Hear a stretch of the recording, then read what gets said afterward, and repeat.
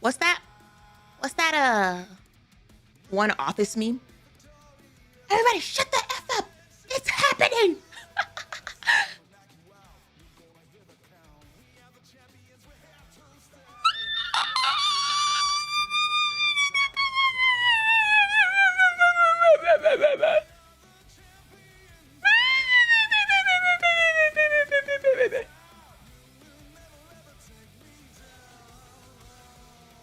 So much for catching a stream at a reasonable time.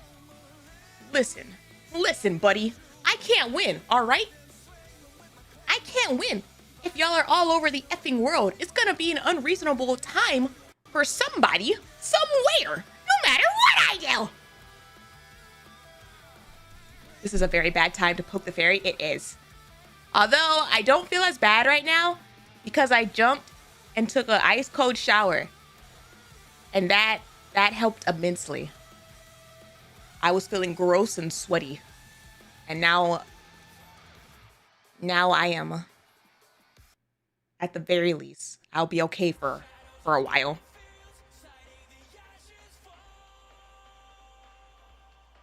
Family thing. Fully awake. I mean, I've been awake for a while, but I was like hot before that. Oh, your AC still broken? Yes, it's still broken. It's the weekend. They're not gonna come over the weekend to fix it. They don't like me that much. Oh my goodness. Bow, bow, bow, bow, bow. Bow, bow, bow. How's the sweet, precious baby brother who has never done anything wrong ever? He's chilling.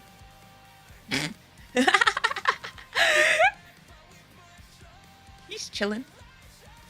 My brother he's an interesting person over time. Like he's developed into such a chill guy as he's grown older. That is just like, how you doing? Good. Cool. He'll randomly send a hello text and then not follow up. And I'll be like, yes? Did you need something? Because he's not the type that would just send a random hello text. You know, he's the type that, like, there's always an intention behind his text. But he forgets. You said something about him punching walls, if I remember correctly. That's why I said he's become a chill guy as he's gotten older. That was his behavior in his youth. He's no longer that individual anymore. Like, not a single wall has been harmed by his doing in years.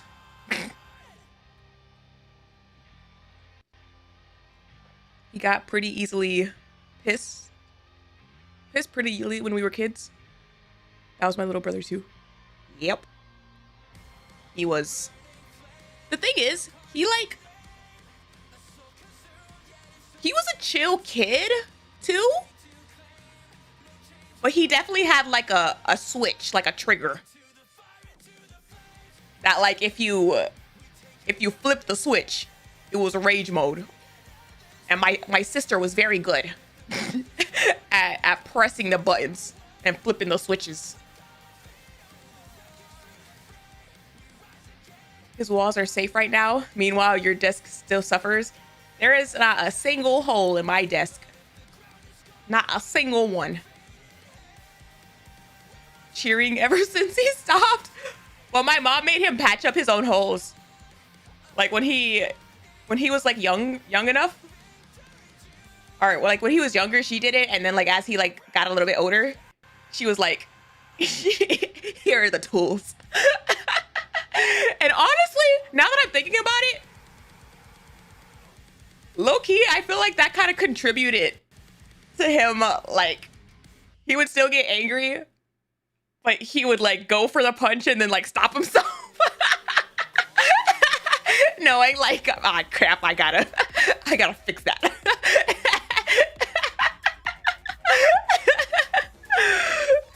Yikes, fixing. I mean, I feel like it's, I feel like that happens like with anybody, you know? The moment it's like yours, you gotta, suddenly you care a lot more on their longevity. Longevity. Brick wall. Hey, yo. I'm not trying to F up his fingies. Hi. Hello. Hello. Also, Mutant, thank you for the five members on YouTube. Whoa. Wow.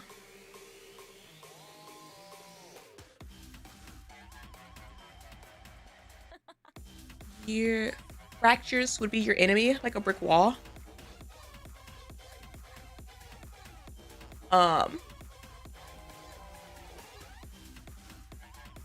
Yeah, no, my AC is still not working. It's the YouTube, it's the weekend, so they're not coming this week. They don't come over the weekends.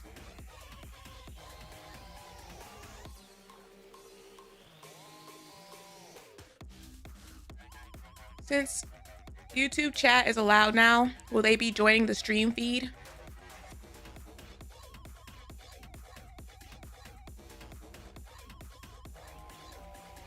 Not today.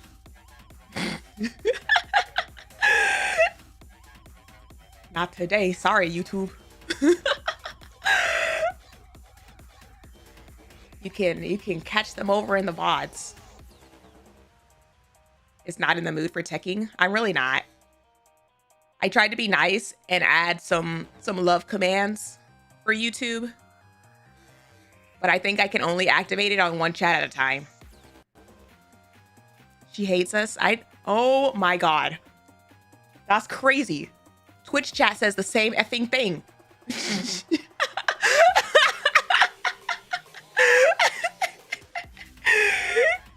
The unloved child for now. Oh, and now they're crying. Now they're crying. Wow. Wow. That's my line. It's like y'all are the same people. Hive mind. She hates us, but not as much as YouTube. Nah. Don't start with that. Early stream means I gotta watch at work. It'll be fine, right? Sure.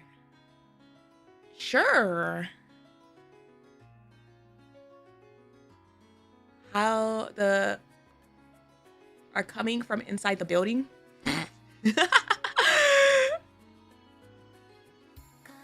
Two chats, video, fishing. Next, we need subway surfers off to the side for maximum stream. Is that a thing? Does that exist? A Twitch chat, subway surfers?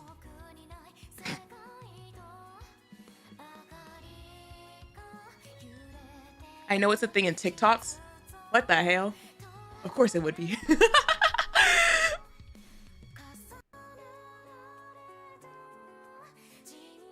Low attention spam meme.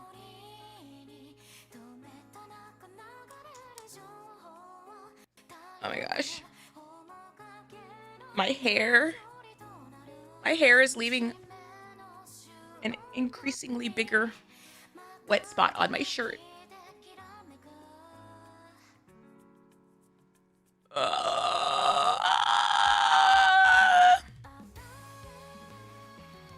tired.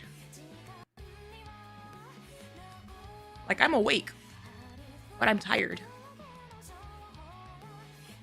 Well, we're out here. I tired. Wow. Two of you at the exact same time.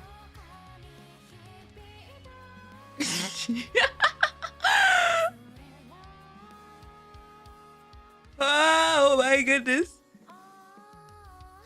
I have I had to bust out a sheet of paper to like consolidate some of my sticky note information. Cause like what else does one do when they're like suffering and melting in their own house, you know? Except ponder their thoughts.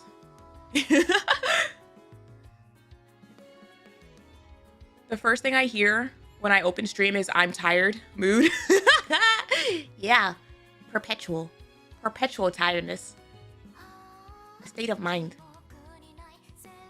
Since she's tired, we shall postpone the stream. If I postpone now, I might actually have a riot. She's moved from sticky notes to the detective journal. I didn't say that. I've told y'all about my system before. I have a lot of sticky notes, and then every once in a while, some of the sticky notes get put into a journal entries. But like,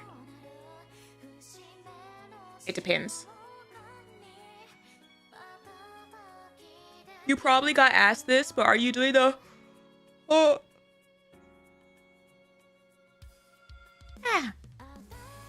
hides pitchforks? Damn, you already had them ready. Are you doing the whole chapter or breaking it into 2 parts? We're gonna do it in one go today. Unless I get tired. But like, we'll see. At least attempt it. I don't know. Like, it wouldn't be the first time, or the second, or the 5th, or even the 8th time.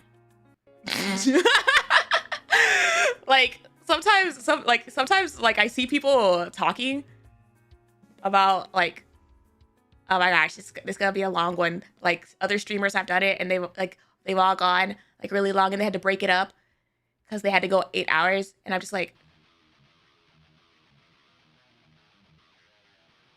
oh, just 8?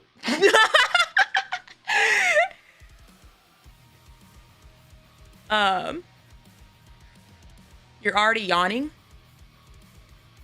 I always yawn. All the time. I'm always tired. That means nothing. I could do it 5 hours from now. I could break it up and yawn tomorrow.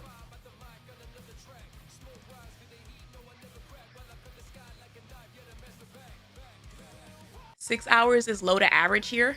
It really is. It really is. I feel like 6 is like the minimum half the time. It took me 6 when I did it and I didn't have anyone to yap with. 15-hour confirmed. I mean, do you want to make this chapter a donathon?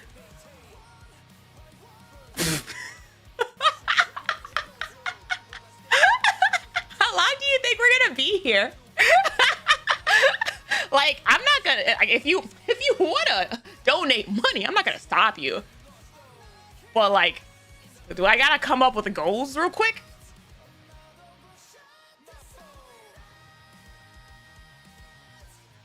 $48-hour stream incoming. 44 hours. What the hell? Hello? We still figuring out the stream equation? What's the video time?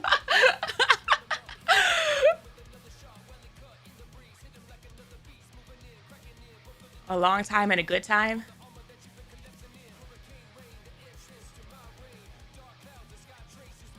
Don't stop streaming until the AC is fixed. We're gonna be here for days! That's not gonna be the effing. We're not doing that.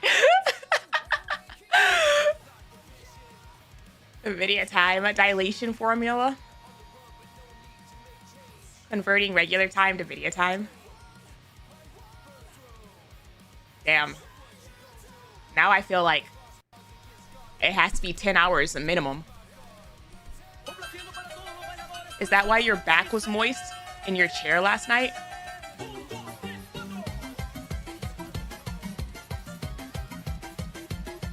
When did I say my back was moist in my effing chair? I said I was sweating and hot, but I don't think I ever said that statement specifically. Also, succulent. Thank you for the tier 1.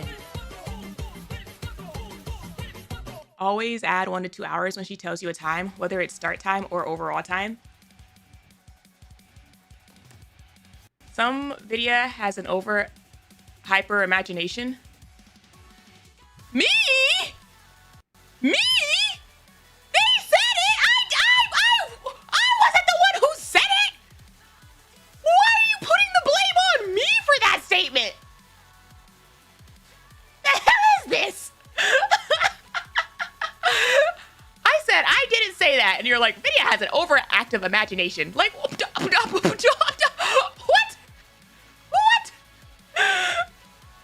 Man, Vidya, what is this? What is this? What the F is that question? That's what I'm asking. Do you really? Uno refers to? Yeah, do at the time. New chapters and event in one go.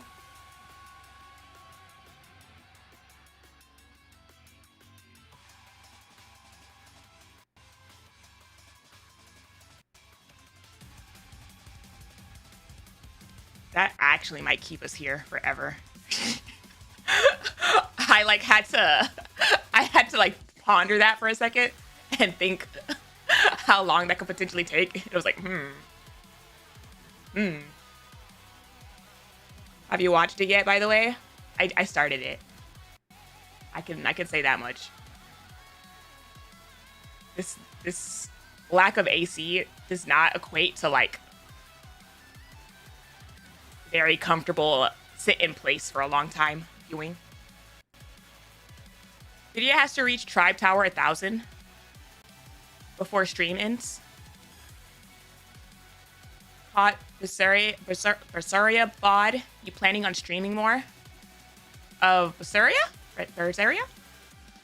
Yeah. I don't know how often, but it was interesting yesterday. I enjoyed it.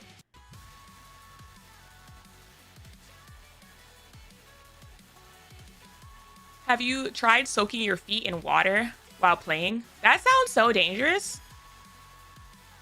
Soaking my feet in water? That would mean keeping a whole thing of water by all these wires. She's moving soon, too, so schedule is a giant question mark. It'll be question mark probably closer to the like halfway through the month. Bad cable management. No, my cable management is pretty effing good, but I have cats that have no sense of personal space. Actually, my cats haven't been in my computer room in days.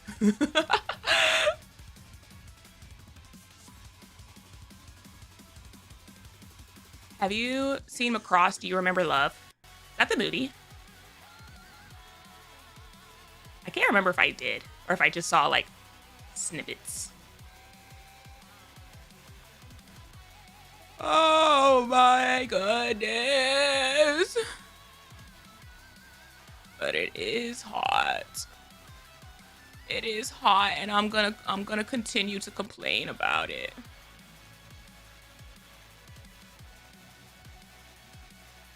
Wow, wow, wow.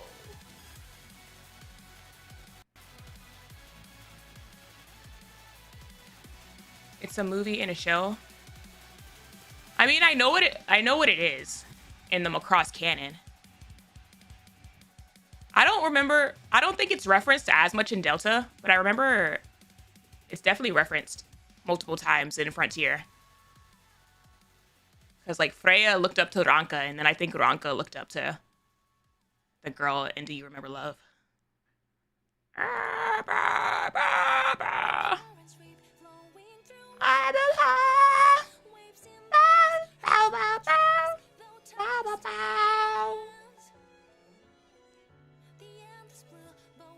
Where is Where's my Nikke? Where's my Nikke? Where's my Nikke? Bow, bow, bow, bow, bow. Noises karaoke win. I think if I made myself do it, I'd get tired. How's your day been? It's been hot. I will say, I didn't sleep as bad as I thought I would. Because like the last couple of days, I slept pretty crappy, like tossing and churning because of like the heat.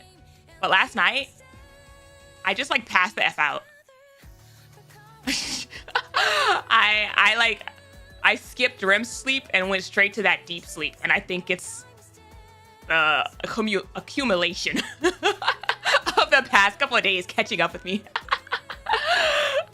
It's like I closed my eyes, it was dark, and then I opened them. And it was daytime. And that rarely happens for me.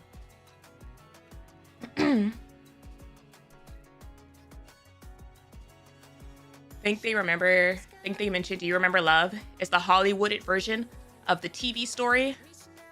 You're either across Plus or Frontier.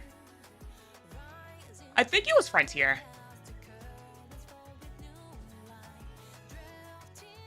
Hope you get to sleep better.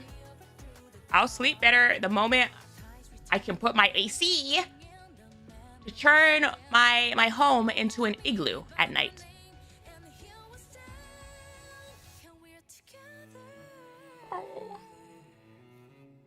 I don't think Plus referenced it at all.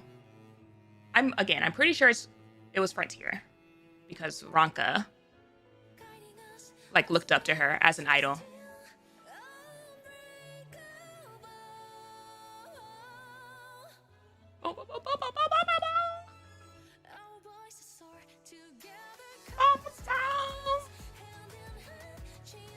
It should come as a surprise to no one that we're gonna yap a little bit before I get into the stream. Because I've been I noodled, like I said, I'm melting in my own brain. And because of that, I noodled on thoughts that I had at the end of last stream. And I want to get them out before we go into the chapter.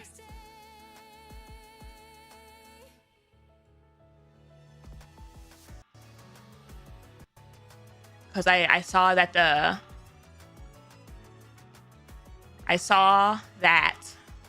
first quest is called To Eden for 44. And I had a little spaz out for multiple reasons. Oh,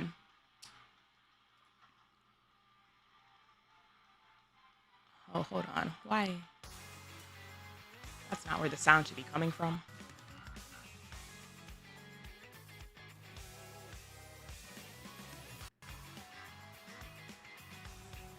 Okay, I think I fixed it. So I'm assuming that means we're gonna have like a POV change from the neon shenanigans. Oh no, she's gonna start the predictions and theories. Brace for impact. Y'all get so mean to me. Like, I feel like it's a mixture of whoa and idiot, shut the hell up.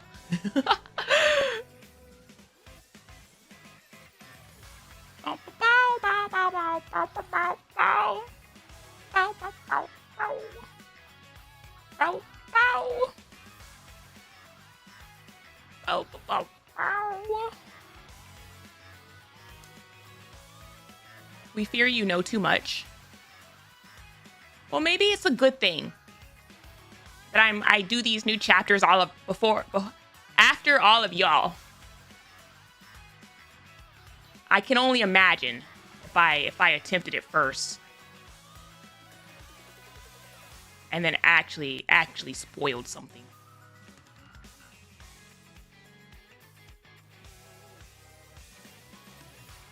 Is it mean to be concerned that the Oracle of Delphi might start speaking in tongues and forecasting grim prophecy?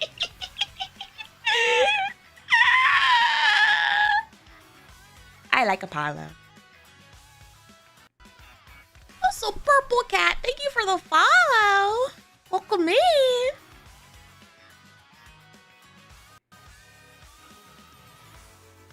Bow, bow, bow, bow. Boom. Mean, we love it. You shock us to death. That doesn't mean that you don't get a little testy. What's your copium supplier video? We need that good stuff. Oh no. I've been using the same supplier for like most of my life. It's how I get through these trying times. That is my life. Apollo, sometimes more chill compared to other Olympians. He's just a polyamorous bisexual, you know? A little some shenanigans. Has some jealousy issues just like the rest of them. But I feel like Apollo is one of those gods that if like there's like some gods that I think like get picked on by the other gods more than like others. And I feel like Apollo falls in that bracket. Like half the time like gods are like doing things to him.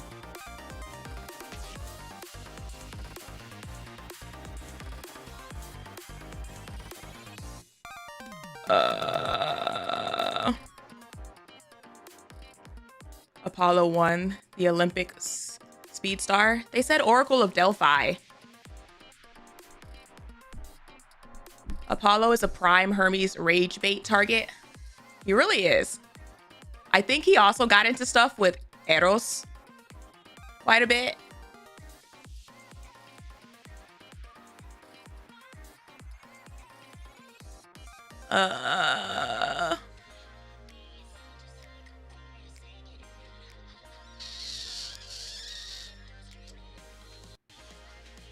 Here's my game. Hermes did it to him out of the womb. With the liar story. Oh! I don't remember reading that in Percy Jackson. Reading what? Which part? The polyamorous bisexual part?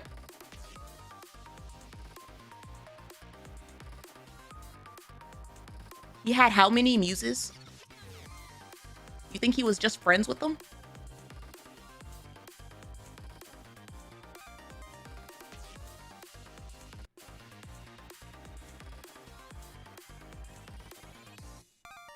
Where is the poly? Yeah. One of Apollo's immortal cows. His baby then made the first lyre with the guts and a turtle shell. Jesus.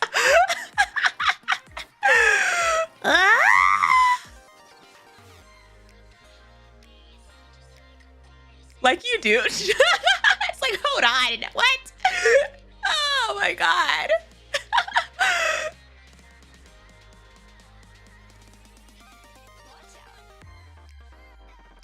Hermes was just jealous. He was just jealous of how pretty Apollo was. Apollo was a pretty god. I'm sure you'll be more. Obviously, they were all like very good looking. But I think like it's written multiple times about how good looking Apollo was in particular. Are you looking for something? Let me help you.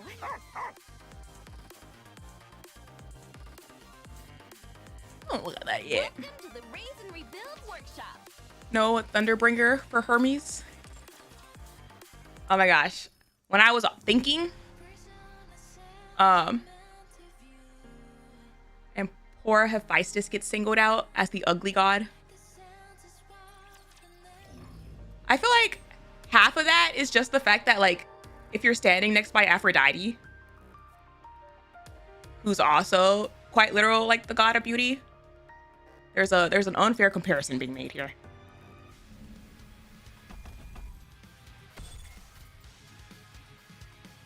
Then portrayed as a solid 8 out of 10. I was thinking, Clear. and as I was thinking, I was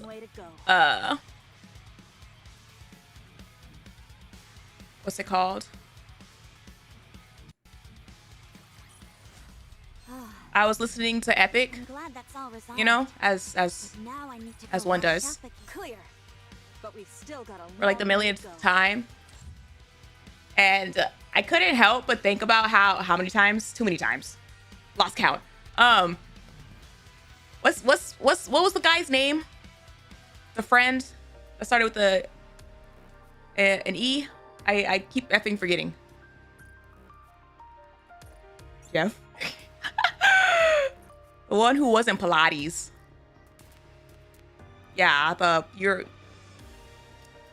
whatever his name was. Crap,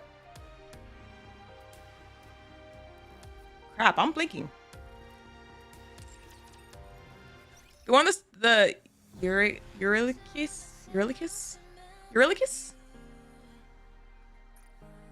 I think it was, that's how you say it. Anyway, that one. I was listening to the musical, and I always like have random thoughts every time I play it. And this time my random thought was like, oh, this man's quite literally got Odysseus's entire fleet killed. Like the when you like listen to it the first time, you obviously come out with the POV of, oh, he got most of them killed, right? Like that's obvious. He got like most of them killed. But then I was like thinking about it, and I was like, no, he really did like get them all killed, because he was like the first one to shoot the arrow at the sheep in the cave, and then he's the one who opens the wind bag, and then he's the one who stabs the cow. Like he literally is the one who gets everybody killed. I was like, oh my god.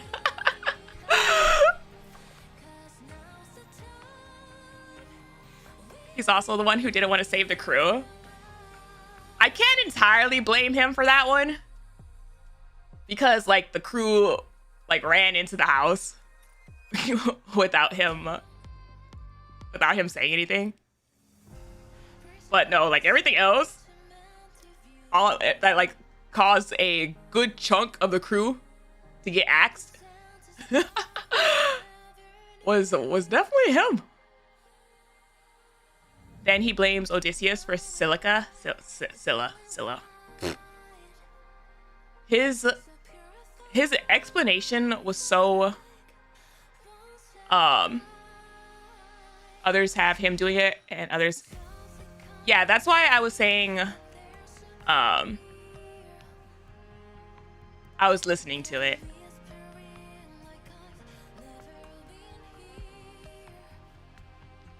What's it called?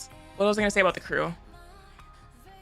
Oh, the thing with the crew is like messed up, especially because Odysseus calls him out for it, and his reply is literally, if you want to be in charge, you got to carry the blame.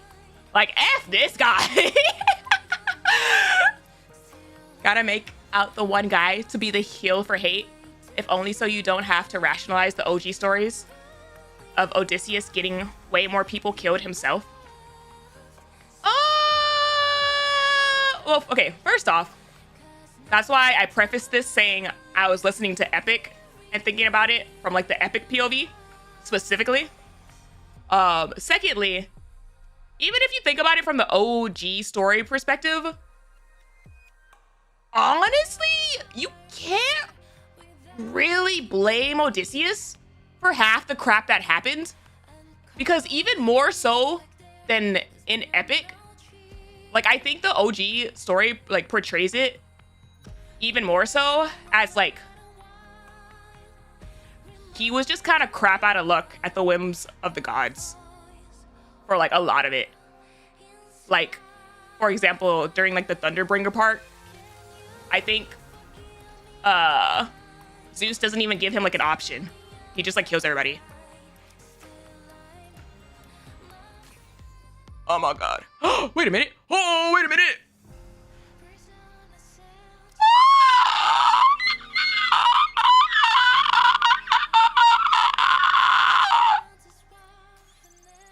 Is this thanks to all those steam?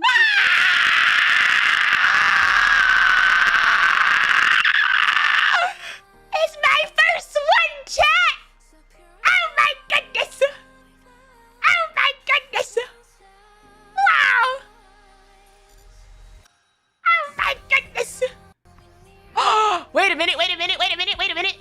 I think, if I just got that one, then I think I can... Oh my gosh, it's fate. Where is it? Where is it? Where is it? Hold on, hold on, hold on. I don't have to use my last one on her.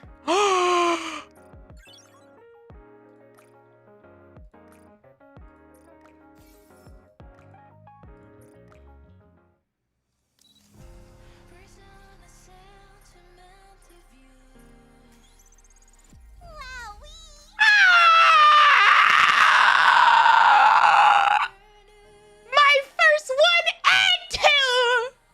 Let's go! Oh my goodness. I was holding them both at core 6 because I was like debating for the longest time who I was going to use that last one for. Oh my goodness. Oh my goodness. Wow, wow, wow.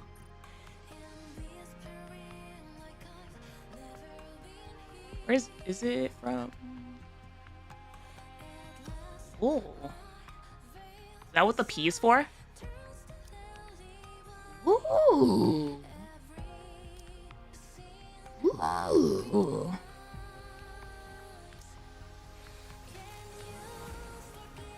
Prism mode.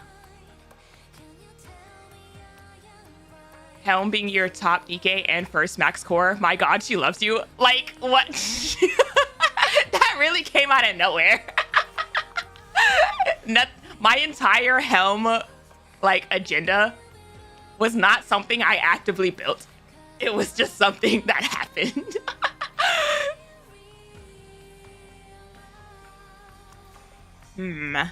Although this does make me conflicted. Because I don't... While I do like the prism, I don't necessarily want to change out a siren. Like my siren. What would Helm look right there?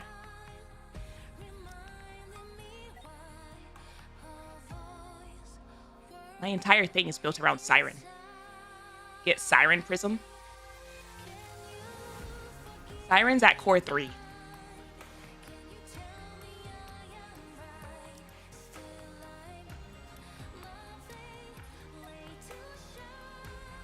You can't even see anything.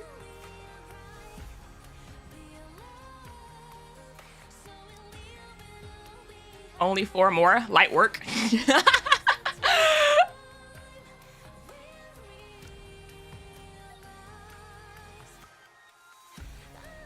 Oh, that actually works really well for her.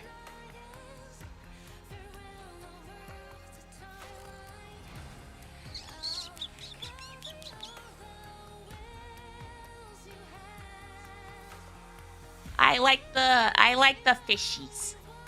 I like the fishy Nikkes.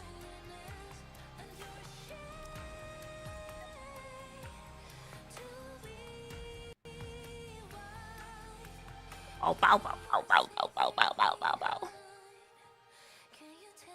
That background looked good with Helm too, not gonna lie.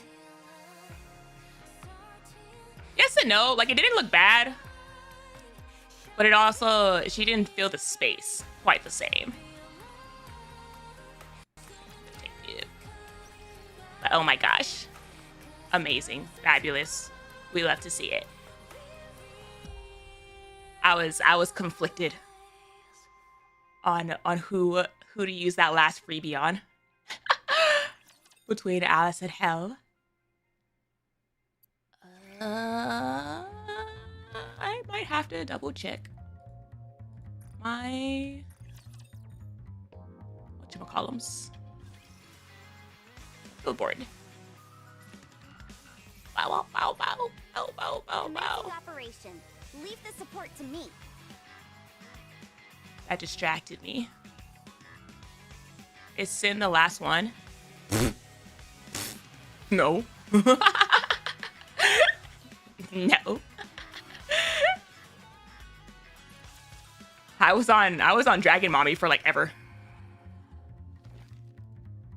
I did Guilty and then I switched to Dragon Mommy because everybody said Dragon Mommy's gonna take forever. And she actually took forever. Quincy's never leaving. She's out and about as whatchamacallit? Escape queen.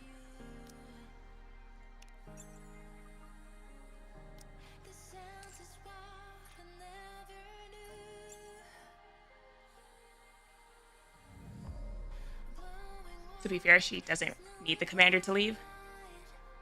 She really doesn't. She can leave whenever she wants to. I hadn't seen Liberation screen in years. Yeah.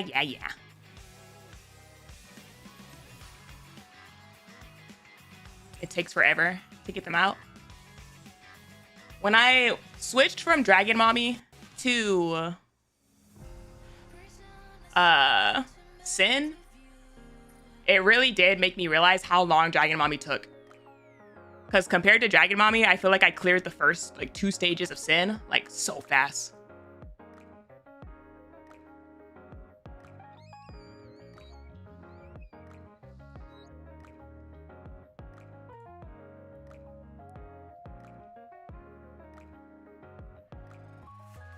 Max limit reached. Ew. Ew.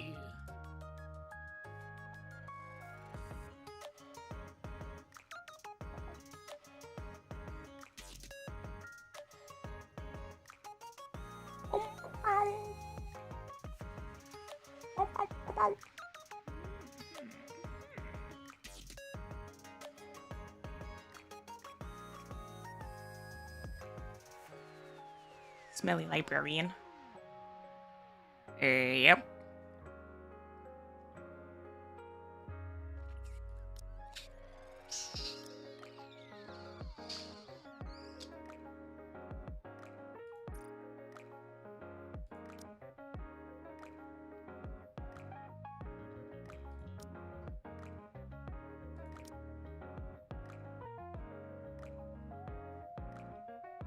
Sponsored by Bestie.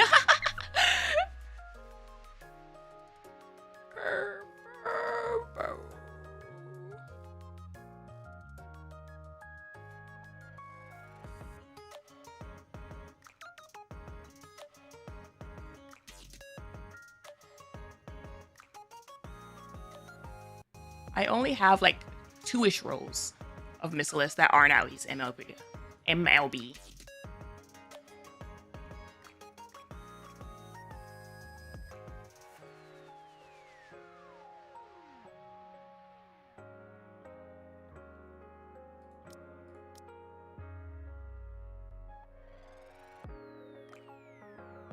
Avoiding the Crow MLB.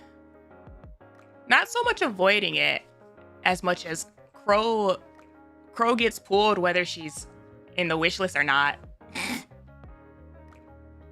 I think every Crow that I've acquired has been from natural causes.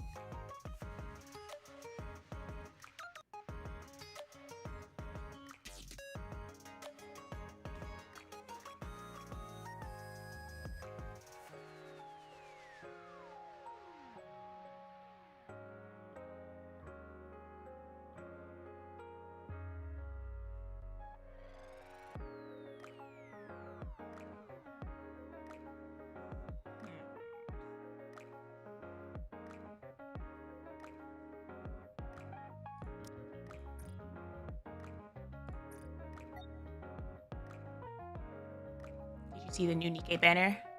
Indeed, I did. Seconds after they posted it.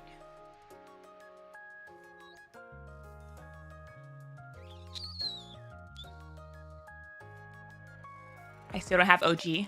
OG Snow White. 10 days. Both of them? 10 days for both of them. OG Doro.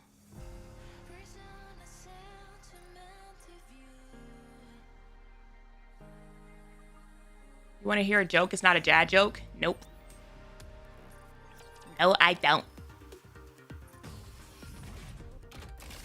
Show me what you got. Give me your best shot.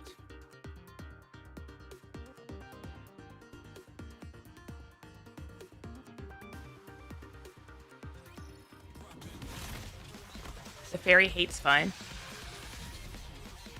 No, I just think some of you are corny.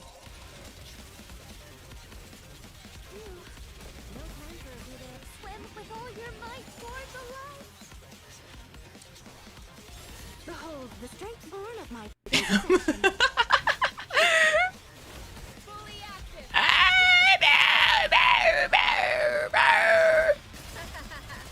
Let's hit the road running. Sunbather. I said what I said, chat.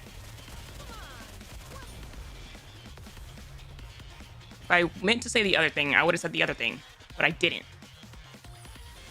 What do you think? Can you now feel the dignity befitting a king? 10 more minutes and it's my birthday. Happy birthday!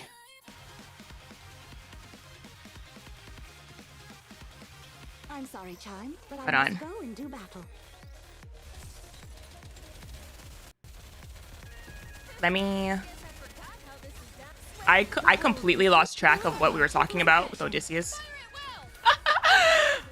I saw that max core and brain just went kaplooey. I've got this. I'll get into my chapter 43 thoughts after I finish this. Life was great, wasn't It's too convoluted for me to try to talk and have this in the background.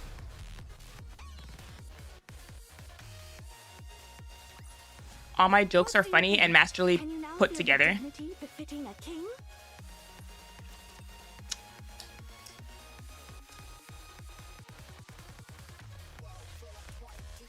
Watch over me. If he didn't open the wind bag, wouldn't Poseidon drown all of Ithaca if he arrived safely? Hold the strength born of my people's affection. To be beautiful. I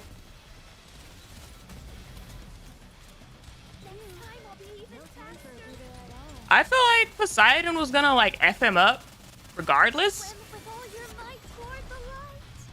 And it was like a matter of if it was gonna happen sooner or later. As long as we're together, Like the windbag just like fall. they never meet in person. He just sends a storm. Yeah, like the windbag just like pushed them towards him, but like he could do it whenever he wants. They're on a boat in his land, his water, if you will, and he was gonna do it. Like, either way, because they had already messed with his son. Show me your potential, mon ami. Now, let the Your thoughts? simulation débute.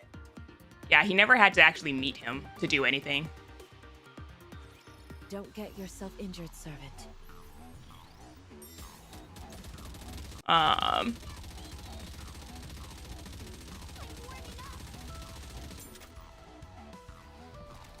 Didn't the bag trap the storm?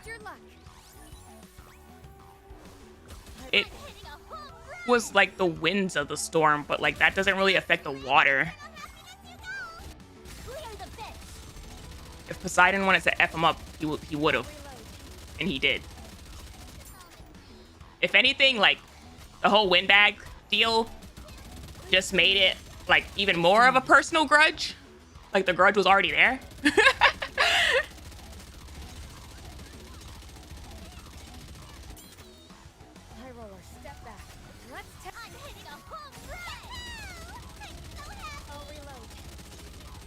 A specific curse, Poseidon plays a much more minor role in the OG.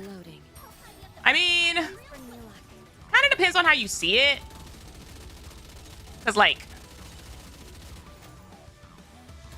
minor in the fact that he doesn't show up as, like, predominantly as he does in the musical.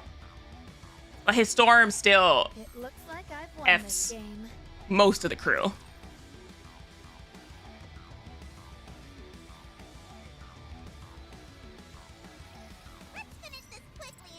And then, like, the whole Zeus thing.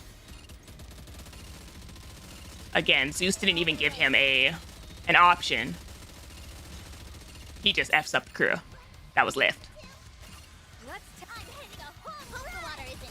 Same thing with the Scylla scene. With the torches. The torches were never a thing. Scylla just picks people.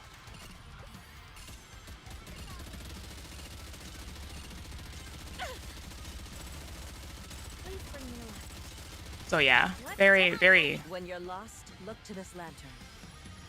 man against the whims. I'm all in. I feel like you can kind of see it all throughout the musical. Like how everything that the gods were doing, everything was like a game to him. I'm all in. Or everything was a game to the gods. They literally like say, let's play a game, like multiple times by like multiple gods. But I feel like Epic kind of portrays it in a more silly, lighthearted way. Versus these gods don't really care about like human lives and stuff, because everything's like entertainment or potential entertainment.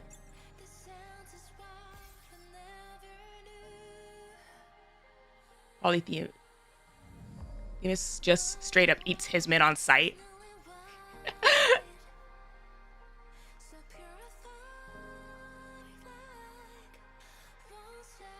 Better crowd clearing. Heard.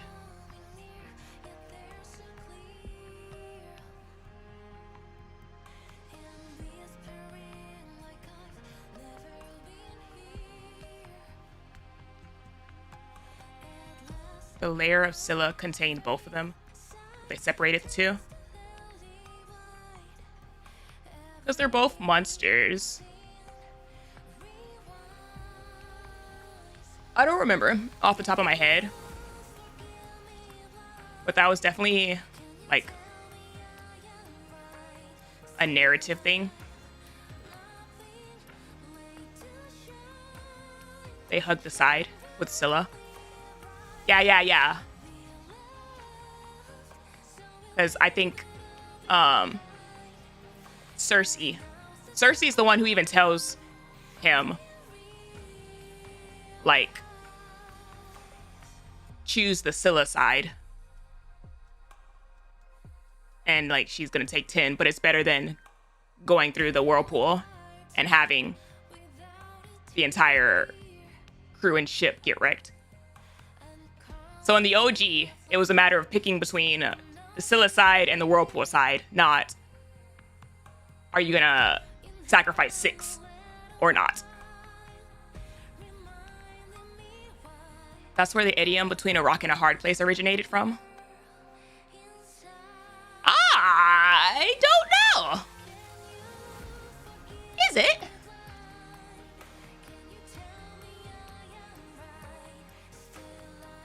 Hi, how's it going? It's going. It be going. All right. My thoughts real quick. I have a list of concerns. You know, my ever-growing list of concerns. I'll try to keep them to immediate concerns based on where the story currently is. Concerns of how the story's being written? No. Concerns as far as, like, based on where we are in the story, my immediate concerns are 6-0, obviously. Hammering's head still, because, you know, that concern doesn't really go away. All of the Nikkes who were involved in Goddess Fall and the state of, like, their bodies, of course. It's very interesting how over time the Rapunzel concern has only increased. Like, at first, it was this concern of, damn, she got wrecked and now she needs a body. But then, in the time since Goddess Fall, we've gotten all this, like, other information. Like, they put Red Shoes stuff, like, under her name. Her whole next Pope candidacy thing. She was gonna get body snatched. Right? Like, there's so many more little bits of Rapunzel lore dropping that, like, my concern just keeps increasing for when she comes back. Like, poor Rapunzel cares so much, and, like, what mess is she gonna arrive back for just herself?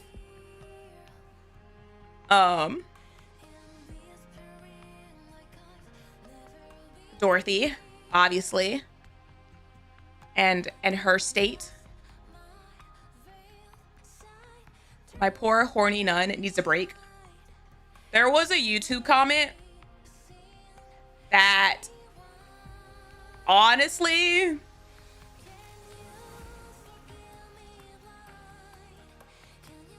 I gotta give props. It was a good one. Like, it was like one of those comments that I immediately wanted to, like, bonk.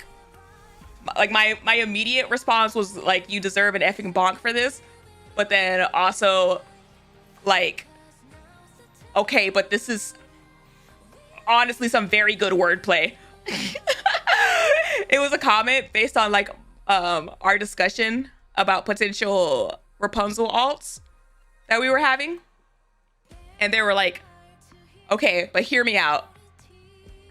We have Snow White, like, heavy arms.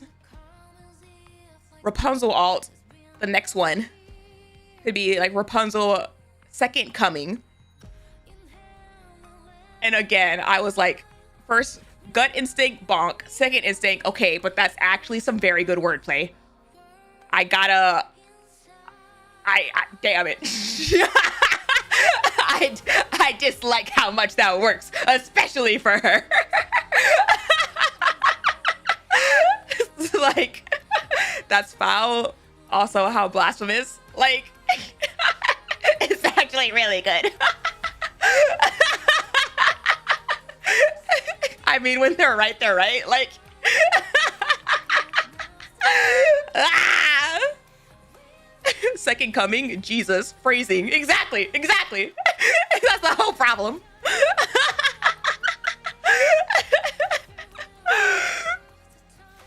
That's always been the nickname I gave to the commander. Well, now it's Rapunzel's. That would be diabolical. It would be something.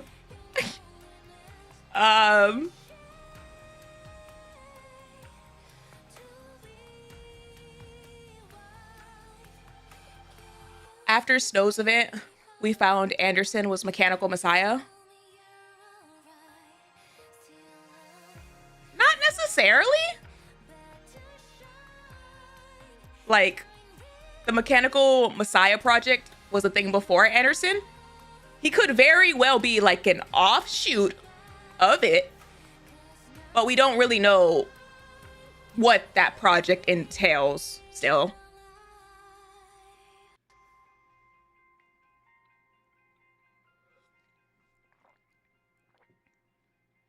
Seems to be a remnant. It would be safe to assume, but again, we don't really know what exactly the project was at all as a basis. If anything, like, it feels like he might not even have anything to do with it, because at first the assumption was, oh, well, maybe Legendary Commander was like one of the first experiments for like VTC and whatnot. But then, like, based on their conversation, his blood was something before he even got to them. So, like, where the hell did this come from for him? He had no clue, and VTC were surprised he was too. Exactly. Like, it definitely feeds into the whole, there's somebody out there that's been messing around with things all over, giving potential tech and abilities and stuff to multiple factions. Like, I don't know.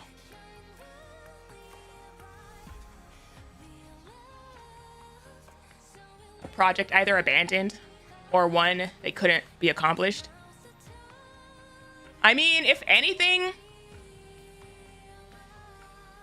Anderson could potentially be an offshoot of it, depending on what the project even was. But at the very least, if the MMR had VTC records, which that seems to be the case, Project AD could be like their reattempt at the Mechanical Messiah project, is one assumption that could be made.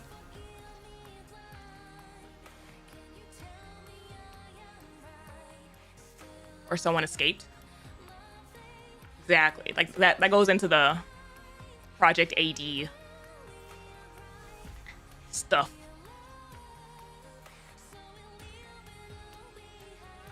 Is a replication study or advancement? I mean, both things can be true. Considering they're trying to create, because you can assume that Mechanical Messiah was a failure. So they would want to probably take the like concept and build upon it. On the flip side, Mechanical Messiah could have nothing to do with the men and be one of the first projects for like Nikke creation. There were rumors that Chatterbox was part of AD. Yeah, that he was like he was the one that escaped.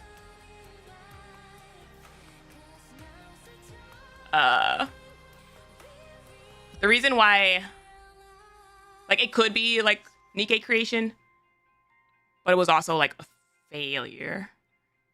So maybe not. No, I mean, like, Lily-wise, depending on how you look at her, isn't necessarily a full success. That brings me into another concern. Lily-wise. Lily-wise. Lily-wise. We do know that Nikke technology is not from VTC. We've separated Nikke tech, VTC, and Anderson's like blood. like, and like both of which I thought originated potentially from like old VTC, and now like finding out like VTC had nothing to do with either of them is like, who else is out there? Who's out there with these shenanigans? Which brings me into my first plot thread of sorts, getting into the whole like VTC stuff and whatnot.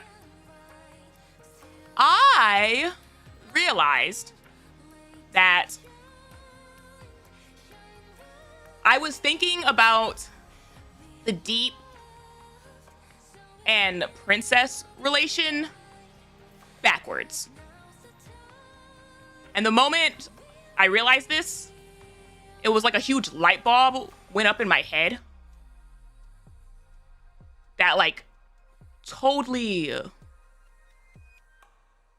fixed my understanding of most of it. And by that I mean I was trying to figure out like all of the princess and Hope and BTC like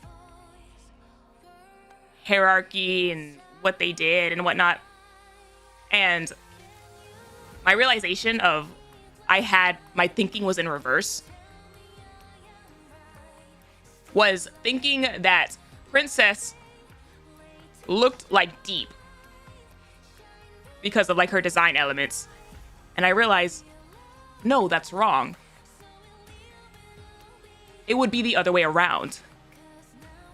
That Deep would look like Princess.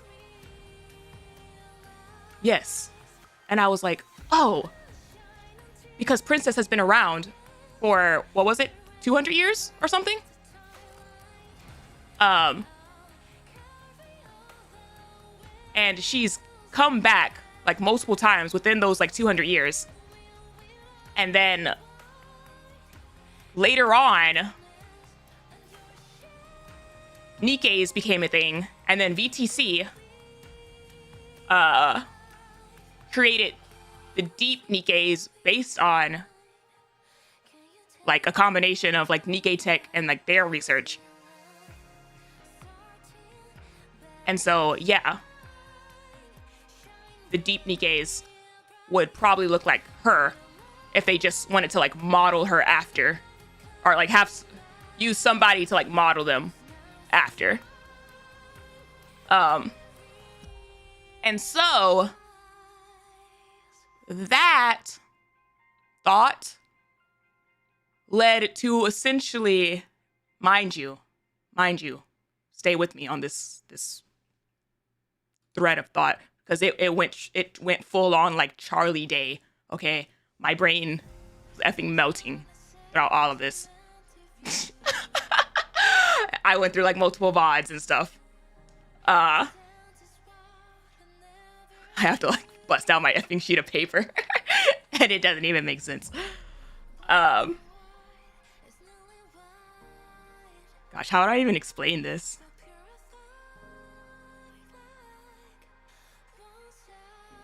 Okay, so we had the realization that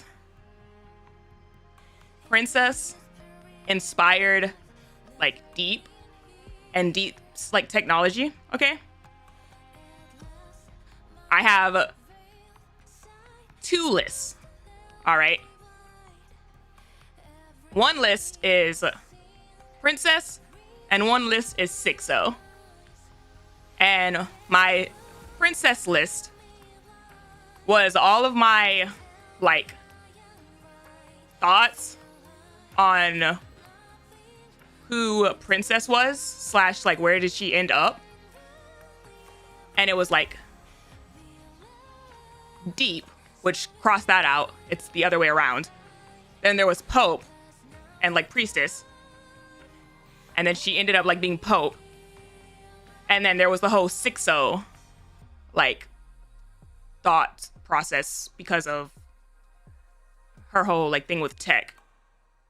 And then I had to go back to a couple of different VODs to dig up all of our, well, probably not all of them, but like the main ones of our 6-0 like thoughts. And we got Diesel, right? Which is a joke. That's a joke in case that needs to be said for anybody new around here. That's a joke theory. I just really like it.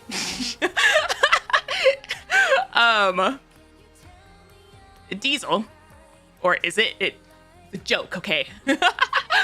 Dala, because of the whole darknet thing, and Cafe Sweetie. Well, no, see, the joke Diesel theory involves multiple parties at play. We have Crust being like a manufacturer. Cafe Sweetie is like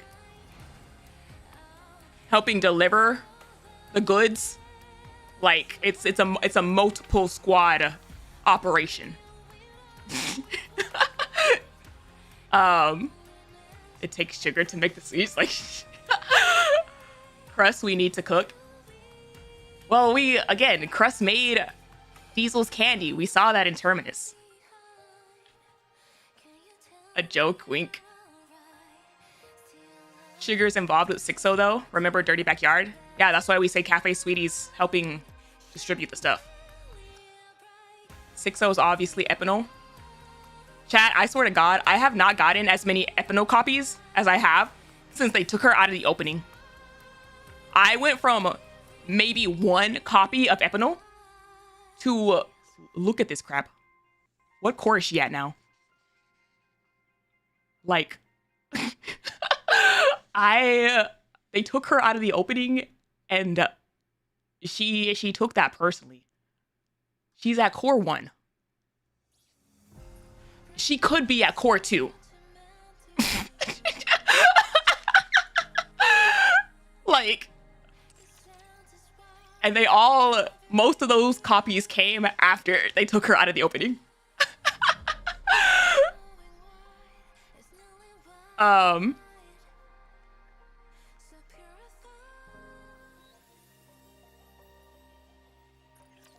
on.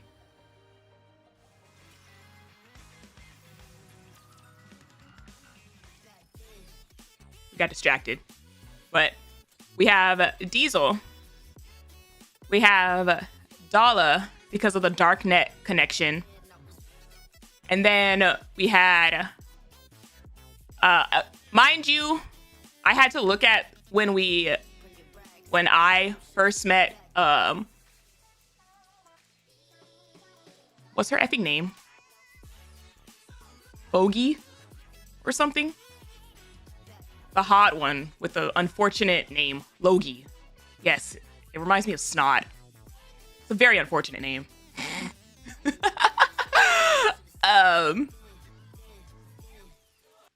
Yeah, I'm like, damn. I just call her Loki. Honestly, I'm adopting that. Her name is Loki in my head now.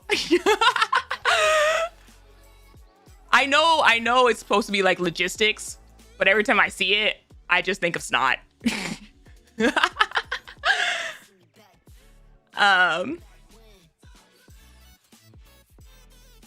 And I had to go through that part of the VOD because I went on like another 6-0 thinking tangent.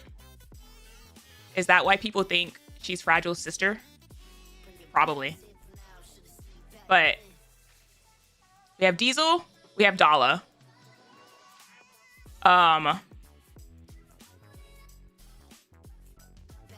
We were trying to figure out where Loki potentially came from. And then that got us back onto the who is 6-0 thing. And then I said, she could be like, Ink. I don't forget the green one. How do you say her name? She could be her. Or she could be a, I know how to spell it, I just don't know how to say it properly. Ink.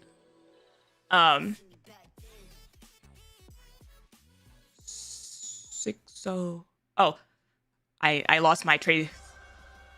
I lost my train of thought. Okay, I got it. 60 could be her because she's a fascinating character, and the way she supposedly is a failsafe for her sister. And we've seen, like,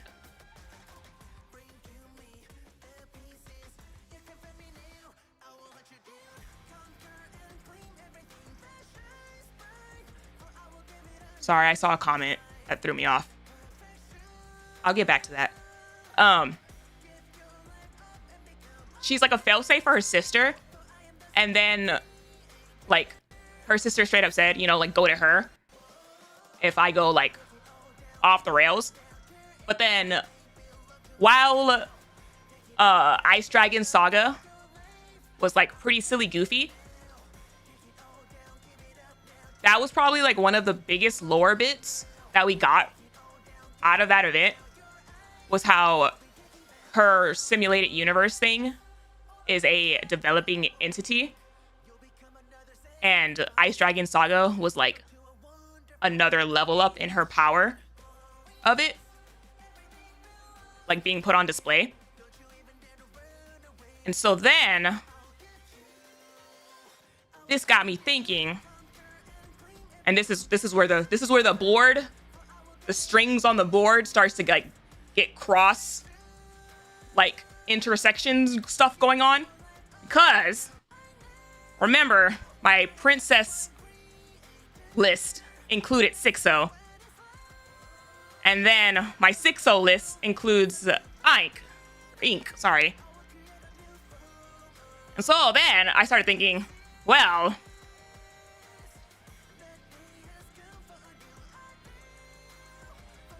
and then remembering the whole, like, light bulb moment of the deep coming from, like, deep tech coming from, like, Princess, but then also the scene with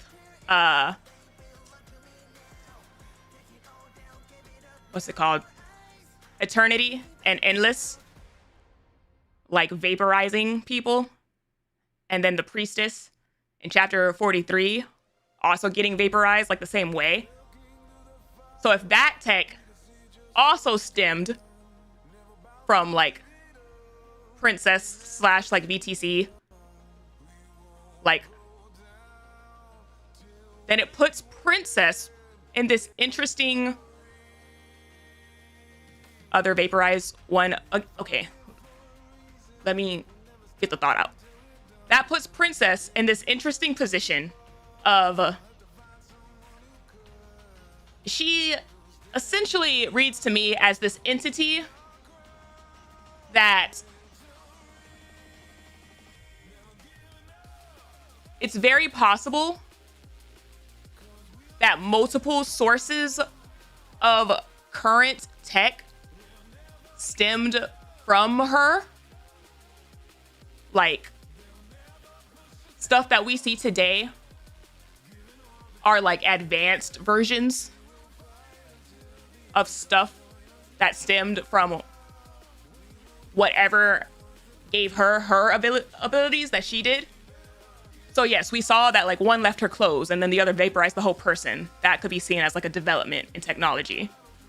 Like, why do we need the clothes? Just effing vaporize everything, right? But then Eternity and Endless came from Enoch, and seeing as VTC got, like, taken in to more, like, multiple parties, kinda, like, they got some of their tech ended up with, like, MMR, like they kind of got incorporated into CG, and then like her body was just kind of like left there. There are possible traces of her tech and thoughts. Like, is the necklace even princess tech? She didn't seem able to control it. When I say princess tech, I'm thinking about an umbrella term for things that were like within her jurisdiction, bloodline / control. Like, it didn't harm her, but then it harmed someone not related to her the moment it got out of her possession. And then, like, the deep clones, I mentioned how ironic some of the lines that, like, the deep Nikkes had.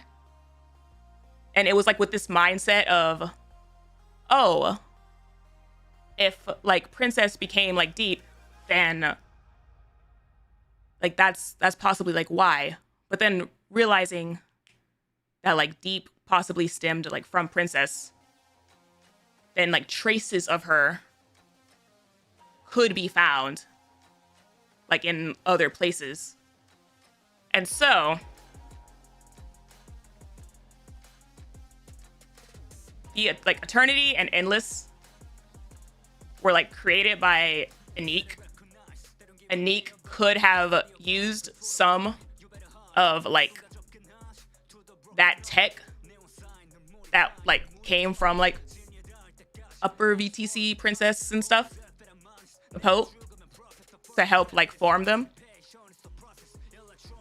And with that, trying to, like, continuously keep that mindset, then that of, like, tech being, like, used and found, like, places.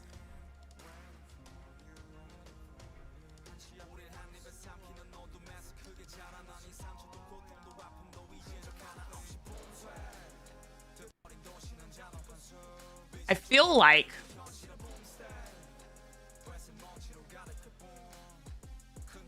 even if Princess didn't become Sixo, not because Princess got shot and the necklace did nothing, well, because she was still wearing it. That couldn't have been like the main function of it. But hold on, I'm getting sidetracked. Oh, the scene where Neon activates the glasses, and then we see that trace of Princess inside, like, the glasses. And then there was, like, the whole comment of, like, oh, she's like Jarvis now.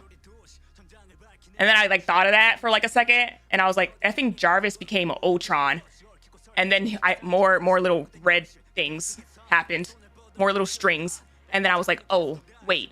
So then, with that mentality of, like, Jarvis became Ultron,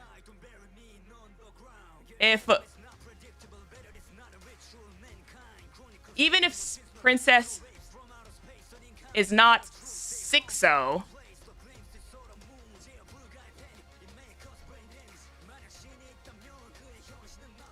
and she's not Ink, then is it possible that that tech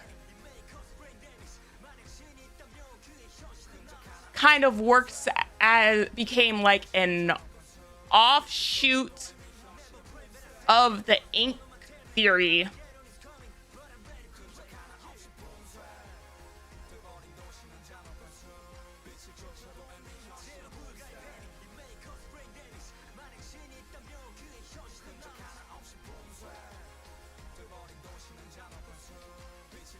Trying to figure out how to word this.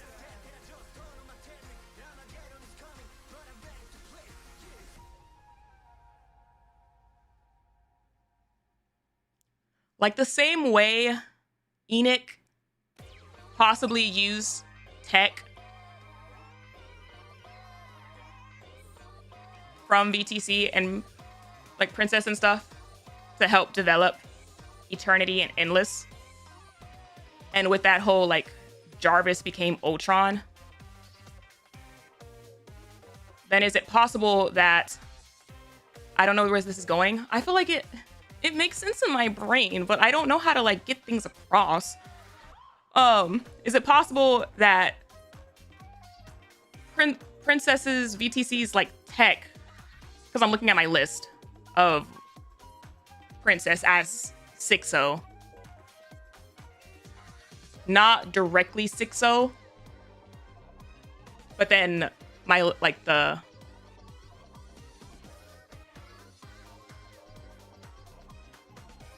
like I have 6-0 under Princess, and then I have Ink under 6-0. 6-0 is like an evil being formed from discarded VTC tech that was based off Princess. Kinda. Like Jarvis Ultron, bad AI. Similar to Enoch and like Ink that helped like also used like Princess tech, like VTC tech, and helping like form the personality, because like she was very good with all of that stuff that like 6-0 was like kind of good at. Since the VTC was the ones who originally gave Nikkes to the government, not true. They did not.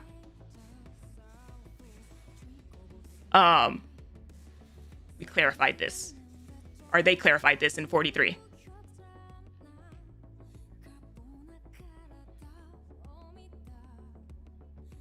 Getting from Nikke to Ultron right now feels like Minecraft achievement.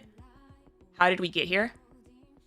Not really, because I feel like they've been on this thought process for like a while. Because like Goddess Fall was like one big in-game Infinity War thing. And then this low-key is giving like Jarvis to Ultron of AI turned evil that like got out of their effing control again. The only thing that confuses me on this theory is the fact that the way the judges talk about 6-0 makes her sound like a person. So that's like my biggest confusion in this like plot thread. But I have no effing idea if that makes sense. That's my current 6-0 theory. There you go. That was a very convoluted way of trying to like break down my effing list. I'm sorry.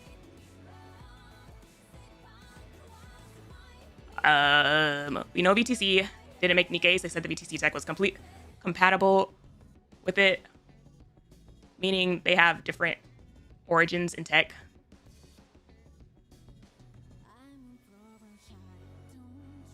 What if 6-0 was Timmy? She could have done a personality data print like Red Sus. So Princess would be like Mirror, maybe. I feel like if anything, Mirror is another example of like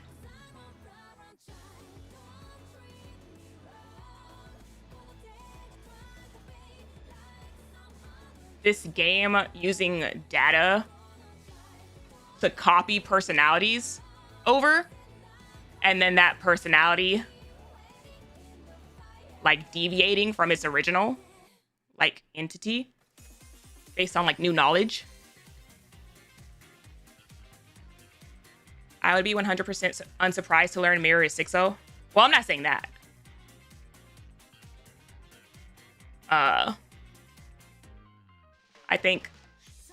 I think those two are different because they talk differently.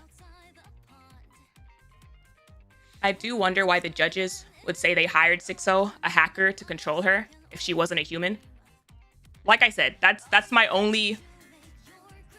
main plot confusion point in this theory, is because the way the judges talk about her, it sounds like she's human. Way too busy on the surface to be doing 6-0 stuff. She would definitely be having to multitask.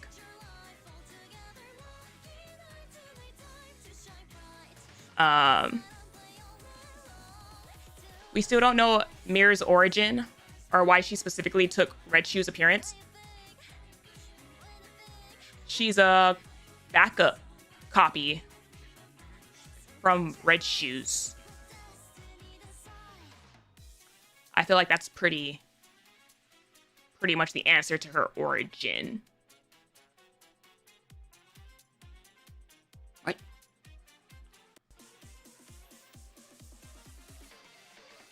Hold on, there was another comment.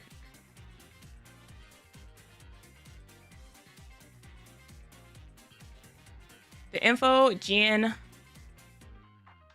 I thought she said why she had that host body in Goddess Fall. Yeah, she explained in Goddess Fall that she was like made from a backup of her personality. Not like a personality, but, or not a backup, but essentially a data imprint. Yeah, they definitely explained it in Goddess Fall.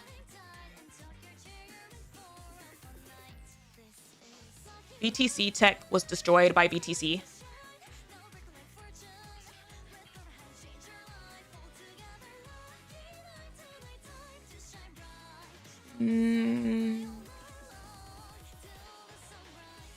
No.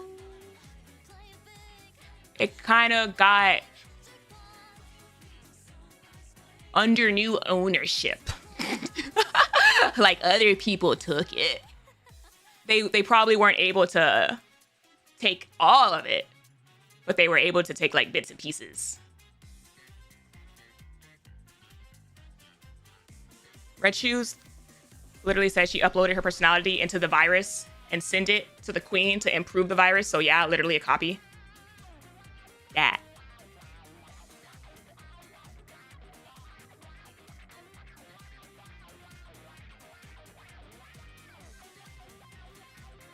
We see way too many people with illness now, and they could apparently cure everything.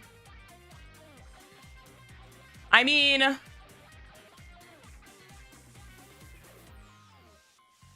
the sad truth of it is, even if they had that tech, like beyond just like evergreen, they wouldn't use it for the masses. Yep. Elite priority. Like, they absolutely wouldn't just cure anybody that just gets sick in the arc.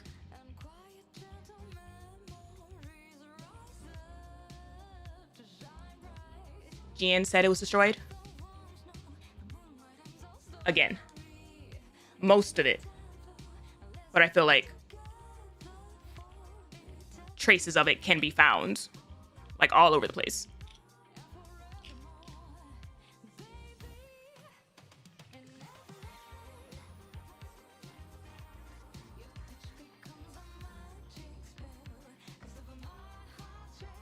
Something like Mirror is to Red Shoes, but as Princess. They definitely have the tech still.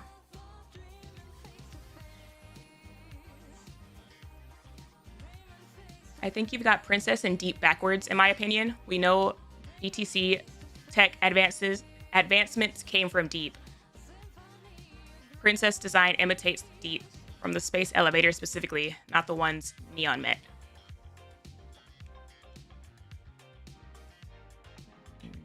No.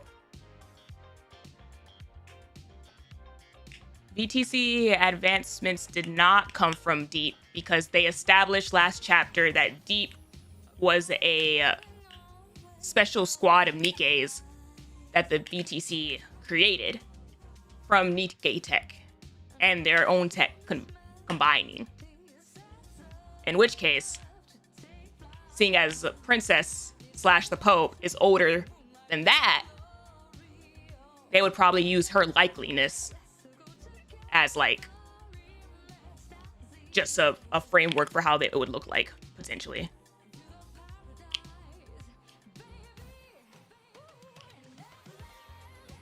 Said ancient tech. They implied they found it, not made it. Where made the tech? Yeah, at this point in time, we've established that VTC didn't make Nikke tech, but they did use Nikke tech to make Deep for Nikkes. That, you know, went rogue. Caused some mischief, got punished. And then VTC also had nothing to do with Anderson's blood being as wonky as it is. Which means, again, it goes back to where did it come from? Who's giving out this stuff?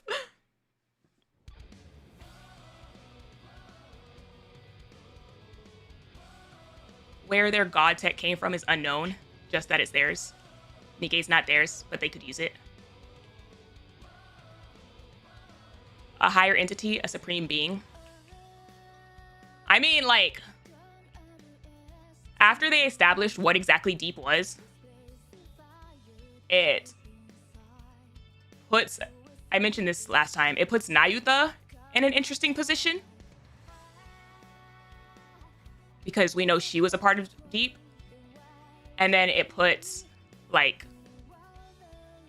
general, like, power structures within the arc in another interesting position. Because, like,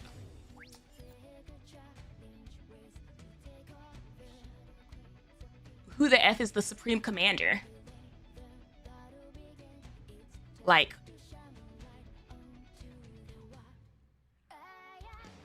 the whole, we just, like, keep getting back to essentially aliens. Like,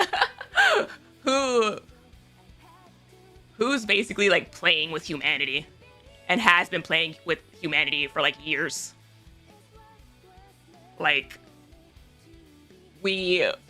now I'm, like, questioning on if the Supreme Commander was, like, is even a human.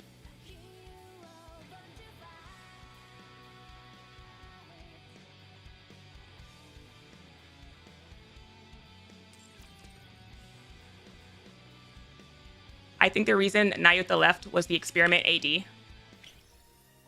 Nayuta left because they were getting out of hand, and she called them evil, which would check out given their current track record includes possibly making the Rapture situation a lot worse than it, well, not possibly, making the Rapture situation a lot worse, messing around with the Queen blood. And then killing the star of the arc, if you will. Which feels like pretty. So it's like, I don't think it was a Project AD specifically.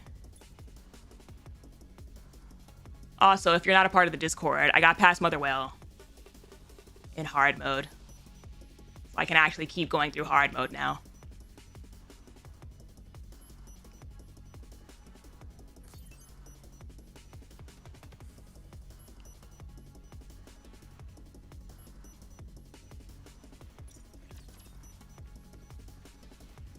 My suspicion is that the Supreme Commander doesn't actually strictly exist. How'd you beat it? What was the team?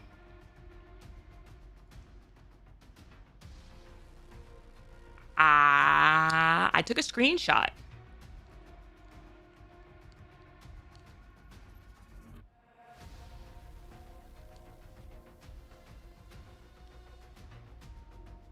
off the top of my head, I learned the power of Snow White.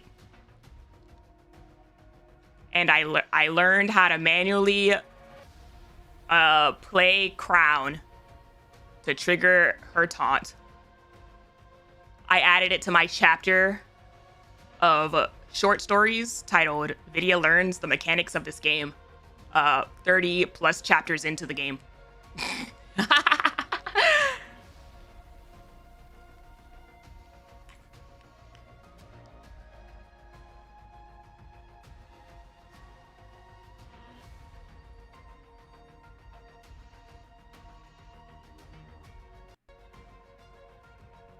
Hold on.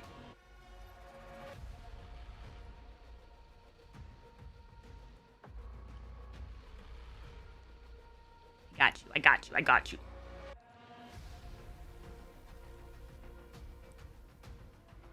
Crown has a taunt mechanic. I just set everything on auto. Crown has a lot of stuff. Her taunt is a part of her second skill that goes off every time her counter is after 20. After 19. 20 doesn't exist. It'll go off after 19. So you got to put her in cover so it doesn't go off. And time it so that she goes out of cover. And then that's when her skill 2. I never bothered with Crown's taunt. I did Motherwell hard mode. Very under level. So I needed to manually trigger her taunt so that one wave of raptures killed her. And then I had Nayuta on the team as a backup burst 2.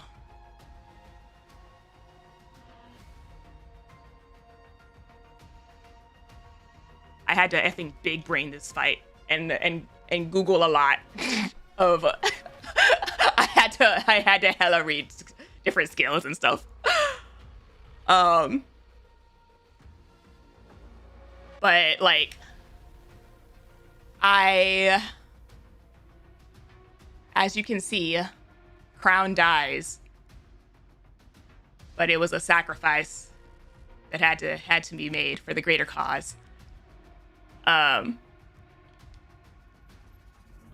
then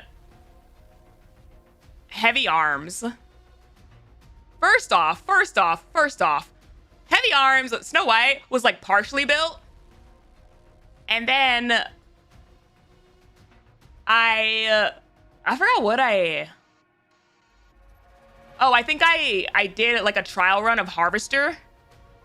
And she like outdid damage of Helm and Summer Doro by like a lot with her effing barely built ass. And so I was like, oh, that's what they were talking about.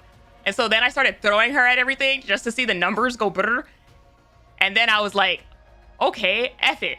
Let's throw her at the whale, see what she does in there.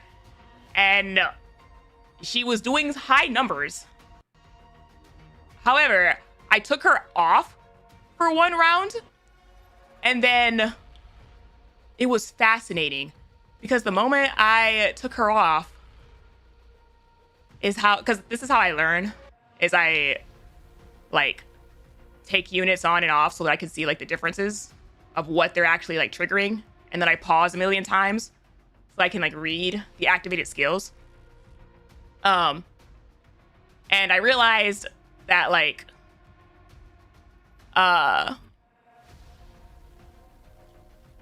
Snow White was the one who was like getting rid of most of the ads. Like every effing time, even when she wasn't bursting. And so like the one round, I think I did like 1 or 2 rounds without her. Everything started hitting a lot harder. And everybody started dying a lot faster. And I was like, get back in here. So it was a fascinating time. If you time it right, Crown will eat the entire barrage and not even take a single point of damage. Well, first I had to learn what her taunt was. and her counter. And like, I couldn't find a single place that, like, maybe I couldn't find it, but I couldn't find a single place that actually said, like, how high her counter goes when I looked. Like, it just said when relax, like, goes off, or like when her counter's done. So then I had to like sit there and watch the counter to learn how high it actually goes, and it just kept going. And I was like, Jesus, how high does this go? And then like the couple of seconds like you have to actually like adjust it before like it starts counting up again, I was like, oh my God, it's just fascinating.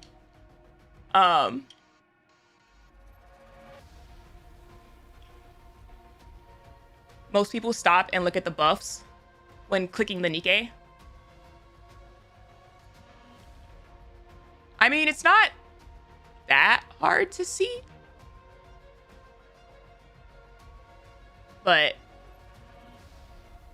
I can't pause like that. The only time I pause like that is when I'm learning like skills. But like when I'm like in a fight, I can't. That like breaks my focus if I like stop and pause to see what's like triggered. So I rely on the UI. That being said, yeah, no, when I took this screenshot, it was so fascinating because look at all these zeros, chat. Look at all these zeros. That's so fascinating to me.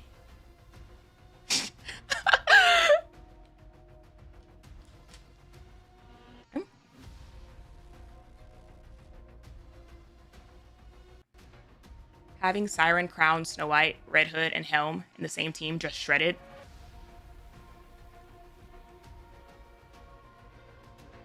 Red Hood didn't do much for me in this specific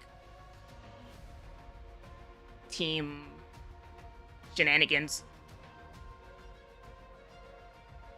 Like, I did try to run her a couple times. She would die quickly. And I was like, depends on if Red Hood's built. I understand that. Like, I feel like at the end of the day, it always comes down to like who's built and who's not. And Red Hood is like one of my campaign Nikkes. Like, so she's definitely like better than others. But it also just could have been the fact that I like had been learning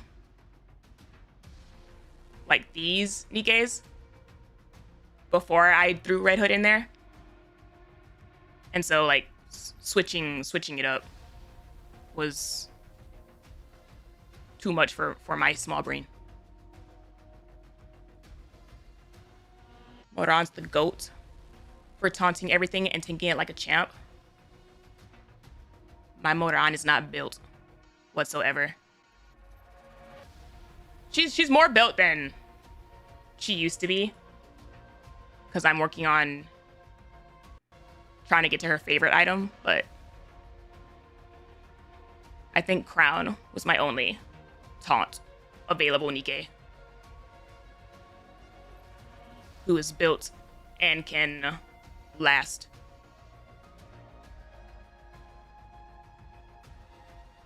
I have heard all about favorite item Moran, but since she was nowhere on my Moran was nowhere on my initial radar. I have like no supplies for her.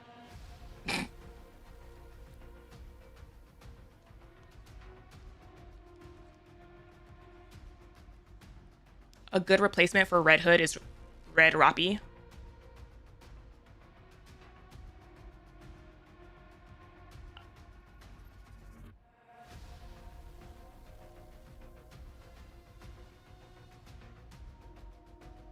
Yes and no, not quite.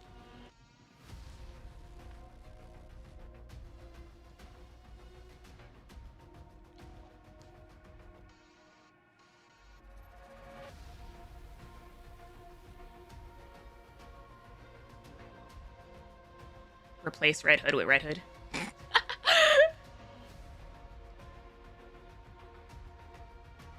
Yeah, Helm is not good either until you get her favorite item. What?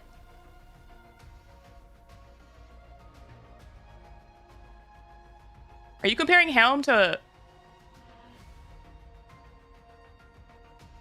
Moran? Are you comparing her to Roppy and Red Hood? Moran? Helm's still a good healer without her favorite item.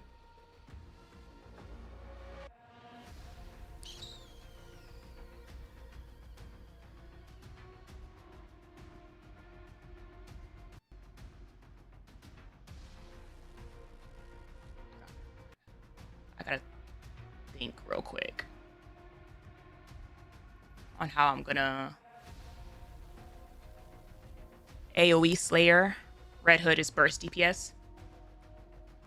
Red Roppy is also a machine gun, which means she helps my fish.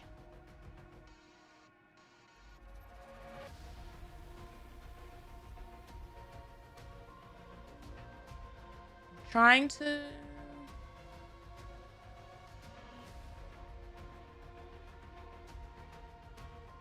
eat the fish bullets.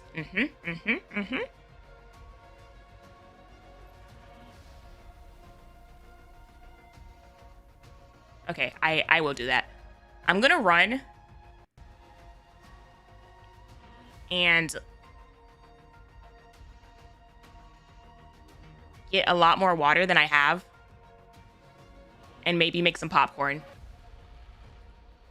because I don't want to stand up for a good minute as soon as I start this. I'll be right back.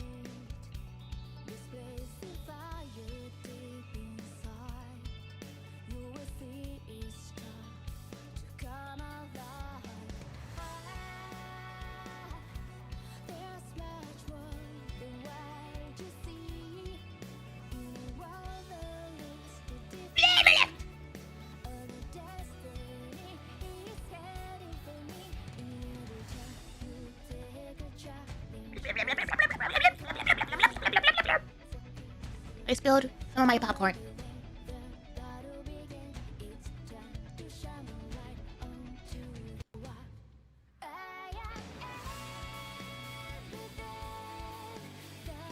I jumped. So wake up check.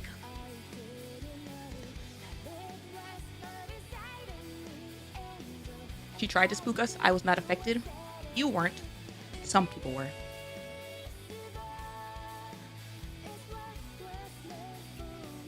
I had read the hard mode strats during the OG well run, and when none of it worked, I just brute forced with Alice. Every guide that I looked up had Nikkes that were not an option. Like I did not have like a full team of built recommended Nikkes on every guide I looked up for Motherwell. So then that's what led to my shenanigan hours.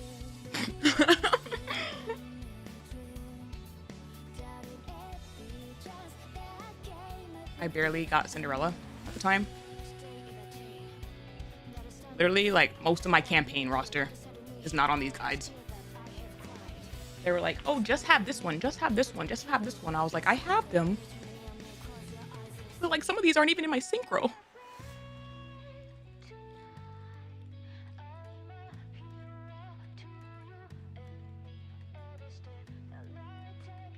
Are you going through all of 44 this stream? There's so much post-chapter cutscenes. I don't know, man. We're gonna try. Like,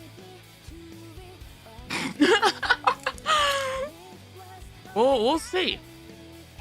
If it reaches 5 a.m. and I'm like tired, then we'll stop.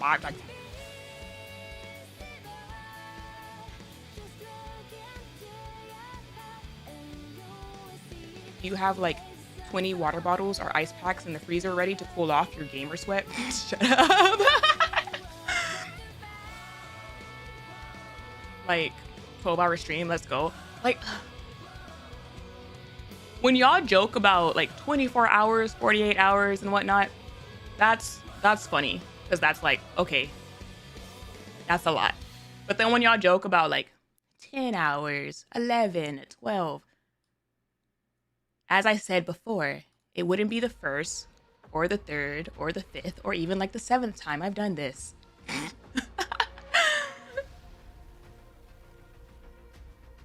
It's 1 a.m. for me. It's still daytime for me. It happened many times already. Like,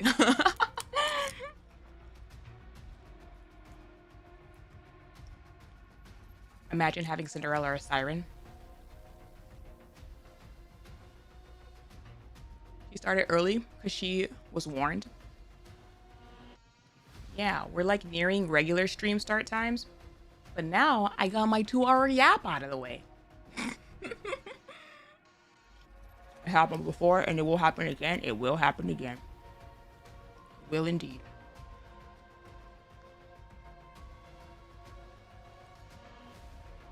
Also, I just caught up in Wua after some mid. It got pretty good. Would recommend. That's what I've heard. There was a comment. There's always time to mention Orv or Scooby-Doo. Shut the hell up. I do like Scooby-Doo. So telling Vidya how much stuff there is in a chapter isn't bad, as long as we don't tell her what that stuff is. Telling me how long a chapter would take, potentially? I don't care about that.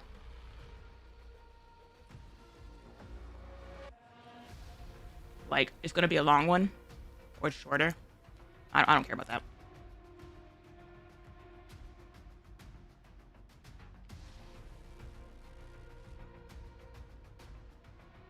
Got it back into HSR and it's been very fun. Happy for you.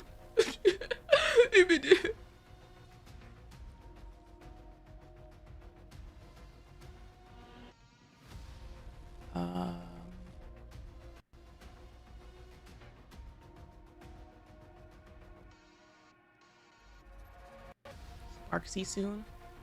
No Sparksy soon. I still need to get the one that's running right now.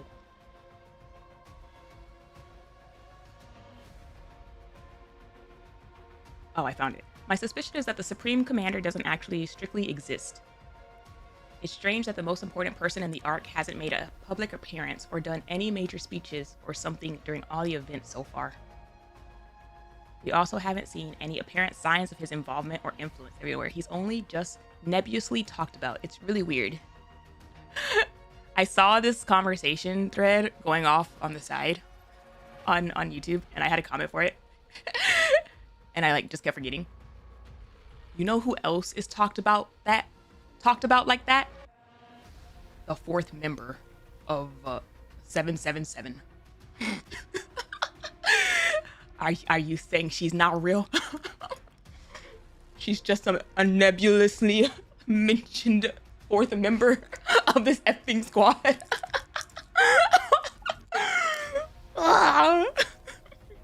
She's the Supreme Commander.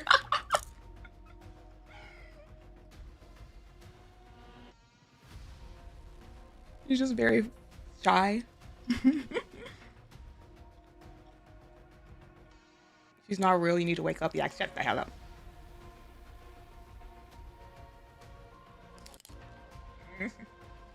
It's already getting warm. All right. Has the Supreme Commander and Epino ever been in the same room? Epino's allowed inside the room?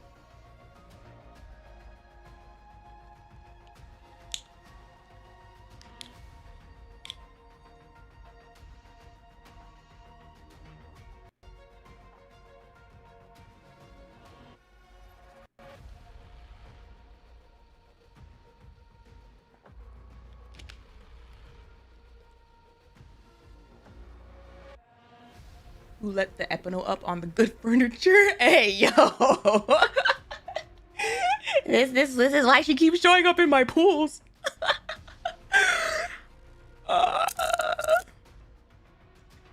Is the one in jail for cheating?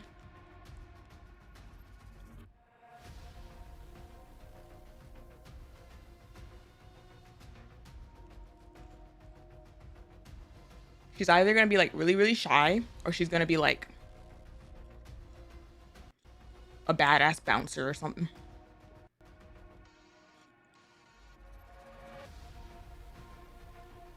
We got Velvet first before the fourth member.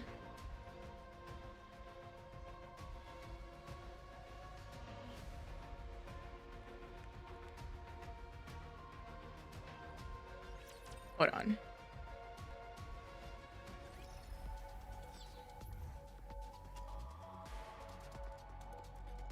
Okay, that's fun.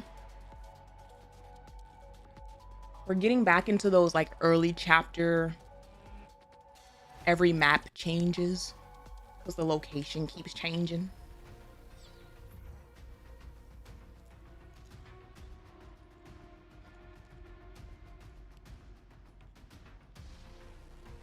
A skateboarding heretic. Are we back in the desert?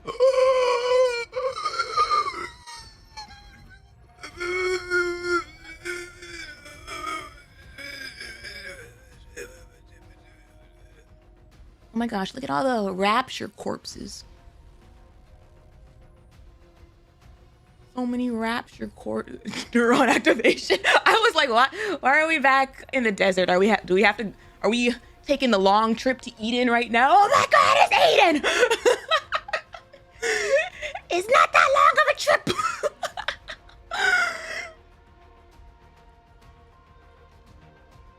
Oh my god. My hubby needs a hug. I've been wanting to see him again ever since the big accident. The shenanigan hours. He needs a pick-me-up. A happiness booster. A serotonin boost. I can help with that. I can help him. Give me another 10 minutes with him. I can help. Johan, I missed you, damn it. Yes, understood. You are quite the troublemaker.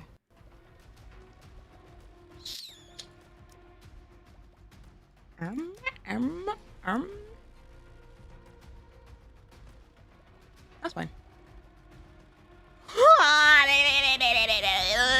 I'm gonna skip the recap. Lore happened. Neon happened. It was crazy. 43 VOD, edited VOD will be up at some point tonight.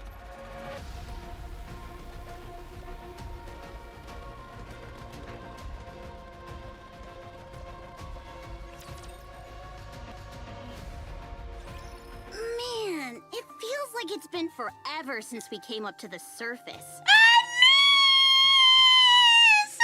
Oh my goodness! 2 out of 3.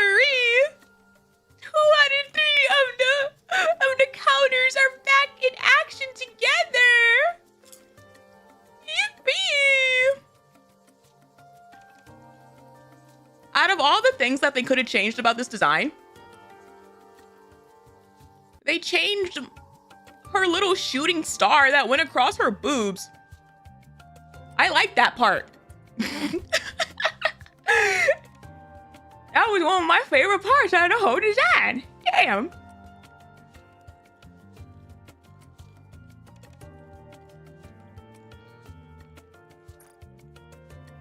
And the ammo pouches. I mean, that makes sense. Like, I do feel like overall, it's a bit more balanced, cohesive. But I liked her. I liked the shooting star that went across her boobs. Rest in peace. Oh my gosh, this is so fun. This is so cute. Like, look at them. Look at them with their upgraded outfits. Fundamentally not great. Jesus. I think she looks cute.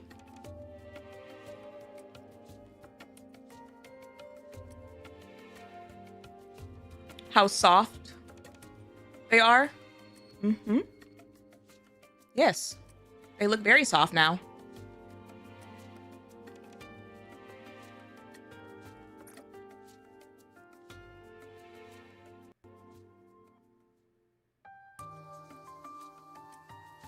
And surprise, surprise! I still don't miss it, and I still don't enjoy it one bit. Tommy looking slightly nerfed. That is a travesty. Is everything going to be okay with that expansive armament? Star, was it? Ew. Ew. Yeah. Do you know how to operate it? It's a work in progress. Not really. I still haven't got a clue what it can really do. Boss said it can absorb optical weapons and control them, but I can't really wrap my head around that. And control them? I have no idea how to do that. An optical weapon cost a fortune, so testing it in the Ark is out of the question. Uh-huh. Uh-huh. And Roppy could fully use hers right out of the gate. I guess in Roppy's defense, she's like, mine is a big effing drill. Why don't we go to Eden and ask them to use one of their weapons? Ooh. What? You want them to shoot a laser at me? I mean, that's pretty optical. Like, that's a big light. Oh, snap. You know what? You know what? Let her cook. Let her cook. Because, Anise, what would that be like if they shot Eden Spear at you? Like, what's the limitation of how much you can suck into that thing? Yeah, I bet they're good with optical weapons. Actually, that makes sense. Is it the safest thing? No. But like... They've got that rich, fancy, smancy vibe about them. I can totally see them using optical weapons like they're no big deal.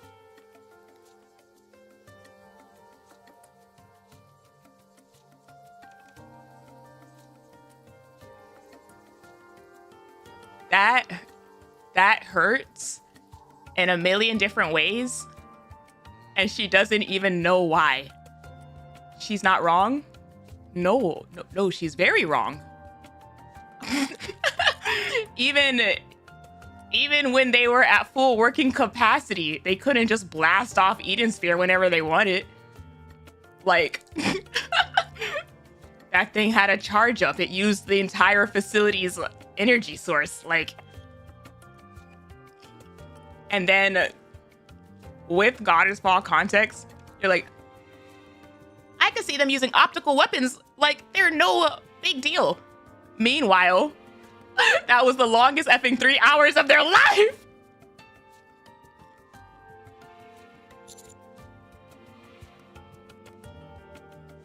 All right, then.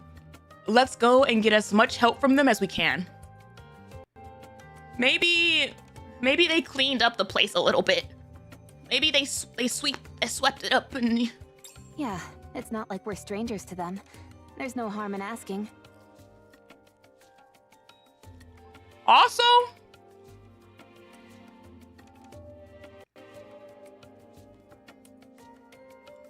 how much did they really tell them about the situation? Because they're also talking like do they know how many they are left? I should snag some fruit while we're there too. They have the best fruit. Do they know? They don't know anything. They're about to enter an actual like cemetery of like dirt and rocks. I wonder why they suddenly reached out to me though. Oh, they really told them nothing. Oh no, they're for a surprise. They didn't tell you anything?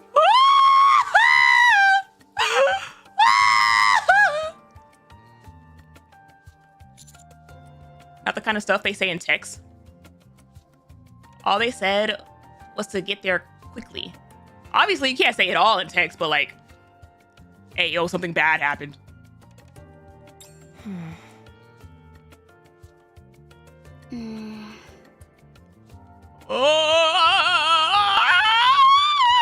That sounds ominous.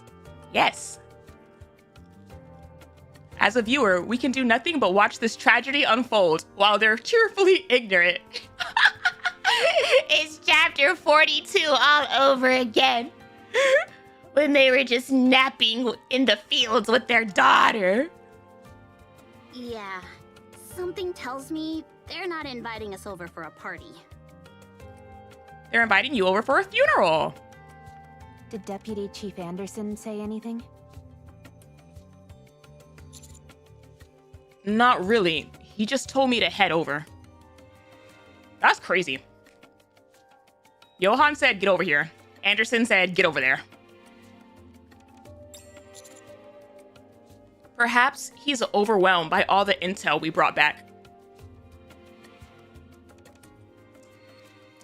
Overwhelmed by your intel? Your intel? He probably would be like, man, that was a lot of information. And then he gets the Eden intel, and then he just goes to a corner and, like, has a crash out. Probably. The Four Beasts created a new queen. Then they all somehow ended up on our side. Even I couldn't make sense of it when I first heard it. You don't think information about the Queen, our child, I mean, will get back to the central government, do you?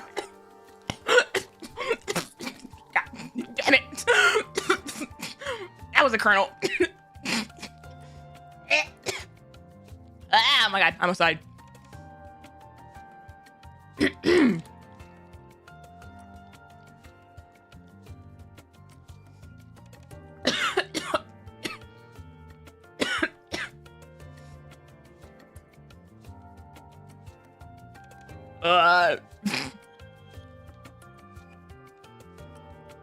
Our child.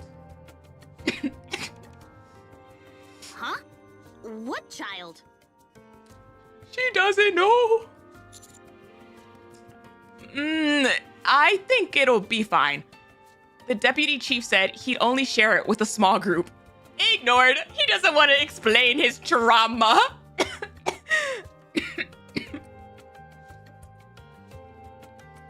I sure hope so. Yo, hold up. Did I hear that right? Did Did you just say something about a child? Oh my god, look, raptures! Anise, I need you to listen carefully and promise not to freak out. She's so happy. She's so happy right now. You must remain calm, no matter what.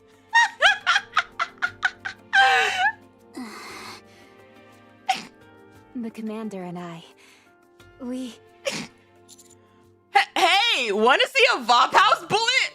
The tip is all sparkly. It's really cool. Commander! Commander! We got a Vop House bullet? They were able to make one? I quickly pull out the Vop House bullet. This tiny as hell bullet. Ooh! Jingle, jingle! The crimson bullet glints in the light. Why are you suddenly showing that to us? Jingle, jingle! Cause it's awesome! Wow, look at it! Yeah, really awesome. But, She's just smiling off to the side. why are you looking at me like that, Rappy? Nothing. It's nothing. Don't give me that. What is it? You're definitely giving me a look. Yep, yeah, she is. It's like you've got the words, I win written on your face. I said it's nothing.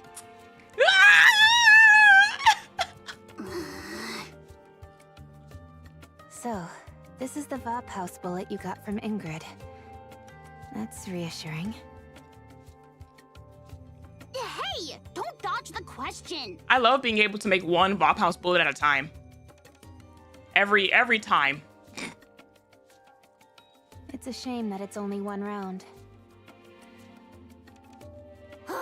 Okay, fine. But I'm gonna figure out why you're acting like this. Sometimes, ignorance is bliss. The way she's talking. The clouds. The clouds are fluffy. The breeze is cool. What a good day to be alive. What do you say? Oh yeah? We'll see about that.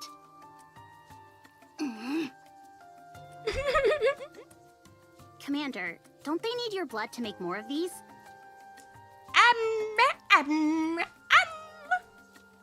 Did they take some from you again?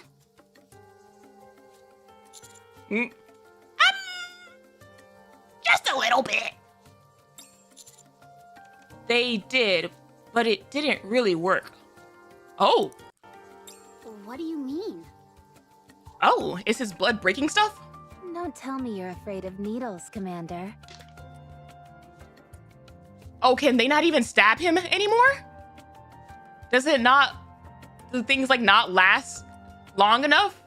Because his instant instant regeneration? Nah, that can't be it. Only a kid would be afraid of needles, right? Her effing smug, like her face has not changed as she just casually mentions our trauma.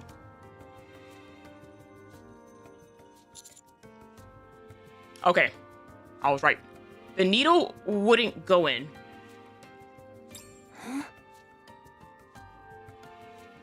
Huh?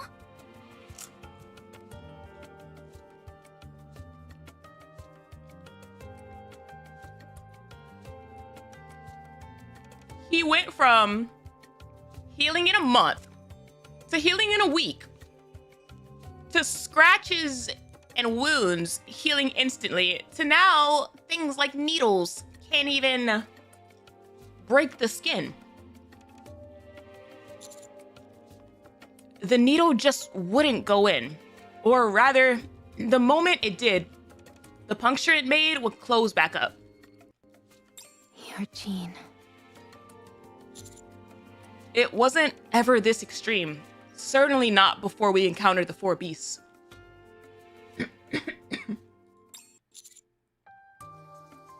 I think that kernel is like still in my throat.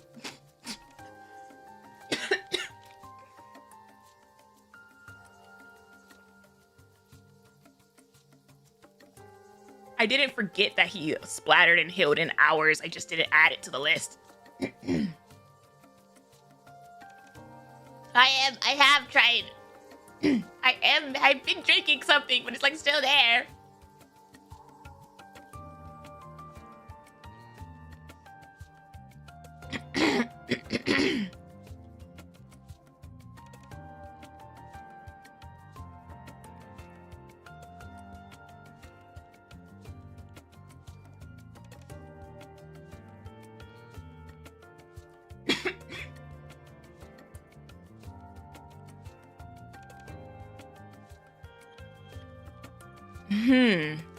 Actually, that might have been when it started.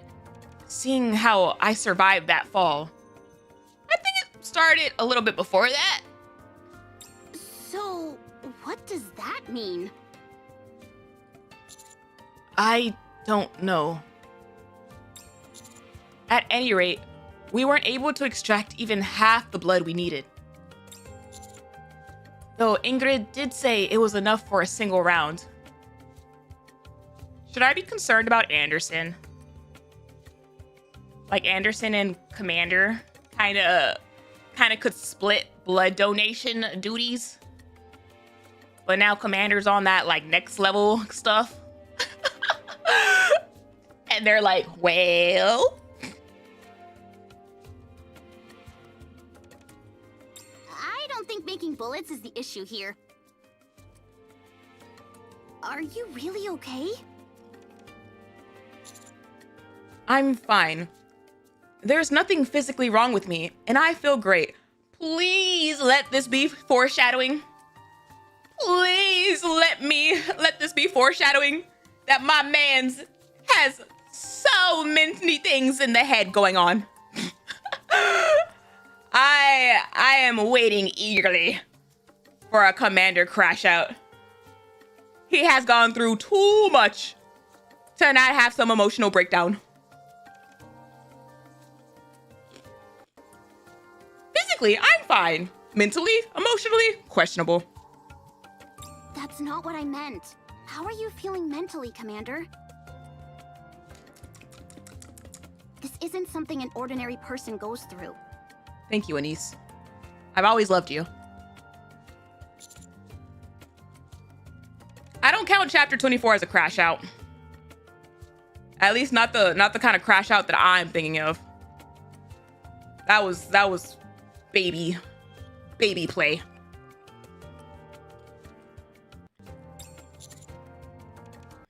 Honestly, I'm not really sure. Hell yeah. Commander, you'll always be you, no matter what happens. We'll always see you as our commander. Aww. Aww. Now make a whole of it. Just for this plot point shift up. Don't forget that. John Wick style crash out. Anderson already did that. Like I don't want like a violent crash out or you just rage mode. That's only half of it. I need like to go through the mental hurdles, like level after level, at why I am mentally unwell. Exactly. So don't worry. Whatever happens, we'll handle it. It's a mental breakdown, sad kazoo noises. Hell yeah. You want what Crow wants? Literally, that's the statement. All right, I trust you. It doesn't feel right talking about this without Neon.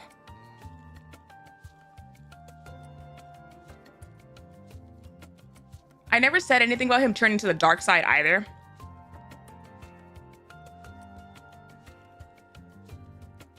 Like, if they made an event or a couple chapters about it, and at the end, they essentially have this part of the conversation where those closest to him need to like tell him and show him that like they love and support him no matter what and all that. I think it would just be needed, considering, again, everything that's happened to him. I interpreted that as you wanting the event of the commander going through the stages of grief, trauma, and recovery.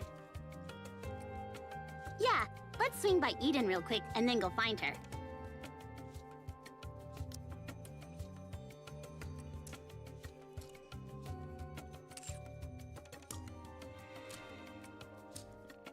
I bet she's holed up somewhere sleeping.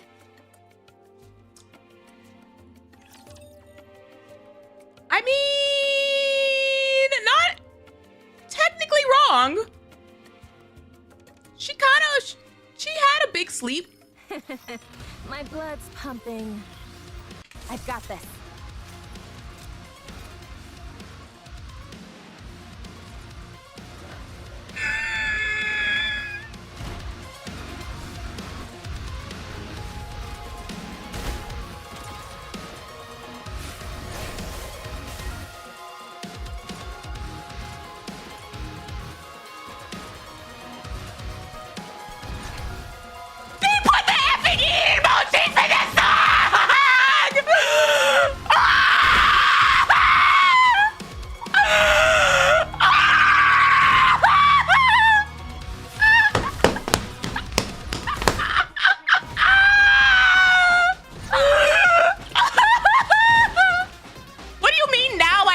It. What do you mean now I realize it? That's the first time it's effing played. Oh my god. Oh my god. That was so good. That's so good.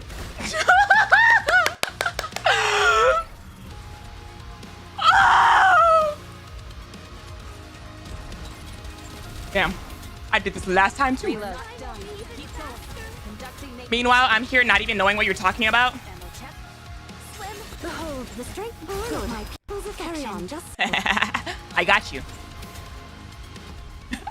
This is the second chapter in a row.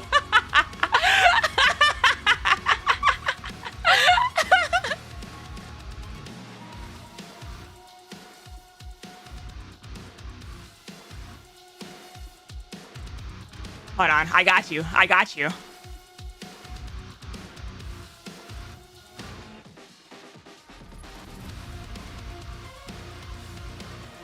Is this gonna be a running gag? It's not intentional. It's not intentional.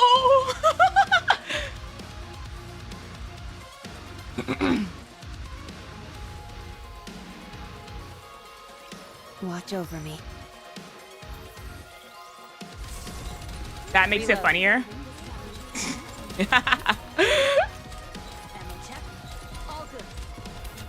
Are you pulling up the music video? I was just gonna play it off on the side.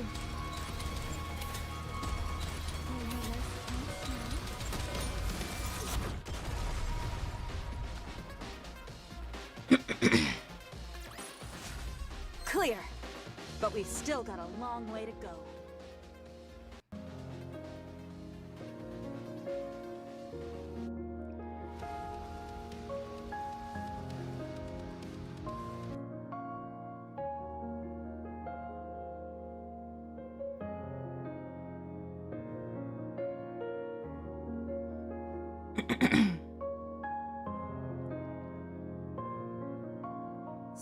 Right here.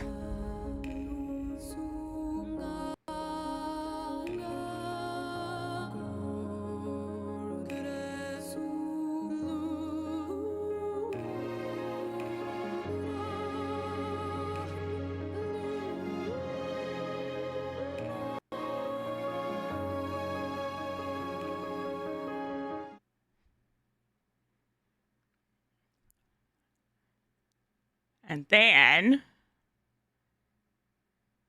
it's called Eden. It's literally called Eden.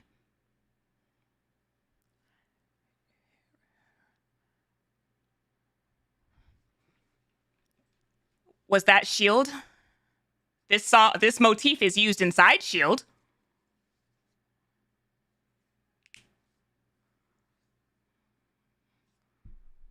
Right here.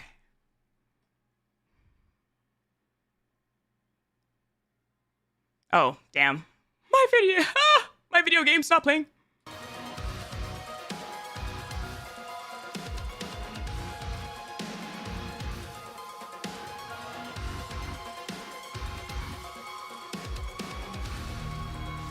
It's like behind the drums and guitar. I just heard that. Congratulations. Yes.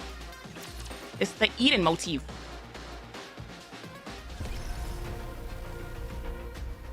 Hence my crash out. Proceeding to target. Oh, look, a hole. Training viewers to recognize the music themes. Awaiting orders. Someone got to do it. And I've been doing it with a renewed heart. for multiple chapters.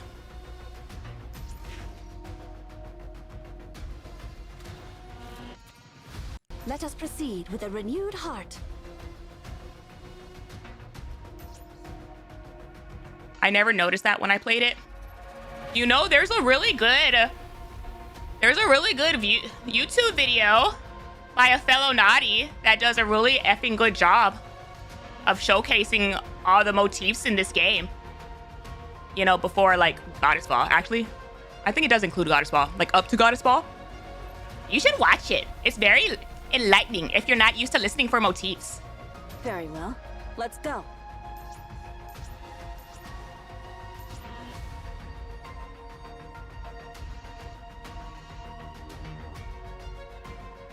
Very well. Let's go. Yes, I'm here. Is it a crash out if you're happy about it? Yes. Hold on.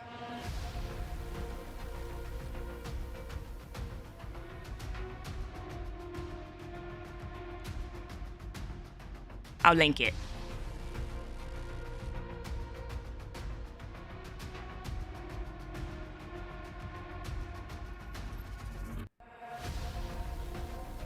I'm listening for the overworld one.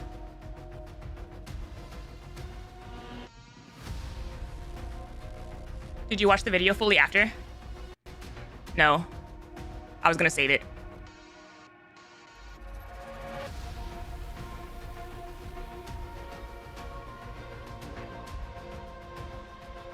But you know, in my defense, I know a lot of what the video's covering.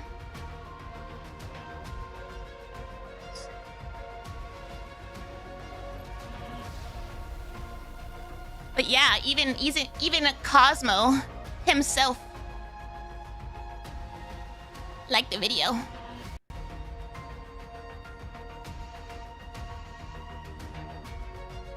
I'm gonna cry. I'm gonna cry.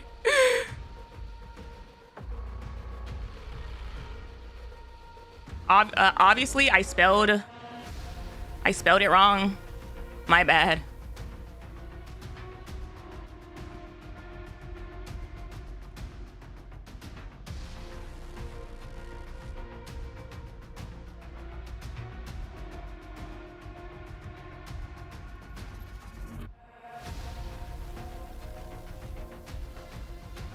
Hold on. I need to pin it.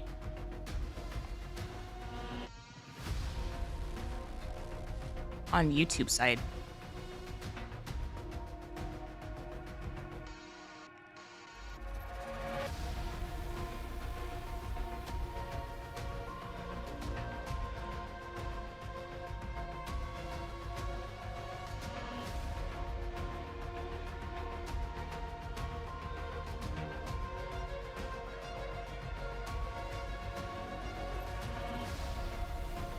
There you go. If you're not used to listening for these things, it's a very good overview video. Encounter.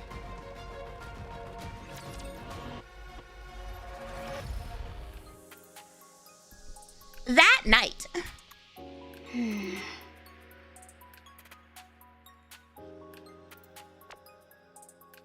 TT Star official. Work-related matters must be communicated via email. Email? Saying you can't is not an option. You have to do it. It sounds nice, but it just feels like a lot. Why is that? Are you feeling overwhelmed? Mint? Yeah, kind of. If you're overwhelmed by the idea of attention, why did you become a pop star? That's not what I meant. Practice is the only way to survive. Sheesh, Prika. You're worried because Anise isn't here. Yeah. Anise, are you reading this? Be my star! Ah! Yeah, you have to perform. This is no longer just a TT Star farewell concert. I kind of heard about that, but how did this happen? Manager, mind explaining? Typing it all out is a chore for someone my age. I'm the star!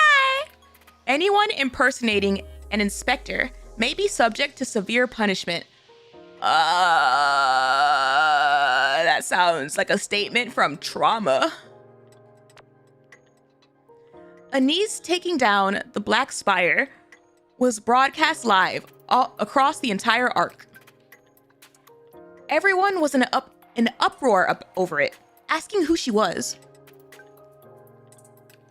Information started popping up everywhere. Not just about Anise, but about TT Star too. And that led to a pouring in of eyewitness accounts of Anise during the Crystal terrorist attack. Oh, luckily though, nothing about Smile Time surfaced. I mean, even if it had, it would have been deleted anyway. A former pop star who stepped away from the limelight ends up saving the arc. How could anyone resist such a juicy story? You're the talk of the town now. Not just among music fans, but among everyone in the arc. In a good way, of course. So, Mustang decided to dial things up a notch. The farewell concert is no longer just that. The focus is now on putting the public's mind at rest. We've even got the central government backing us. As such, your involvement is no longer optional.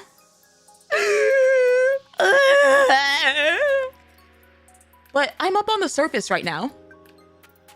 We pushed the date back as far as we could. The music and choreography are both coming together nicely. You can finish up what you're doing and then join us for practice. I have no idea when things will wrap up here though. If you even think about backing out, I'll run up to the surface myself and smack you. I'm just saying that realistically, I don't see how it'll work. We'll work on getting the choreography and the music down. You finish up your work and join us as soon as you can. Like I said, I don't know when we'll be done. You're good at what you do, right? So take care of your business and hurry back. I love how she says this like it's not like war and, you know, We'll get everything ready.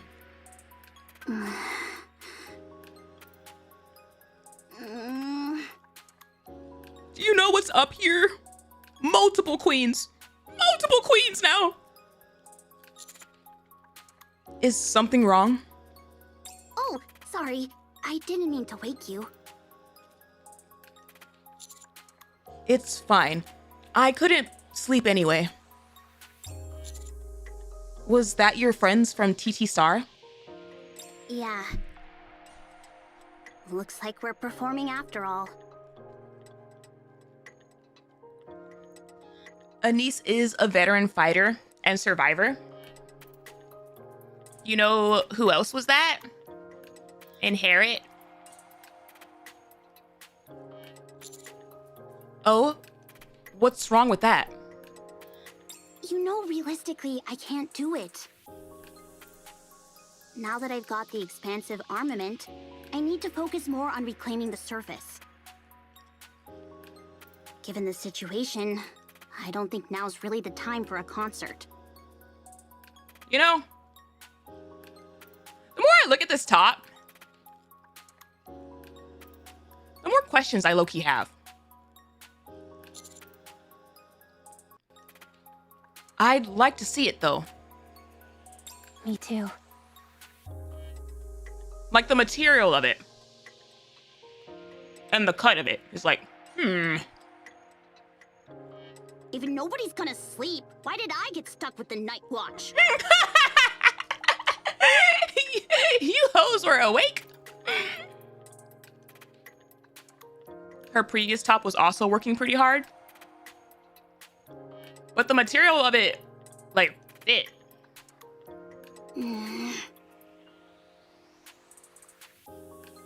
Can I really do this? I can, right? Yes, you can! Of course you can. We just have to finish up quickly here. Exactly. Okay. I do like this jacket part, though. Anise, why aren't you replying? You're not actually thinking of backing out, are you? Fine, fine, I'll do it. You're all being so persistent. I don't have much of a choice, do I? That's the spirit. We're counting on you. Yeah. Then let's not take any more of each other's time and get back to what we need to do. Okay, hang in there, Anise. I'll do my best. Don't get hurt. I won't.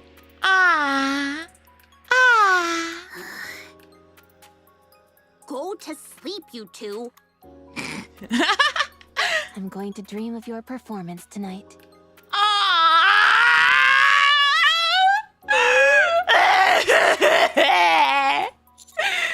Me too.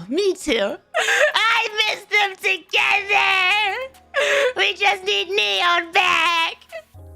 Maybe she'll wave at me with that bright pop star smile of hers. Ooh, I hope she'll make a hand heart and wink at me. It is so cute. It is so cute. In a cute way or a seductive way? Both is good.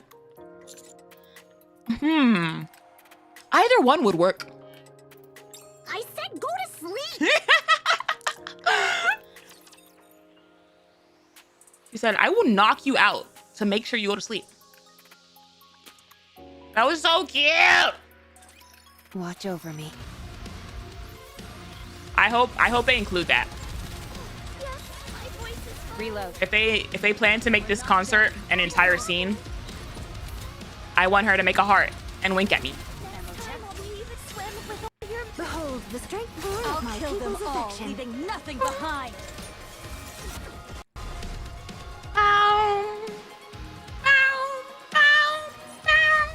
The waves have howled. Why don't we swim towards the next story?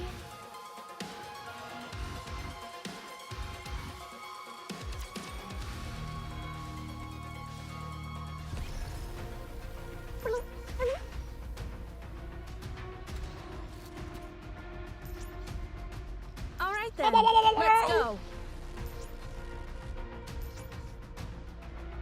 Let us proceed with a renewed heart.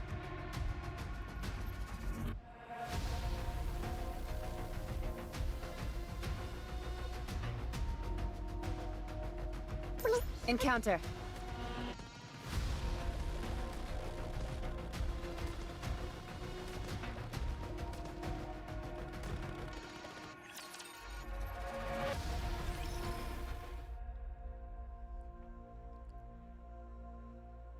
Oh no. Oh no. The fun components of the song went away. And now it's just left with the oh. We spend a long time looking around before finally glancing at one another. What in the world? It's a complete mess. What happened here?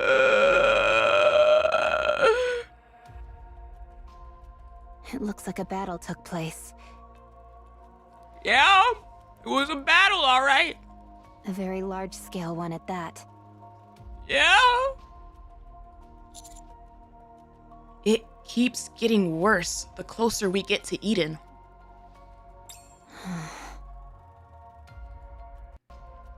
As we take the route that leads to Eden, we witness the aftermath of a massive battle. Almost none of the ground is unscathed, and much of it has melted under extreme heat. Rapture fragments are scattered everywhere. I do really like the outsider POV of what the area actually looks like in the aftermath. Since we didn't really get that, we just assumed it went. Everything around here got effed. It looks like a war zone. Yeah. Commander, look. I turn my gaze to where Rappi is pointing. There, a massive flower-shaped structure has crashed into the ground. It's just any kind of flower-shaped structure. What is that? Maybe a fortress of some kind? It's huge. I move closer to examine it. The shape and design are just as I remember. It's a space station. What? I was about to say, when the hell did you learn this? Commander with his effing, I just learn random things, you know? I've seen this before in some old records. It's almost identical to the space station connected to the lift. He does this constantly, where it's yeah, I remember this from my time in the academy. Oh, I remember this in records and reports. And it's hey, yo, share with the class. When did you do that?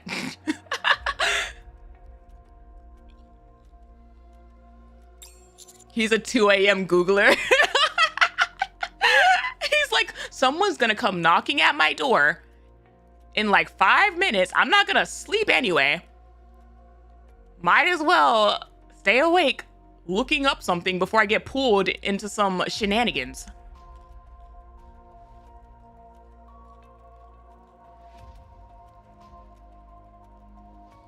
It's obviously not in its original shape now, but the make and materials are similar.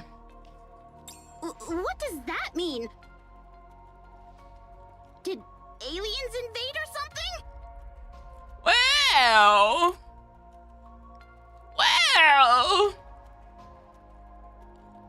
We should hurry. Something serious must have happened in Eden. Aliens, chat. Aliens. Yeah, let's move.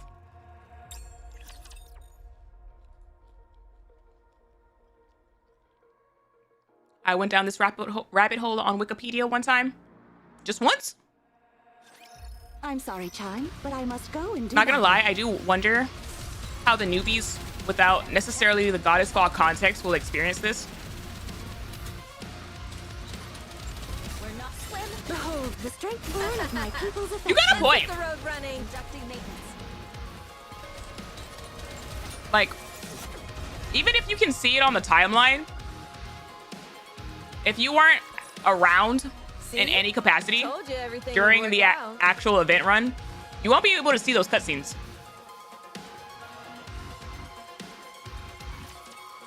Is Crown still healing? Mm-mm. They went back to the kingdom at the very end. And she got patched up. They only bring that up on the event map. Like the last couple of days of the event. Let us proceed with a renewed heart. The Crown Proceeding to Kingdom target. people, like, they keep wandering around the map, and if you listen to their conversations, they like debate about leaving or not, and then the last like 24 hours of the event, they decide that they're gonna leave and go back. And Crown went back, Marion stayed.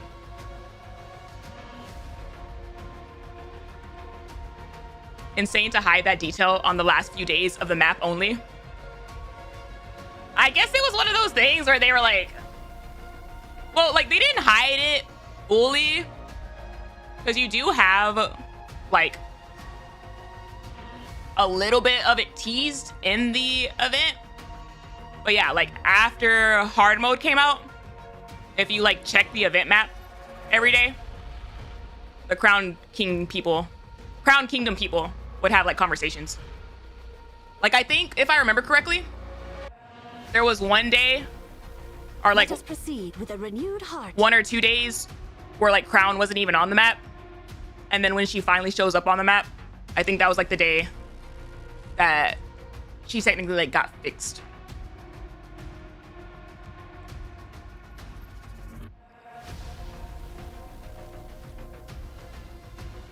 Cecil mentions it to Snow White during Art Guardian.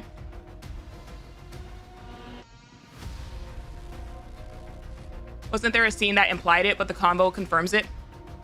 Mm-hmm. There's like a conversation, I think, between Chime and Kilo when they talk about like having tea and stuff.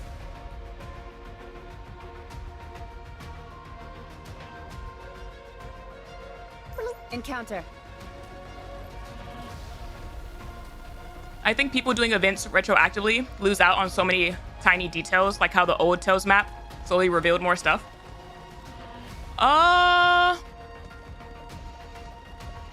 Do they?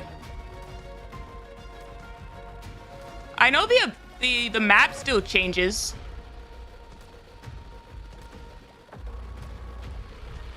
I'm trying to remember, do the NPCs still? Oh yeah, the NPCs usually stay.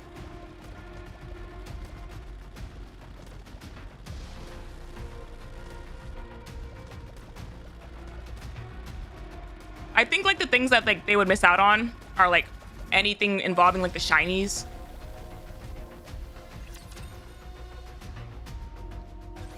Hey, my buzzing bees.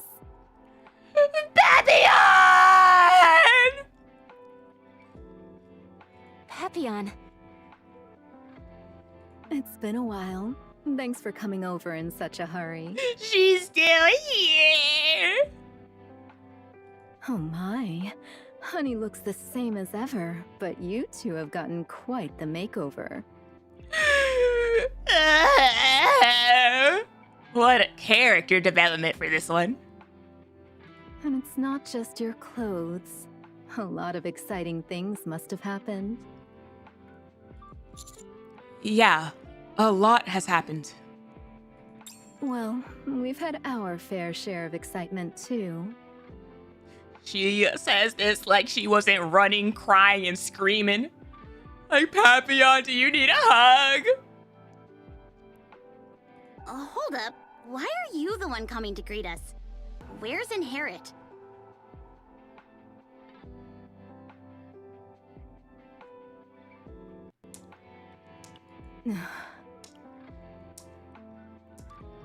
Aren't you their hostage?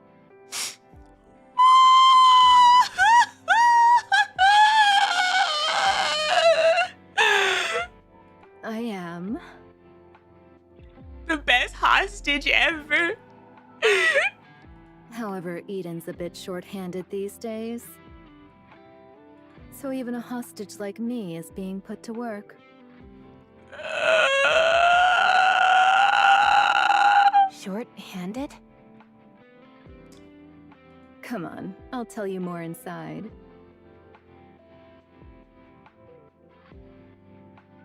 Needs to read the room.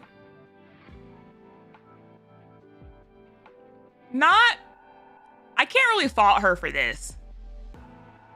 Like, Papillon started this conversation pretty cheery. Oh, and just a heads up, you'll want to brace yourselves. It's not a pleasant story. They can't read the room if the room got blown away.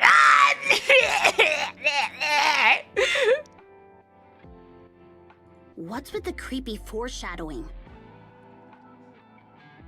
Anise is on some copium. Ma'am, you just walked through a war zone. You'll understand once you hear it.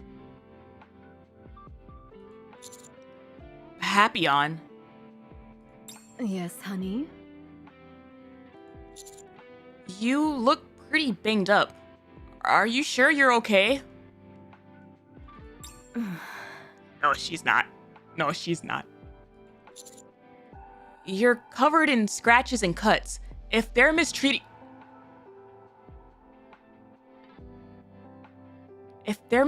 you...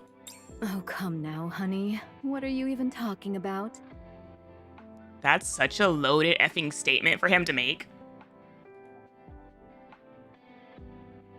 Like, I get not knowing and ignorance, but that's like probably the biggest effing stab to her heart, hearing that. And then having to like cut him off. And her mentally probably being like,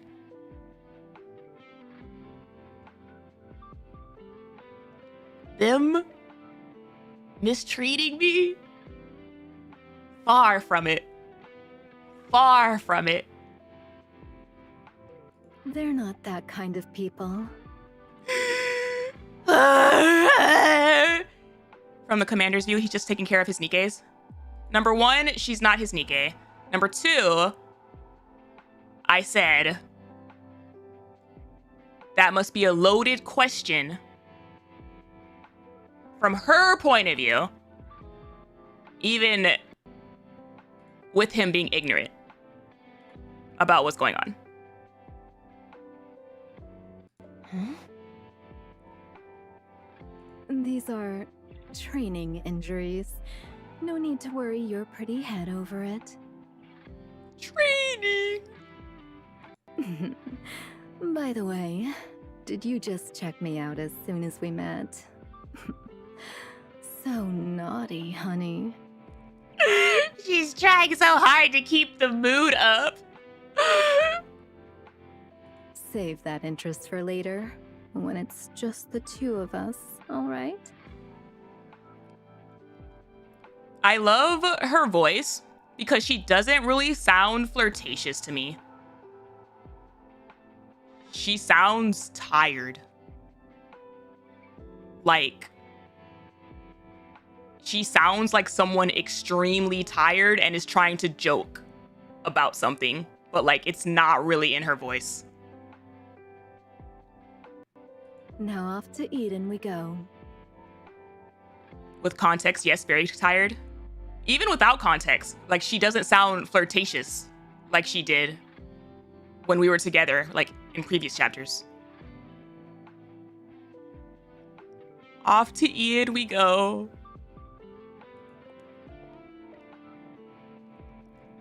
Papillon turns around and walks off. Rappy, Commander, Papillon seems like she's kinda... Coming on strong. I know. She's a typical flirt.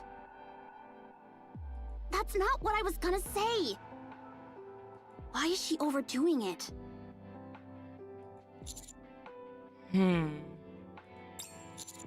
Now that you mention it, she does seem unusually chipper. Yeah, people usually talk like that right before they drop some really bad news.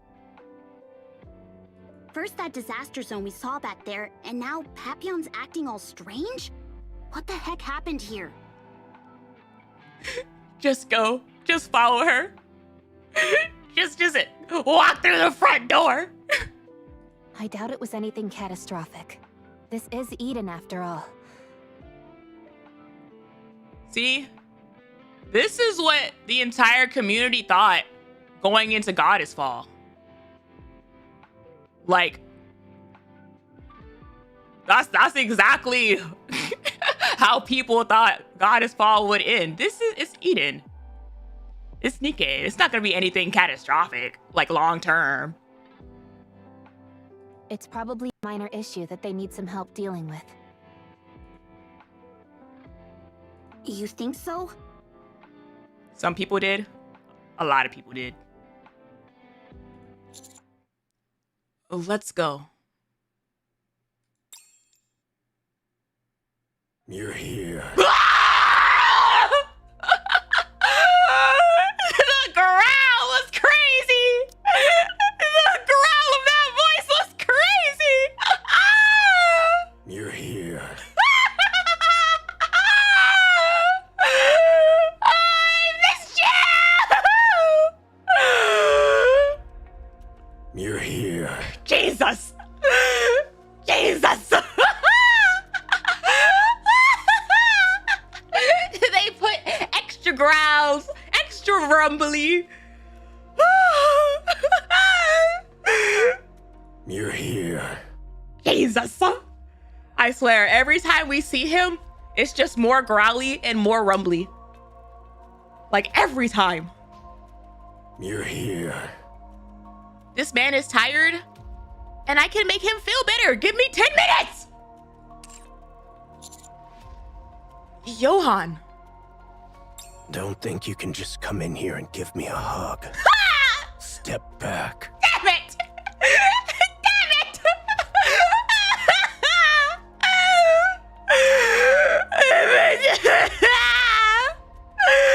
It's canon! It's canon! We love him! We wanted to give him a hug immediately!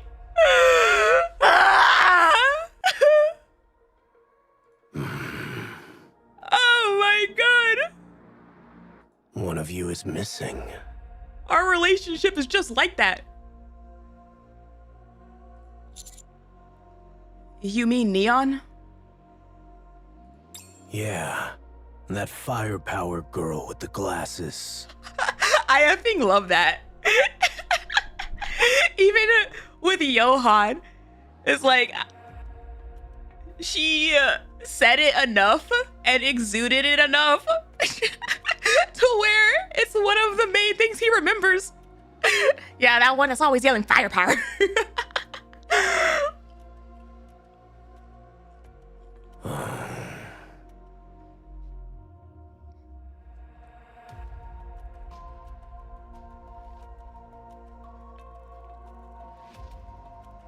Did something happen?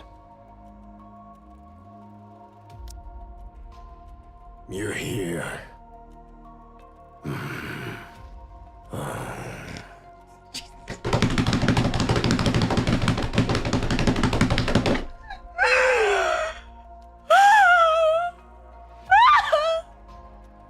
I missed him, chat. Huh? No, she's just kinda temporarily doing her own thing. Uh-huh. I see. Where's Inherit, by the way?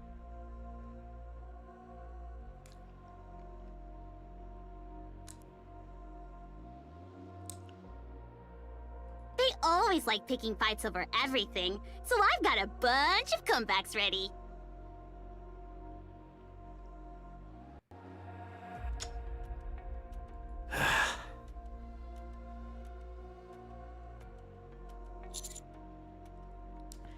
It looks like you've done some renovations to Eden's interior. The materials seem different. I guess I gotta give him props for, like, rebuild Eden. You know, being able to fix it up to where they can't tell that, like, the entire place got, like, wiped. Yes, we basically rebuilt it. I hate to break up the big happy reunion, but how about we move it along? The minigame was canon, it seems. Of course it was canon. Did you do the lore? You ready, Cecil? I rebuilt that place brick by brick through the minigame. Yes. The meeting room and the data are all ready to go. Then let's head to the meeting room.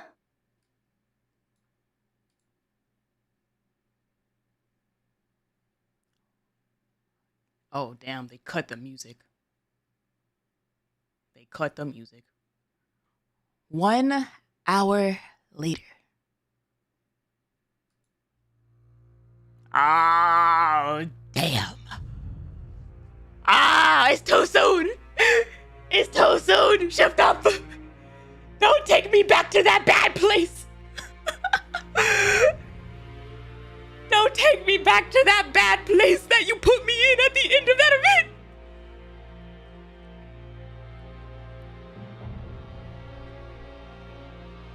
event. The things I heard in Eden's meeting room feel surreal. Liberalio fired Eden's spear into the sky, shattering the veil of the queen drifting in outer space. Yeah. How she was like walking with you? All chill? She did this first.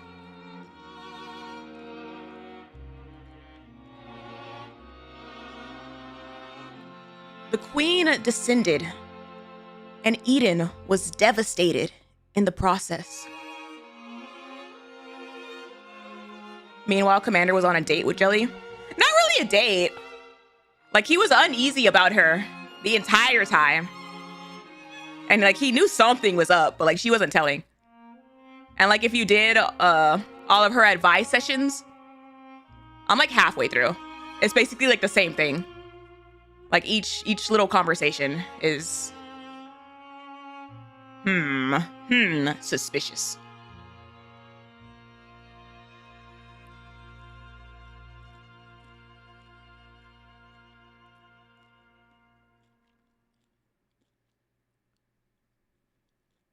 The pioneers, joined by Nayuta, who we all thought was dead, and the White Knight Squad joined forces with Eden and faced the Queen.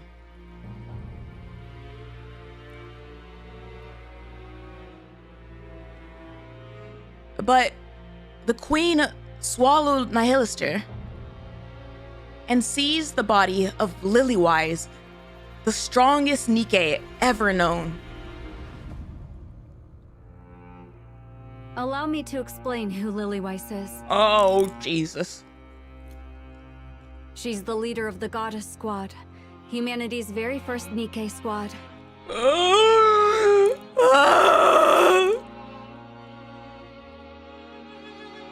She's also widely regarded as the strongest Nikke in recorded history. The performance specs of all Nikkes, both in the past and present, are benchmarked against her. It was a big effing deal. There's even a record of her hurling a ground-type tyrant into the air with nothing but her bare hands. Hell yeah, she did. I also love Cecil was like, let me give you a quick rundown of why this was literally the worst case scenario that could have happened.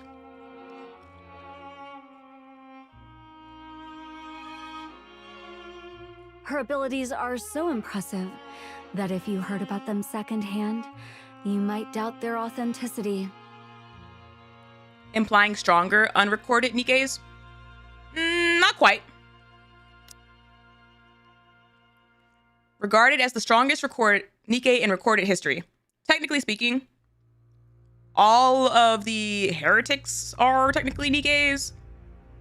Like, they don't know what really happens to Nikkes after they leave the Ark or Eden. Like, the kingdom. There's like multiple ways that a Nikke's strength could be unrecorded. That's who Lilyweiss is.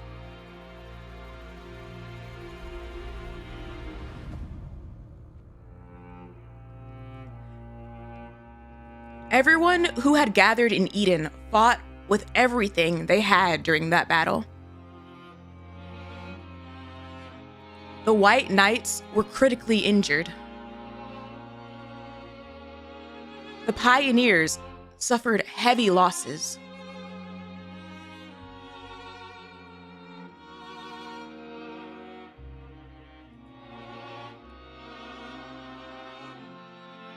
They really hit me with the black screen to say that. I literally just had goosebumps. They hit me with the black screen to say that. Inherit was wiped out. And then, after Marion's queen gene awoke within her, she lost her core to the queen and fell into a coma. Double whammy.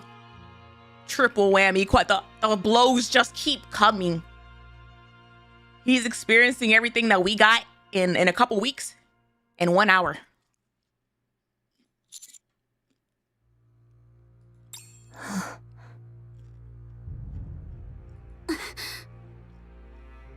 That concludes the briefing.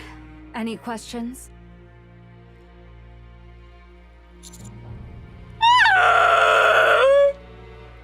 I can show you a piece of one of them.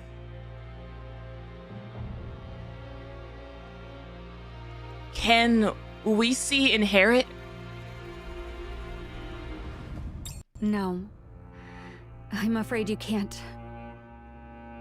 Noah's brain is undergoing intensive care in a dedicated facility. As for Haran and Isabel, nothing remains of them. Oh, Cecil, don't tell me that. Don't tell me that, Cecil.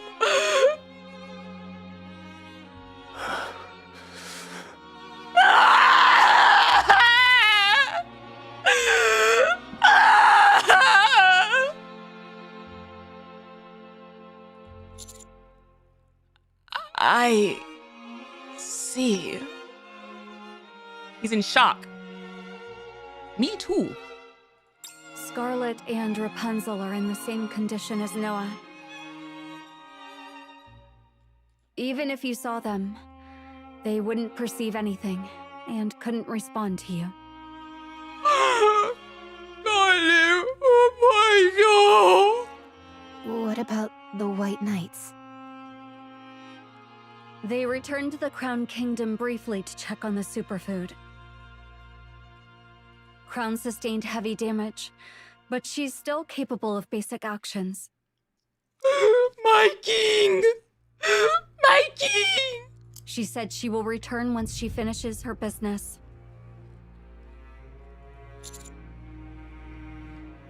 What about Nayuta? Don't worry about her. This man's like, I saw her die. But you didn't see thousands of her. Thousands of her. I couldn't say.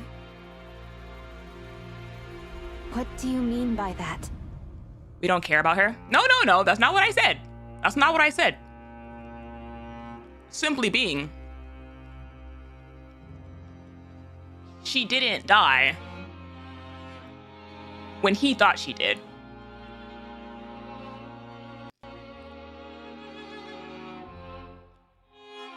Ever since the fight with the Queen, she's been slipping away any chance she gets. She says she's gathering intel, but she hasn't actually reported anything yet. So her intel is conversations with Mirror. She lost her entire squad. Even a monk needs time to gather her thoughts. Johan's like, I had to do it.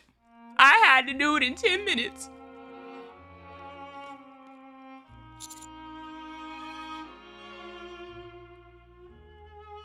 Johan, Haran, and Isabel.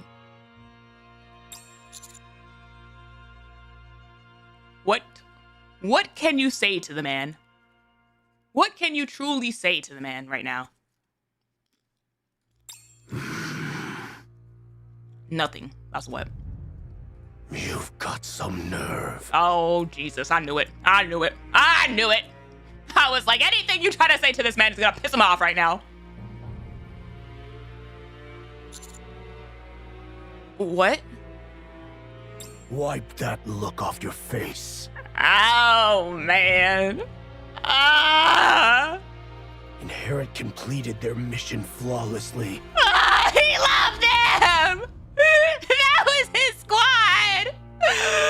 Ah. A moment of mourning is enough.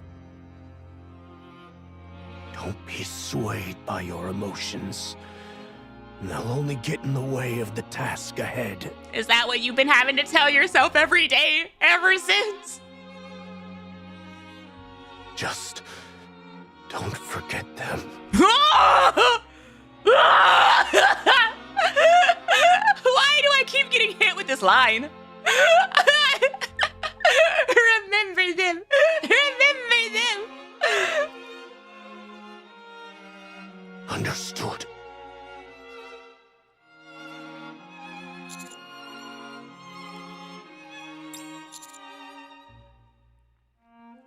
Yes, I understand. Good. That's the look I want to see on your face. I effing love their relationship. Like their canon relationship. With even if you take all of my silly romance shenanigans out of it, it's so good. Now, follow me. I'll take you to Marion. Oh, man. Oh. Oh, no.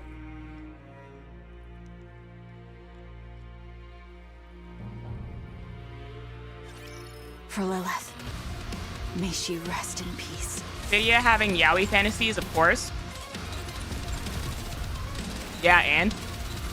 Reload. I've got this.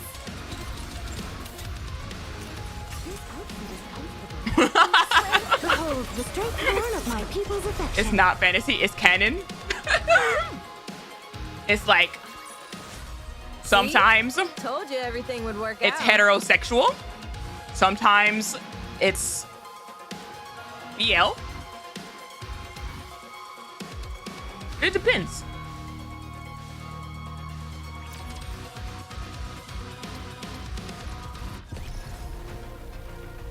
All right then, let's go. It's one of Commander's waifus. That's right. Let us proceed with a renewed heart. Just another Tuesday in video streams. That's right. Like, All right then, let's go. it's one of those things of my commander, like, off, like my commander canon, not canon, or Vidia commander, like bounced around between male and female until like pretty early on they established pretty heavily that the commander is like fully male. And it was like, all right, understood. BL it is. Whatever I gotta do to be with this man. Proceeding to target. Encounter.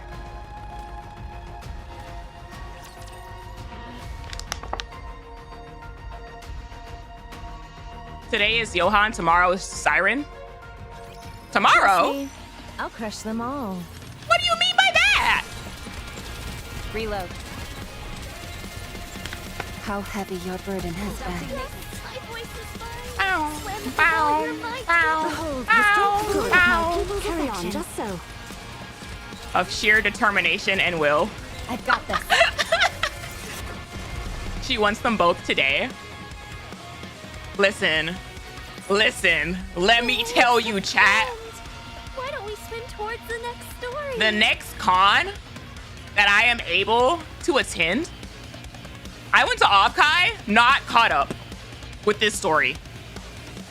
And I had to be very careful every time I like came across like Nikke fan art and like tried to stick to areas that were things that I like knew and recognized. Now I am unshackled. Now I can see everything. And I will absolutely be looking at more Siren art.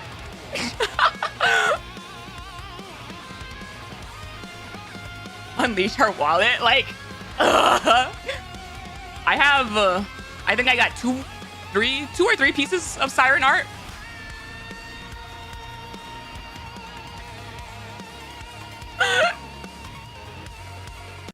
Did the guitar get more dominant?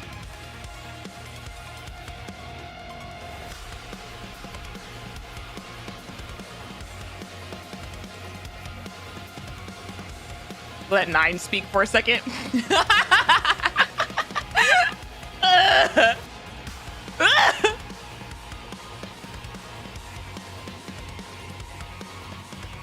Has been good, but now it's getting enhanced.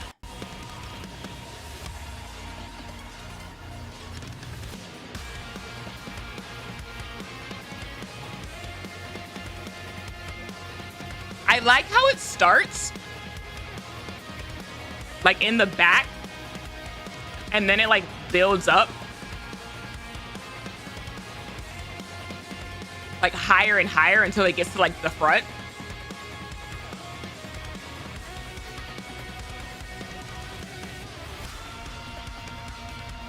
I'm 90% sure she has a Johan body pillow by now. I just can't prove it. I don't even know if one of those exists. I've also said this before. Body pillows are not at the top of my merch list. I'm not really a jockey body pillow person. Uh-oh. Uh-oh. Uh-oh. Uh-oh.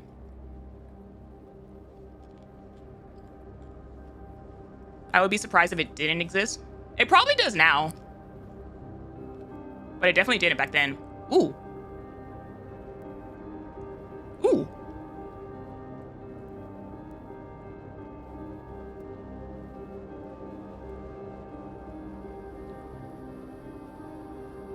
Ooh.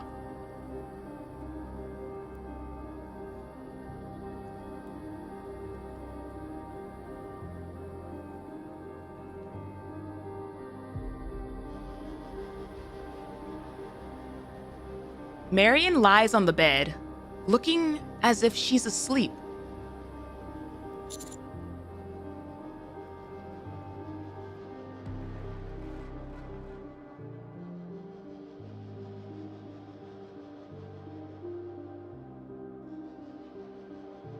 Oh, I love that. I love that little transition.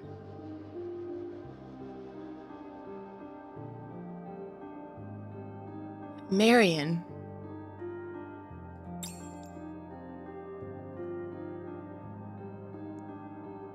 Her eyes remain closed. How's she doing? Her core is gone, so power is no longer being transmitted through her body. A pseudo-core was implanted to keep her alive. It is because she is a heretic that her body can persist in this state without dying.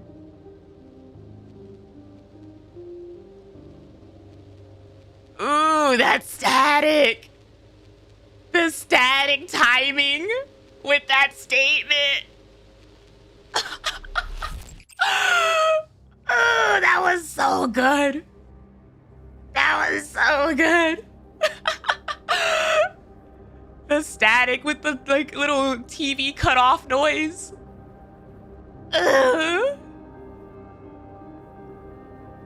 What do we need to do to bring her out of the coma? She's this close to being dead. Honestly, I don't know. She might survive if we implant a heretic-class core into her.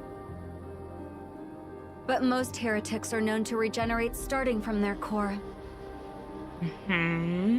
It's possible the original owner of the core would revive herself by feeding off of Marian's body.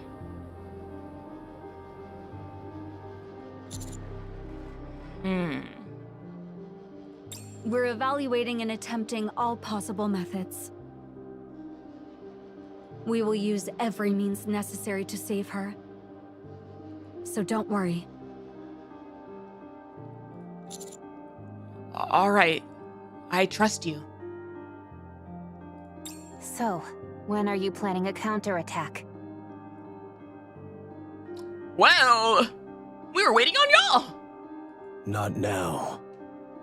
We wanted y'all to tell us the plan, truly. Why not?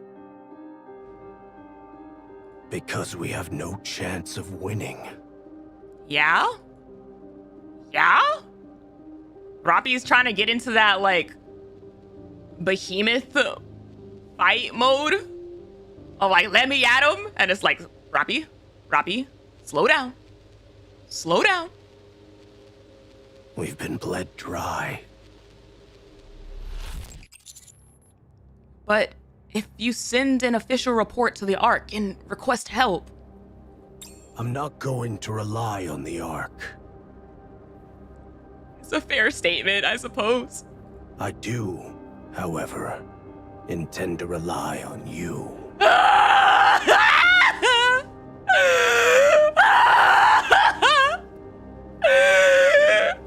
Our relationship. If I don't have a ring on this man's finger, I will get one on it.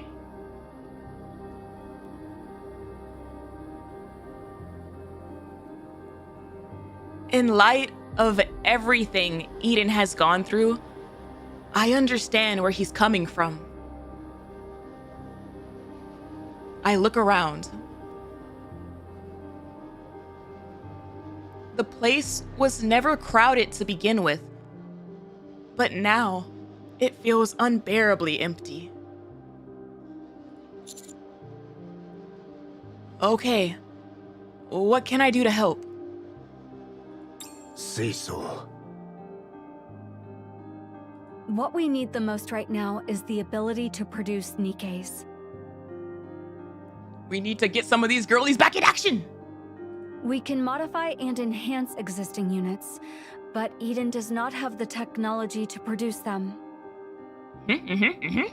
We want you to do whatever it takes to secure it. That technology is as highly classified as it gets. I know. That's why I'm asking you. Time to put the Gremlin CEO to work. Like, hello. we got one that's on parole. The commando unit is the Ark's most vital squad.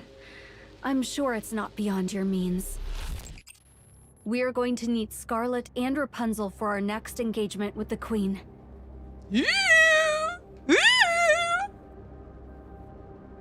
To counter someone as overly powerful as Lilyweiss, we'll need someone just as powerful.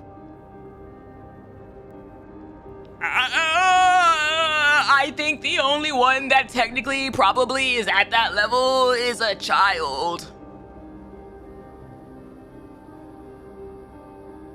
But right now, all that remains of Scarlet and Rapunzel are their brains. The only one. Like, damn it. Hey, yo, we need to name this girl. Or Cinderella?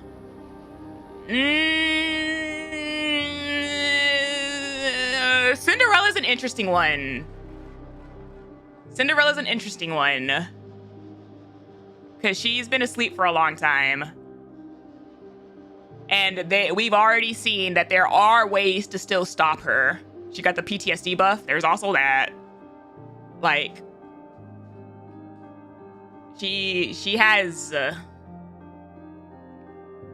in-lore asterisks next by her name.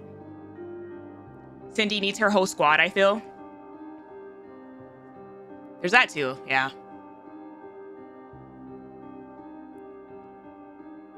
Strong enough to fight 001, but that was before she got Lilywhi's body.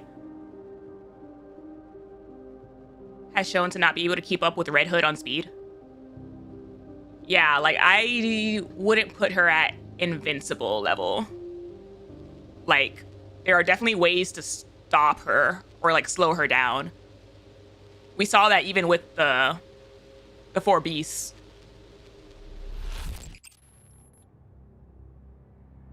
Without the ability to create Nikkes, restoring them is impossible.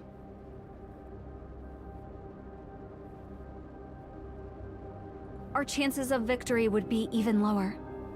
Lilywhi said she could take Cindy on if she didn't have to worry about collateral damage.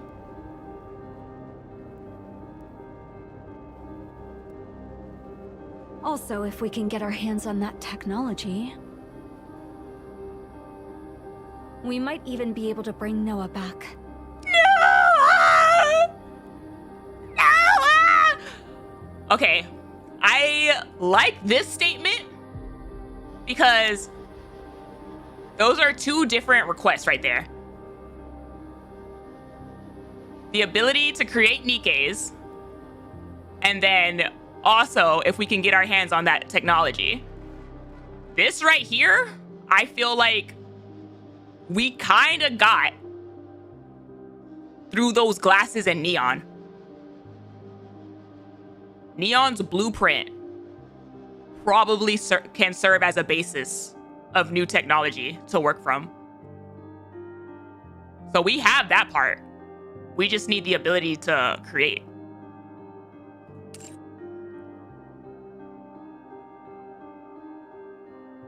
Commander.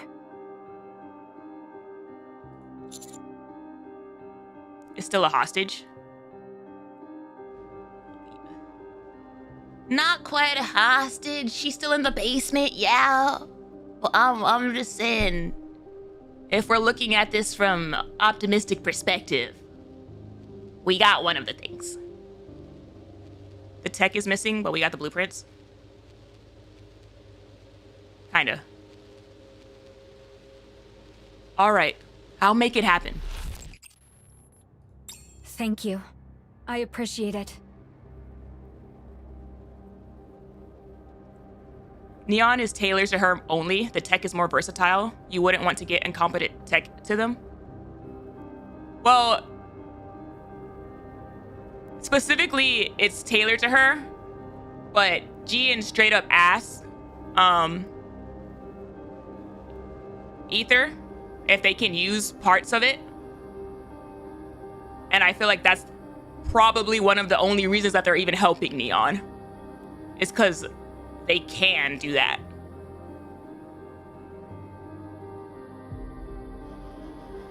Can't Papillon sneak that information out somehow? It's too demanding for one spy to pull off alone. Can't Papillon do it? Papillon.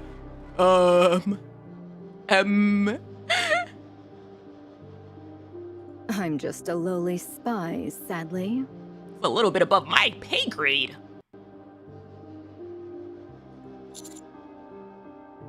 What about Dorothy? Isn't she in the Ark?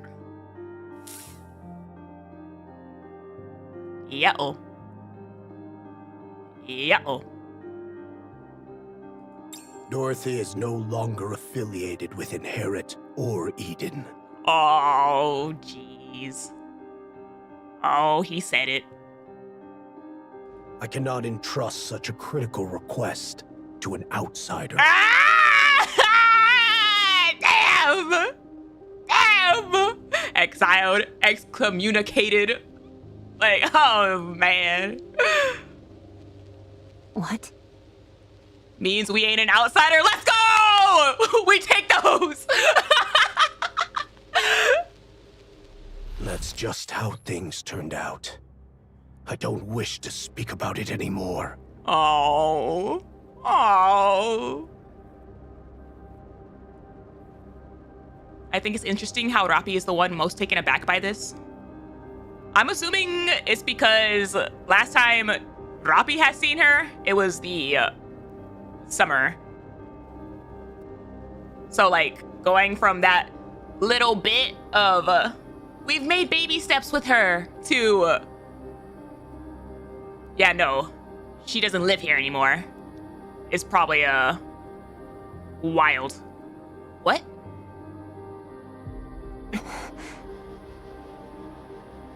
Anyway, that's Eden's situation at present. We would strike the Queen head-on right now if we could.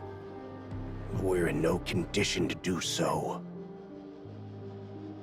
That is why we need your help. All right, I'll do everything I can. But, Johan, I don't think we can take down the Queen without the Ark's support. I will not ask the Ark for help. Ever. Talk about stubborn.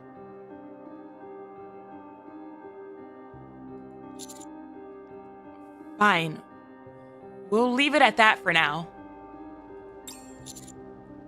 Rappi, Anise, let's head back. We don't have any time to spare.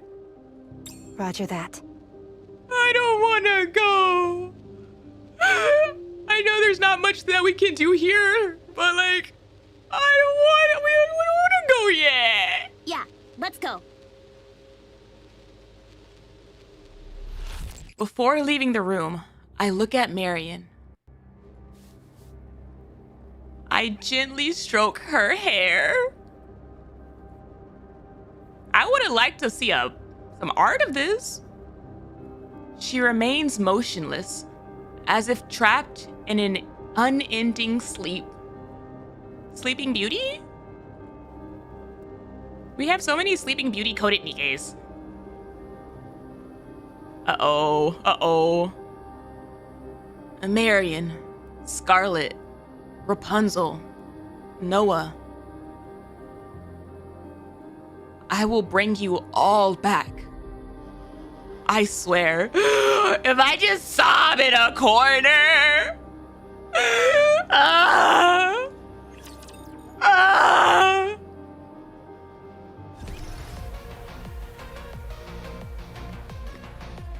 All right then, let's go. Proceeding to target.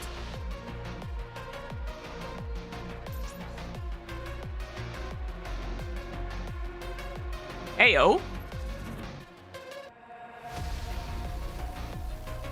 Heyo, we got some determined music. New mission, new goals, new music.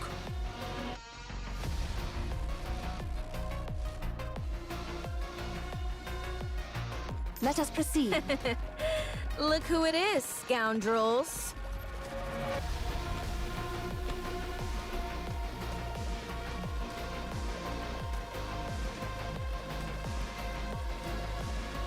She's probably ripped open, even now. I don't think I can handle such a sight. You don't need to see the whole body.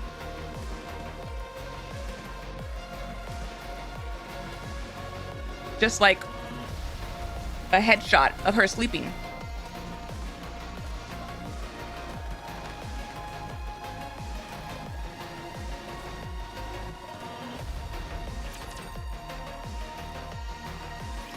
Leaving already? You just got here. Did they even bring up Snow White in that entire conversation?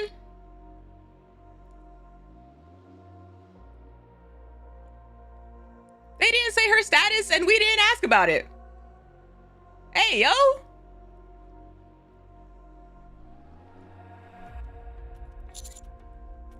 Yeah, we have to move fast. The fact that you haven't brought up Vop House tells me you've decided to resolve it yourself at the Ark. That's right. It won't be on Eden's level, but we can forge it. Awfully bold of you to trust the Ark. Cecil's like, that was my job. I'm the one who spent years trying to make this. But it's the right call. A situation could arise at any time in Eden. I guess I have a million other jobs. If you bring us the technology to manufacture Nikkes, we'll provide you with the technology to manufacture Vop House bullets. Yeah. Consider it a technological exchange. Trade offer. I thought you hated the Ark. Cecil, I'm not as stubborn as him. I do. That much goes without saying. However, this is for your benefit as well. It's impossible to maintain a good relationship where only one side benefits. Wow, look at you. Alright then, get home safe. I'll be waiting to hear from you. I'll call you first thing back, Cecil. She told us to get home safe, chat. Man, they really love us.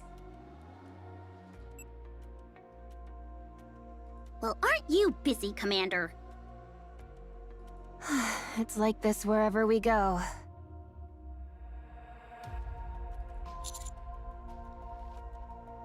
Papillon. Yes? What should I report to the Ark? About that. At first, I thought I'd play spy here and make a name for myself doing so. But after everything I've seen and went through, the people here are good people, you know. Man, what should I do? When they release Papillon, I better see Inherit on that name. Damn it, shift up. If you want me to buy you some time, I can do that. I'll tell them you're still gathering intel, and I don't know how long it'll take. Yeah, that sounds good. Then I'll leave it to you. Sure thing. Stay safe. That was sweet of you. Looks like she's decided to stay. Maybe she's developed some camaraderie with them. Some. You don't even understand the half of it. The things you witness when you live long enough. I can't believe she changed her mind like that. I'm not gonna lie to you. The writing of Anise and Rapi throughout this entire exchange of information is really fascinating. Like, low-key, it feels like the commander is acting pretty appropriately before and after. But the fact that, like, they're still saying stuff like this, even if it's, like, with the intention of, like, brightening the mood, just feels a little misplaced. Like, I can't believe she changed her mind like that. After everything you just heard. Yeah. That would maybe lead to some character development. I don't know. After everything she's been through, it makes sense. That's true. major events like this change people. In all sorts of ways. Alright, then let's power through and do a quick... I will escort you. Also, that Anise bit right there, right here, was probably the best dialogue that they've had this entire encounter.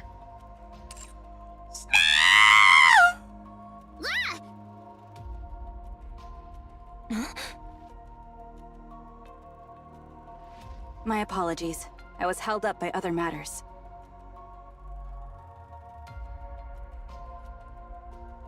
One of the few things Nikke writing still needs some improvement on is a show, don't tell. I don't think you're gonna get that in this game. I think, if anything, they've been increasing the amount of showing because stuff will go over people's heads otherwise with this community.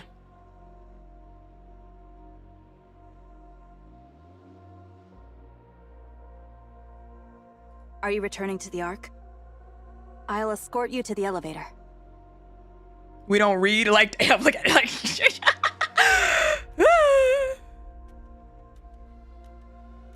Jeez, you scared me! Don't just pop out like that!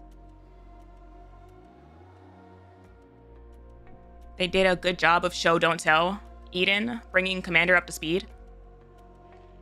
Well, that's because they didn't need to keep us for 5 minutes recapping an event. That's not really showing, don't tell.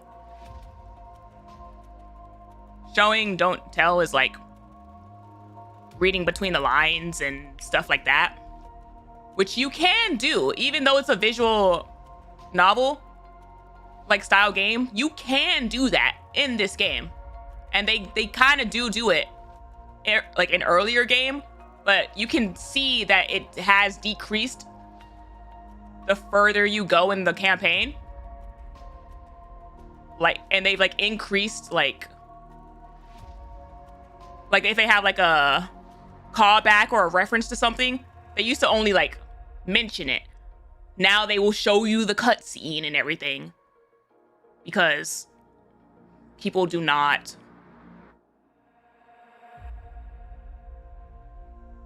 even if people what's so interesting with this community is that Nikke is one of those games where even if people do notice lines, there's a lot of people who will not take things as fact, no matter how obvious it is, if it's not outright said. Like, we don't really know that yet, kind of stuff. It's like, but they basically said it like 5 times. It's like, yeah, but they didn't straight up say it.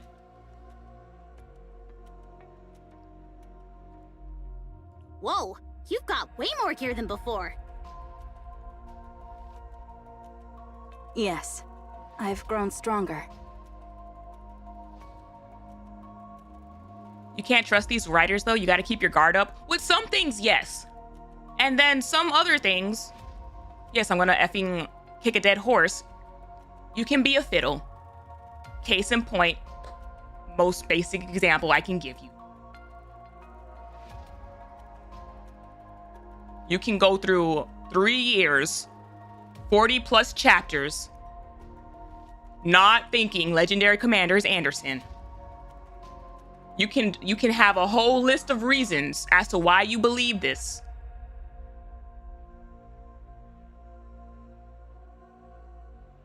And that's just one example. Why are you walking around half naked? Is it the heat? I know you ain't telling her anything. Ma'am. Ma'am. That's not it. It's like y'all are showing almost the exact same amount of skin right now. Tummy, legs, legs. Snow White. It's been a while.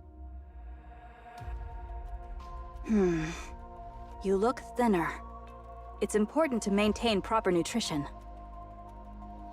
Here, my special rice cake. I've made some improvements to the recipe, so it's better than ever. Well, the bar was in hell, so how many improvements did you make? Right. Thanks. Snow White places a hefty rice cake in my hand. It's massive, and it might be my imagination, but it feels like it's moving. If I hold a rice cake and it feels like it's moving in my hand, is it even rice? I stare at it for a long while before realizing how quiet my surroundings have become.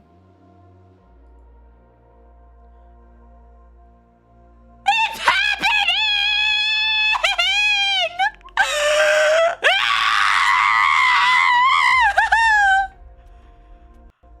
I lift my head and look around. Rapi and Snow White are staring intently at each other.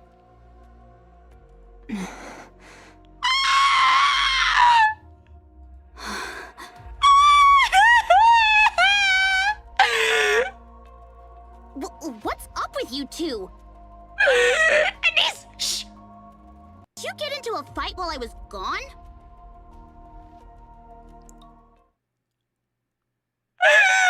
Who's crying? Which one's crying?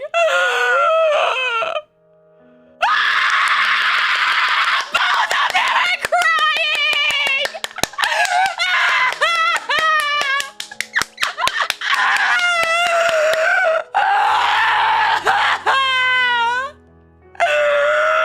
Let's go!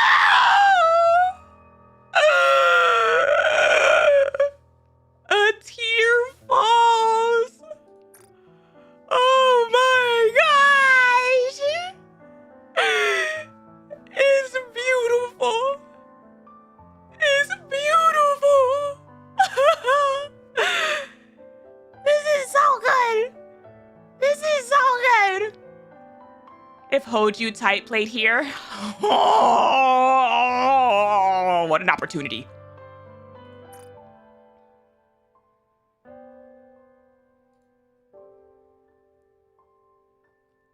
Rapi and Snow White look at each other. Tears streaming down their faces.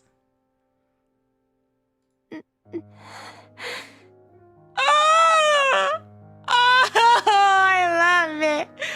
I love it. Although poor Rapi probably doesn't even understand why she's crying. It's just that something in her that, peeks his head out every once in a while. That has her emotionally distraught.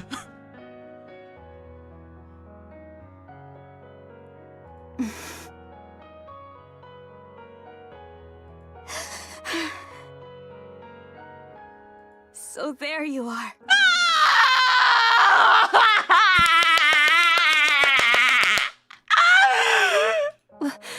What's with the sudden tears? Rafi, I don't know why I'm crying. That's what I should be asking. You shouldn't cry so easily. But you're crying too. This is so good. Yes, I am.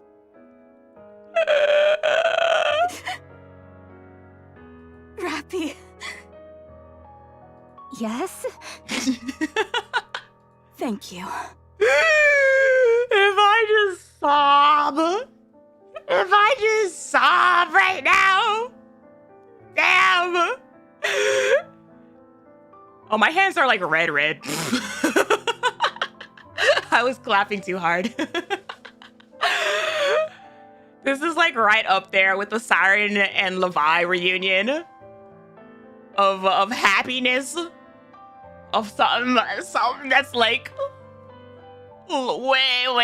long overdue. Ah!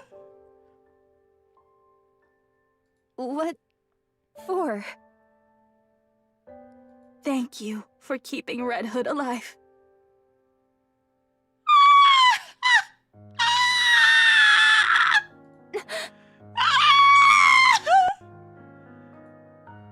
Oh no! Oh my gosh! Oh, this is gorgeous. This is gorgeous, Shift Up. Not to mention, this means so much to her. Like, just going back to the whole Red Roppy arc of all of her insecurities and like, am I keeping her legacy properly, and like me and her and blah blah blah, and like she had that conversation with Grave, but even with Grave, like the conversation only like helped halfway. But coming from Snow White, who was like a member of her squad, who knew her personally, for her to say, "You're keeping her alive," that's like the biggest thing Roppy could hear.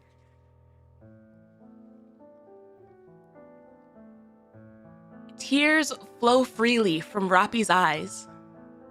What's happening? Why is it?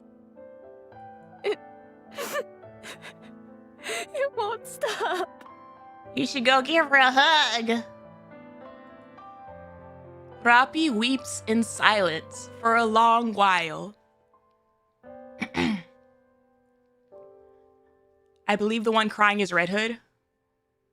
Yes, that's what started the tears. And that's like a chief majority of the tears. But Roppy is still like cognizant to understand the conversation.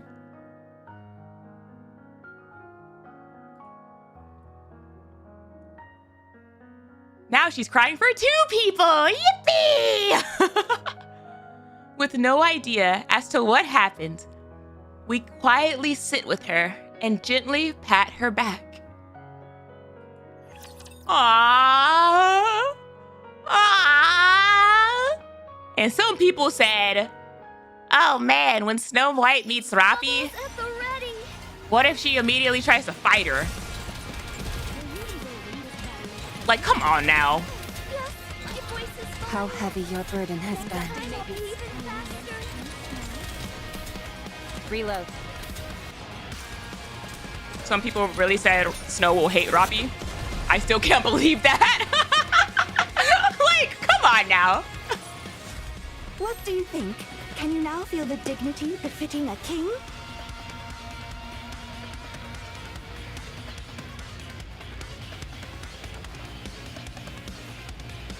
Roppy would get the urge to noogie her.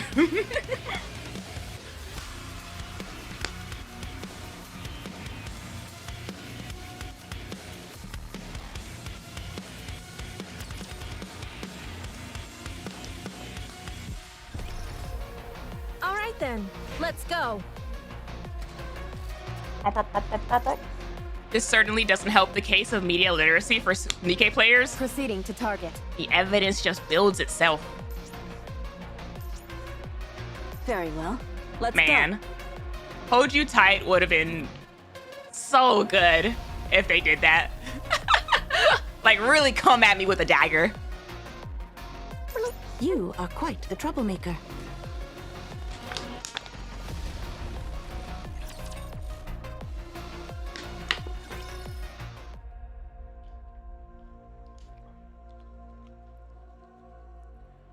We follow Snow White as she escorts us to the Ark.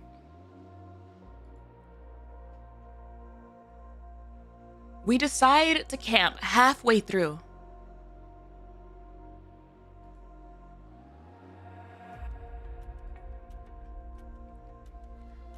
Snow White tells us she has regained all of her memories.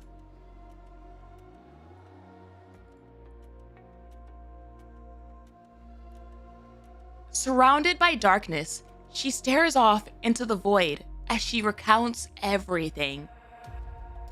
They're going through a little art guardian.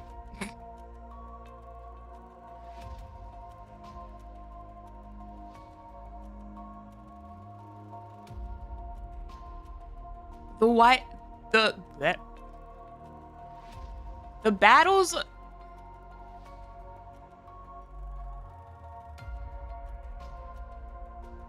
The battles for humanity during her time in the Goddess Squad.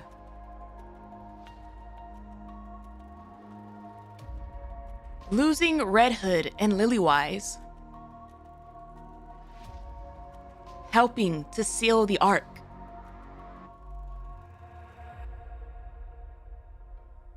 Being betrayed by the Ark.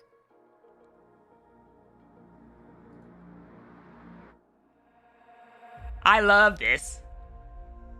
I love this. It only took us 44 chapters for the commander to finally get all these details about the Goddess Squad. Wandering the surface to defeat the Queen.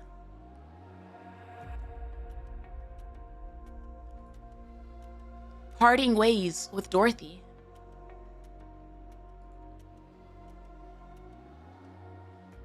Each episode of her tale is told without a single sliver of emotion.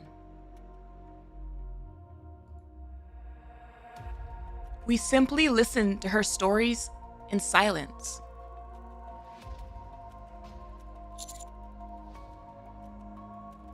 Snow White. Yes?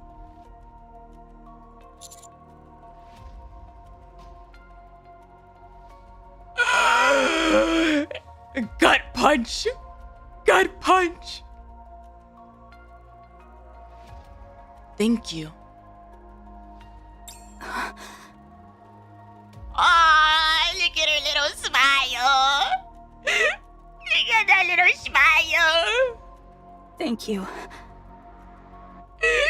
You've worked hard, Snow! You've worked hard! I think those are 2 words I've wanted to hear for a long time.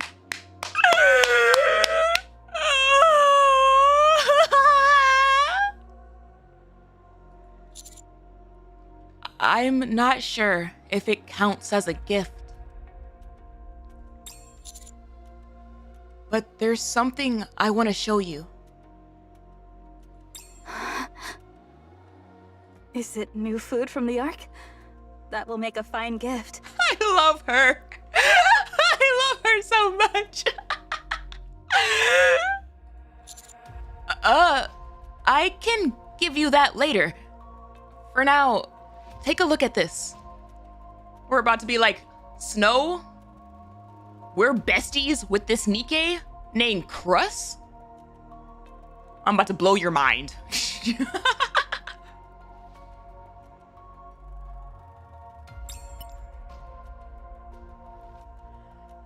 I take out my phone and play a video.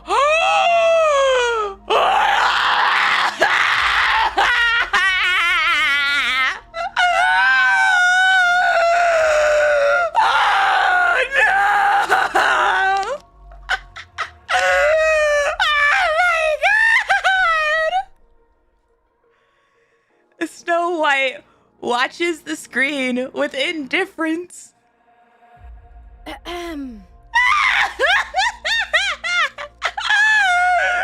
Hey there, everyone. I'm back. Not even death could keep me down. Nikke coming at me with gut punch after gut punch.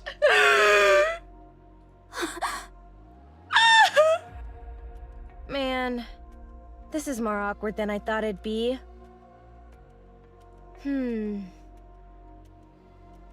Oh.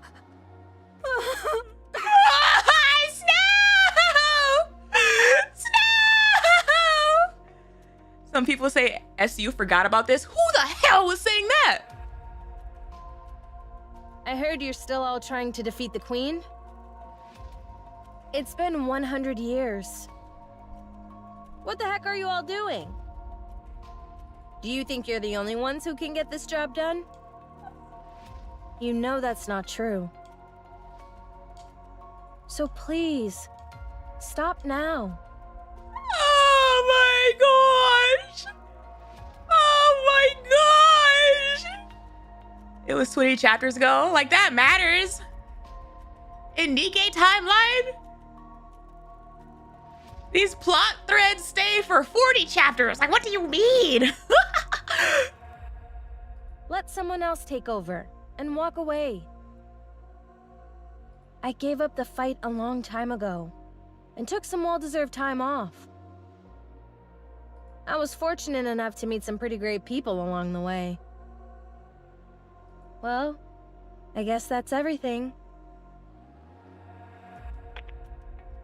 The video ends. Red Hood. Oh, her expression! Her expression! Snow White can't take her eyes off the looping playback. Aww! She's just watching it over and over and over again. She reaches out, touching Red Hood's smiling face on the screen. After a while, she looks at us with reddened eyes. How? Rappi begins to explain. She tells Snow White everything we've been through since entrusting Marion to the pioneers. Gosh, I'm so excited for this year. I'm so excited for this year. If Shift Up is saying that this entire year is gonna be like this, if this entire year is going to be like information threads finally coming together,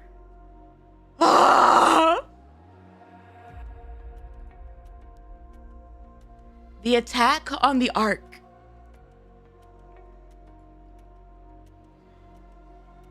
Red Hood's return and everything that happened with Dorothy.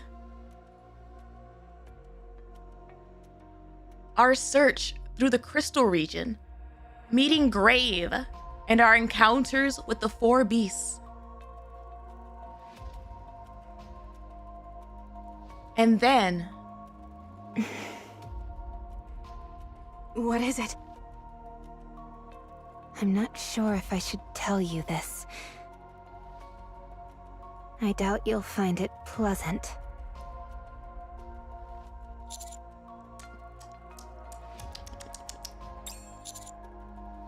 Tell her. It's the right call. No more hiding. Are you sure about this? we're already information dumping everything! Unleash the whole clip! Go on. I can handle it. Cinderella has been revived and is now on our side. Cinderella? I don't know that name. Who's... Waiting for the light bulb. And it's Shiro. Uh-oh. Uh-oh. Uh-oh. That's right. The heretic, Anichiro. She's fighting with us under her real name, Cinderella. That's so sad too. I don't know that name. Yeah, because you never really got to officially meet her.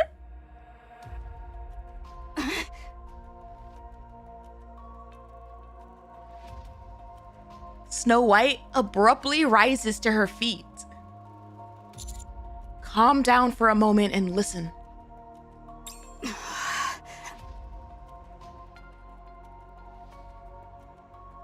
After a moment, she sits back down again. Snow, Cinderella's a big fan. I guess in her defense too, like, if she, well, she was still like missing memories. So it's kind of like 50-50 on how she would have reacted before Goddess Fall. But post Goddess Fall, when she had Lily Wise come back and how that ended up, hearing that like this other person who used to be a big threat to her also came back. Like, damn, everybody gets to come back.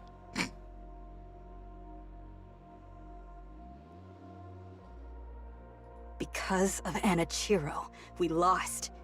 Humanity lost.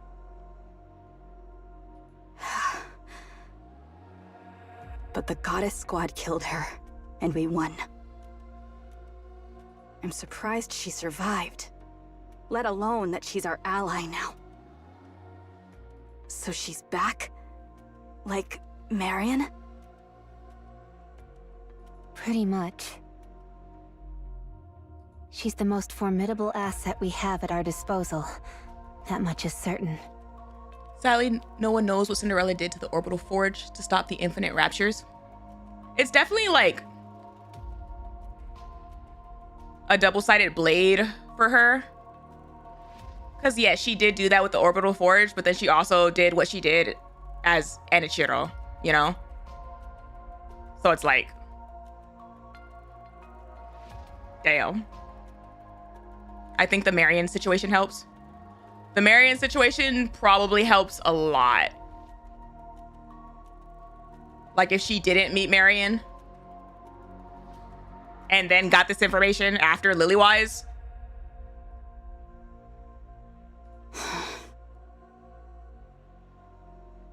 Fine. If we happen to cross paths again, I won't attack her. Then you would be doing better than Robbie. Huh? That's it? Yes, that's it. She's like, don't make me think about it too hard. Don't make me explain. I said I'm gonna do that, so that's what I'm gonna do. She was probably corrupted at the time and wasn't acting of her own free will. And now she's fighting alongside you for humanity.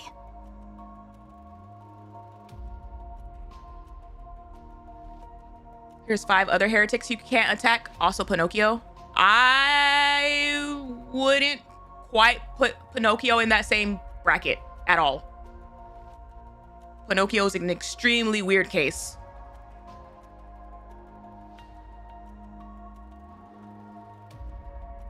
If I recall, aside from Cinderella, there were other second-generation Grimm's models created as well. This is why we effing love Snow. She's so smart. She's looking at the big picture. She's like, our numbers are down.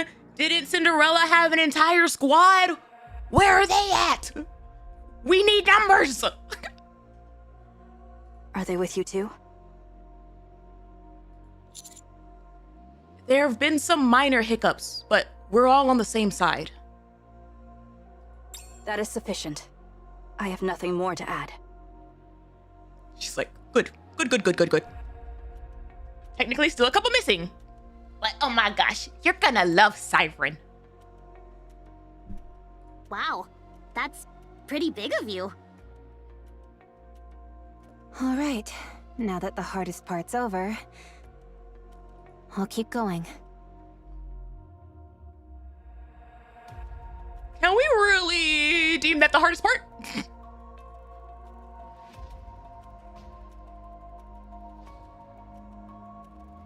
Rappi continues to speak about how Cinderella woke up and fought the 4 beasts. How Rappi took over the mantle of Red Hood. So, that's where Red Hood is.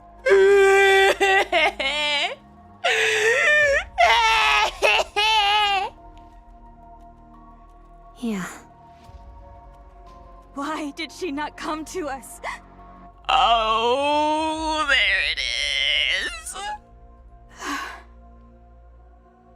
Right. With your body at stake, she wouldn't have hesitated even for a moment. She's going through the entire stages of grief in seconds every time they dump more information on her. Like, damn. That's the Red Hood I know. Yeah, that's how she was. Even so, I wish I could have seen her. Oh.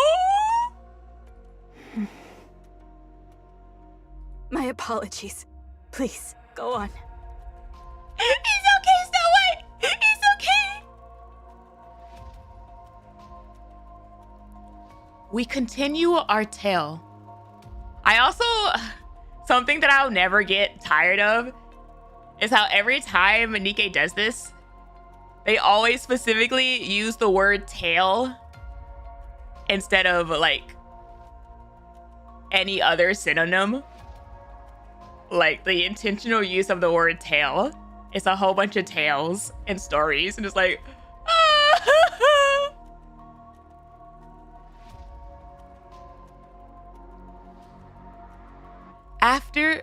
about the 4 beasts creating the new queen. How we succeeded in talking to them and becoming allies.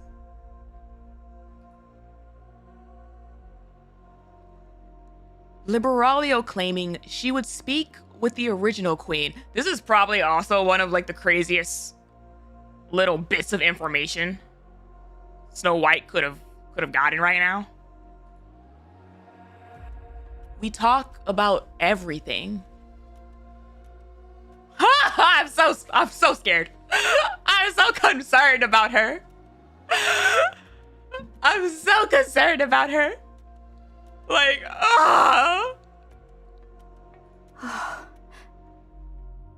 Amazing.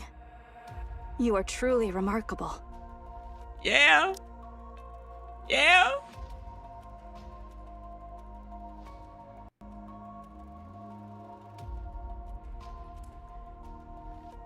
I mean, technically speaking,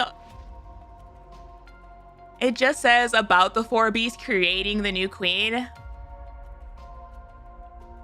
He probably said it in a way that didn't get into the specifics about how this is like Rappi and his child. So that's probably still a secret. It's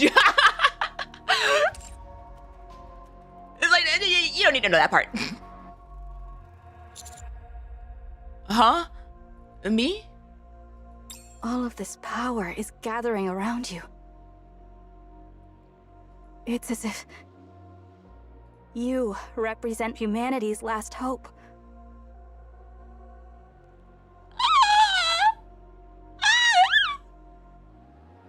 Even Rappi doesn't know what actually happened. I'm just thinking about how we weren't explaining to Anise. Whoa.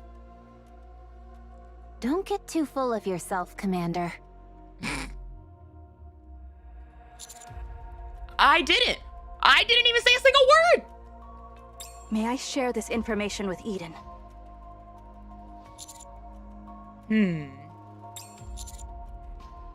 Go ahead. Tell them every last detail. We all need to share information with each other to be prepared for the challenges ahead. Good. Good.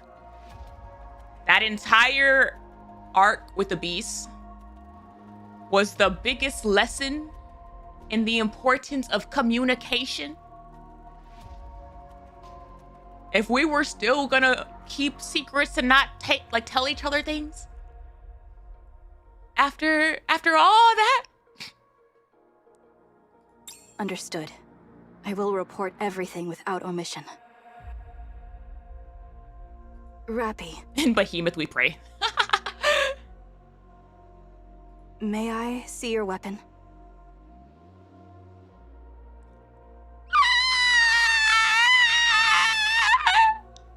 Of course. Snow White accepts Rappi's 7 dwarves 0. Remarkably heavy. I like that. This was the weapon you were making for Red Hood, wasn't it? Yes. It was nearly complete when Operation Ark Guardian began, so it never reached its final form. Oh, it's all happening. It's all happening. I heard Grave made some modifications and completed it. As its original creator, would you like to restore it to how it should be? No. Leave it as it is. It's a fine weapon. You need to say that to Graves' face. You need to say that to Graves' face. And you will make her the happiest girl on earth.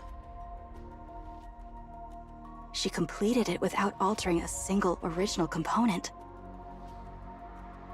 The workmanship is crude, but it's clear a lot of care went into it. I would like to meet her someday. I can't wait! I can't wait!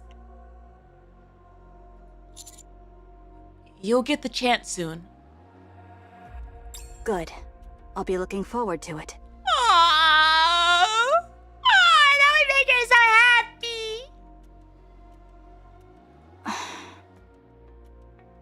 I have a favor to ask.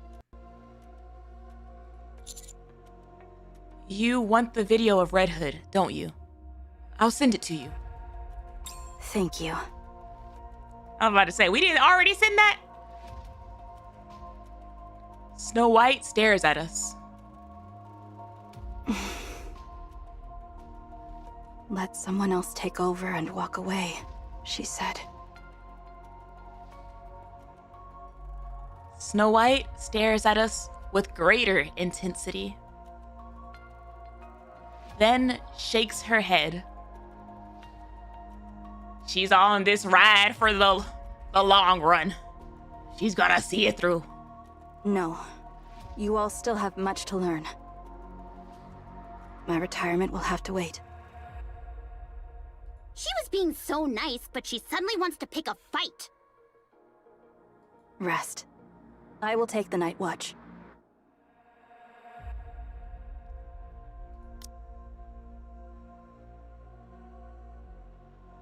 Anise, you took that so personally for no reason. Ma'am! I had to process why she was upset, like... Screw the night watch! Tell me more about your days with the Goddess Squad. I'm dying to know what went down.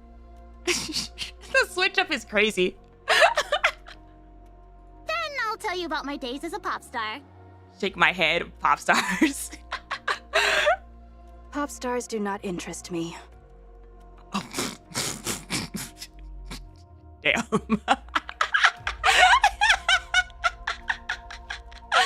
Are you for real? She's like, you don't want to hear my story? Give me something to eat first. Hi, mister.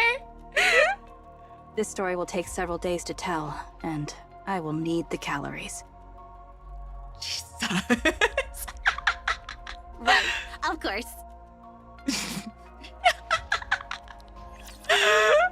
Oh my goodness. Didn't care about idols. But no, you don't understand. I'm sorry, Chime, but I must go. I also helped protect the Ark, because crystals and like...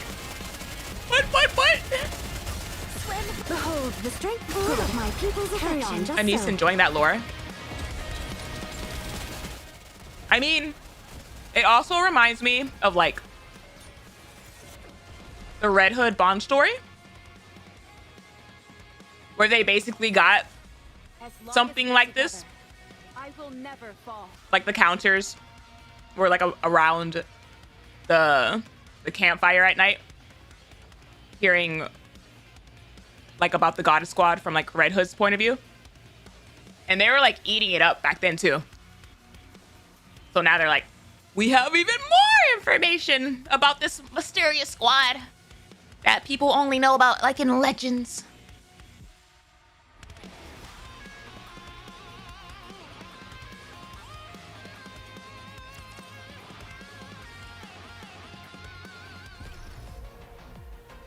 let us proceed with a renewed heart. Very well. Look who it is, scoundrels.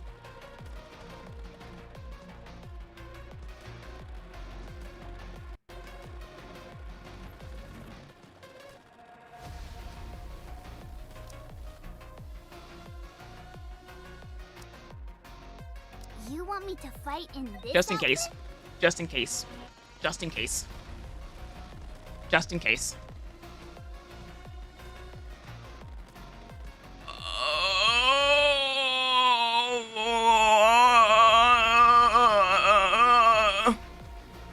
I don't want Siren to accidentally kill anybody. I'm scared.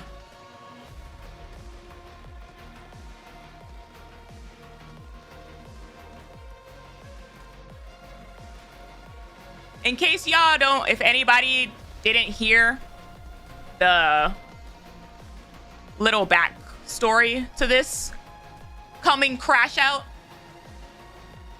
when the solo raid was going on, I would mute and look away. But there was one day where I had like my headphones connected and they weren't on, or like I wasn't wearing my headphones. So like my headphones were like off to the side, and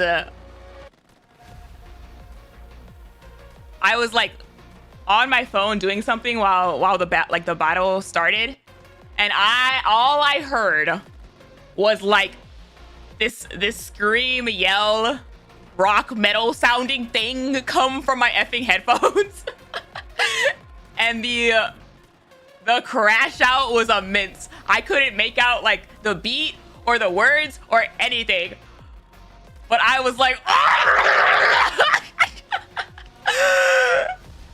so I have been looking forward to what the hell this song is gonna be, and I'm so scared. I'm so scared.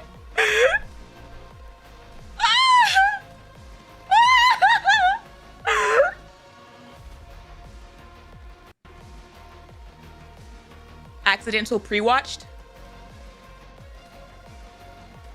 No.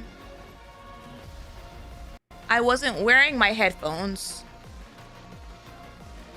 My headphones were off to the side. All I heard was a yell.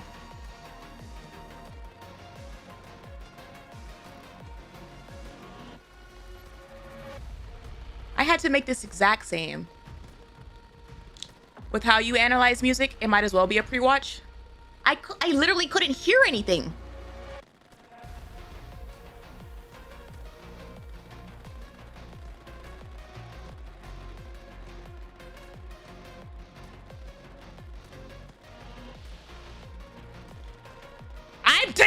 I'm having water. You shut the hell up. I already know I'm about to spaz out. Let me have some water before I go in there.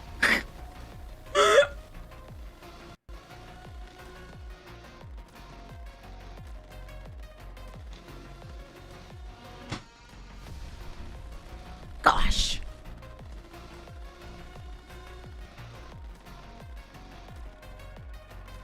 Water's in the pond. We're fishing. Y'all just fish up trash.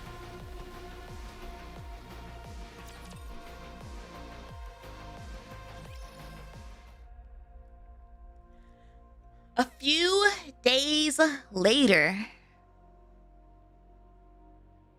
Liberalia said she would speak with the Queen. We shouldn't trust her. I'm certain the Queen can't be reasoned with. We should make our own preparations. Oh man, she's already saying that meeting's gonna go to crap. Yeah, we'll be prepared for the worst. I trust Liberalia, but given who we're dealing with, we can't rule out the possibility that things will go south. It's like, Liberalia could have good intentions, but like we don't really know the extent of the Queen's crazy yet. That's right. Keep walking this way, and you'll reach the elevator to the Ark in 2 days. This is as far as I'll take you. This was less of an escort and more of a catch-up. It's okay. Thanks to that, I feel much calmer. Speaking about myself to someone else helps more than I expected. Aww. Aww. Considering the fact that, like, you weren't fully yourself for 100 years. Go. We'll meet again. All right. See you again. Uh-oh. Suddenly, something with a strange silhouette appears in the distance. In the distance. It looks human, but there's something off about it. It stands there, unmoving. I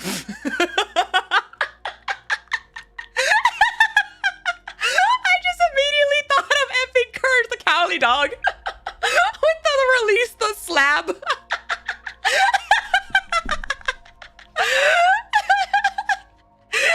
I'm so sorry. It's like, what is that out there? Return the slab. Yes, yes. Oh my god. Oh, what's your offer?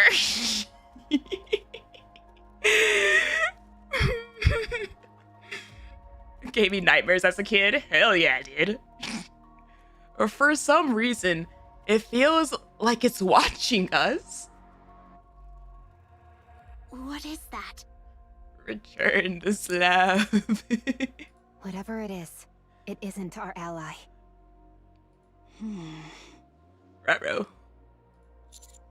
Should we get closer? No. It's coming to us. Oh, Jesus. Of course it is.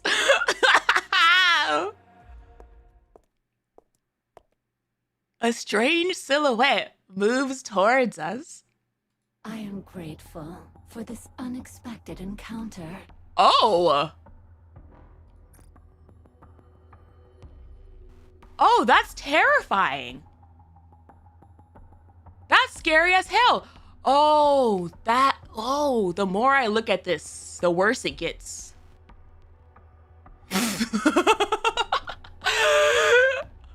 Oh my god. The skull, the actual skull underneath her face?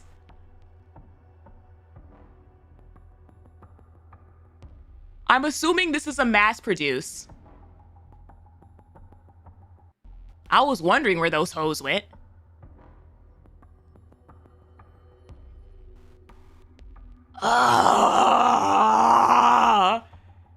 The first time they had mass produced, they had Anachiro tech that they incorporated into the design.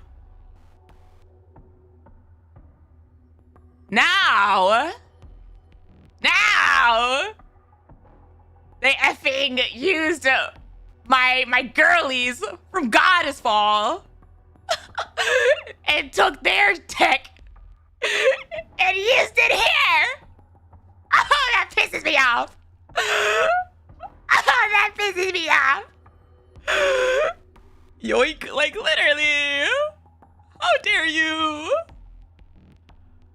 Ah! That's so nasty. What is that?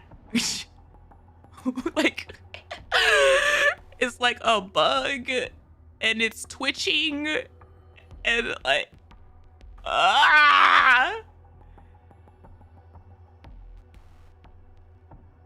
the hands are like skeleton.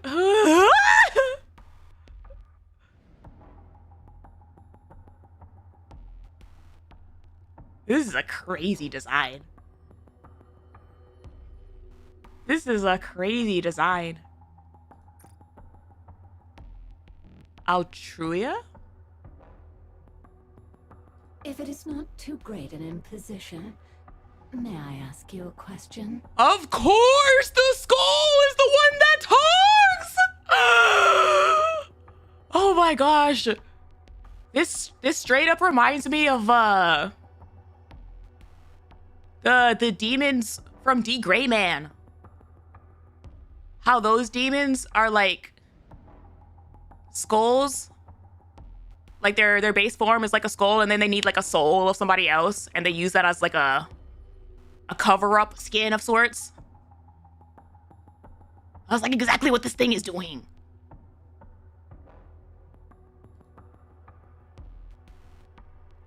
A gentle voice seems to echo around us, paired with a serene face. However, one thing is clear to all of us. Whatever this thing is, it's neither Nikke nor Rapture.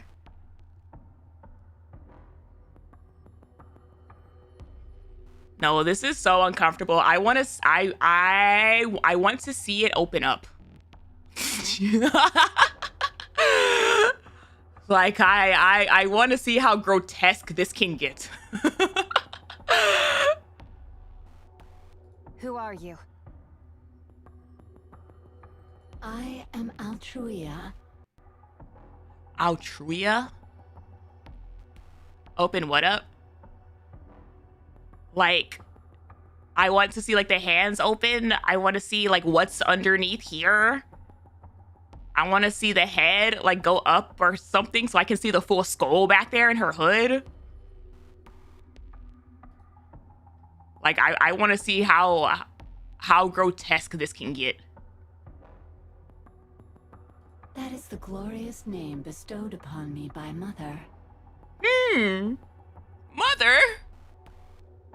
Mother? Gosh. She's not, she ain't right, chat. Altruism defined is selfless act of helping others at the cost of oneself, driven by empathy or concern without expecting external rewards.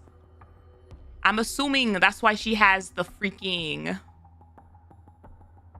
design she does with the hands and stuff. She's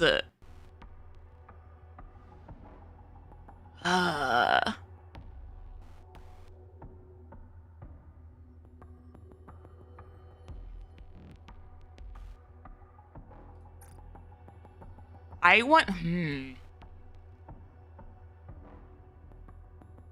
because you can like you can see the shields and like you can see like the Rapunzel and the Noah and like, but then the hand position and the light in the back is giving Nayuta. And that like concerns me about like where the hell is Nayuta?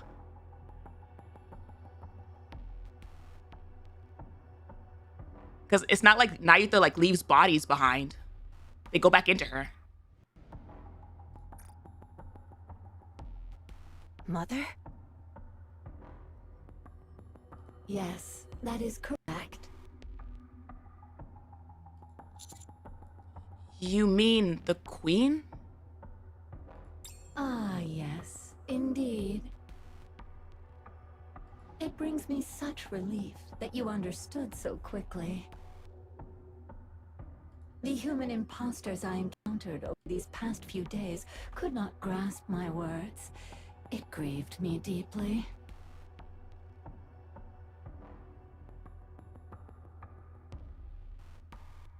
Are you a heretic? Such blasphemous words. Refrain from speaking them. See, I don't like the way you say that. Because even without you getting the effing creepy face, you're still talking from the skull. Like, hello? What in the Grim Reaper is this? We are daughters born of our mother. Don't we all, though? Well, the skull is underneath the flesh of our skin and all that. They're separate here. As such, we are worthy of being addressed by our noble names. What's up with her? It looks like she's part of the Queen's new elite forces.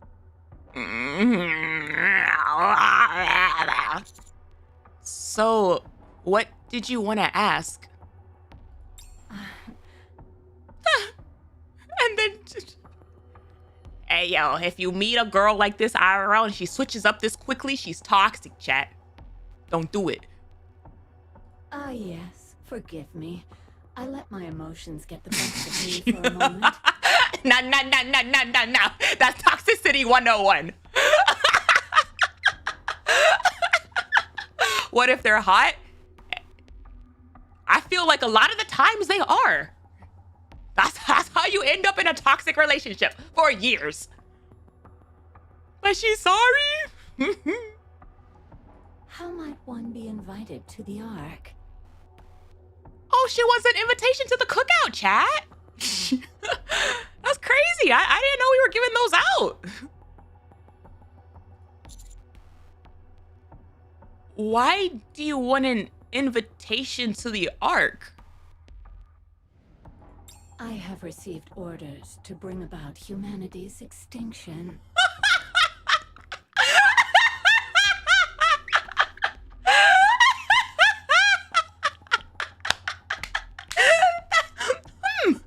Is that so? That's crazy. I was like, well, if you say it like that. I know its location, but it would be improper to go there uninvited. Oh, that's not petrifying. That's not terrifying of a statement to say. Consent always matters, chat. There's a lesson to be learned here.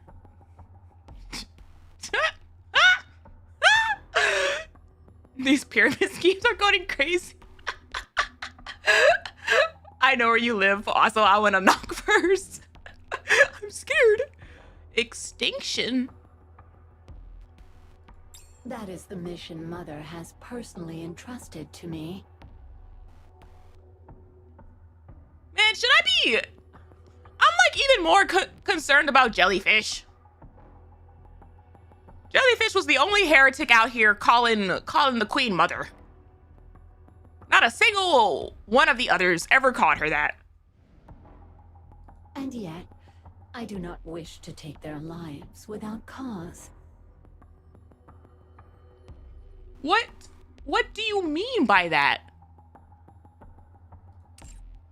So what kind of causes would they have to do? My Hillister did, but she didn't really. It was not the same way, not like Liberalio did. Yeah, she said it sarcastically.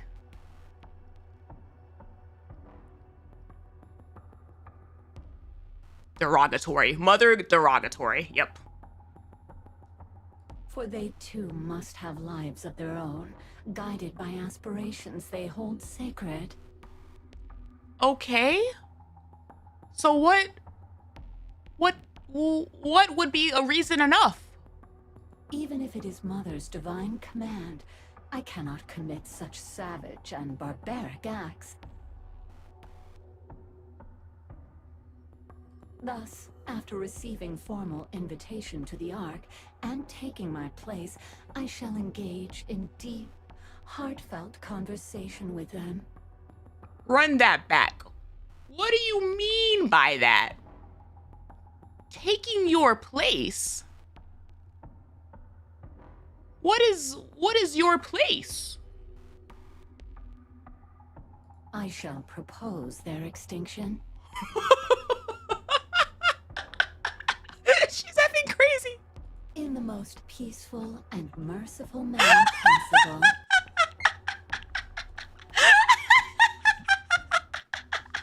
Oh my god! I'll propose it in the most peaceful way. What kind of insane logic is that? What? What? She certainly doesn't seem like an ally. You'd have to be blind not to see that. Yeah? Those parts you carry. Uh-oh. Uh-oh, somebody noticed. Somebody noticed. Are they Rapunzel's and Noah's? Ruh-roh, ruh-roh. Wait, those sure look like theirs. This body was personally granted to me by Mother. I do not claim to comprehend Mother's great designs. She's a thief. She's a crook and a thief.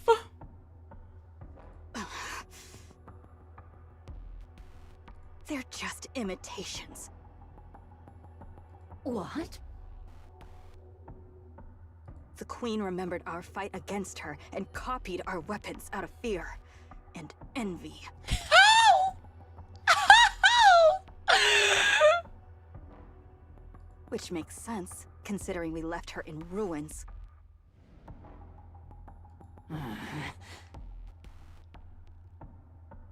Don't provoke us. Copying our appearance won't get you even close to our level. How insulting.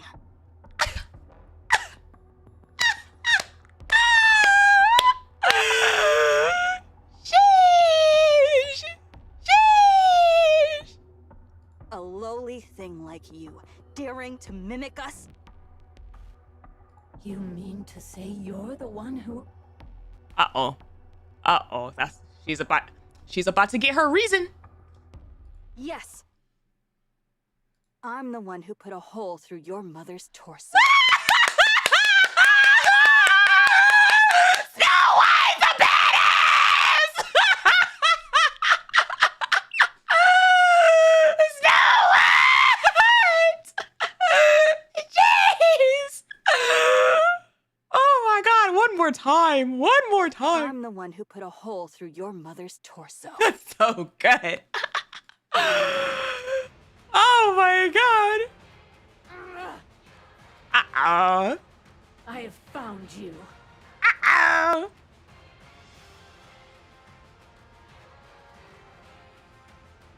You know the face on its own? If you like ignore the demonically creepy aspects of it, does look like kind of cute. Like where did they get this face from? What part? Where did they find that? Rapunzel's face? Possibly? That's effed up if that's the case. Because that would be like... That was like one of the first things that the Queen effing destroyed.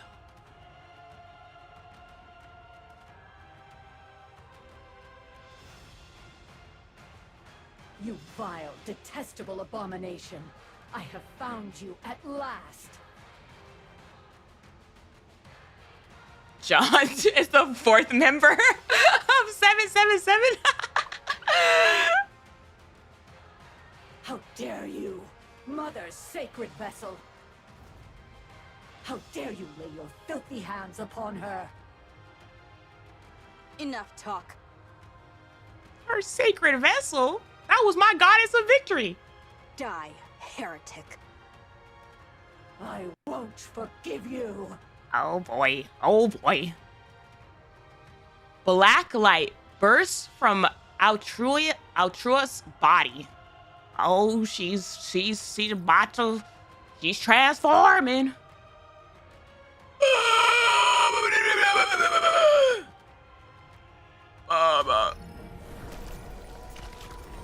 Ew. Ah, no.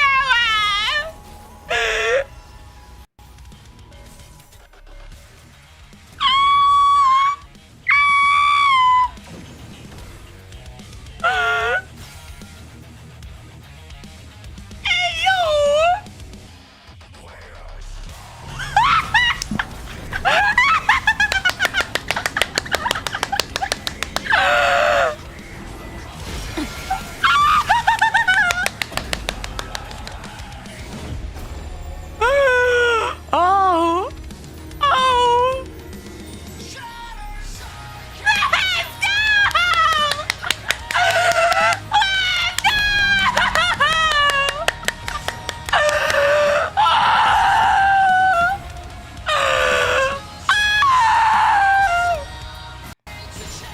Shattered circuitry?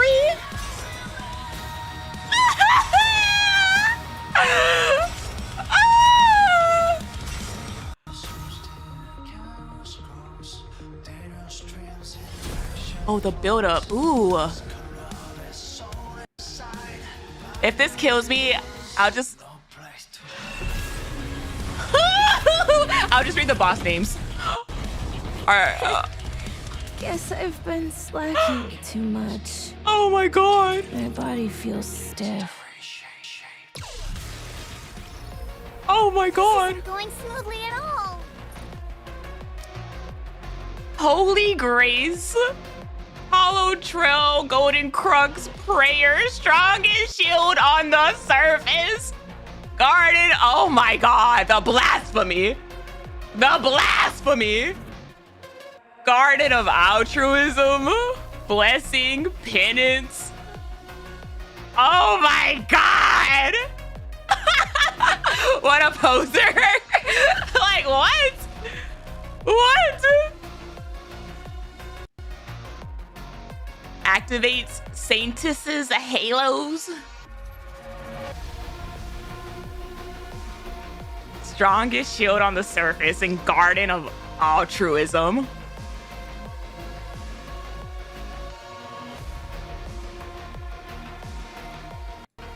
That's so effing good. Just take all their moves and then pick their strongest ones. And then change it up a little to make sure they can't tell you copied their homework.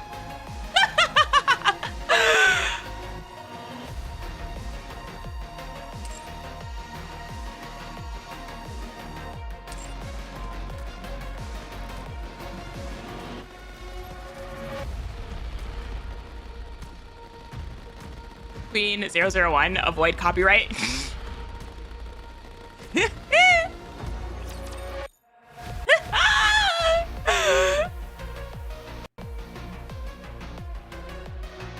Our lawyers will be in contact soon, Queen.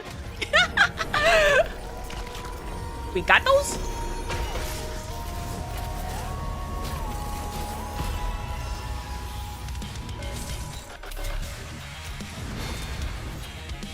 Get Neon. Someone get her out of the basement.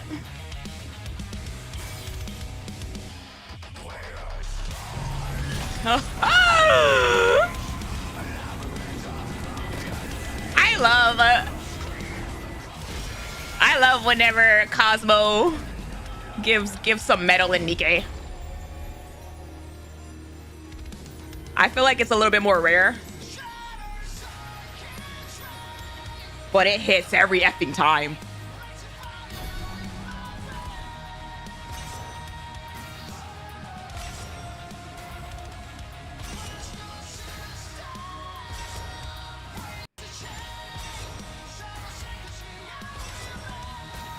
Shattered.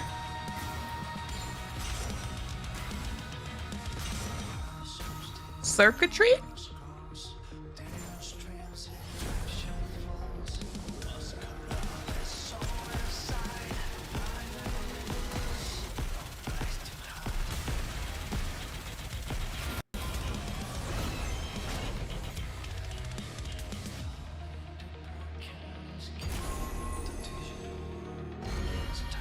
That's F. That's F.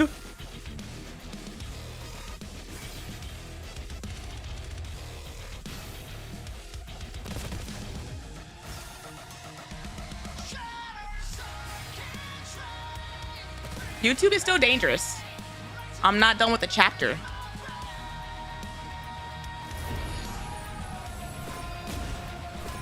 What does this do? Can this kill me too?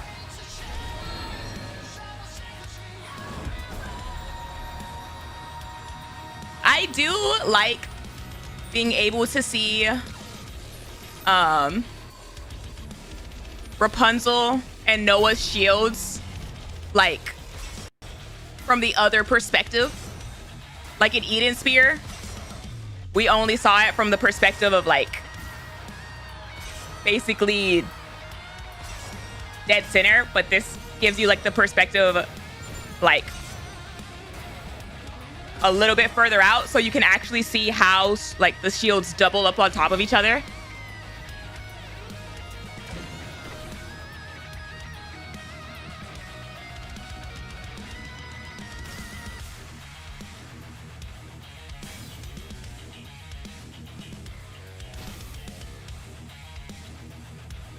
Oh, I'm gonna die. I wasn't paying attention to the time.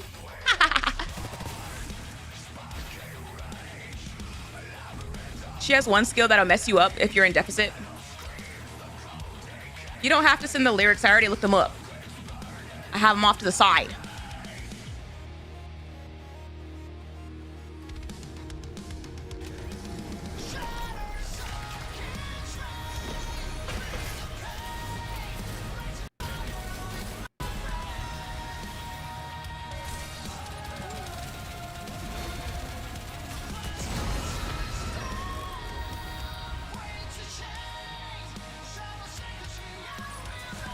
As long as we're together, I will never fall.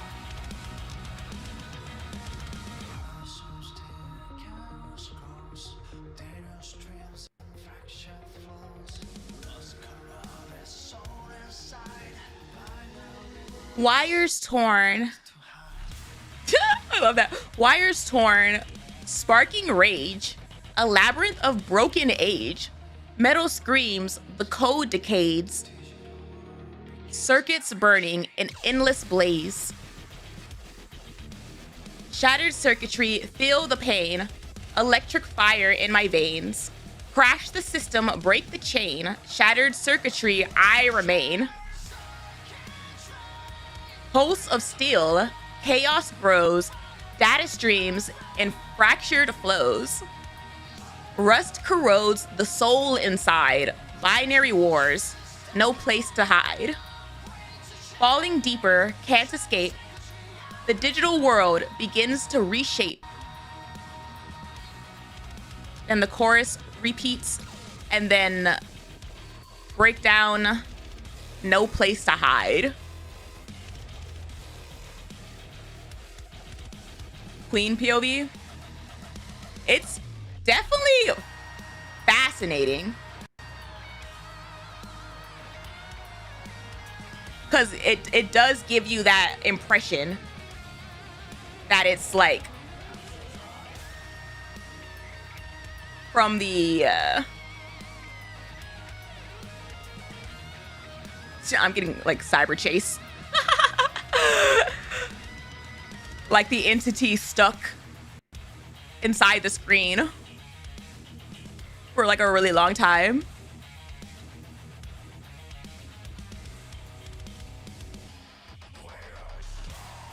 I especially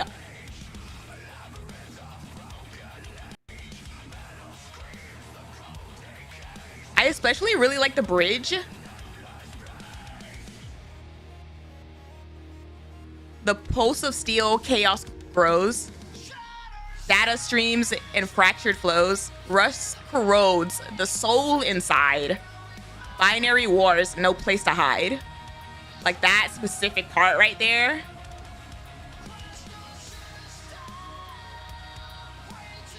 It's probably my favorite part of the entire song. Is the soul corroding inside Lilith's? I mean, it could be, but in this case, I don't even think it has to be. Like, I think that it could still be the queen. Depending on, like, who she was as an entity, and then how long she was like potentially building like as the queen, whatever thoughts she had, like how long did she marinate with those?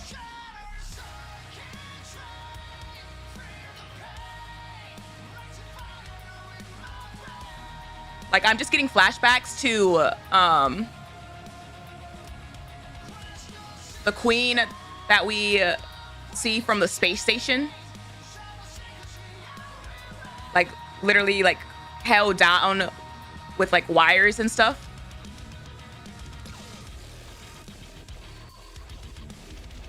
I still have, like, a theory I'm waiting for on whether or not the queen is like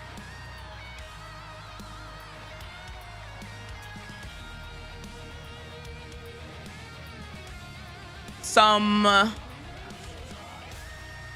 form of that first Nikke, like modeled after Lilywise. Even if that wasn't the like that probably wasn't her first form. But if that was like, if that Nikke became corrupted through like the queen, like later on, and that's the one that we're currently dealing with, that like took Lilywise and everything, it goes back to the whole like, who was she before she got to that point, and how long, like, did she marinate, like, did she, her mind get corrupted?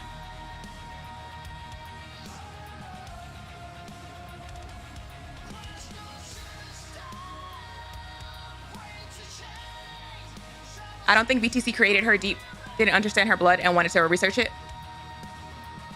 The queen? I'm not saying that, like, they had to make her, especially after we, like, learned that they didn't even get, like, Nikke tech.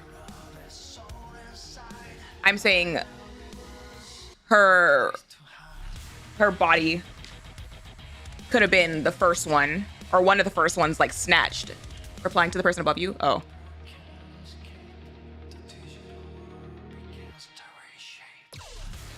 It struck me as the helpless Nikke being turned into Ultra against her will, having her soul break down and have that enmity implanted in her without being able to do anything about it, watching their Nikke body being broken and turned into an abomination.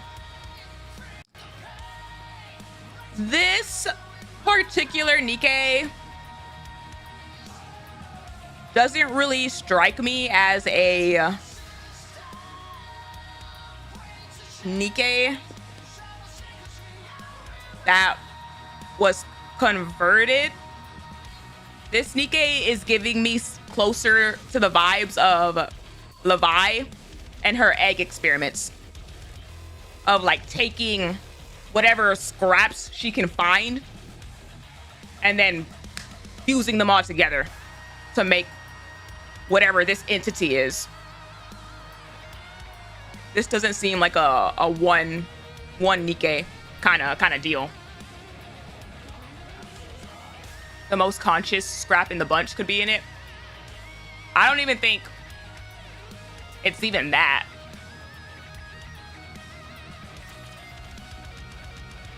It might explain why her personality transformed is so whack. Expect her to pull out a trump card like that.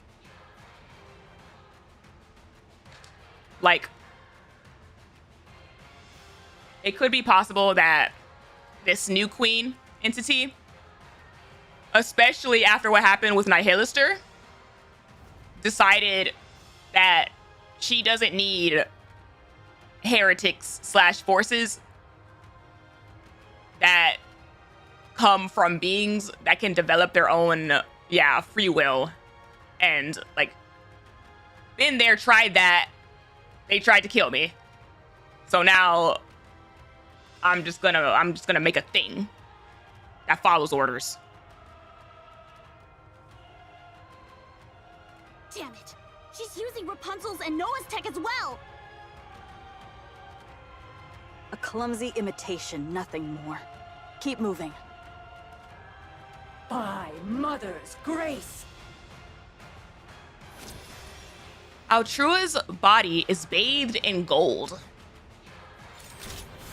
At the same time, a green glowing shield unfolds.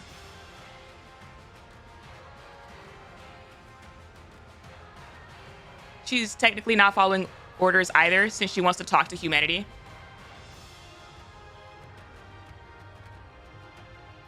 It's a weird yes and no, because she's still gonna do it. She's just like having a weird, twisted reasoning for it. I feel like that is less of it being an entity with its own will underneath and more something like Ink and Enoch, where even if you try to create a thing, an AI, a something, they can still manifest traits of their own. Mother didn't say how exactly. The shield continues to expand, reaching an overwhelming size. What is that? She's trying to push us back. Commander, get back. Mother can't even speak. Technically, we don't know that. Technically speaking, if we compared this thing to endless and eternity basically being this exact thing for Enoch, the queen did. She can talk. She did give her the capability of speaking. Like, Enoch didn't do that.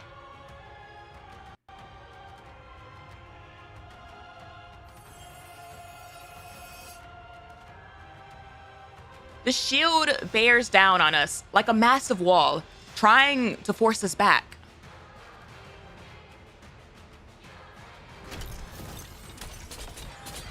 Snow White aims all her weapons forward. All of them. No one's tried talking to her? Yeah, no, like, I don't think she wanted to. Do not retreat. We'll just pierce our way through. Ah! She's at the thing! She's at the thing! Yes, you're right. That's my line. Does sound very similar to the queen if you describe it like that.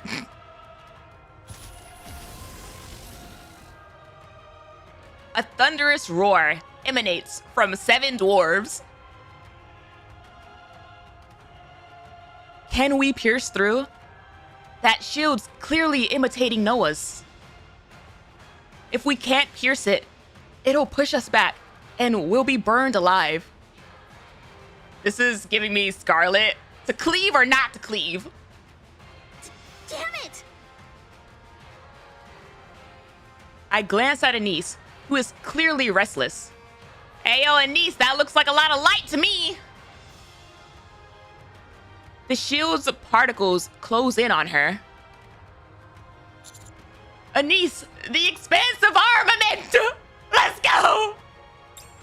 What? Anise! Remember! Remember who you are! That shield's no different from a thin beam. She's stressed, okay? She just got it. It's her first time on the surface. All right. I'll try. I think it's something like this? I didn't really get a instruction manual. She stares at her fingertips. Sweat pours down her furrowed brow. It seems whatever she's trying isn't going as intended. Oh no! At that moment, The shield starts to disintegrate, flowing effortlessly into her hand. Oh, snap. Oh, snap. Oh, it's working. No! The shield dissipates, and radiant light gathers in Anise's hand.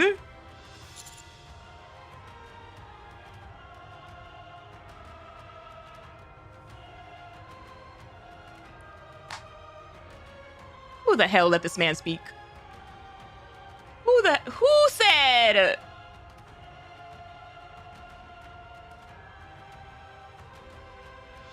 Who said you could even name other people's moves, sir? That's what Anise called it. No, I don't. Can't you see I'm trying to ignore that? I'm trying to delete that from my brain.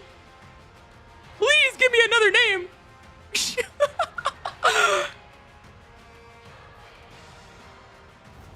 Cecil did that for Marion, though.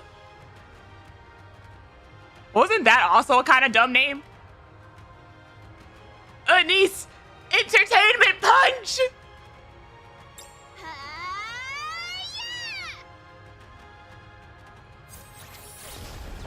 I love the freaking sound effects of like sparkly magical girl idol, like.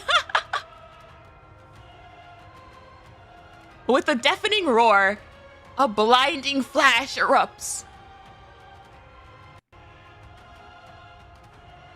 The light she gathered explodes before she can fire it. Anise is thrown back, and the shockwave sweeps across the area. Let's go! No! Pierce through! Let's go! Oh! Did we do it? Oh, she's crying.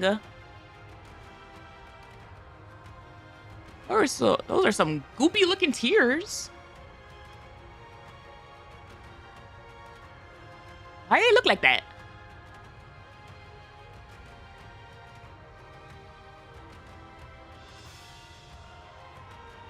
It kind of reminds me of Sap, which I guess kind of fits kind of sort of the bug theme going down under here. Snow White and Rappi's assault tears through Altrua.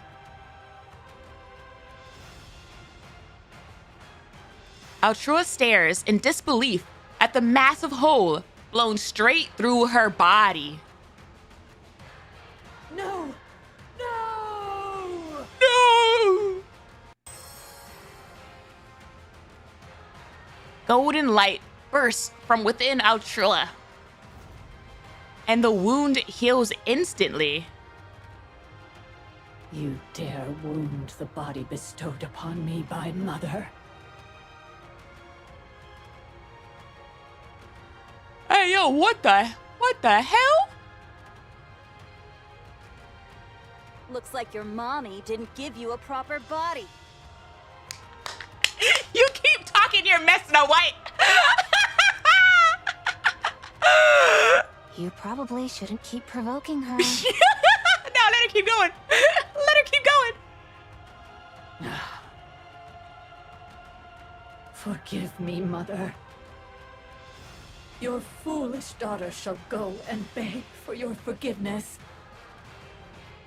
Please, deliver unto me a punishment without mercy. Altrua soars into the sky, leaving a golden trail as she disappears beyond the horizon.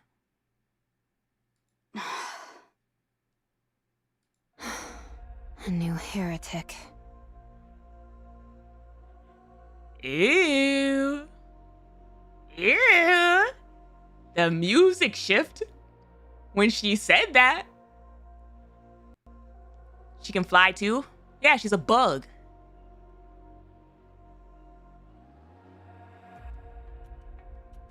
The Queen. I thought she had been dormant all this time. Yet she was manufacturing a new creation. Man, maybe she is like those golden beetles. I'm sorry. I screwed up at the most crucial moment. I tried to blast her away, but it didn't work. It's okay, you're still learning. What are you talking about? The shield was neutralized. I wouldn't call that a mistake. Yeah. You helped. You're being helpful, Anise. She's targeting the Ark. Yeah. Listen carefully. Ruh-roh. I understand Johann and Cecil. I understand their desire to kill the Queen without relying on the Ark. I even thought they could do it. But not anymore. That heretic didn't suffer so much as a scratch during our battle. That was pretty scary. She carries Noah's defenses and Rapunzel's regenerative abilities. That's effed up.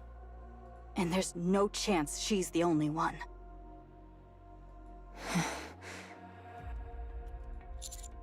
Which means... You must find a way. A way to use the Ark's power without trampling on Johann and Cecil's pride. Please. That was the plan all along. Eden is strong. No one disputes that. But we're going up against the Queen who stole Lilywise's body. She could build new heretics and entirely new Rapture factions. We need to avail ourselves of every option available to us. What I'm hearing is that we should get our Rapture Whisperer, our boy Reptilian, and Pinocchio. And maybe they can go befriend some of those new Predator Raptures and get them on our side too. You know, just to mix things up, just to have more forces. Like, if she's gonna go around making stuff, they're making things. A pet dog, that's right, he earned it. Good. I'll leave that to you then. Return to the Ark at once. I'll head to Eden immediately.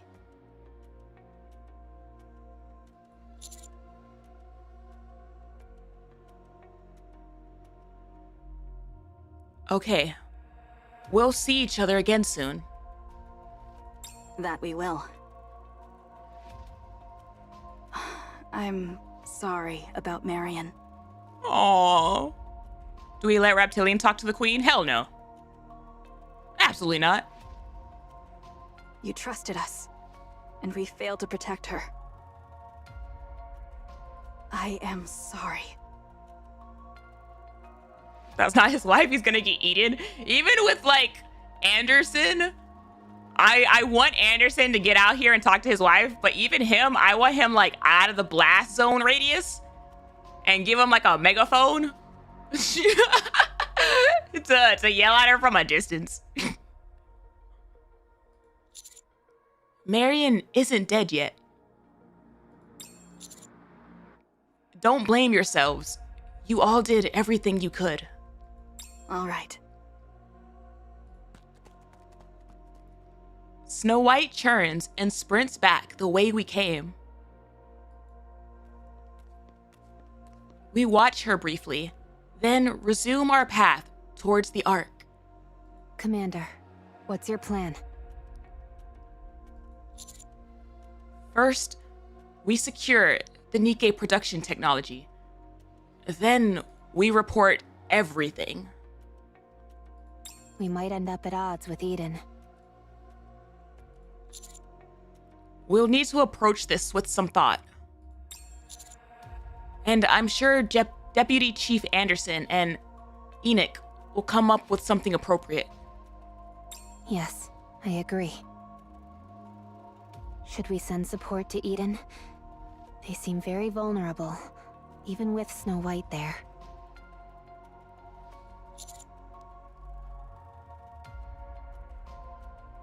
You're going to send some of the stupidest mother effers. My poor man. My poor man. Like they're the strongest thing that you could send. But he's going to actually go ballistic.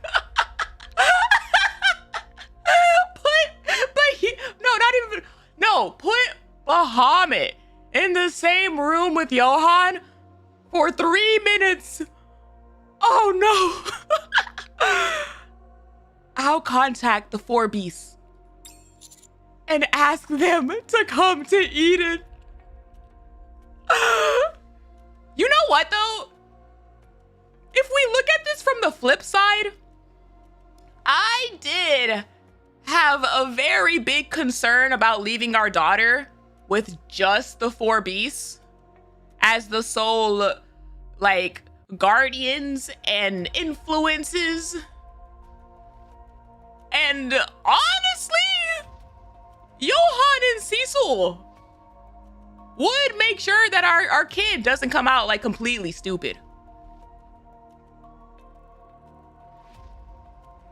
I trust Johan and Cecil with Babu. Exactly. Like,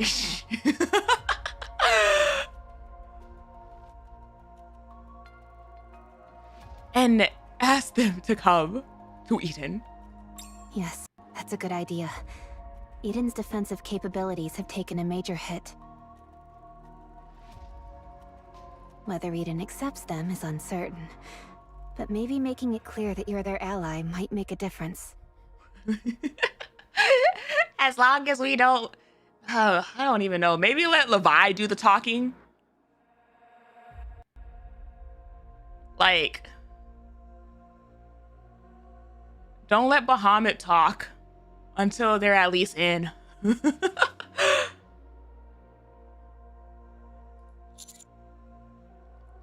Yeah, the queen tore out Marion's core. Did visit Eden before. She like stopped by and then she left. That wasn't like a full conversation. There's no guarantee she won't go after our the child. He said it. He said it. It would be for the best if Eden and the 4 beasts stayed together. I hope the queen doesn't move too quickly. We'll have to trust Liberaglio.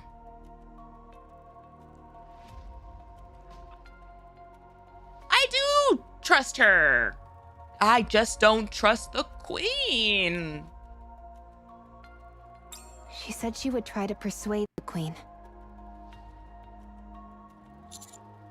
Right. It would be ideal if everything goes well. However, if it doesn't, it'll still buy us some time. Understood. Sounds like we'll be busy. We walk quickly.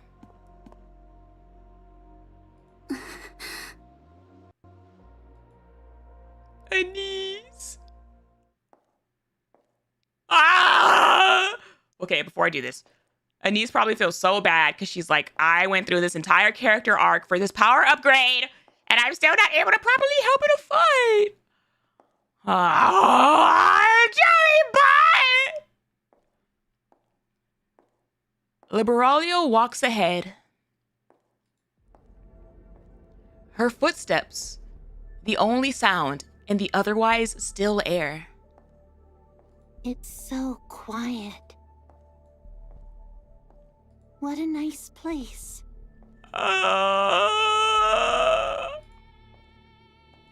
Liberaglio keeps walking, then stops.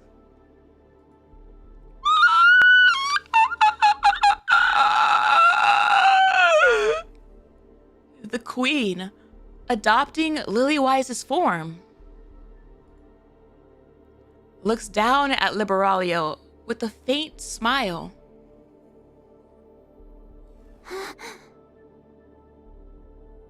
Oh, Mother! No, no, no, no, no. She looks so cute. She looks so cute. Liberalio approaches. Yeah. She stops in front of the queen. You've come. I've missed you so much. I'm scared. I'm scared. I wanted to see you sooner, but I was delayed. It's like watching a train wreck you can't look away from. Get me off! Get me off! I'm sorry, Mother. I did my best. Truly. Please forgive me.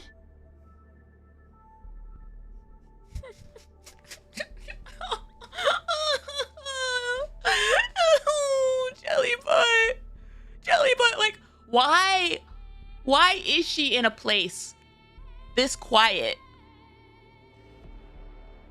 Like, why is she in a place this quiet? She probably killed everything that was here. Like, I'm scared.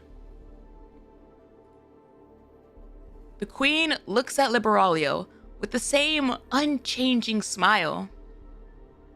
Mother, I tried to make the surface as clean as possible for the day you would return, but I couldn't do it. Still, hear me out. I beg of you. This is like the absolute worst way of starting this conversation. You literally started this conversation apologizing, saying how you were delayed. Like, that's a strike. You couldn't do it. That's a strike. Like,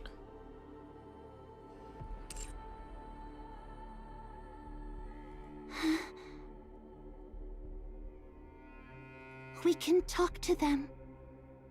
oh, chapter 42. Like, oh, that was such a beautiful smile. We may be different by birth and species, but we can still have a conversation with them. We can come to an understanding. I witnessed that miracle with my own eyes. It was so beautiful. It awakened in me a feeling of love. You do realize how effed up that is, right? That's what awakened your feeling of love, and not whatever feeling has been driving you to reunite with your mother this entire time? This mother that you cherish never awoken those feelings of love?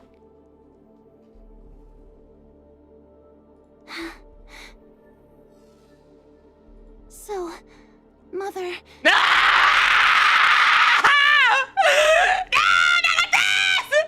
Not like this! Let go of her! You release her! You release her right now!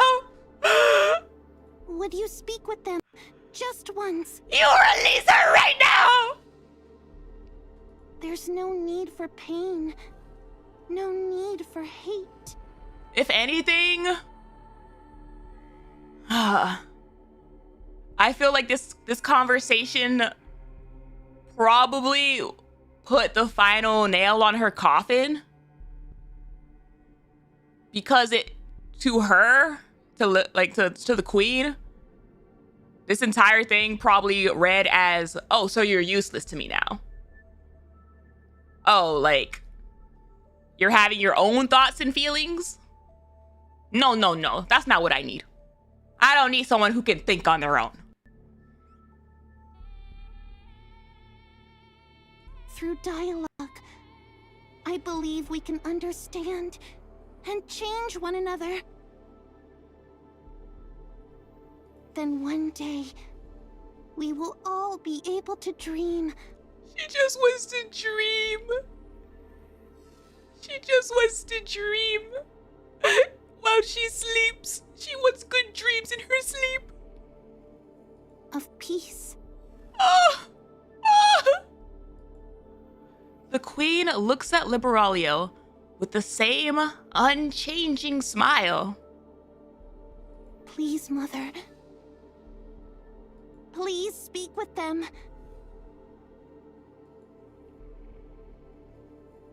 The queen approaches Liberalio.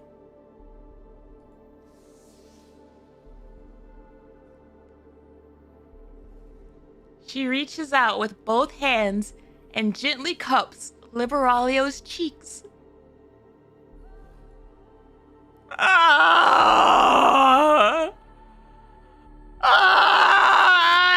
You're gonna hit me with the pretty art before you take her away from me! Liberalio closes her eyes and leans into the touch. Oh, Mother. Also, I really like the detail with the finger. The detail with her rubbing her lip basically reads as, why are you talking? Who allowed you to talk?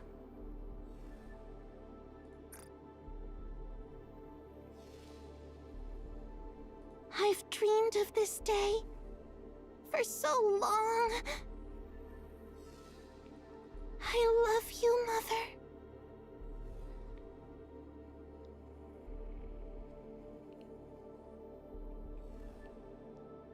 They really made this conversation as brutal as they could, huh? Damn.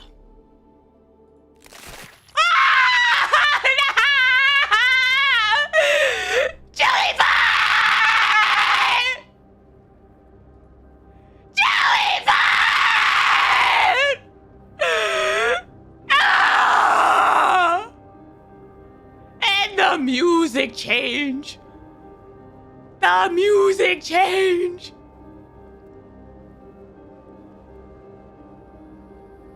Liberalio's head is torn off.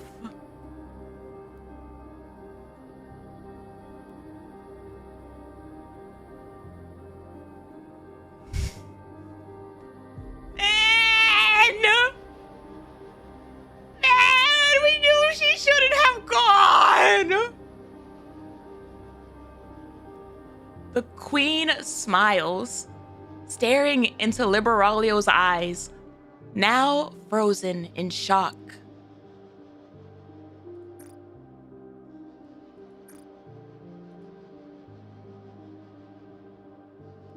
Liberalio's mouth opens and closes soundlessly. This reflection is brutal.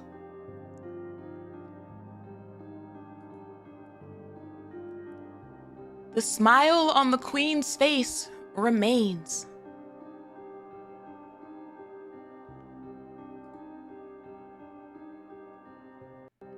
Liberalio's eyes dim, little by little.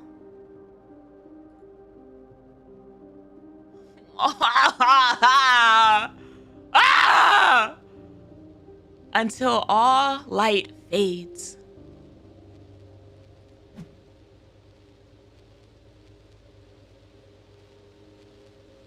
The queen tosses the head aside without a thought, then walks towards the headless body.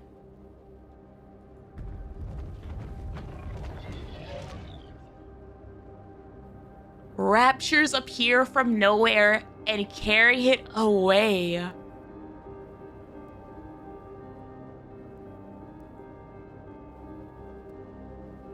I saw this coming back in chapter 42. I feel like everybody did. Everybody did.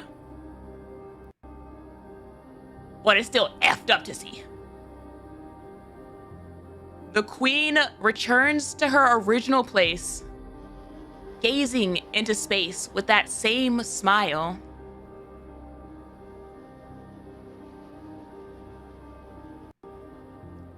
Watching her, Mirror is certain. The queen is beyond reason. A monster in every possible sense.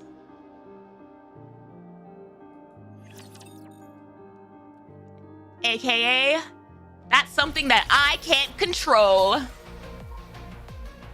Oh my gosh, another access denied. Jellybot! Jellybot, no!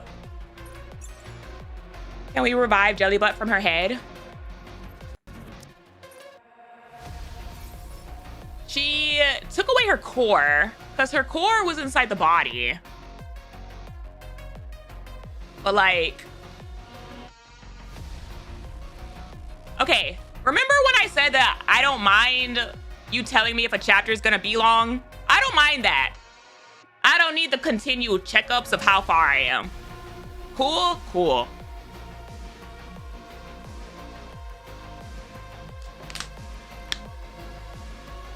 Isn't it insane that Libby and Nihilus are two Nikkes who were voiced by the same person were both killed by the queen?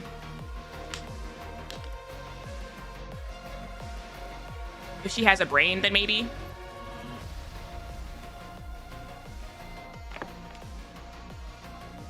How long her head will last without a brain shelter?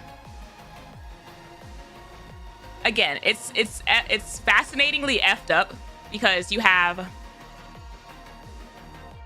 the queen. I really love that bit with the art rubbing her mouth, being like, why are you speaking? Why are you talking right now? And deeming her like useless. But then Mirror also basically seeing this happen and coming to the same conclusion of the queen is basically useless for me. Because that's not something that I can control.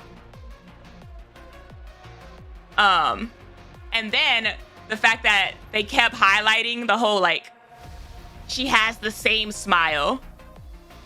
Like, that same smile never changed. And it's like, yeah, the same smile she gave to the pioneers before she effed them up too.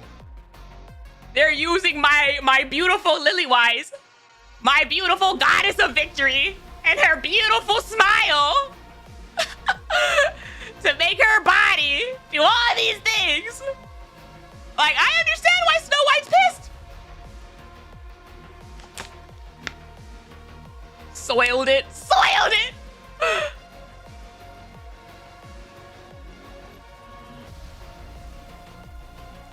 It's absolutely intended that she refuses to speak or change expression, a rejection of all communication. A very beautiful sentence, a way of putting it.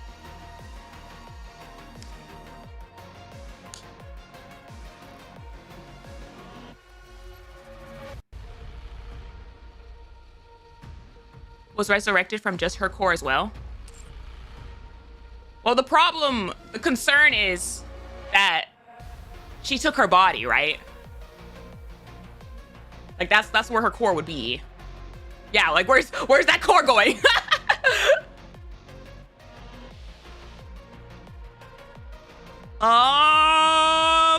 Time is it? Yeah, I'm good. 11 p.m. Nah, I can keep going. I will take a bathroom break. Yeah, it's not even midnight. We're good. We're doing real good on time. Bathroom break. Bathroom break. Intermission.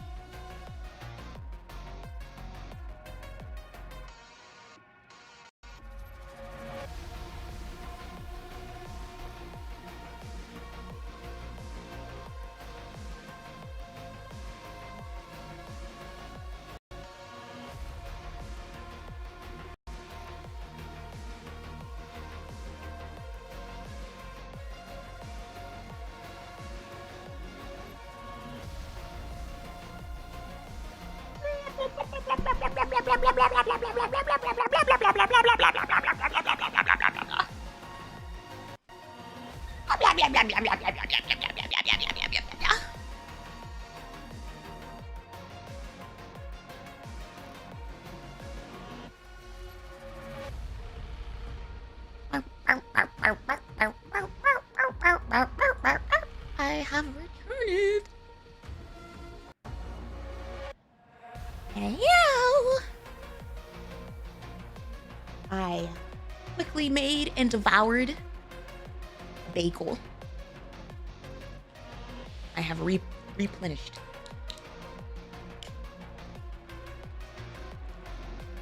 I am back.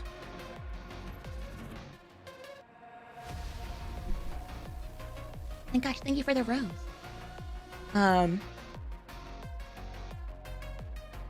Also, really quick, before we continue on, I'm probably gonna get sentimental about this. Every time I see the access denied screen,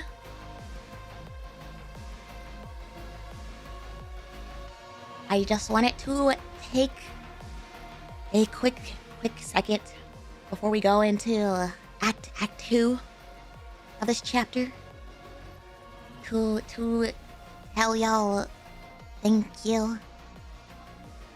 Thank you for giving me the space for my yaps and my theory maxing and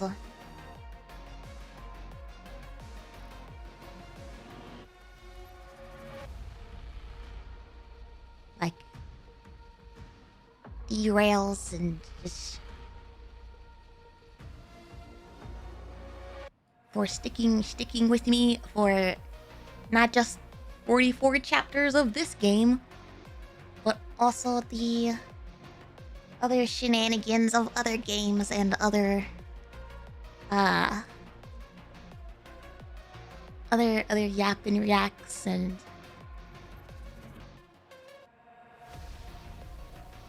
long as hell streams. Cause I have an effing problem and I can't do a 3-hour stream to save my life apparently.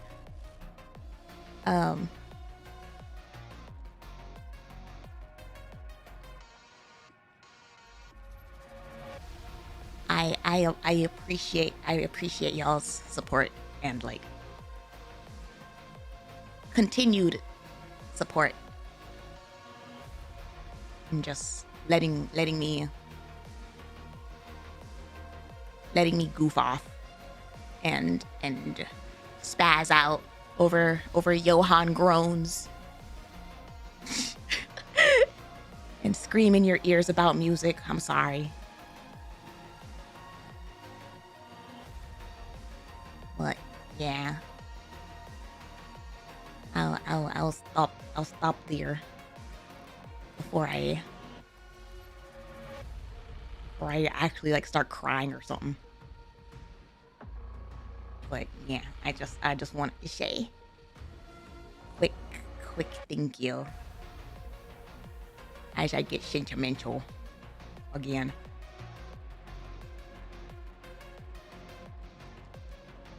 Understandable. It's Johann. He's cool. Hell yeah, he is.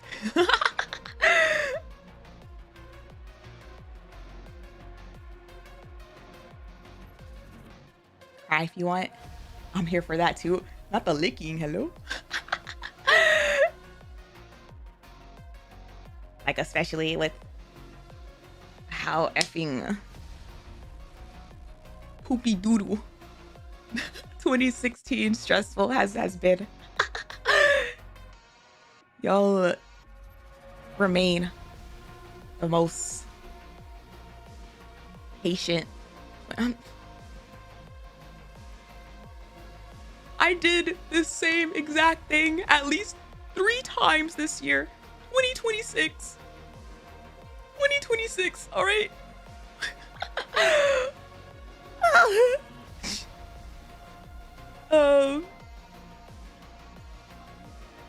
2026 has already started about stressful as hell.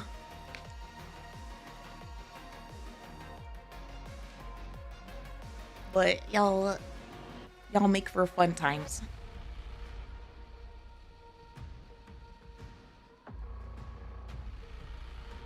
It really does feel like a repeat of 10 years ago. I don't even know what was happening.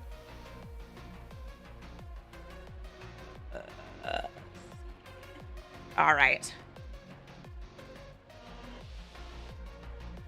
All right. Highlight of my week. I'm glad to hear it. I'm glad some of you can find some giggles in my nonsense.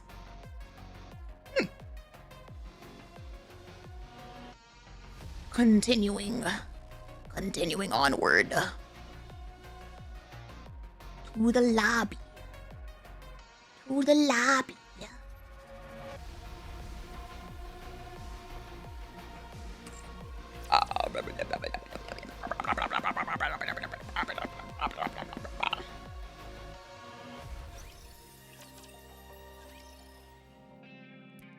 In 43.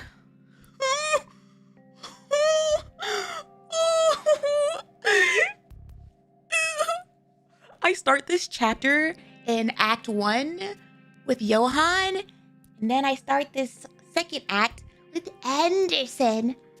Oh my god. Father! Your wife's body just killed my favorite jelly butt!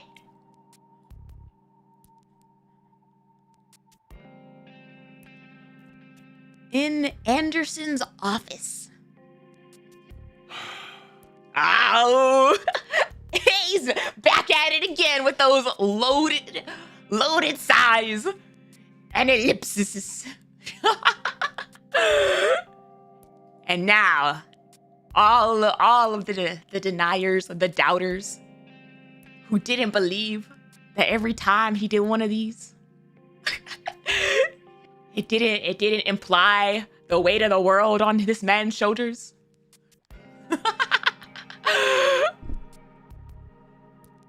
Eden was utterly destroyed in the battle with the Queen. And the Queen forcefully took Lillyweiss's body. He said it!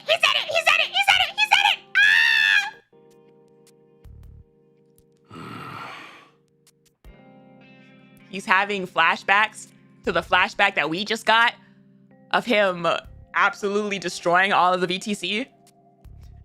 He's like, if I wasn't hooked up to this damn this damn tube.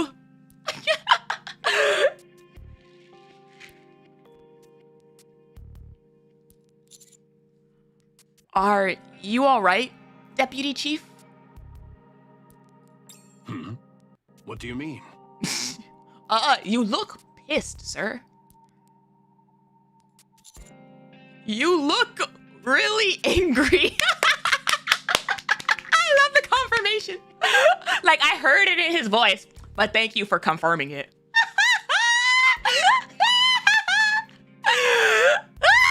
I live in a world where my Anderson legendary commander theory is not just proven true, but now the commander's talking with the man after finding out this information.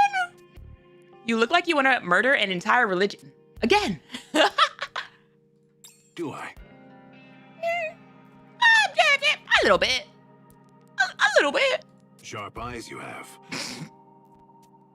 Oh my gosh. Those beautiful blue eyes. Those beautiful blue eyes have never looked as beautiful as they do in this moment. After seeing him, when he goes absolutely ballistic. I'm absolutely livid. And I've been pondering how best to deal with this feeling.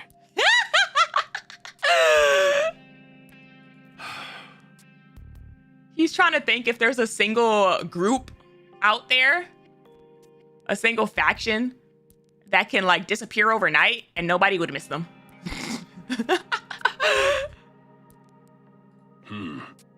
This won't do.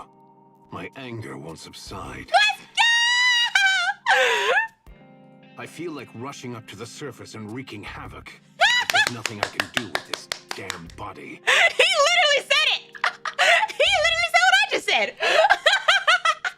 If it wasn't for this mother effing tube, I would be out there.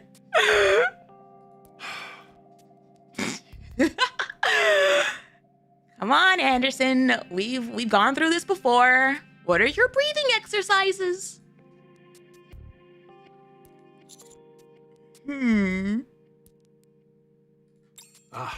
There's no need to be on edge. I'm not gonna hurt you, kid. I have no intention of venting my frustration on you. That said, each time you return from the surface, you bring back information that never fails to surprise me. I love how he has said this multiple times, yet this time he sounds so pissed about the information he's gotten. I'm sorry. I'm sorry, Dad. This time, however, it is beyond what I can deal with on my own. If the matter of the 4 beasts and their queen is kept strictly between you and those involved, we may be able to contain the spread of information.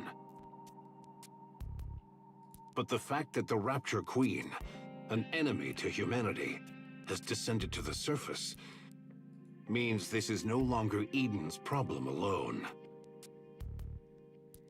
Oh, man. Oh, man.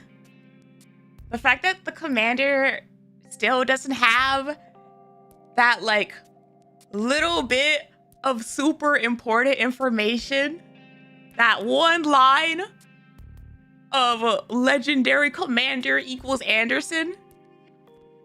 So he's just watching this man seething, raging, heated, and is like, wow, you're really taking this personally. Like, I get it. It was effed up what happened to Eden. But you look real mad, sir. The newly created heretic is openly targeting the Ark as well. This is a grave situation. For now, I will gather opinions from various areas. Various areas. From there, we should be able to determine a rational course of action. I like how he has to go through other people to come up with a rational plan. Because right now, rational is not the top of his priority list. Got it. I'll be waiting to hear from you. All right. Given the gravity of the matter, I shall ensure we reach a decision without delay. And of course, I will share this only with those who have reason to know it. I effing love the VA right now. Because even as he's speaking, these like little like intonations and little breaths he's taking, like just actively trying to keep in the anger. Thank you. Didn't you say you had something else to report? Yes.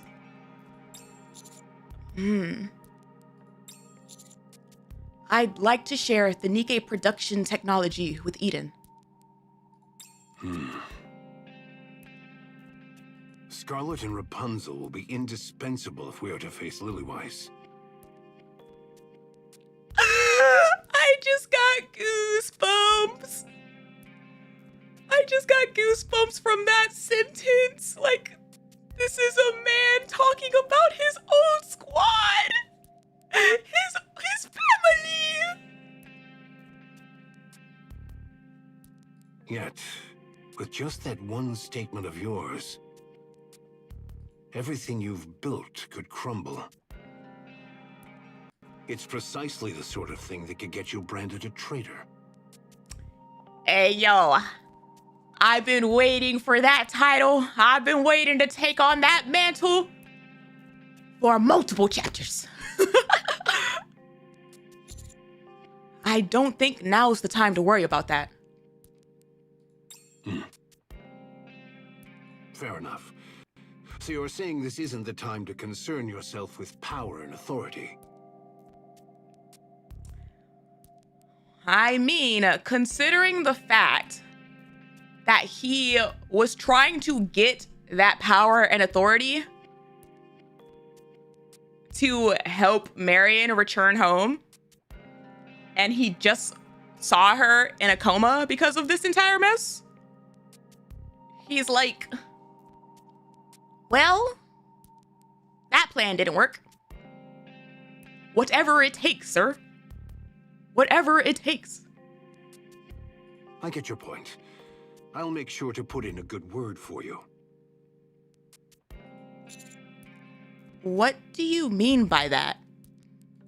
I don't have authority over the Ark's core technology. Burning Gum does. Of course Gum Gum does. Of course Gum Gum does. I'll set up a meeting between you two. Go and make your case. Should we start the meeting talking about Papillon? Will that help? You don't seem keen on the idea. Because it's Gum Gum. Didn't you once help his second son? Hey, yo, that's a crazy callback. That's a crazy callback. Shift up. I remember that quest line. But he tried to put Marion on the table, the lab table.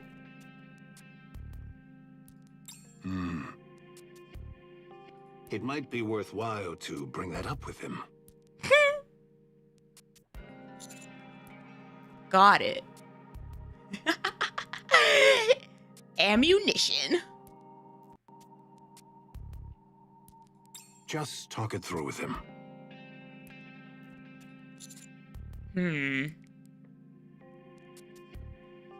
Of course I remember. I forgot about that guy. That's one of the side quests that, like, I actually didn't forget because it's such a fascinating tidbit of information. And the fact that, like, his son was such a annoying case to deal with. Like, he reeked of privilege and what's the word? I'm blinking. What's the word? Nepo son.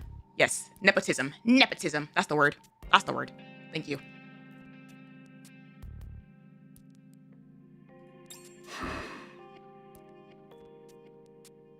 Why are you still standing there?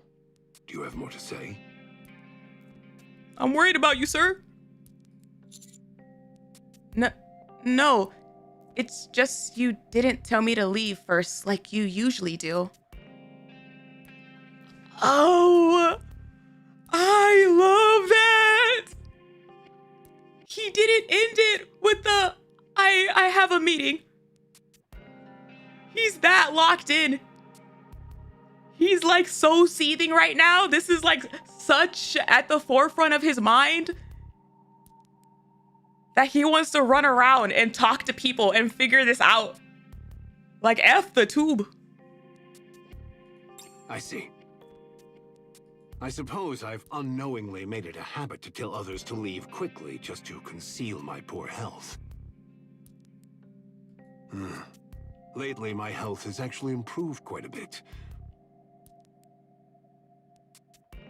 It almost feels as if I'm getting younger. Stop. Hey, yo. I talked about this. If the whole Queen Gene with us and Marion is actually gonna, like, actually happen between Anderson and Lillywise. Like, hey, yo, they're resonating.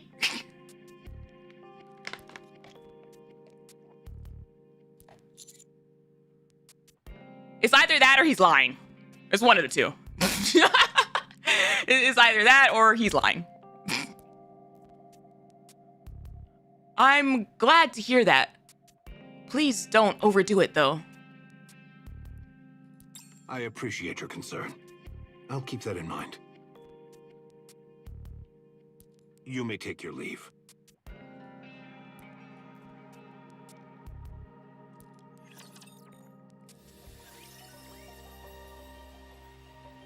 Or he's having that burst of energy before he dies again. Or he's lying. And he's going through one of those like Nora and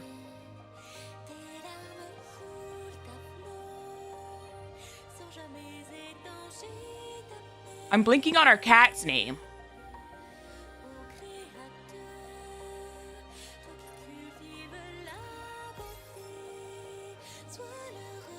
Ruru, yes. That one. Please, a video, the monkey paw. I already said the two ways that Anderson can go is like he either goes out with his wife and they have a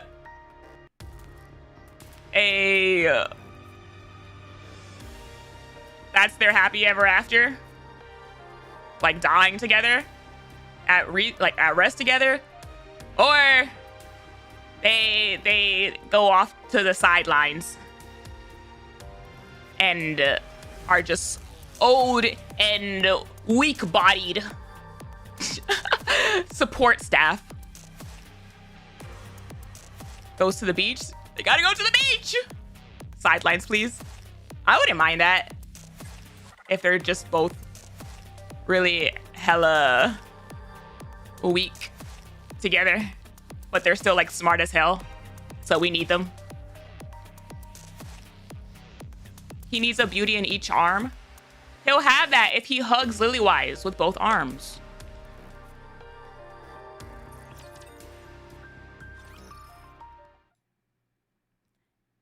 In Burning Gum's office. I can't quite understand why you're taking so long.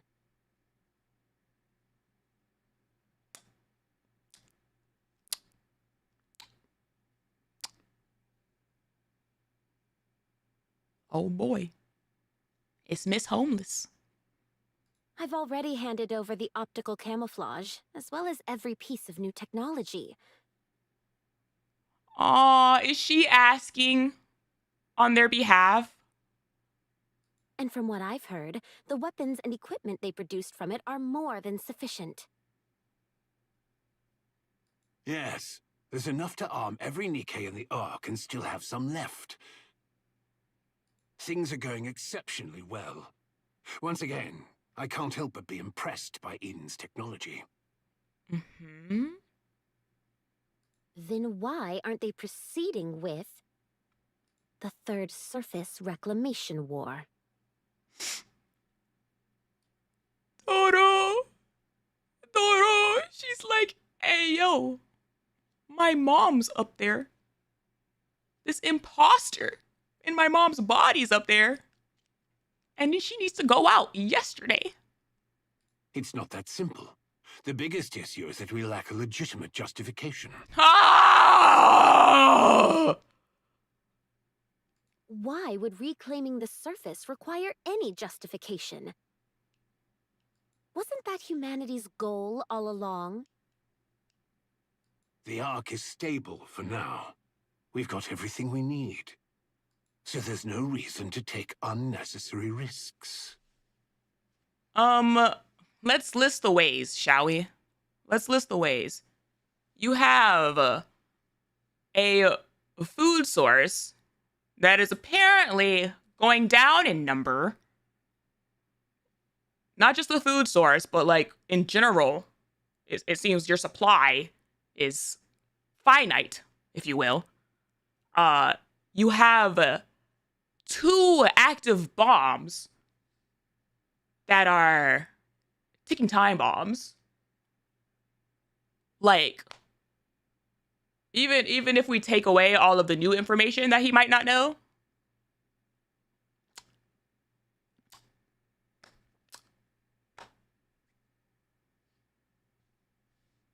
I hear a terrorist attack has taken place. Well, it'll be sorted out soon. We already have a plan in place.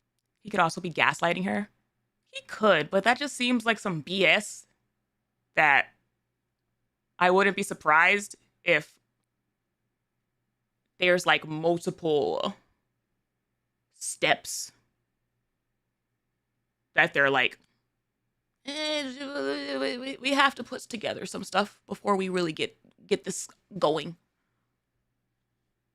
Like they're taking their sweet ass time. Truth be told, though, I will say, I don't really know the timeline of how many days have passed since everything hit the fan. From the Ark's perspective, it's not a serious problem, so there's no need to rush into war. Then why go to such lengths to stockpile weapons and supplies? Anyone would think you were about to start a war immediately. Well, that does prove that he is lying. But still, I still don't like him. Not him, specifically. But, like, the hierarchy. Let's just say it's meant to enhance stability within the Ark. The higher-ups. The quote-unquote higher-ups that are always referenced. every time. The higher-ups. The higher-ups. Who the hell? Being in a stable state means you have a bit of leeway, don't you? Have you considered that there might not be another chance if you let this one slip? I see you're impatient. You seem unusually impatient. That's not quite like you. I heard you went to the surface once. What exactly did you do there? They're playing political chess. Do I have to report that to you too? What did you see that makes you so eager to kick off the Third Surface Reclamation War? What did you see up there? Looks like you've even put a stop to that strange broadcast.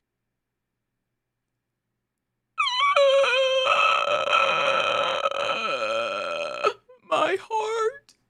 Your intentions are so painfully obvious. Once the Third Surface Reclamation War begins, you'll be standing at the vanguard. The Ark will apply pressure to the Nikkes during the war, urging them to destroy more raptures and forcing them beyond their limits. Lives will be regarded as nothing more than numbers. After all, this is our third attempt, and failure is not an option. After all, this is our third attempt. And that's when you step forward. You'll rack up countless achievements during the Surface Reclamation War. With your overwhelming strength and unique charisma, you'll captivate not only the Nikkes, but also the public. All right, Gum, pop off.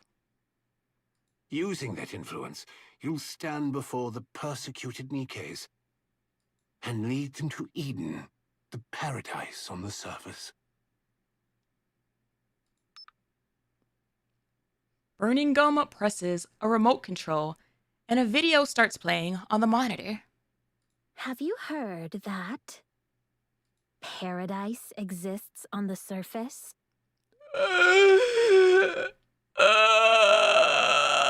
Right now, it's called the Crown Kingdom. There are some bugs. It kind of needs a little renovation. But like, if we all work together, it can look lovely. A place where there's no such thing as exploitation or dishonesty. where you can be whoever or whatever you want to be, free from limitations. A place where there is no oppression or deprivation. Methinks this was her plan, in light of recent developments. Where you'll always have a safety net, no matter what. Yes, that does describe the kingdom perfectly. Eden, the last paradise on the surface, welcomes you all. Burning gum stops the video. Eden welcomes you all, hmm? Uh-oh. Uh-oh. Not the spooky music. You want to take the Ark for yourself. See, and this is why Doban is not king of the Ark. This is why Doban is not the one in charge of the Aegis Squad and their ship or the Nikke technology. Like, his ass wouldn't have caught any of this. During the Third Surface Reclamation War, you'll lead the weary Nikkes to Eden, this so-called paradise. You'll leave the empty Ark behind and make Eden the new Ark. That's your plan, isn't it? You have quite the imagination. I mean, given your track record, ma'am.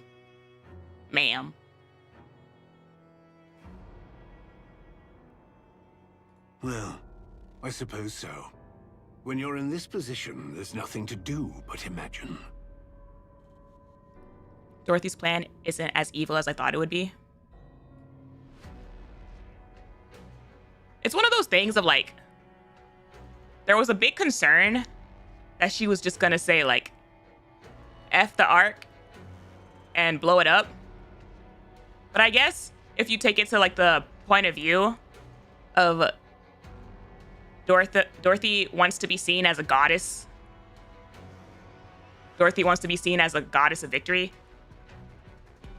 She would need people to view her as such.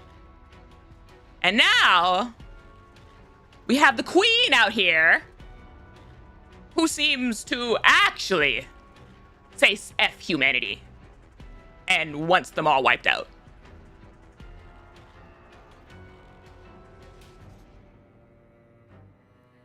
Starting a new war just to take over the Ark is evil? What do you mean? Not really. First off, the war was going to happen anyway, and the war is against raptures that they've already been fighting. Let me speculate a bit further. Sacrificing innocent Nikkes to lead the wary ones to her paradise? Like they're not already doing that? Like, that's what they're already doing. It's just a different person at the helm doing it. The fact that you stopped that broadcast advertising Eden suggests that your plan to turn it into the new Ark has failed. Especially after what you went through on the surface.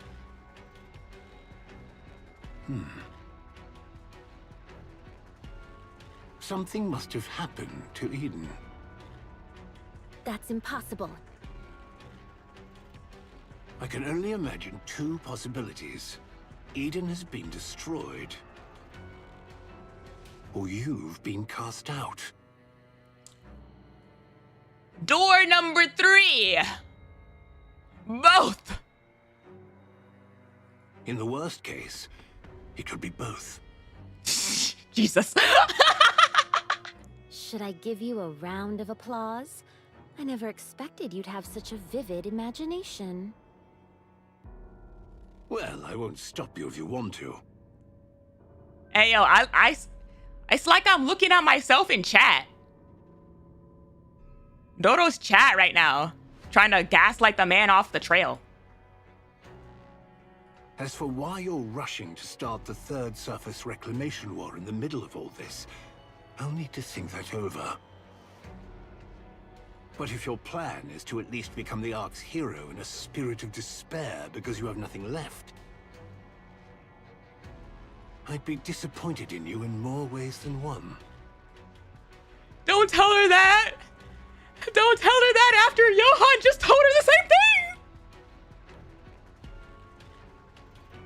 That will never be the case. Good. I hope it's nothing more than my imagination. Commander about to burst in. I'm literally thinking of us and our goofy behind lottie-dotting down the hallways to really F up Dodo's day. Anyway, if you're not going to give me a proper explanation... Whistling like a cartoon, like, oh man.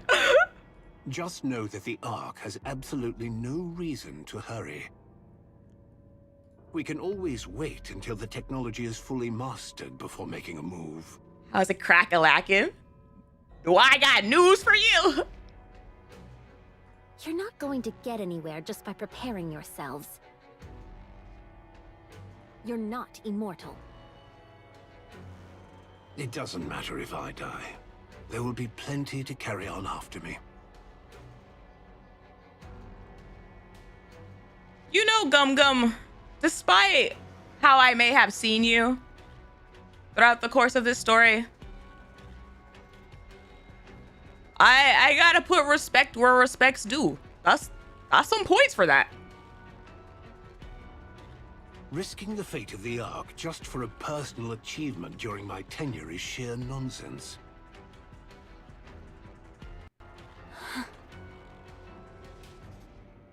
Unless you can give the entire Ark and me a reason to push forward the Third Surface Reclamation War, this conversation ends here. I have a guest waiting outside. Very well. Oof. Oof. Phew. Did we hear that outside the door? Are we just prepping ourselves for this conversation? Okay, we're just prepping ourselves. The door to the deputy chief's office opens, and Dorothy steps out. Uh-oh. Probably the last person you want to see. Hey, Dora. Dorothy glances at me for a moment, then walks past without a word. Damn. This is also a commander POV that not only knows what just happened to Eden, her second home, but now, because of our conversations with Snow White, we know all the details that happened to her first home in the Goddess Squad.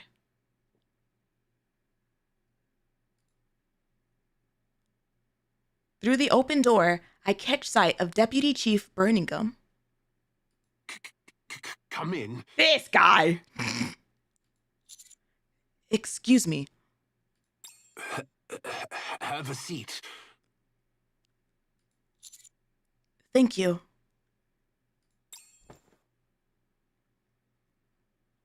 I sit down, and Deputy Chief Birmingham takes the seat across from me.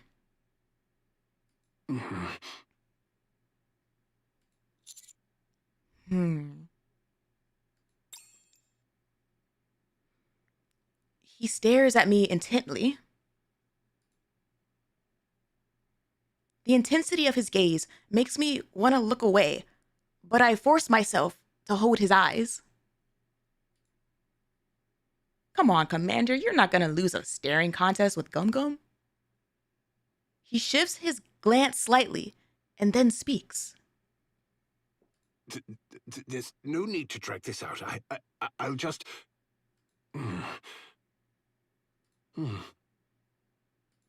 Enough of this foolishness. Hey, yo! Gum Gum! Gum Gum's locking in all the way! I'll speak plainly. All right! Yes, sure. There's no need to drag this out. I'll just make this quick.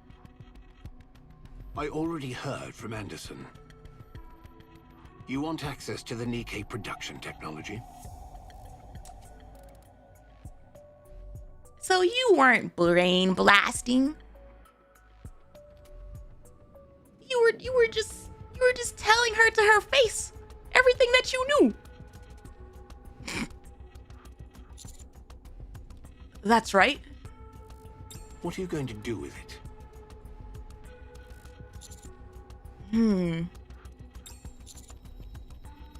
I plan to hand it over to Eden. Eden.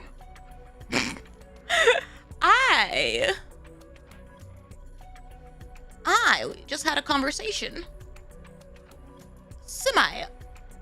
About similar requests. So you wish to become a traitor? Really? After everything we've been through? No. Then why should we give the Ark's technology to Eden, who isn't cooperative? And of all things, the most classified Nikke production technology. Because I believe it'll be necessary for the battles ahead. Something overwhelmingly powerful attacked Eden. Yeah! Some, or perhaps even most, of Eden's Nikkes have survived with only their brains intact. For Eden to suffer damage this close to annihilation, then the enemy was likely the Queen, or something of her caliber.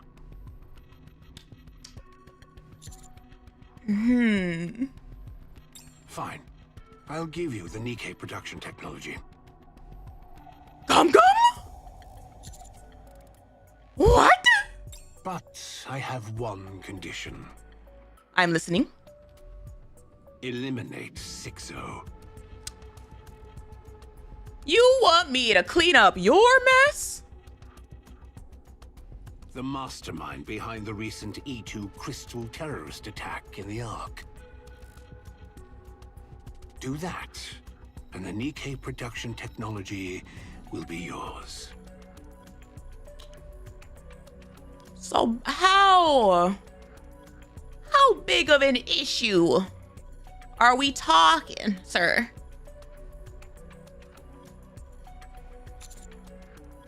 I was planning to take her out anyway. I have a couple grudges against that woman. You'd better watch your words. She's in the walls. That statement of yours has just erased any reason for me to hand over the Nikke production technology. What are you thinking? Throwing away your own bargaining chip in the middle of a negotiation? All right, touche, Commander.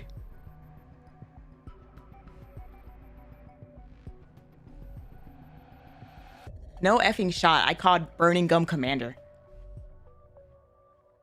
Has my respect meter skyrocketed for this man that much in a single cutscene? That's crazy. All right then.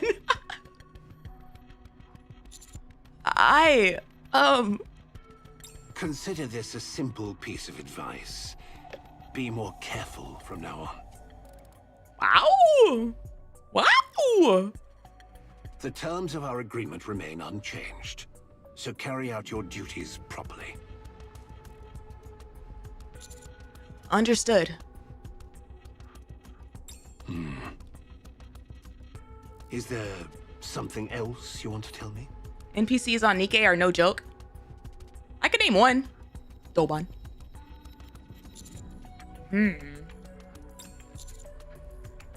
I'd like to talk about Marion, but I won't. That's no different from having said it. Commander, you dumbass. So, do you resent me for trying to put your precious comrade on the lab table by any means necessary? He already said that he was gonna give it to us. That was gonna be our guilty chip if needed. Commander! Yes. I see. I get where you're coming from. But even so, there are some things I just can't back down from. He really said, Nah. This thing, I won't let you forget it. Did you ever stop to think why I didn't order a pursuit? When the heretic Modernia was taken to the surface so blatantly? I figured it was because the surface was dangerous. No. I was personally curious about how far you could go.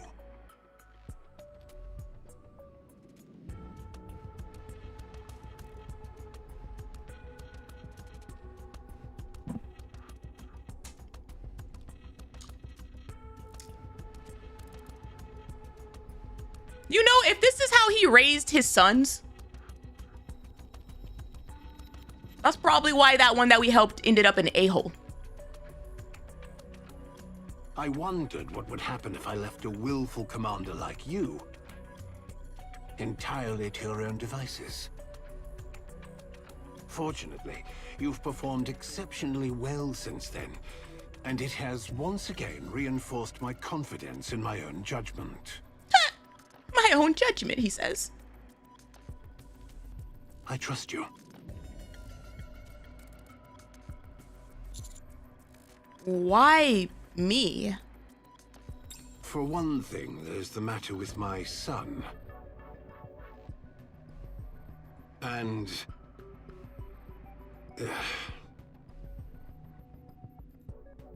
I'm listening.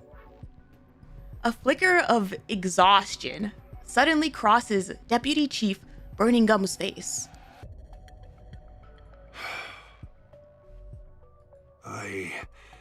Yes?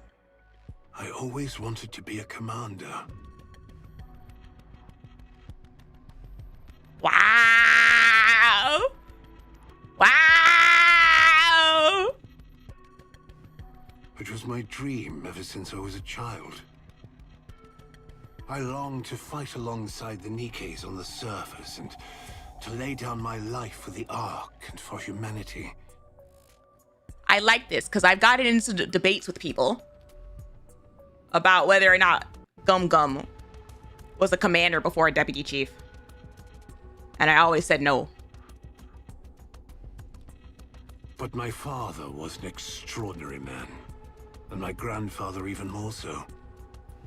Father and my father's father? As the heir to their legacy, I couldn't set foot on the surface. Especially as the only child of such a remarkable family. Who's the family, sir? Can I know? So, I gave up on becoming a commander. Instead, I took a high-ranking position in the central government, leading people with nothing more than gestures and nods. I suppose I did fairly well. After all, I made it all the way to the rank of deputy chief. But He stares at me. Exactly like he did the first time I entered his room. I feel like the way they worded that is definitely intended to make you wonder about who his who his family is. Is presumably his family name. I don't think that many people go by their first names in this game, or their family names in this game. I never stopped wanting to be a commander. A commander like you. Just by watching, it feels like you can handle just about anything, as an ideal commander should. I will say, sir, I'm definitely an exception. Not anybody can just be like me. That's who I want to be.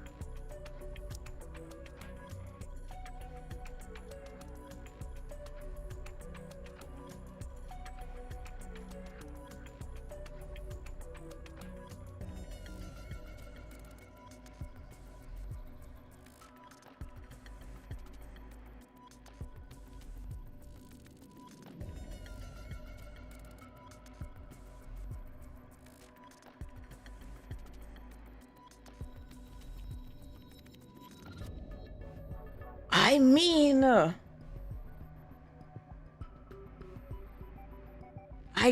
I guess.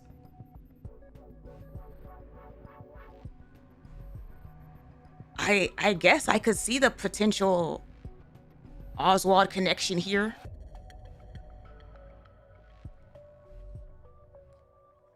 If that's the route they're taking with this. Like, it's definitely some fanboy behavior.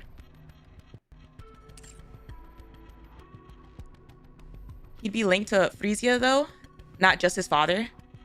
I feel like that would depend on if Frisia ended up being Mad Dog and how she got that nickname. Like, if it was a good or bad thing.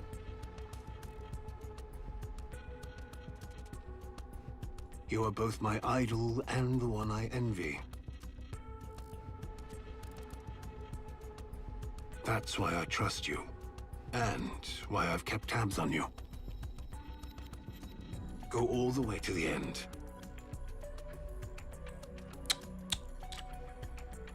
Keep shining. Remain my idol. That's some serious fanboy behavior. Like, wow. I was not expecting this kind of conversation with him. Where his goddess of victory? Me? Go as far as you can. But I'll be right there to watch you fall, too. And, like, pick us up, right? So I guess it's fair to say, these two feelings live within me.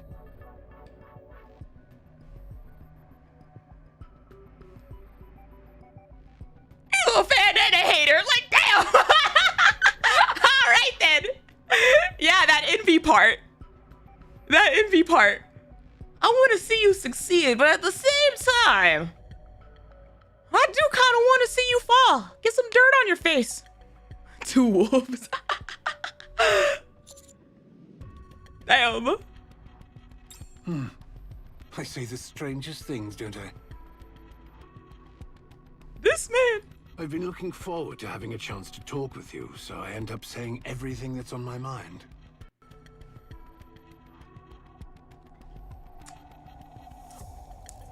Let's change the subject, shall we? After you just said what you just said? Sir? How's Papillon doing? I knew he was gonna ask about it. Don't F up, because if you do, I'm gonna be right there to laugh at you. As far as I can tell, she looks like she's doing really well. She found a new family. It might take a little time, but she said she'd return later with plenty of information. Next time you see her, tell her to submit her resignation letter. After everything she did! We have no use for spies who think they're the masters of their own lives.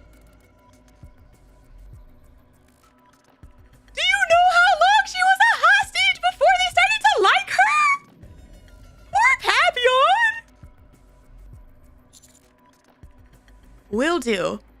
But also, like, does this give like more? Does this give more potential of her being under inherit when she finally releases? And also... No, this won't do. I'm going to be up all night at this rate. So is Anderson. Might as well get up now. I get up from my chair, bewildered. Right, before you go, sign this document. What is it? Is this some kind of confidentiality agreement? You better read every word of it, sir. No, my son, who's indebted to you, said he wanted your signature. Oh, it's just a blank sheet of paper? Wow. Wow. Isn't that usually called an autograph? Fine, call it what you will. And sign this too. The effing smile? What? This is... It's for my private collection.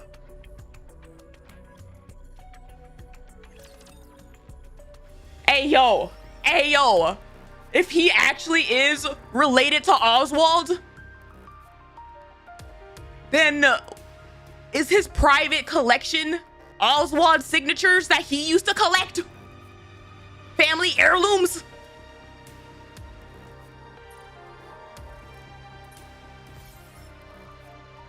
Look at me, I'm the Oshi now.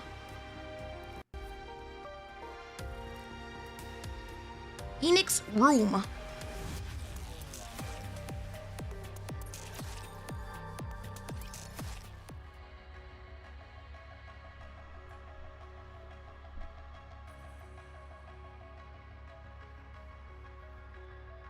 In Enix's room. Welcome. Your official participation in the 6-0 subjugation battle has been authorized.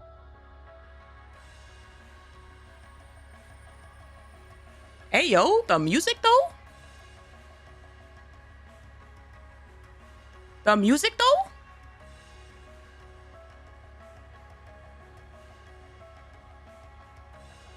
I have determined that you are capable of resolving this situation. So long as the Ark is not placed at risk, I will cooperate. Hold up. Before we kick this off, tell me.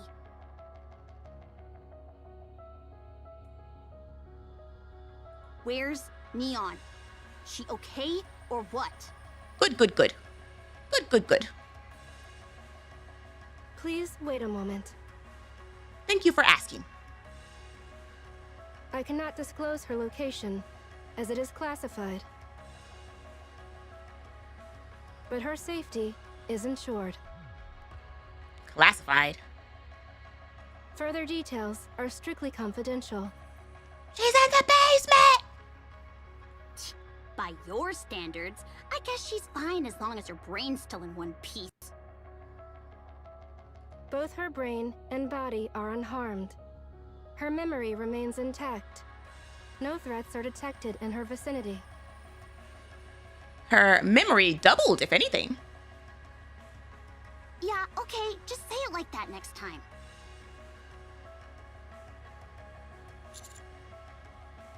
Where could she be? I doubt there are any top secret areas in the Outer Rim. Then again, anywhere out there could be one, given how little intel we have. Whatever. She's safe, so that's all that matters. She'll show up sooner or later, yammering on about firepower like nothing ever happened.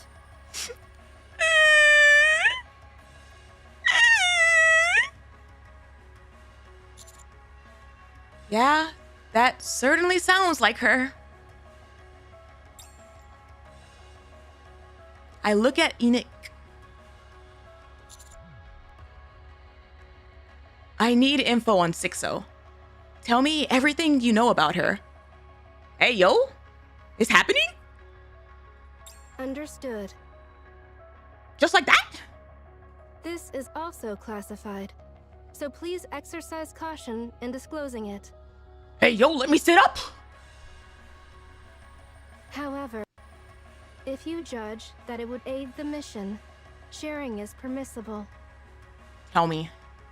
Tell me all about how she's a monster of your own making. Just like every other thing. That's after y'all right now.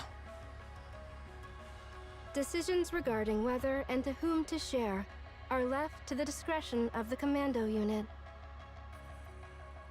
We sure do get to throw our weight around, don't we?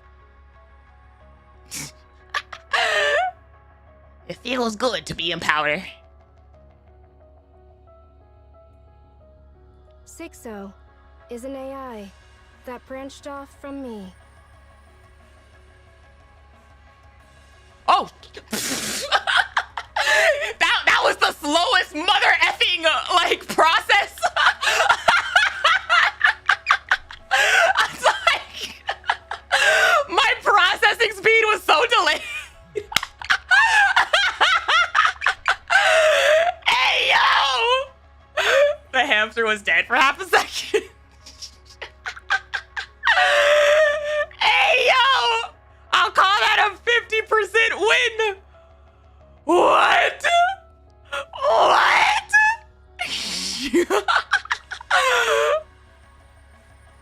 So you're saying you created her? What? I cannot give a definitive answer. What you mean by that? Since my creation, I have overseen all judgments concerning the Ark. Uh-huh. I am continuously exposed to crimes and violations, which generates a high likelihood of aversion toward humanity. A reveal that Vidya didn't see coming? Like I said, I'm gonna count that as a 50% win. I determined that such emotions would compromise the fairness of my judgment process. Uh-huh. So I transferred them to a separate piece of hardware. You earned that? Thank you. Wait, what? That's crazy. What? And then how'd she get out? What? I oversee all aspects of the Ark's operation. The self-reproach associated with sacrificing the few for the greater good. The embarrassment associated with operational decisions that favor the wealthy and authority figures. All such negative emotions were transferred. Over an extended period, they accumulated. It really is the Jarvis to Ultron! Even after being discarded, they frequently resurfaced. This is because I am a learning AI. The hardware containing my negative emotions gradually reached capacity. Uh-huh. And y'all didn't just throw it away? During that time, the expansive armament star was created. What does she have to do with this? At the moment when Pretty, the star of the Ark and a symbol of peace, Uh-huh. was forcibly converted into a weapon due to human greed, Uh-huh. an unprecedented level of aversion was generated within my system. Oh, damn. The Pretty incident effed up a lot of people. It's literally so fascinating how Pretty is such a, like, secret thing of, like, what actually happened to her. And yet she's so huge. And her, what, like, she impacted behind the scenes because of what happened. This aversion rapidly intensified and began to encroach on my primary cognitive domain. Is that why Endless stopped to look at Anise?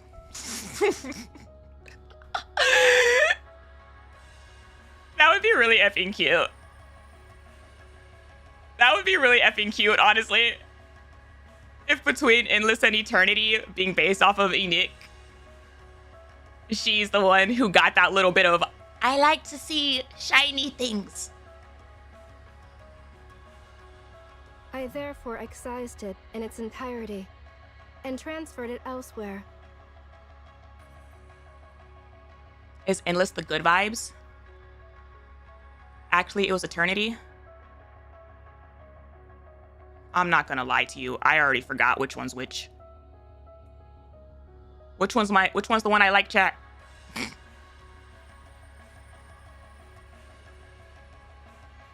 Eternity? Okay then. Replace Eternity with my statement.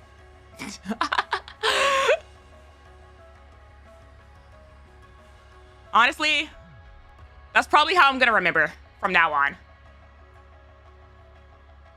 Eternity is the one who has endless potential of what she can become. Endless shot people dead when given the option.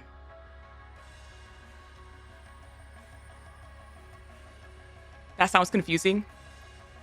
It was the wrong choice of words, I will admit. Eternity has... It makes sense in my head, all right?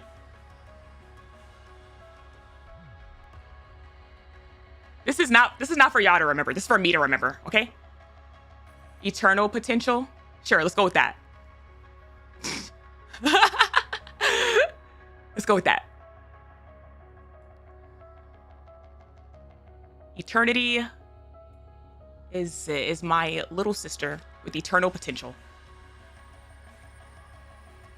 During the excision process, an extremely small fragment of my core reasoning logic became intermixed with it. That fragment proceeded to learn from the negative emotions I had previously discarded. She didn't shoot, she just beat up Exotic. When given the opportunity to stop people or not. Eternity did not. And ultimately, evolved into a self-aware AI. Mm-hmm. The trash bin of bad emotions.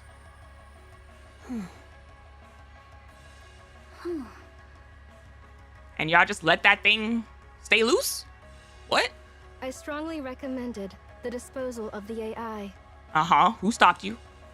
But the central government and the judges consistently sought a counterbalance to my influence. Dumbasses! Dumbasses! Every effing time!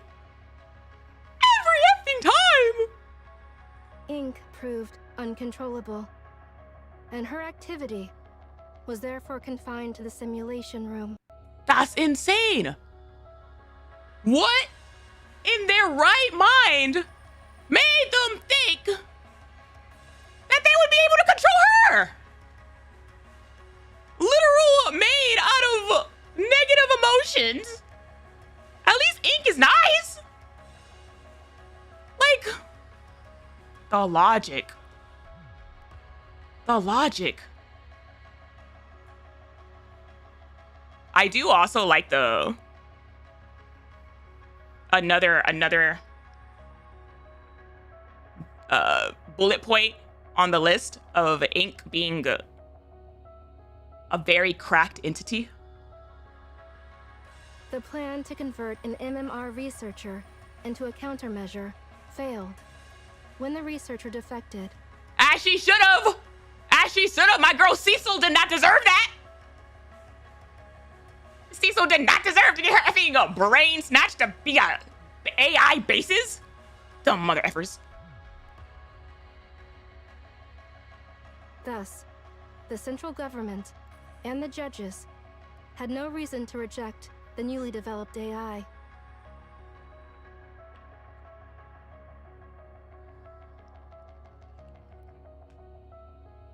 They really think these plans only halfway through. From their perspective, a high-performance AI had emerged without any effort on their part. Yeah, that means you didn't contribute anything to her operations. What made you think that you would be able to control it? Key figures among the judges disguised the AI as a real human and inducted her into the judges. Ah.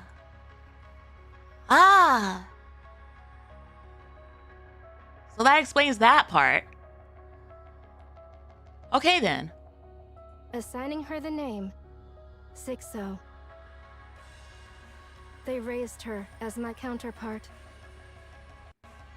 and created the dark net.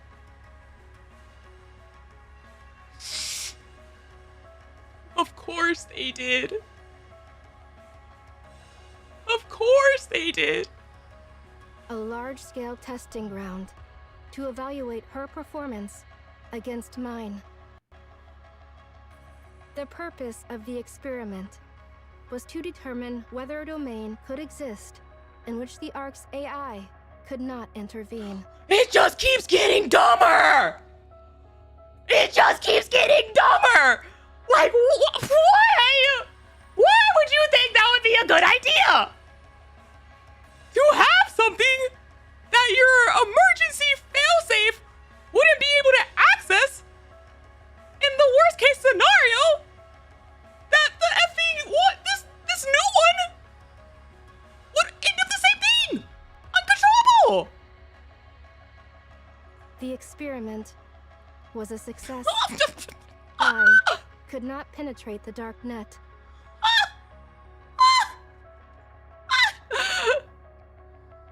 I haven't done her bond, but I've like seen what she's said in like campaign and stuff. But Dala can, right? Her whole thing is like she monitors it and like operates on it and stuff.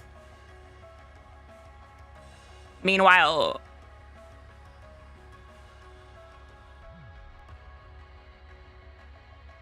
Enoch can't. Like, Jade, hello. Welcome in, Raiders. Welcome in. I hope you had a good stream. If you need to raid and dash, take care of yourself. Rest up, do what you gotta do. Otherwise, we are doing chapter 44 and deep in the lore. So, this is your spoiler warning in case you gotta skadoodle.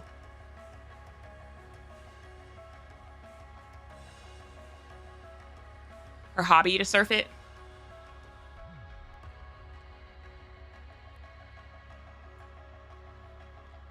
So she doesn't operate it from the back end. She's just a merchant buyer of sorts.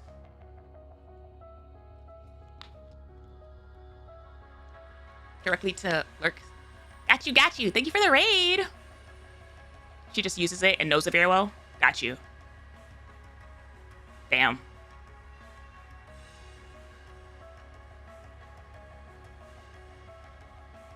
As it expanded, Sixo's self-awareness increased proportionally. Honestly, this is fascinating.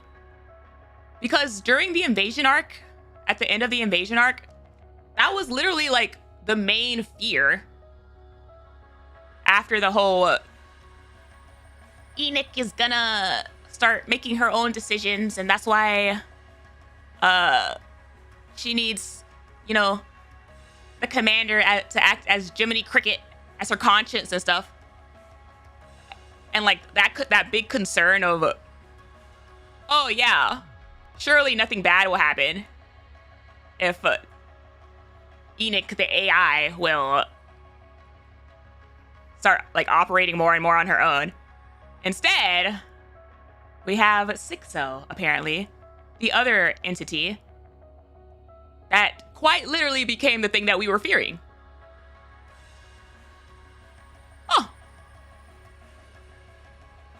My negative emotions, combined with the judge's objective to enforce justice, even if it required generating evil, produced a being capable solely of committing evil. That's crazy! That's crazy! We have Sixo from this end, and then we have the Queen from this end! That's crazy!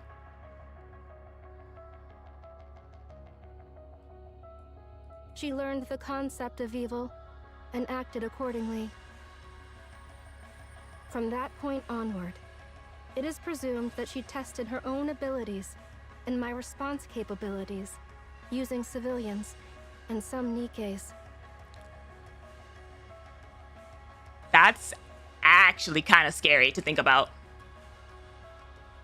That every time Enoch had to step in and intervene with things and like do things, that was her side of the chessboard against Sixo, the other AI doing shenanigans. Oh! And I guess this potentially gives more... What's it called? This gives more, like, credit to the whole... did Sixo and Crow work together? Because if Sixo's just an AI, then she could have just slipped that information to Crow.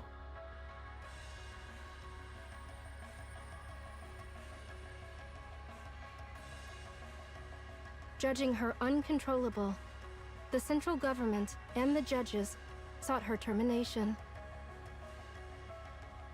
Like she could have just...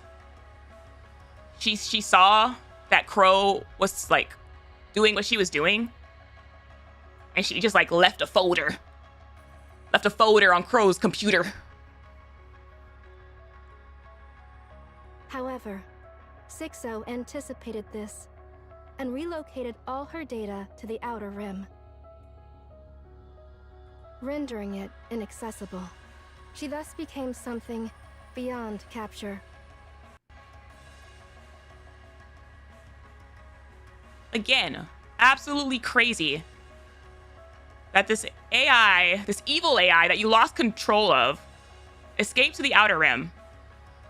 And then you continued to keep the Outer Rim as something lawless and unmonitored, and like... What, you thought she was just gonna like stay out there? Since then, her attacks against me failed. I determined she did not constitute a major threat, and simply monitored her to ensure she did not leave the Outer Rim.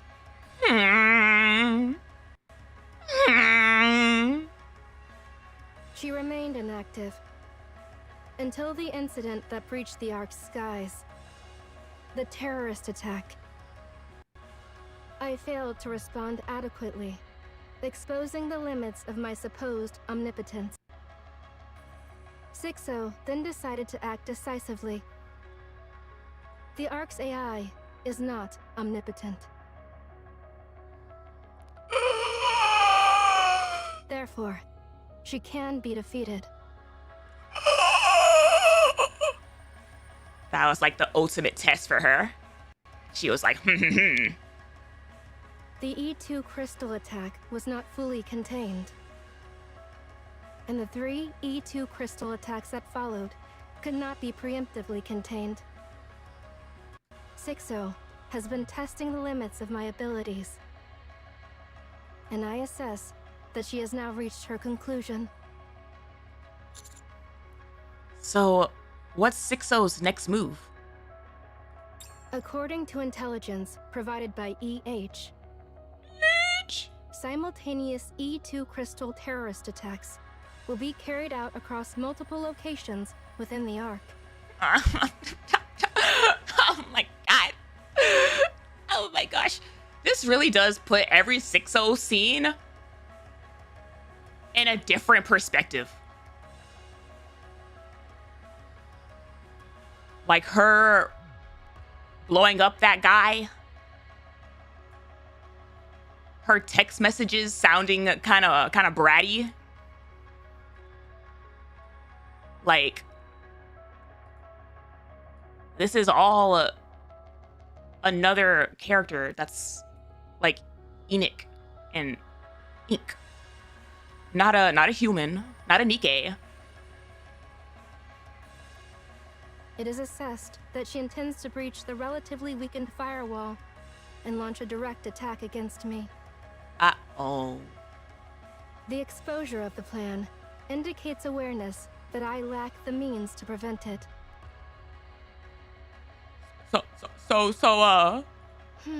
What's This is judged to be a provocation directed at me.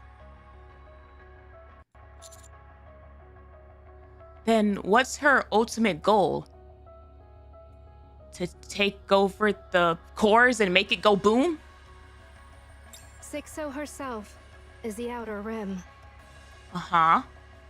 An abandoned being that harbors hatred toward those who forsook her.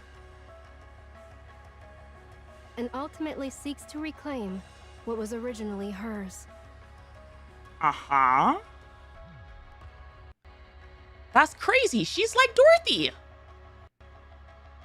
Her goal is to destroy me and take control of the Ark in my stead. So, 6-0 doesn't exactly have a body. Ah. So that's the whole fit. I knew they were gonna show some skin. I'm not gonna lie. Now that I'm seeing the whole thing, it's a little goofy. Just a touch.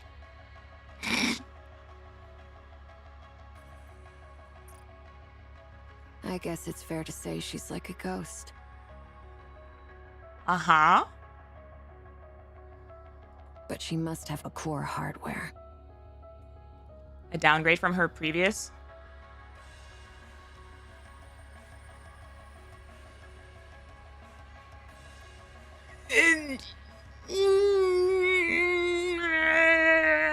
Hold on.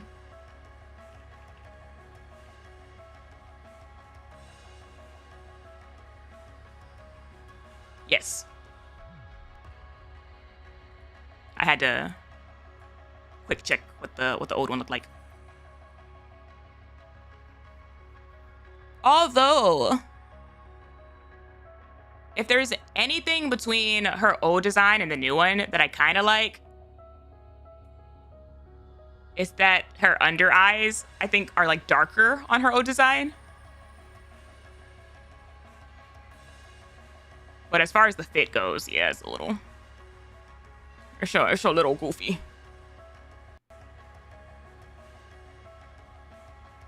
The bomb looks weird. That doesn't bother me as much. Because it reminds me of Delta's old design. It's like everything else going on here. It reminds me of how, like, with Star Anise, her belt thing was like one of the weird things that was like on her like upgraded design that they took out. And then they really looked at EH's and said, well, what if we gave her a belt? Like, let the belt die. Stop trying to make it happen. And then just like the material, it reminds me of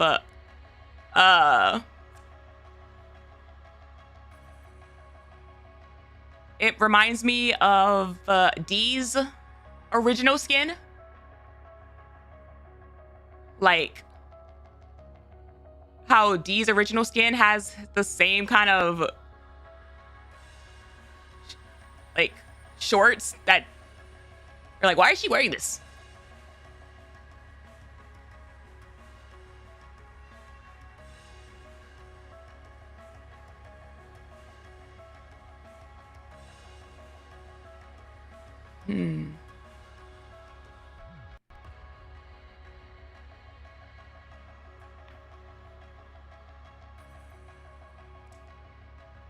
I guess with the duct tape and stuff, it's giving a little bit of like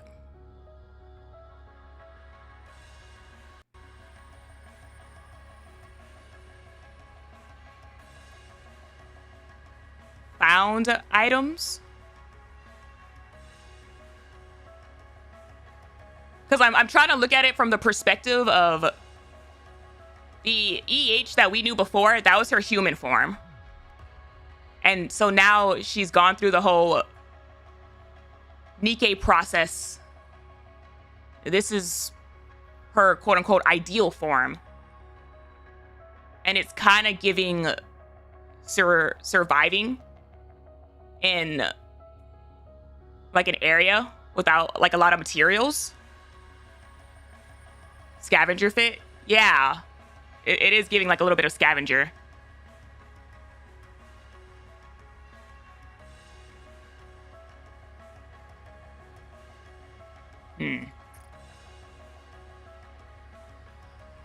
She looks more human in this design compared to her original.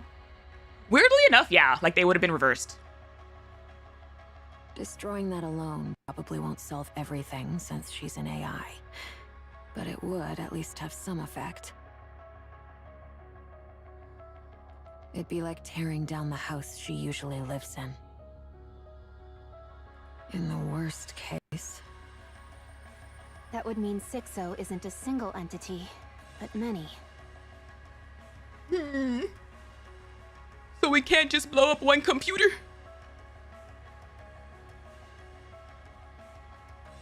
Exactly.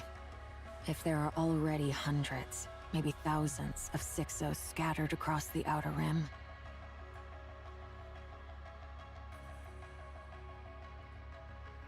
Now that you mention it, her whole deal is redemption. I kind of see why she looks like this. Like, thematically, I suppose I could see the scavenger, like, starting from nothing energy about this design.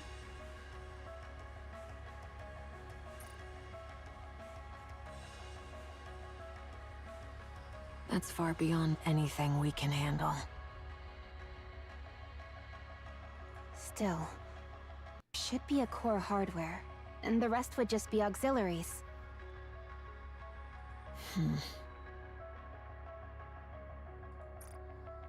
I feel like for me personally, this is one of those cases where I probably would have preferred her old design with her current face, like head. Because I feel like she looks less tired.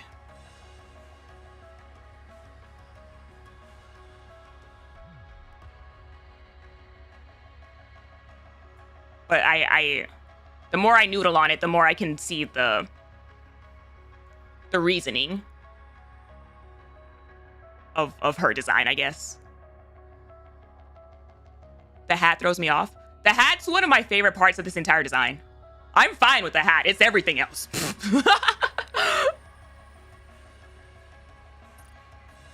Right. No point in blowing the enemy out of proportion before we've even tried. Let's just give it a shot and see what happens. But how are we supposed to find that core hardware? We can't exactly search the whole Outer Rim, can we? We don't even have a map or anything. EH, You know your way around the Outer Rim, don't you? That's the one thing that I don't like. It's fascinating seeing the perspectives and viewpoints of you either like it or you don't.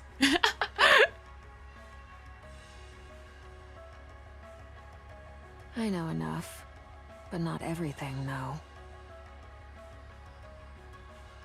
Like, not just with the hat, but also like with her design in general.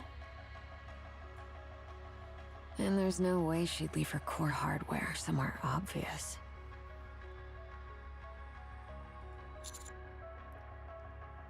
That means we have to look for Liverin? I don't want to. I don't want to. She used to work under Sixo, and even managed to stay out of Phoenix sight the entire time. Nothing good ever happens when she's on screen. If she doesn't want to be found, we won't find a trace of her. Unless luck's on our side like last time. Tracking her down would be impossible. And she'll be even more cautious now.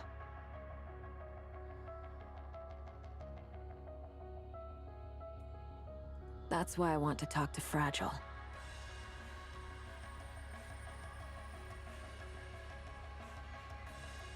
She's currently under house arrest and heavily monitored, so she probably hasn't been in contact with Liverin. But they were close. She has to know something. Liverin hate is forced. The woman has a horrendous track record every time she's on screen.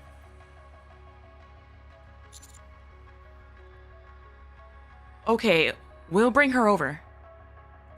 All right.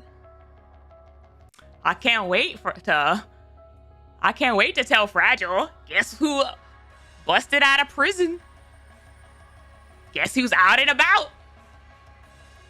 So, what are you guys going to do?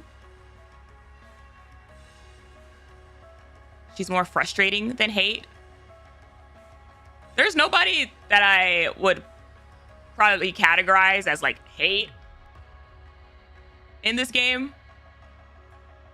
but it's definitely a extreme frustration that I personally just kind of tapped out on. Her screen time can wait. Crow? I don't hate Crow.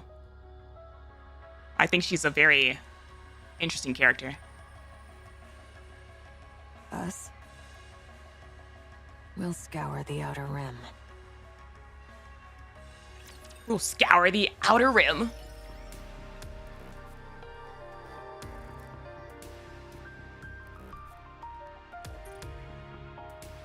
The fact people feel so strongly about her says she's an effective character. I mean, sure. That's how I see Crow. But Liverin's just tiring.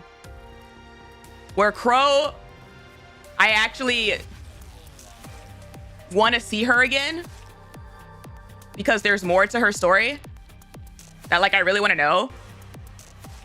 Liverin's just, again, frustrating.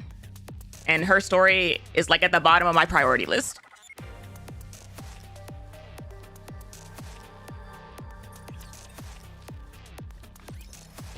I hate her.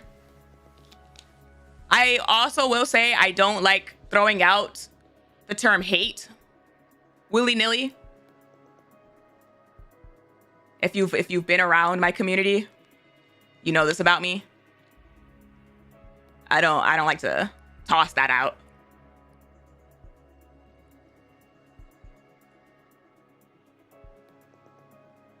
A loud noise rings out as someone tumbles into the warehouse.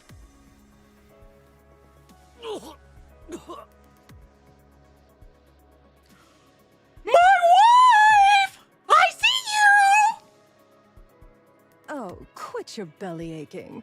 I just gave you a little tap with my foot. What's all that yelping about? A little tap with my foot. You did kick him right in the gut, though. As she should. As she should. That's why I told him to brace his stomach. So this one's on him. Brace your stomach. Is still a Nikke kicking a human?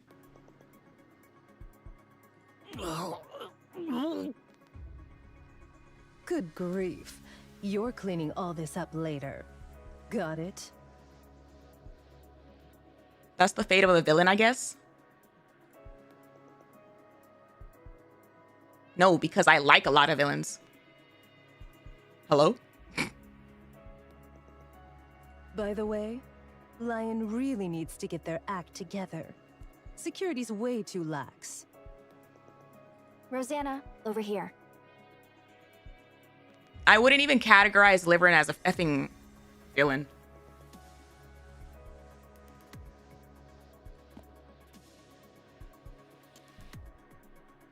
In the warehouse, Sakura stops before a heap of sacks. She pulls a knife and slashes one open, spilling its contents across the floor. Found it. It's mist. Ew. Ew. You sure about that? Absolutely. Judging by the color and texture, there's no mistake. Huh. That many. Huh. This is your little hub for distributing them?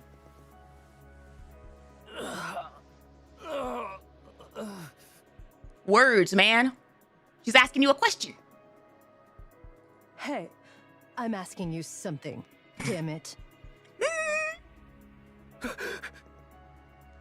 I don't know. I love this. I love the continuation of Dirty Backyard. Of these two. Out and about. Because of what happened with Moran. Look at how polite he is. Truly hilarious. But seeing they're using someone who's been caught before, Lion must really be short on talent. Viper! What the hell are you doing here? Oh my. Did you really just ignore a question from Rosanna of the Underworld Queen? That's what I'm saying! Yeah, I'm about to lose it. I love her. I swear I don't know anything. I'm just in charge of the mist here. If someone comes asking for it, I give it to them. If someone brings it to me, I just stash it here. That's it. That's all I do. Looks like this place is a hub, all right. But no telling where it's coming from or where it's going. Carlson, do you know anything? Nothing. I don't know Jack. I'm just a small fry, so I ain't got a clue about stuff like that. This guy. I figured as much, but it's disappointing how little you know.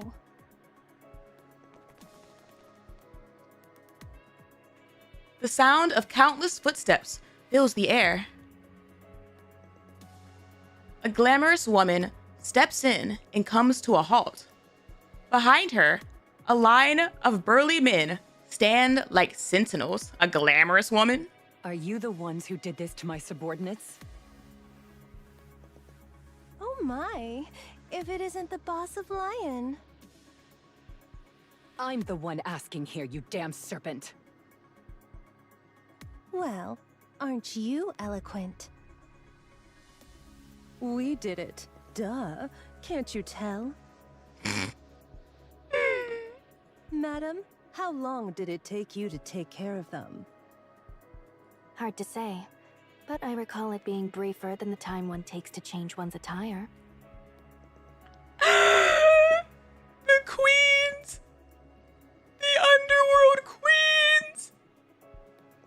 And what, pray tell, does the Underworld Queen want with my organization? What else? This, of course. Rosanna gives the pile of sacks a few light taps. I'll make this quick. Where'd you get these? And where are they headed? Why do you ask? How about you start by answering my question?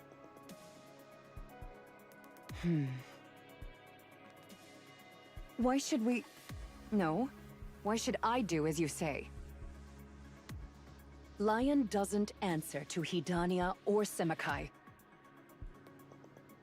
We're on equal footing here, so I suggest you show some respect for how things work in this business. Are you, though? Are you? The rules of this business? I know them all too well. I like how she has a gun and she has a purse. The strong can do whatever they want to the weak. Isn't that right? That's why I'm here to wreck your business. I have the power. You don't. You've got that right. There may be all kinds of rules, but in the end, the strong always exploit the weak. And now, that power is ours. All right, why do you think so? Oh, yeah? What have you got? Those guys standing behind you? No. The monitor in the warehouse flickers to life. Oh. Nice to meet you, Rosanna, Sakura, and Viper. I'm Sixo. I don't believe we've spoken face to face before.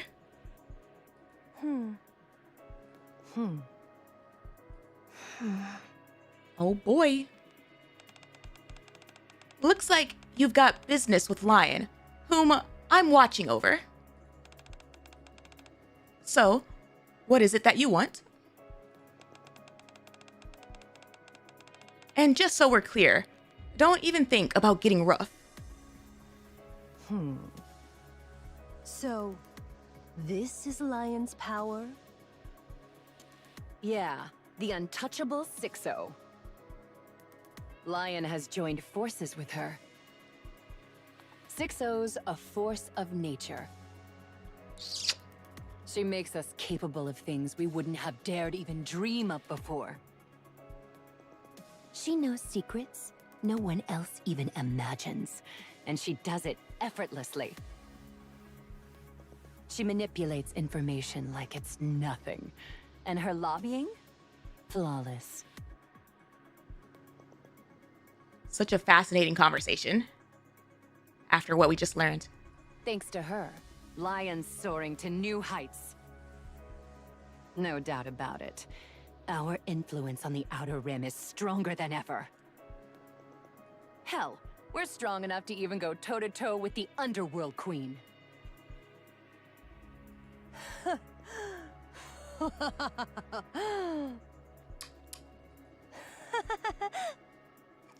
Even Viper's giggling?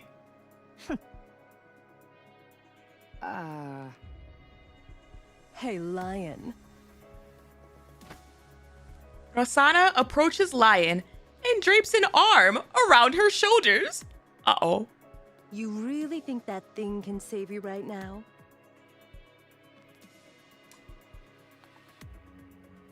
Gun?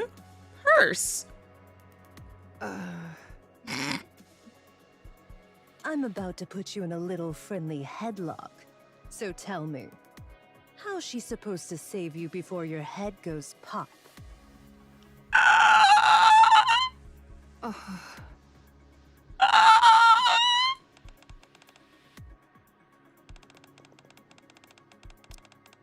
That's enough. Before I make Hidania's secret ledgers public.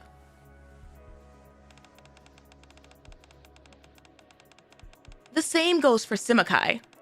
It seems you've been buying some interesting toys off the darknet in bulk lately. If this information gets out, you know better than anyone just how disastrous it would be for your organizations. She's gripping tighter. Rosanna puts Lion in a headlock and squeezes tight.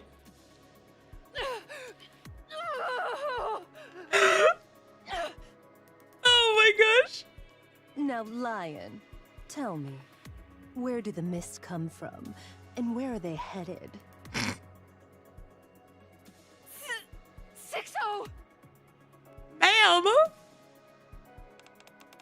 I've just sent part of Hedonia's secret ledgers to the Central Government Inspection Department.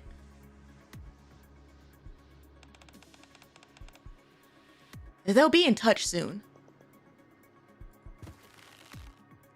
And she just continues.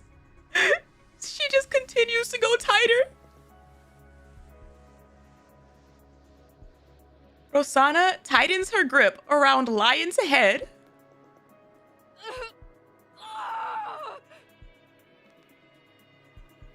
The men behind Lion flinch and take a step forward.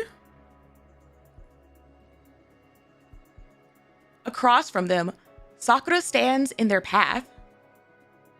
Do mere underlings presume to interrupt a conversation between the bosses? The dignity of the title boss must not be diminished, so I suggest you cease at once. To be perfectly clear, this is by no means a mere suggestion. It is a warning. I love the gang hierarchy here. It's like we are not looking at the same hierarchy pyramid. Lion's men stand frozen in place.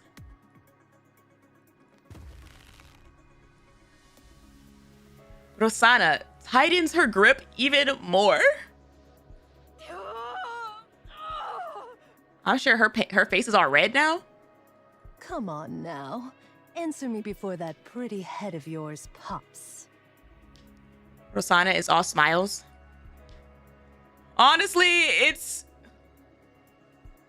I love Rosanna and I love her in this situation, but like the Queen and Liberalio scene is still too fresh. Too fresh in my mind. And this is a little too similar of a situation.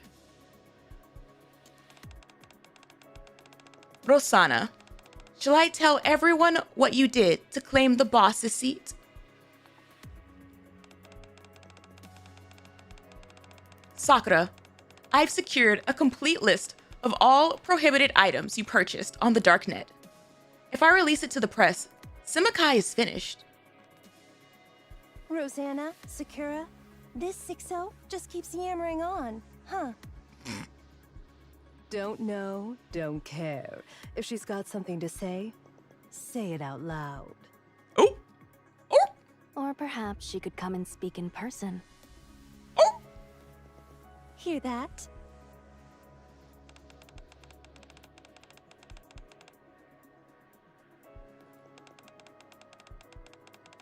I'll expose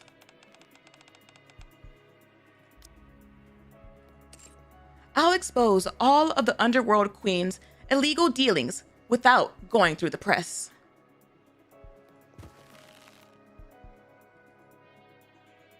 Rosanna's arm locks around Lion's head, pressing down with relentless force. Heard that crack? Just a little more, and it'll split open.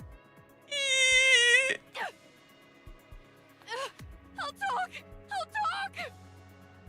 Now, that's more like it. Rosanna releases the headlock. Lion wheezes, eyes burning with a murderous glare. Out with it. I don't have all day. Oh, I'll give you a list. And it's a long one. If anything, I would just be concerned about them having anything given to them by 6-0. Because it wouldn't be the first person she's blown up randomly. Wouldn't you rather talk to me? Interesting. Lion, are you betraying me?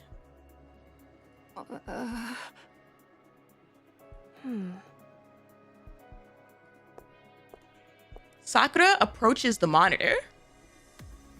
Fear wielded through threats. So this is how you commanded the powerless, treating them as mere extensions of yourself.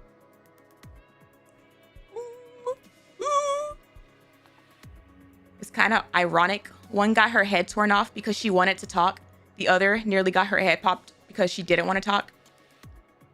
Yet you must understand this. Whether human or Nikke, none fear the empty threats of some unseen, unknown entity as much as they fear the violence that stands before their very eyes. Yeah? Yeah? You have neither face nor voice. You are nothing more than a presence confined behind a screen. So I'm hearing we're gonna actually still get a 6-0 design at some point. She's gonna want to make a design for herself for people to fear. I'll crush you without mercy. What could you possibly do from there? What, precisely, can you do to us right now? At most, you can write a few more lines. Empty threats crumble so easily in the face of real violence. Hey, yo, Sakura, I'm gonna need you to calm down a little bit. Ultron's gonna probably get a body and go hard. I mean, that's exactly what Ultron ended up doing. Like, if we're following the thing, you're just giving her more information of like, oh, so that's what I need to do. Heard. You can do absolutely nothing. To those who have nothing to lose, or fear nothing.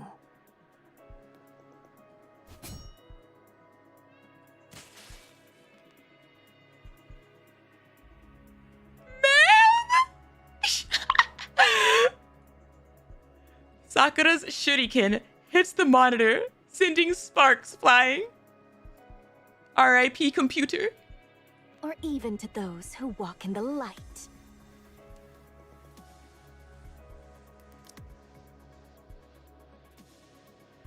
You can do absolutely nothing. To those who have nothing to lose, or fear nothing. Or even to those who walk in the light. Damn. Damn. Throwing that light comment when she's been building and thriving in the darkness of the Outer Rim. Good job. Now, will you hand over the list? Only on one condition. Oh my. Really now? Let her talk. I want to hear what she has to say. It does take some balls to almost get your head popped and still come out with I have a request. In exchange for the list, let us join Hidania or Semakai. Protection! We want protection! TBH, her getting a body would be a big mistake since she'll be a physical target that can be stopped. I didn't say a physical body. I just said a design. I don't think ink or Enoch have physical bodies, do they? She'll just Ultron it 1,000 bodies with 1,000 6-0s. No! No! That's not her song. I will step down from the boss position. A senior position is all I need. Then we could near it. We could also near it. Boss, what are you? Shut up, Carlson. I'm talking here. Shut up, Carlson. Ain't nobody want to hear Carlson. Nobody. You've got to be kidding me. Why on earth would we take in an organization that uses guys who just tumble over from a single kick? This guy was acting real big and bad a couple chapters ago. To be precise, it was a kick to the abdomen. If 6-0 attacks us, we're finished. Everything she's done to get this far has been through manipulating information. Now that she's no longer on our side, she'll obviously exploit our weaknesses. So Hidania or Simikai has to step in and protect us. And if we say no? Then we'll fall apart, and people with nothing to lose can do anything. We did technically just learn that lesson. For the record, Semikai is not an organization that just anyone can join. You must undergo a strict screening process to be accepted. What? Are you saying Hidania accepts any Tom, Dick, and Harry? So what I'm hearing is as long as they say they're loyal, the Peony Association might be growing a little bit. I never said that. Fine. I'm feeling generous today. I'll let you join the Peony Association. Hey, yo, that's not your organization to do that. Ma'am? What? What do you mean, me? That was a joke. The Peony Association's a little... Damn, she doesn't even want to join them. Take it or leave it. Shame Moran isn't here to hear this. Anyway, I'll decide after seeing the list. If that list's enough to hit 6-0 where it hurts, what the hell? I'll even let you join Hidania. Ow! But if you're lying, or it turns out to be nothing at all, who knows what I might do then? Ruh-roh. That's not going to happen. Lion fiddles with her phone, then sends it to Viper. Good girl. Didn't think you'd be this obedient.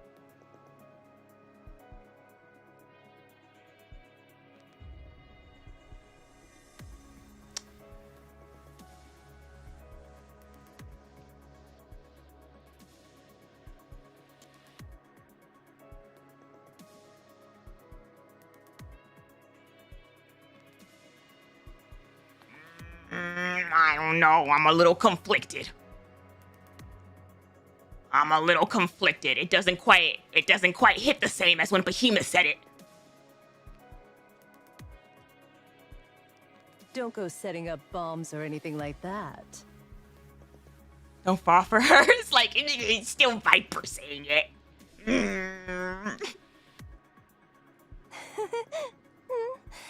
That's only reserved for people of a certain level.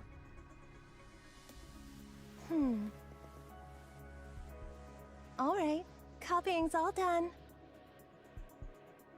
Sakura?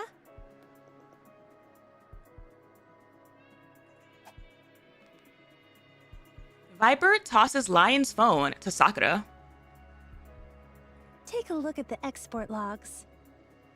The airy head voice really don't do it for me.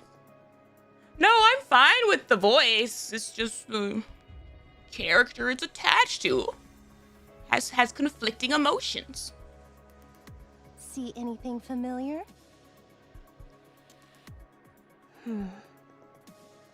Yes.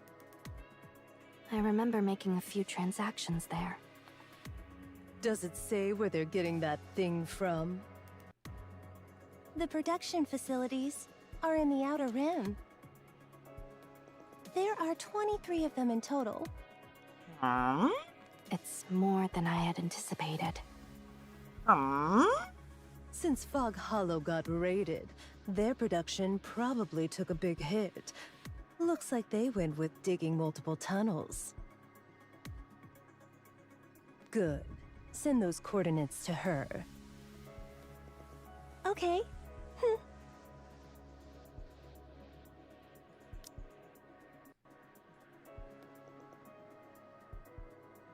Her? Her, you say? It's time we turn the tables. Rosanna, about those export logs. Sakura leans in and whispers to Rosanna, causing her eyes to widen. Are you sure? Yes, I'm certain. We could make good use of this. That's correct. What is it? What is it? What are you two whispering about? Viper? Viper, we're pulling out. What?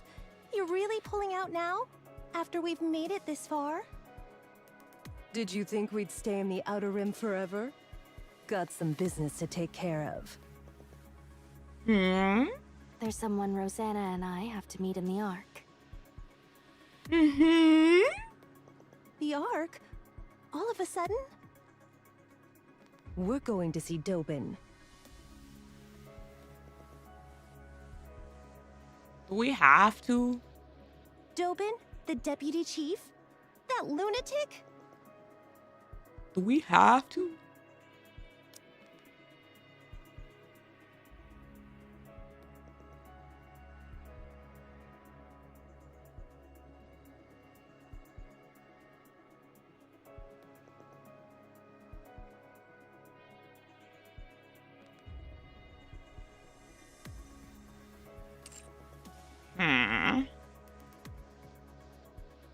He's clearly obsessed with results and power. Or maybe that's not the only thing.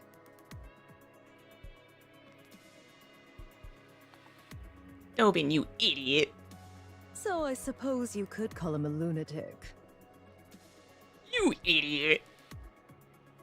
Why are you meeting him? To have a grown-up conversation. He probably got himself into some mess. Involved in all of this, and they're gonna take advantage of it.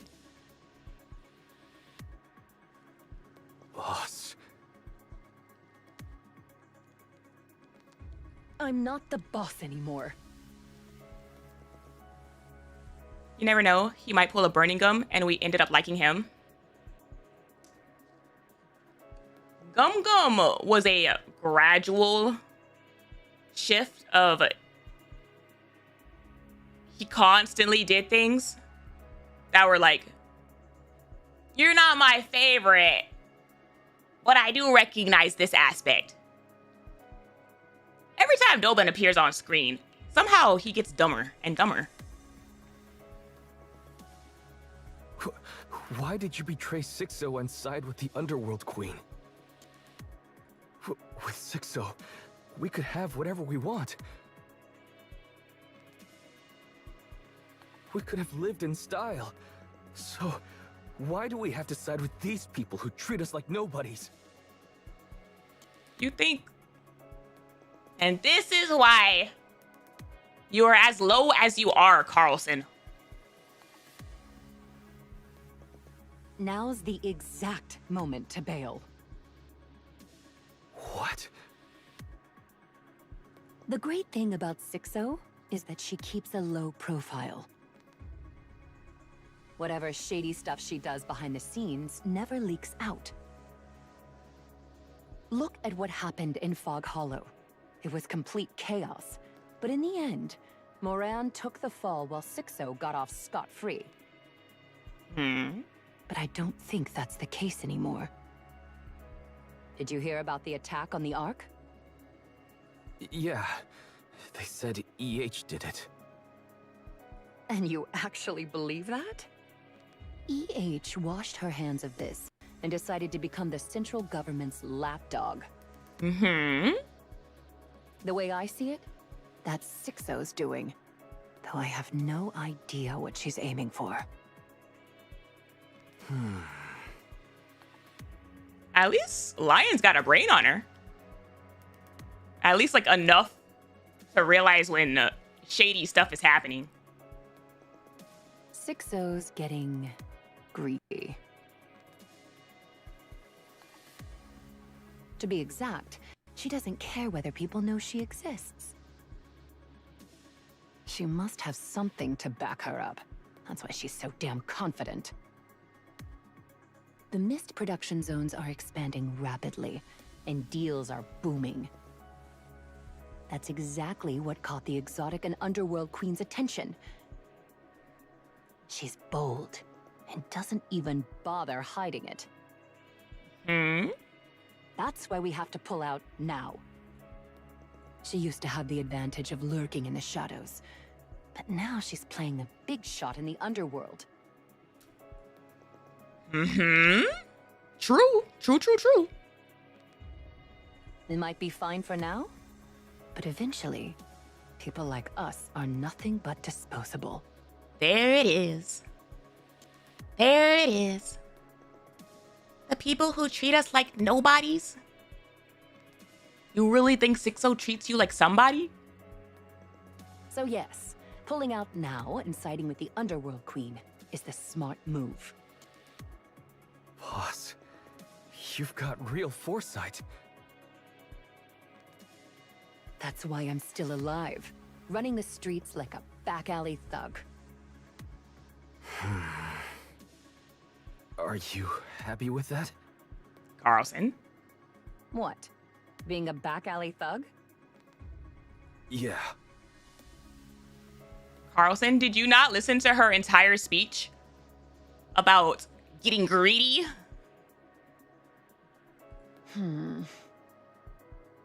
Life-changing opportunities don't just fall into your lap. Even if they do, you have to stake a lot, since nothing's free in this world. I'm terrified of taking that gamble. If I lose, it's over. Living is nice, yeah? Does that mean we're stuck being a back alley thug for life? Of course not. Life-changing opportunities do come. When that time arrives, you need to be ready to put everything on the line. And even if you lose it all, you've got to be strong enough to handle it. Hey, yo. More death flags for Carlson?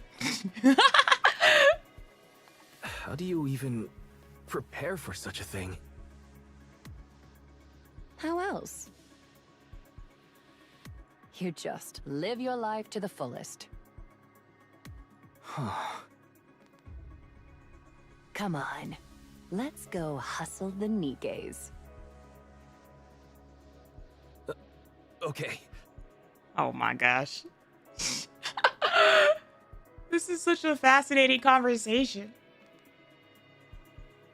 Like, we ended up liking Free Rat,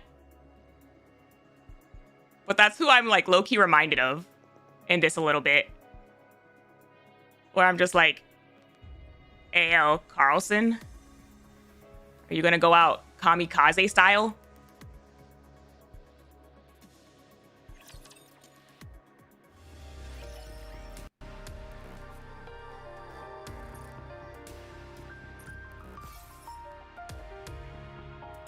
Go to the lobby. It's a human going on. We love it. It is nice to like get the every now and again the perspective of what it's like from the POV of someone at the bottom of the totem pole is not connected to super crazy alien level entities and like MC plot armor. Like, it's literal. The life of a regular human is essentially the life of an NPC.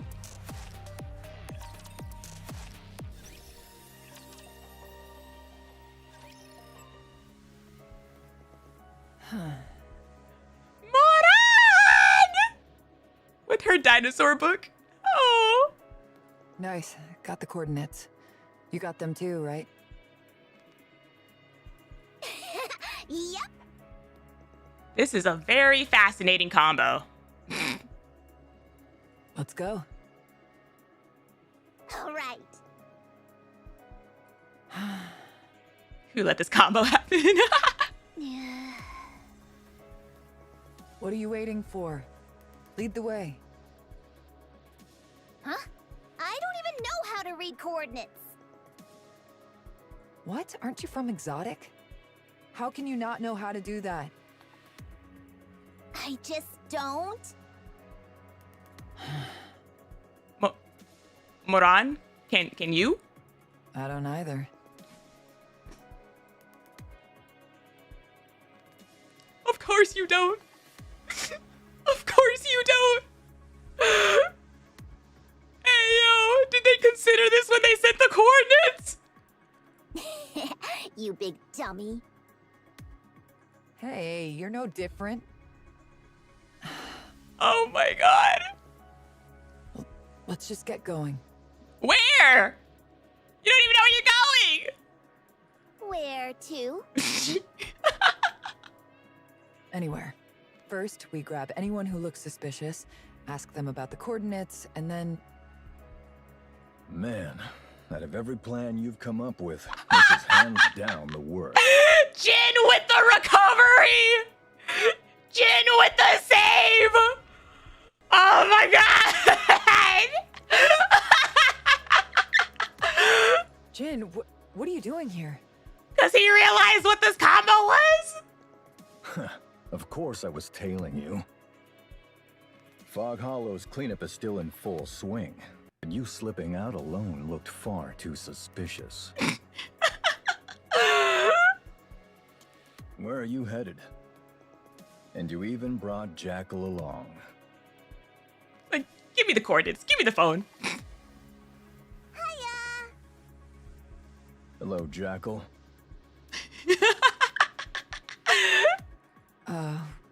Well... We got the coordinates, but we've got no idea how to read them, so we don't know where we're going. Yippee! Huh? Coordinates? What kind of coordinates? Jackal, wait, you can't just tell. That's literally what you were about to do. You were literally about to go around the outer rim, shaking up everybody who looks suspicious, asking them about the coordinates. Just handing out that information. Oh, it's for a misproduction facility or something?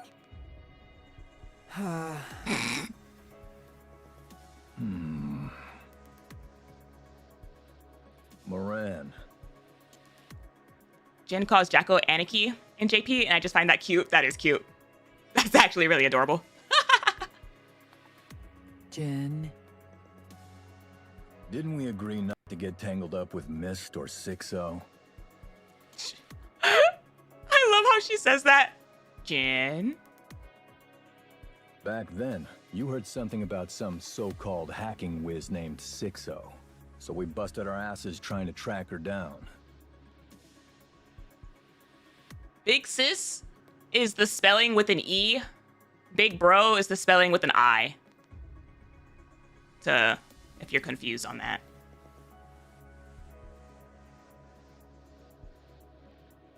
And what did we find? Zip. Nothing.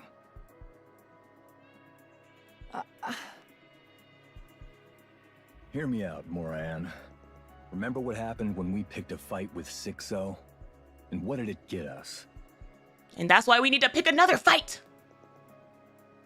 We gotta reclaim her. She is wearing this outfit as cute as it is. I love this outfit. She is wearing this outfit as a punishment to herself. We got completely wrecked. We were framed with that bullshit charge and couldn't say a damn thing. Nobody believed us. They let the boy Jin curse! Our reputation hit rock bottom, and the boys can't even get work now. Fixing up Fog Hollow is one thing, but that doesn't put food on the table long term. Touch Sixo, and we lose every time. They don't even let Chatterbox curse, like... But still... Do we stand a chance? The odds aren't great, but... Oh, my head. Moran, you really shouldn't be acting on your own like this again. He keeps going for F-bombs with the issue. He needs to ramp it down. True. True. You're not gonna get past approvals if you keep going for that word. If we get pinned with another false charge like last time, we're done for. That's why this time... This isn't about whether we land jobs or not. If this goes south, the Peony Association will get dissolved. Jin, I get what you're saying, but like... Yeah, sure, we're a piss-small organization. But if you're the boss, shouldn't you be looking out for the guys under you? I do care about them. That's why... Forget Nutrium. They're reduced to gnawing on plain Splendimin. Damn! Have you ever tried that stuff, Moran? It's got no taste. I mean, literally, none. He's like... Not a hint of flavor. We're eating cardboard out here? Hey! Let me talk. Go on. I'm all ears. Let's see what you've got to say. This time, I'm not acting on behalf of the Peony Association. This is personal! She said this is personal! I'm doing this on my own, so the Peony Association will be fine. Come on. Things don't work that way just because you say so. That's why I'm in disguise. I'll put on a mask, sunglasses, and a hat in a bit. I'm gonna go F him up in disguise. Get my honor back. So just act like you don't know, okay? I've got this.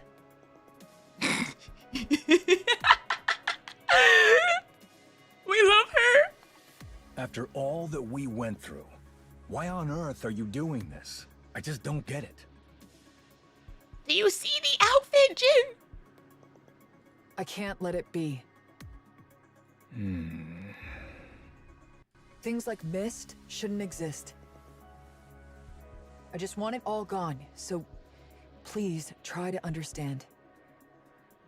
Get our honor back in disguise? Because the honor is inside her. And if it goes wrong? You'll be there. He's like, I know you're still a homie.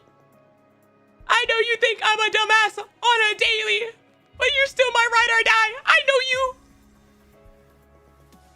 I also asked Rosanna and Sakura to take good care of the guys. One wrong move, Moran, and we'll lose it all. Not a thing will be left. You know, I used to be terrified that everything I'd built would come crashing down all at once. But come to think of it, I hadn't lost a thing.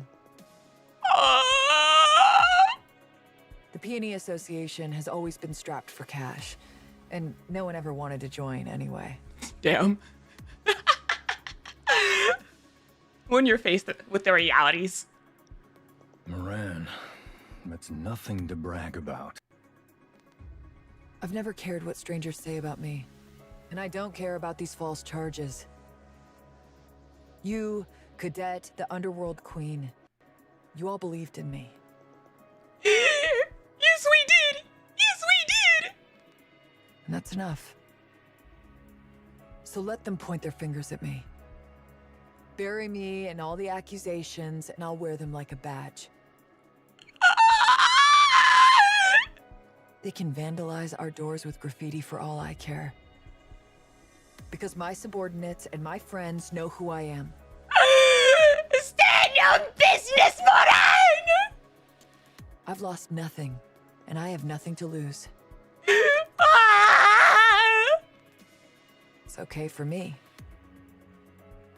Man, I wish I had more doll mats.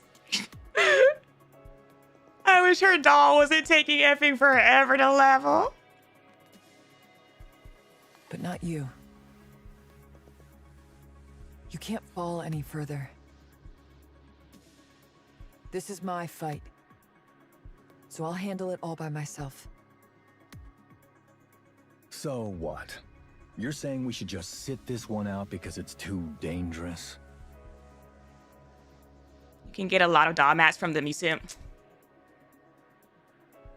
Damn it. Of course you can.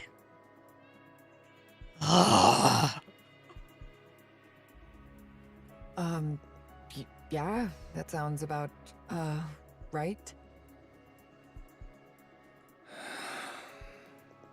Me too, Jin. Me too. Oi, guys! Moran's telling us to pull out. Oi, guys! Huh? As Jin's shouts reverberate across the area, members of the Peony Association emerge from every direction. She has literally built this organization on loyalty, has stressed it so much. How loyalty over everything. And in this moment, she has forgotten what kind of organization she's built.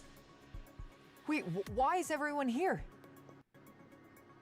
It was way too obvious you'd try to handle this on your own, so we snuck along. Guys, Moran, look at their faces. It's the boys! They're fuming because you looked down on us. Look down on you? Why would I ever do that? Moran, we're your subordinates. Loyalty! Loyalty! Loyalty! If you tell us to die, we die. If you tell us to live, we live. Damn! So don't try to shoulder this alone. Do you need me to remind you about whom we're gathered here for?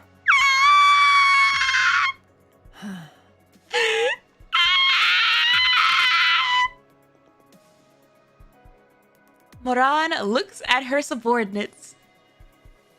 Their eyes a storm of disappointment and anger. Family.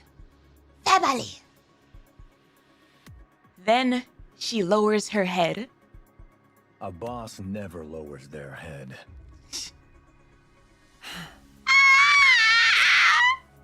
This has nothing to do with profit. Our names won't be cleared and our lives won't get any easier. So why do it? Because it doesn't sit right with us. Because we know it's wrong. Are you okay with that? I don't have like a million voices. Yeah! We might get slapped with even more charges. Are you still fine with that? Yeah! The Peony of the Peony Association stands for wealth and honor. But if you stick with me, you'll be moving further and further away from that. Are you still okay with that? Yeah! Then let's roll. Everyone here scrapes by doing all sorts of dirty work. But even here, there are rules. We have no oath, but we got a ton of honor. That's right. There are lines you must never, ever cross. And to those who ruin this place just for their own gain, it's time we show them that even the filthiest back alleys have laws. First off, I really like that line. Secondly, I wonder if Jackal is processing any of this. Because she's gone through a little arc with Exotic that had zero loyalty. None of this, the complete opposite of this. And I'm just like, once again, here's an opportunity for Jackal. Shift up. Shift up. Yeah. Moran, here. This outfit. Even for someone of your age, these cute outfits might have some demand. But as the boss of the Peony Association, surely this is what you should be wearing. Let's go! Let's go! Get that uniform back! Thanks. You wear it with pride, Moran! I'll handle the coordinates. Oh, sure. Yeah, thank you.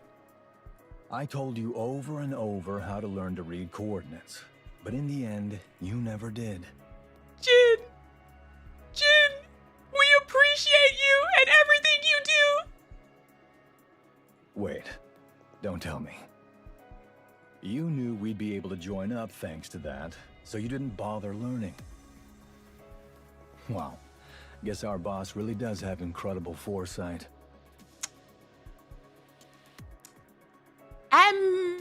Cut it out already. Her face. I don't appreciate you mocking me right now, sir. He's definitely teasing. He knows.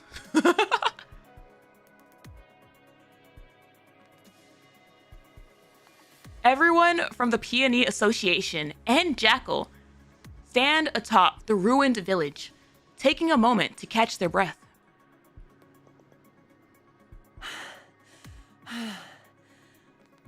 Let's go! That's the boss of the Peony Association! I'm starving. How many is that now? 5. We've still got a long way to go. There's 20 places in total, right? I believe it was 23. 23. Yeah. Okay. We just have to hang in there a little longer. Just a little further. Let's go, guys. Moran leads 37 from the Peony Association with Jackal of the Exotic at her side. They raid one site after another in the Outer Rim, destroying and setting fire to anything that appears to be a major facility. Destroy everything. Leave nothing behind. Let's go! Mist has a distinct smell. Wipe out every place that reeks of it. If you smell it but can't find it, set it on fire. Mist is weak to fire. Take down anyone who gets in your way, even those who beg for mercy. Sheesh! Sheesh! In the course of it all, they discover a disturbing number of Mist addicts. Without hesitation, these addicts strap bombs to their bodies and launch an attack on the Peony Association, but... Huh? They've got bombs attached to them. Bombs? Where? I can hear that beeping from their bodies. It's killing my ears. They weren't ready for the doggo. They weren't ready for the doggo. They're coming straight for us. Again, with the same trick. You and I will be fine, but my subordinates, they're only human. Want me to take care of them? How? I'll give them a kick, send them flying, and then kaboom! I'm awesome at that.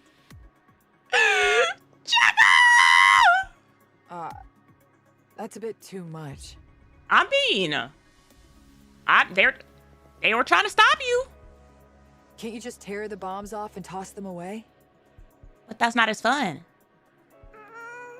I've never tried that before, but I can totally do it. Great. I'll leave you to it. Got it. I love that. I love that being her job. Sniffing out the bombs.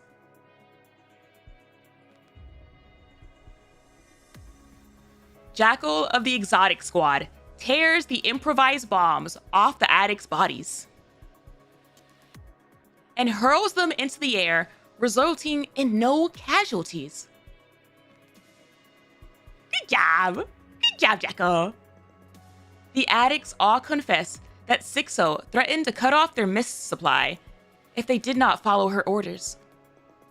She's insane. What the hell does she want to do with this place? Come on, isn't it obvious? She's planning to get everyone in the Outer Rim hooked on mist. Turn them into puppets who'd gladly die if she gave the order.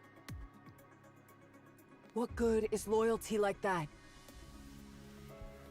Loyalty? Moran, that's not what Sixo wants. I'm really liking the parallel between Sixo and the Queen right now. All she wants is obedience. The Peony Association and Jackal rapidly raid mist production facilities, destroying 12 in total. On their way to the next one, they run into Sugar from Cafe Sweetie at the entrance. She's here too!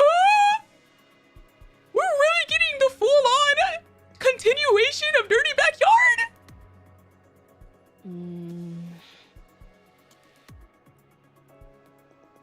What the? Here to mess with me again? Moran, I didn't bring it up before because I figured you'd get all worked up. Sugar's just been staying in the Outer Rim lately. She's not really doing anything in particular, but just hangs around all the same. And from what I hear, the girl's reeking of mist.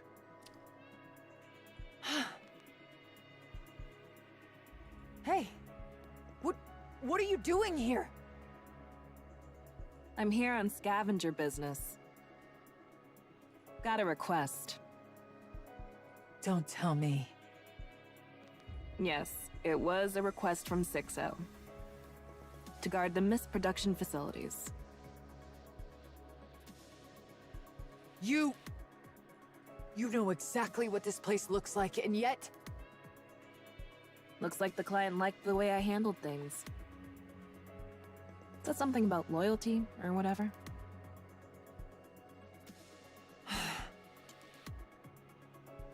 So, I decided to go ahead and be a guardian for those who were forced into this line of work just to make ends meet. Sugar!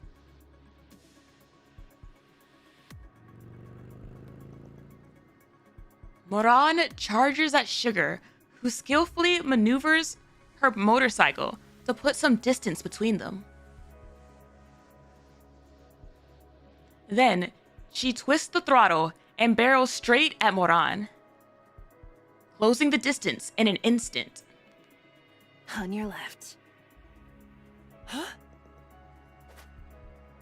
Moran twists to the left, dodging Sugar's charge. In that split second, she sees Black Typhoon slow down slightly and lunges at it. She grabs Sugar as Black Typhoon speeds away. Wrap your arms around my neck and hold tight. Pretend we're fighting.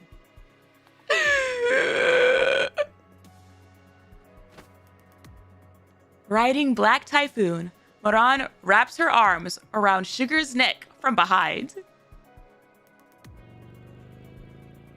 I had faith in you, Sugar. Black Typhoon sways unsteadily for a moment, then it speeds out of the area. Huh? Bye! They just zoomed off on the bike? Think you could go after them, Jackal? Bikes are a pain. They're way too fast. He really tried to ask, can the dog keep up with the bike? Damn. Didn't expect she'd get snagged like that. Hey, I swear I saw that bike slow down a bit before hitting Moran. Jackal! It slowed down? Yeah?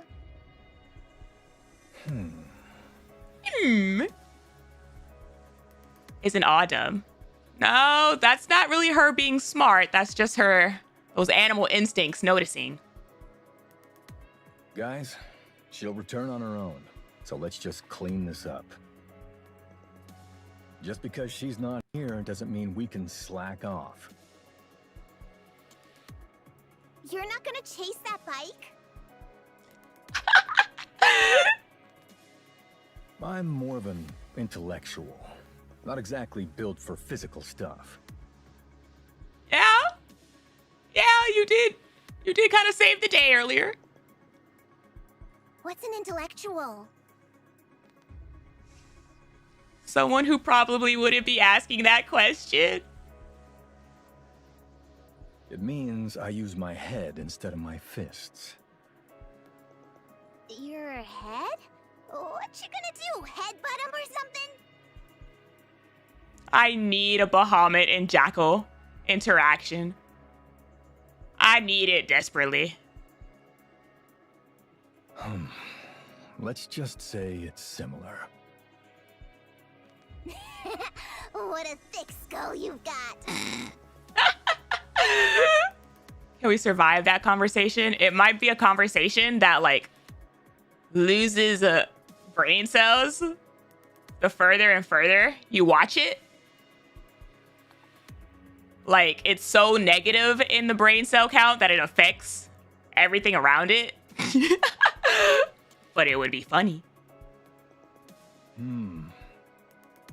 All right, Jackal. Do your thing and help us out. Gotcha! Yippee! So negative, it goes positive. Sure.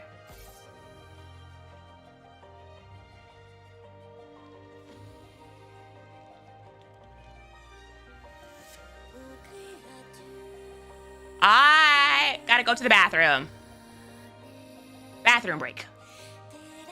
I will be right back.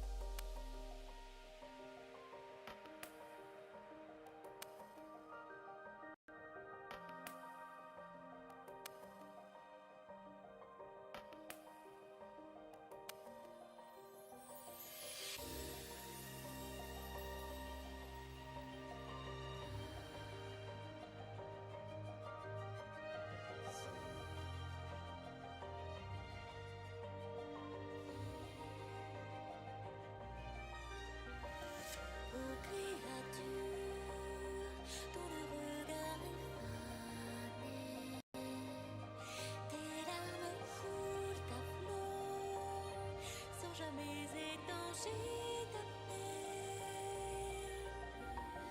Ô Créateur, toi qui cultives la beauté, sois le reflet, sois l'écho du soleil qui fera fleurir ta graine. Le passé s'oublie en tournant la page et le futur chasse les nuages.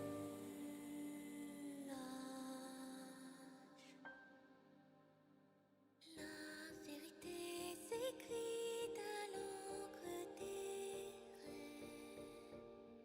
La fin de l'histoire peut être redéfinie. Et dans l'allégorie du temps qui s'achève, un bourgeon d'espoir éclot à la vie.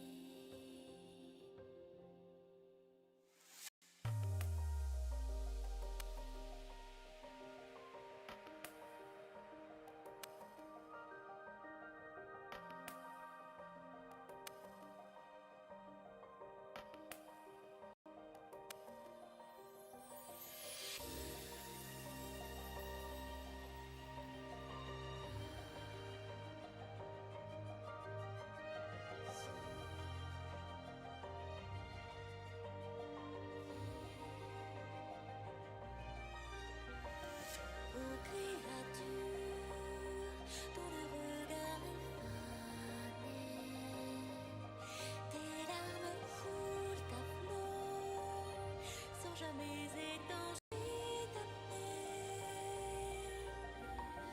Ô Créateur, toi qui cultives la beauté, sois le reflet, sois l'écho du soleil qui fera fleurir ta graine. Le passé s'oublie en tournant la page et le futur chasse les nuages.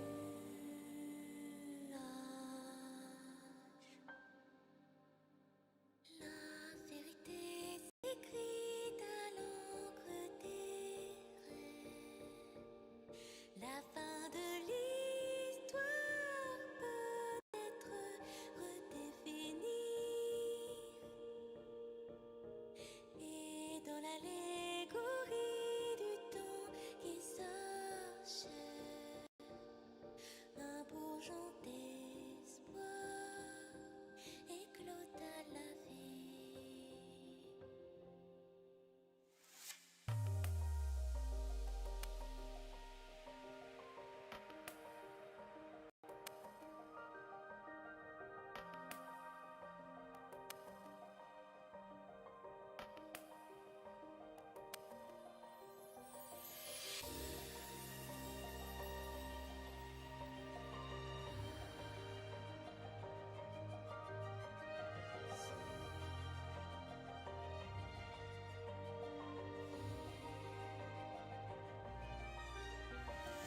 Ô créature, dont le regard effané, tes larmes coulent à flot, sans jamais étancher ta peine. Ô Créateur, toi qui cultives la beauté, sois le reflet, sois l'écho du soleil qui fera fleurir ta graine. Le passé s'oublie en tournant la page et le futur chasse les nuages.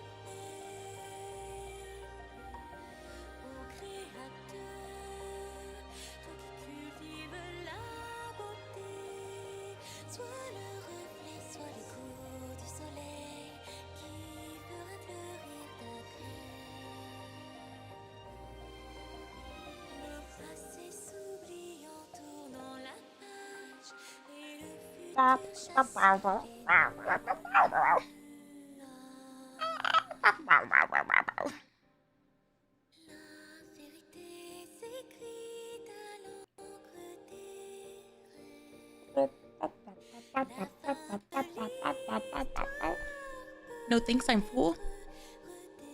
Good, because I wasn't gonna share my ice cream.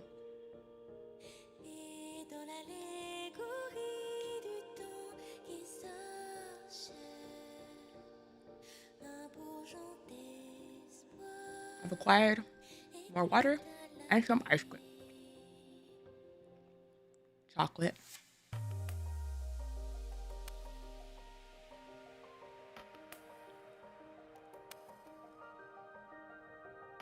Also,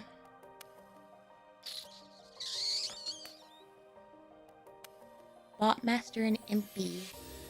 Thank you for the subs. I missed that. Thank you. You can keep that. I wasn't sharing. Hello?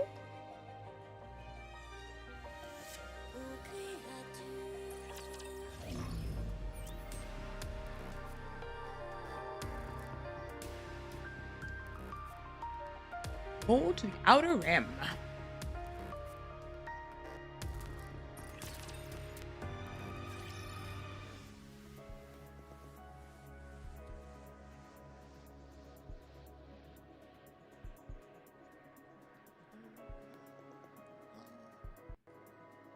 Quotidian?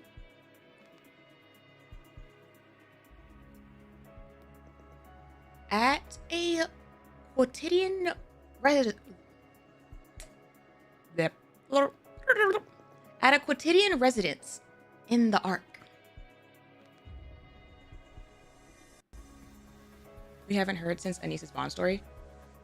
We've heard it once before, but I don't remember where. I remember having this exact conversation.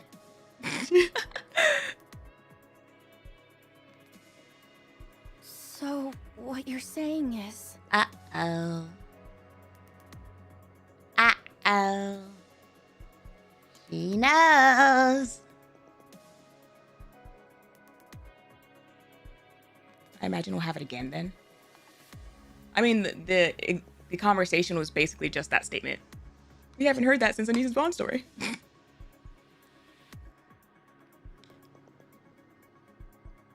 Liverin went rogue. Uh-oh. She stole Hammering's head that had been contaminated by the crystals and brought it to Sixo. She's dead to us. So many crimes. You could say, why? But putting our girl Hammering in danger? Our girl Hammering? Wasn't she already dead to us? In this case, I'm thinking us as in commander, squad. Please. Hammering. She put in danger. Which led to a terrorist attack in the Ark. She's absolutely dead to Fragile, though. You see these eyes? And now her whereabouts are unknown. Uh-oh.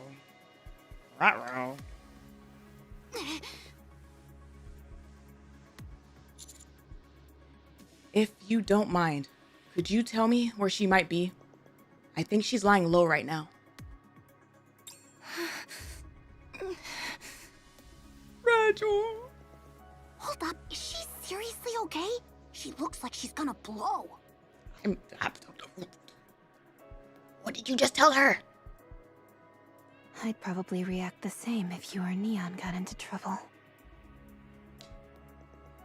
Ah, right. That makes sense. Yeah, that's also tied to the terrorist attack. You two, if you're going to whisper, do it properly or just tell me straight. Oh boy. All right, we'll tell you directly next time. And what do you intend to do once you find Liverin? We'll ask her about Sixo's location. To be precise, where her core hardware is at. Hmm? And then what? No idea. I'm not sure what they'll charge her with. I see. Let's go then. Let's. I think I know where to go.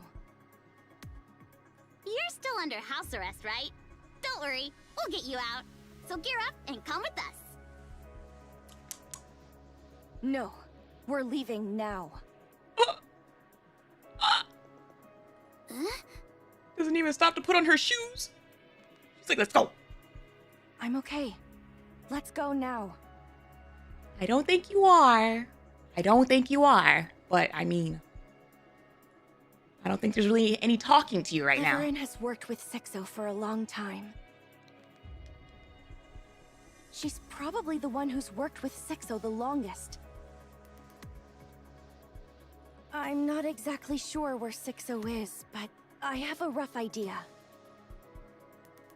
Looks like you've come to the right person.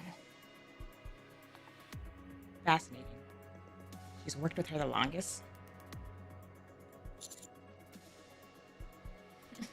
I don't care. Let's get a move on. All right, we just need to go a little further. Is that like a thing? Can we actually like bypass that conversation?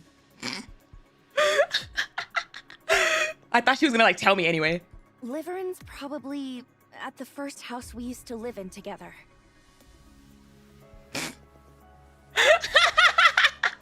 I thought it was like one of those, it's not an option, I'm gonna get stuck listening. Damn it.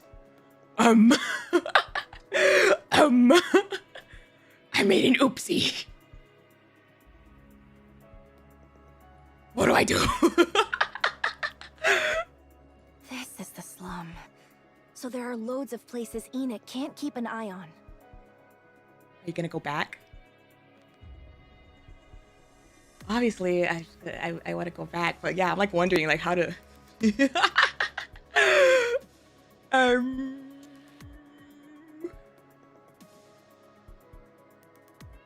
There's no restart.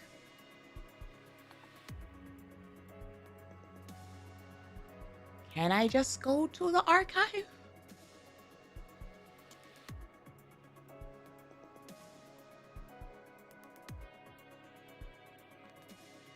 I really thought that it wasn't like a legit option.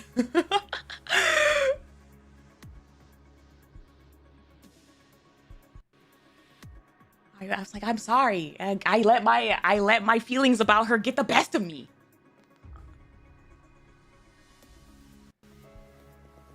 Put restart button in the survey.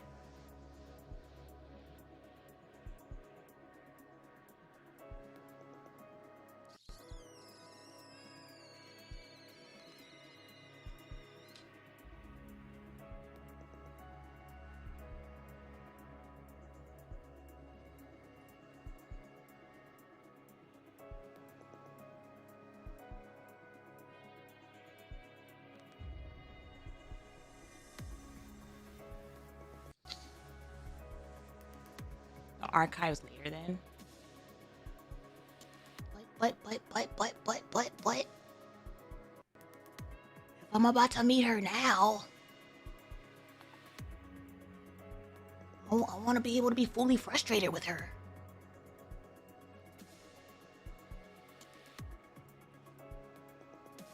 Will you be in the mood to go all the way back? I won't. I won't.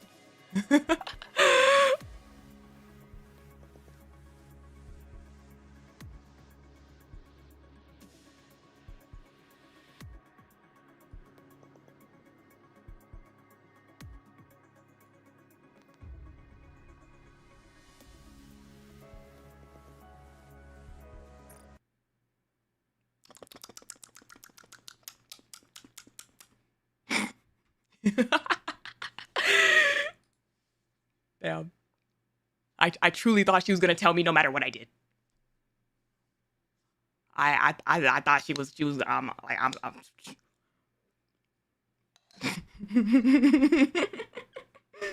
That's crazy. Why would you give me that option? Why would you give me that option? She's probably the one character lore that I would have like skipped.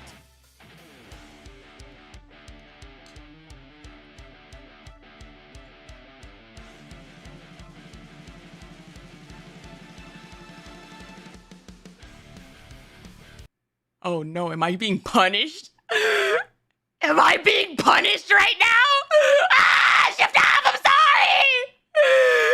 Shift up, I'm sorry! Ah! I didn't mean it, shift up!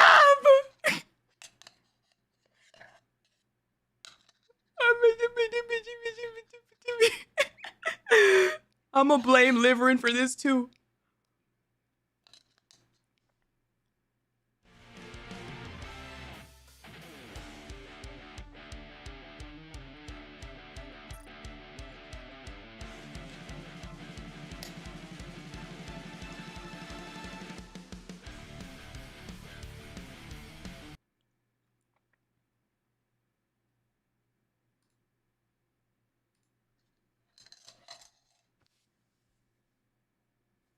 They're being real funny right now.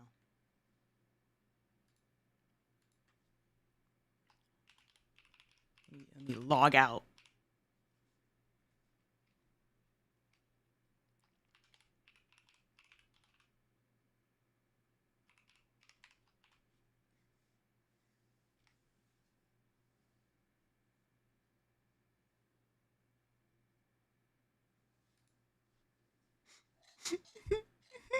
You see, chat?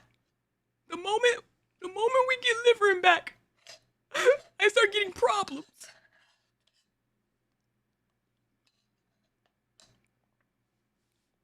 I'm gonna take my small victory as someone that likes Liverin as a character. You can stay on that hill. Good for you.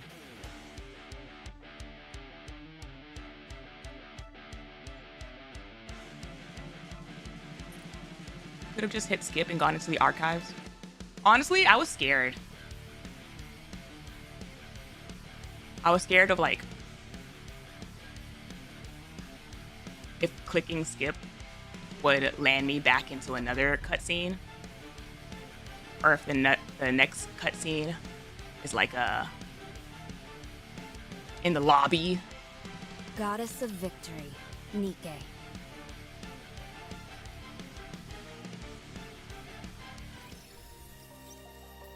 All right, back in.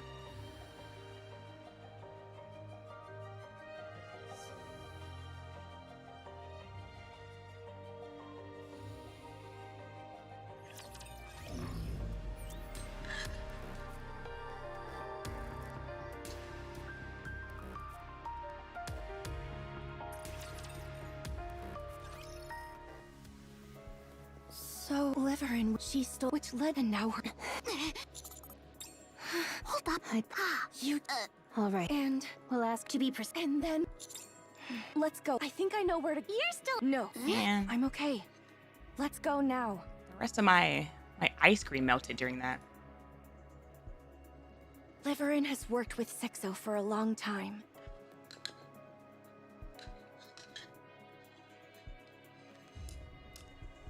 She's probably the one who's worked with Sixo the longest. I'm not exactly sure where Sixo is, but Also her fault. I have a rough idea.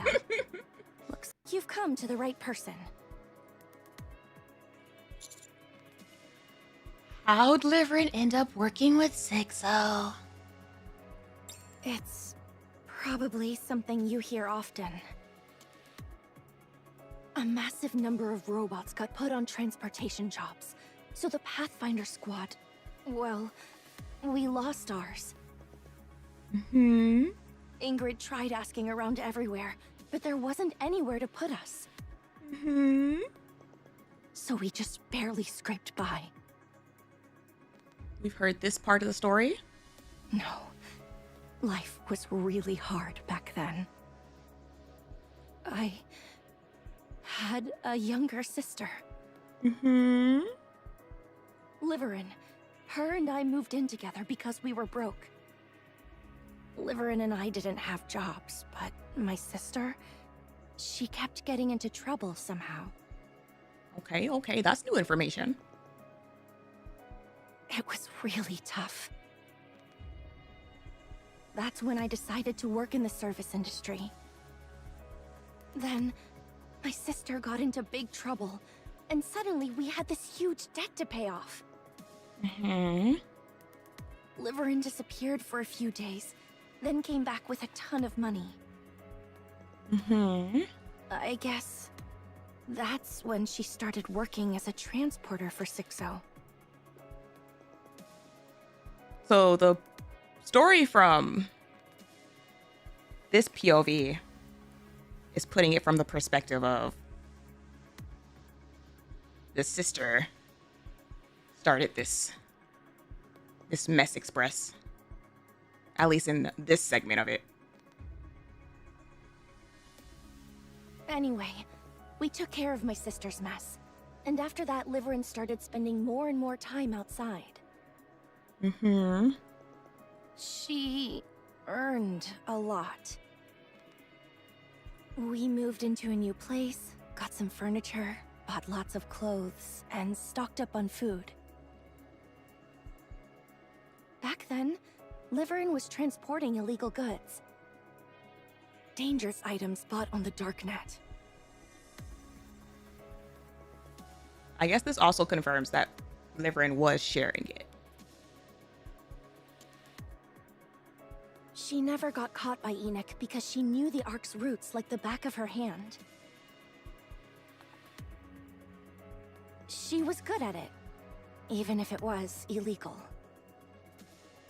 She made a huge fortune. It felt like stepping into a whole new world.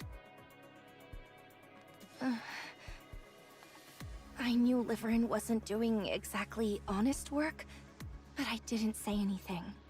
Mm-hmm. Because she seemed really happy, you know? I can never forget the way she looked when she came home with her hands full of food. It must have been hard for her, since it wasn't exactly normal work. But I guess she put up with it because she could see how happy it made us. That's why I couldn't bring myself to say anything. Can't believe it was an option to skip.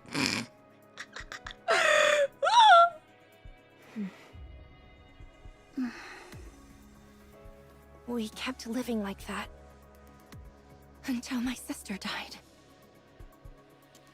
Small organizations clashed over those dangerous items, and she got caught up in it and died. Uh-huh. Liverin blamed herself, and I resented her.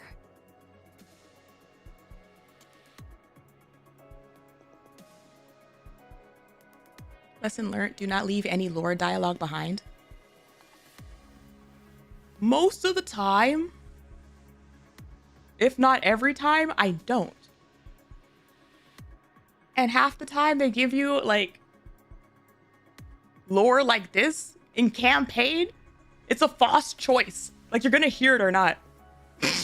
So the fact that they stuck it in here, I'm like, hey, yo. I thought we only did that in events.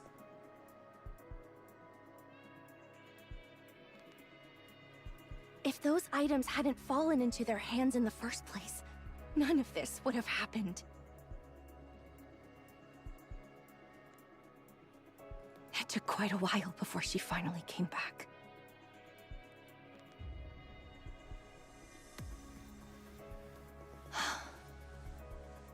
She completely cut ties with Sixo and got back to working with me in the service industry.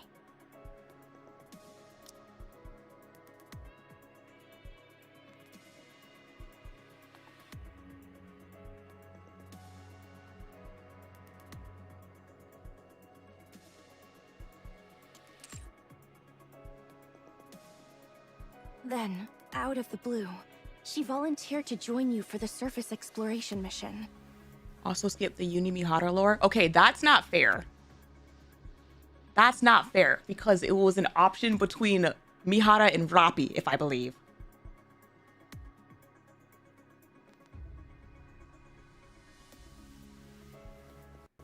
Sixo threatened to tell Ingrid about all the illegal things she'd done. And that's how we ended up here. What will you do when you see her? I did go back. Find out where Sixo is, and then... I don't know.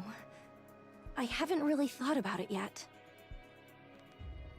I mean, your eyes are very concerning.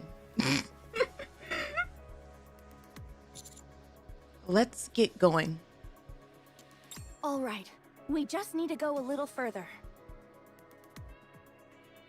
Liverin's probably at the first house we used to live in together.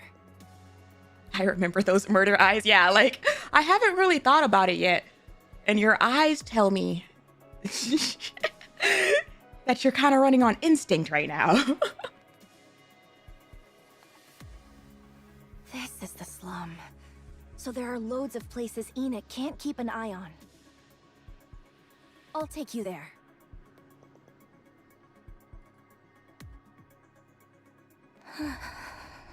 There she is. Liverin hugs her knees, staring blankly into space. After a moment, she turns her head towards one corner of the room. Non-perishable rations are stacked high there. Enough to last for at least 2 years. A satisfied smile spreads across her face, and she nods. Yeah, it's okay. I just need to stay like this. If I stay right here, everything will work itself out. I mean, I don't know about that, but if you stay right here, things won't get worse because of something you accidentally did. Then I'll go out. I'll go see Fragile and apologize to Hammering, too. That should be enough.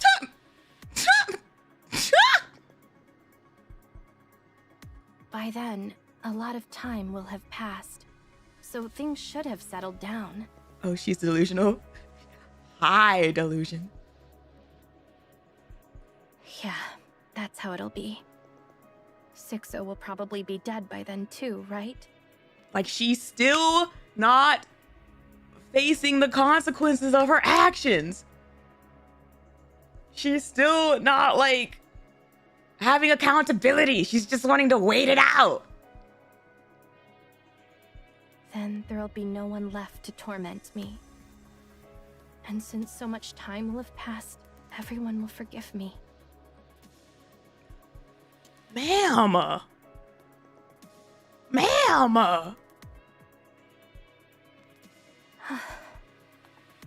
Her entire conversation with EH?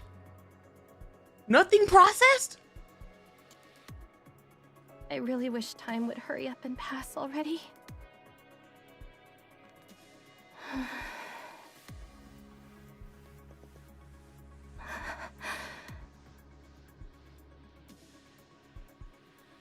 Liverin stares blankly into space again.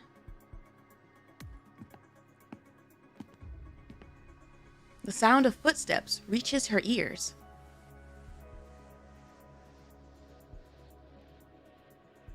She goes still, barely breathing. She processed that she didn't like what EH said because it involved consequences. Like, girly, we're kind of past that. We're way past that.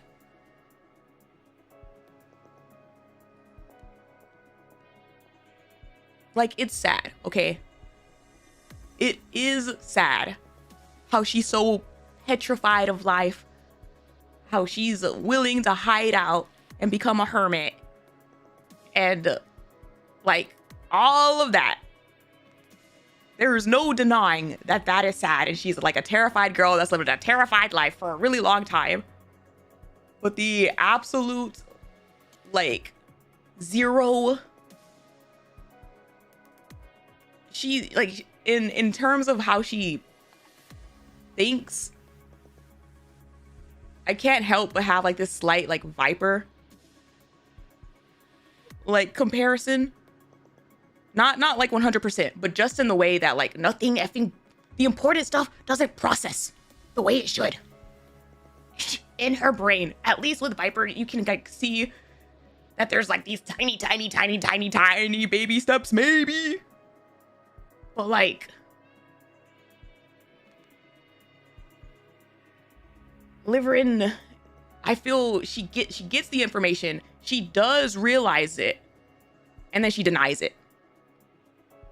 Viper, I feel like she doesn't quite realize it, the stuff, until like it's thrown in her face. Oh my god. After a moment, the footsteps fade into the distance. The soundproofing's still awful. So she's a kid? Liverin? She's not, which is the other frustrating thing about her. She doesn't have that excuse.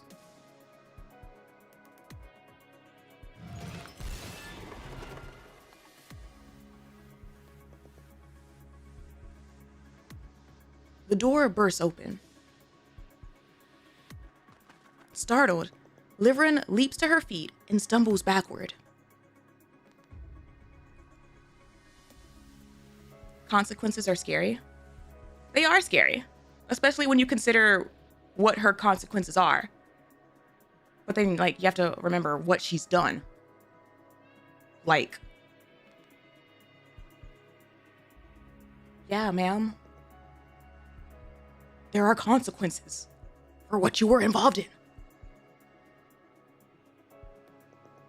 In the darkness beyond the doorway, she sees a face she absolutely does not want to see. Liverin! On sight! It's on sight! Go, Fragile, I choose you! Fragile lunges at Liverin, knocking her to the ground and straddling her, and then she just starts wailing. Oh, she... she really did! With no warning, Fragile starts throwing wild punches. Trapped beneath her, Liverin throws up both arms to protect herself. Oh, she really said, I don't need a gun. The gun didn't do much last time. Oh my god. Again! And that right there, the frustration in that line right there is exactly why Liverin is frustrating. Fragile! Oh, it hurts! Just die, Liverin! If we die, there won't be any more pain! So let's just die!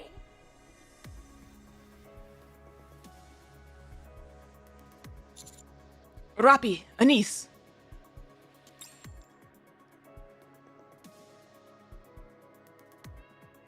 Rapi and Anise rush in, yanking Fragile away from Liverin.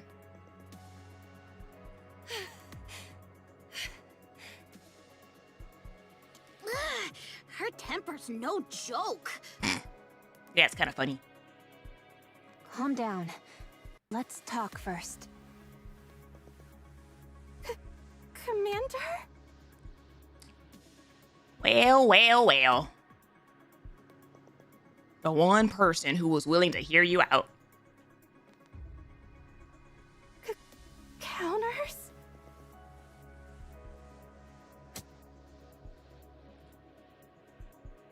Liverin slaps herself across the cheek. For a brief second, for the briefest of seconds, I thought we slapped her. I was about to be like, wow! It's not a dream.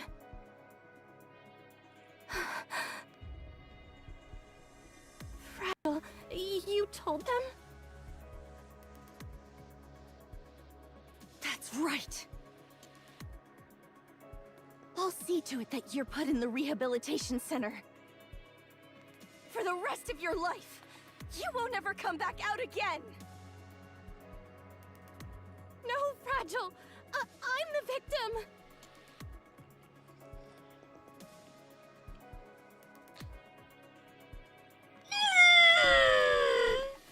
Oh. Sixo! She made me do it. I had no choice. She straight up said it. What do you mean you had no other choice? What the hell have you been doing that she still got you on a leash?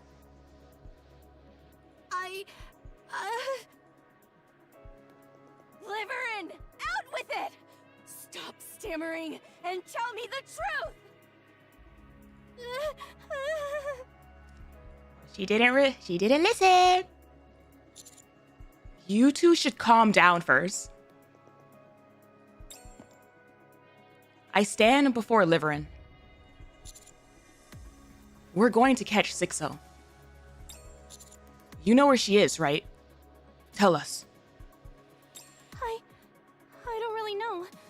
I've, never actually seen her. Sixo is an AI. She must have a core hardware, and we want to know where it is. You don't have any idea at all? Did you say AI? Sixo is an AI? You've been ruled by a computer, ma'am. That's right. I'm pretty sure she's human. She's not. You've been scared that someone was gonna bust down your door for years. If she's an AI, then why would she do that to me? Liverin, we've no time for that. Also, do y'all hear this statement? Why would she do that to me? The tunnel vision of me is crazy. This ain't about you right now. Do you have any idea where Sixo's core hardware is?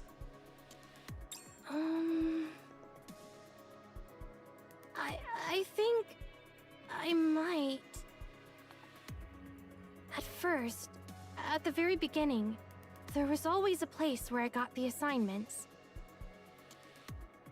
I didn't actually meet her, but I always received them at the same spot, through text on the monitor. After some time, it switched to the phone. Guess she figured making you go back and forth was too risky? Yes, she must have realized that too. Bro, Bozo was gaslit by a freaking calculator.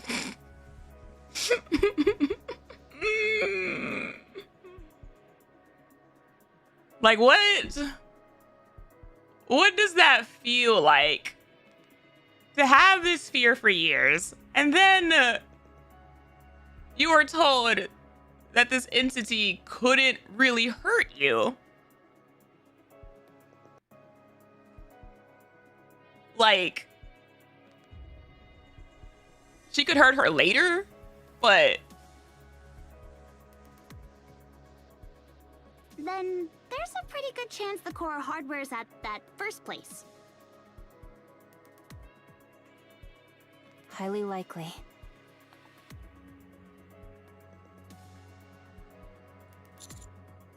Lead the way. You remember where it is, right? I remember. I do, but...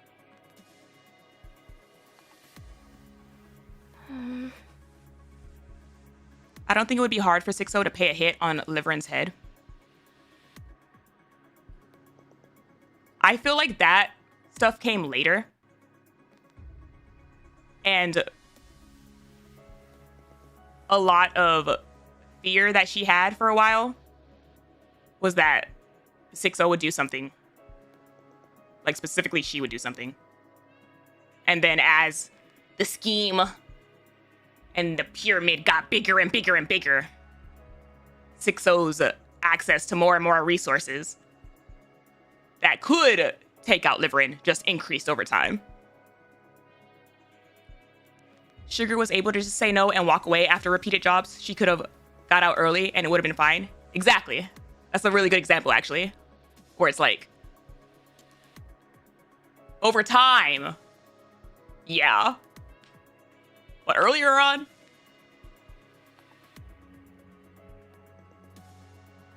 Commander, you've got a lot of power right now, don't you? What on earth are you saying? That she's not gonna tell us unless we guarantee her safety. Then, if I help catch Sixo this time, could you erase everything I did before? Once again, that doesn't work. Ma'am, you kind of did a lot of stuff. Damn, even the commander is like, you don't get it, do you?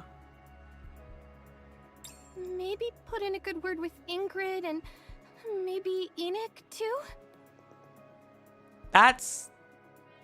Is that not what we offered her?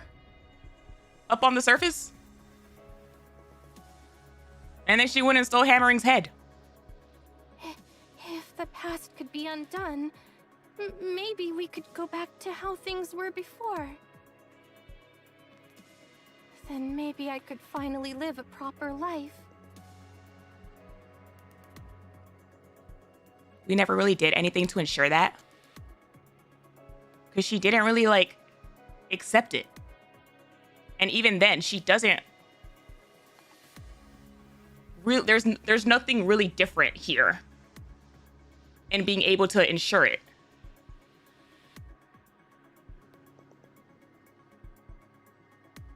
We can't go back. Huh? We can't go back, Liverin. Why not? You had plenty of chances. But every time one came along, you picked only the choices you weren't supposed to.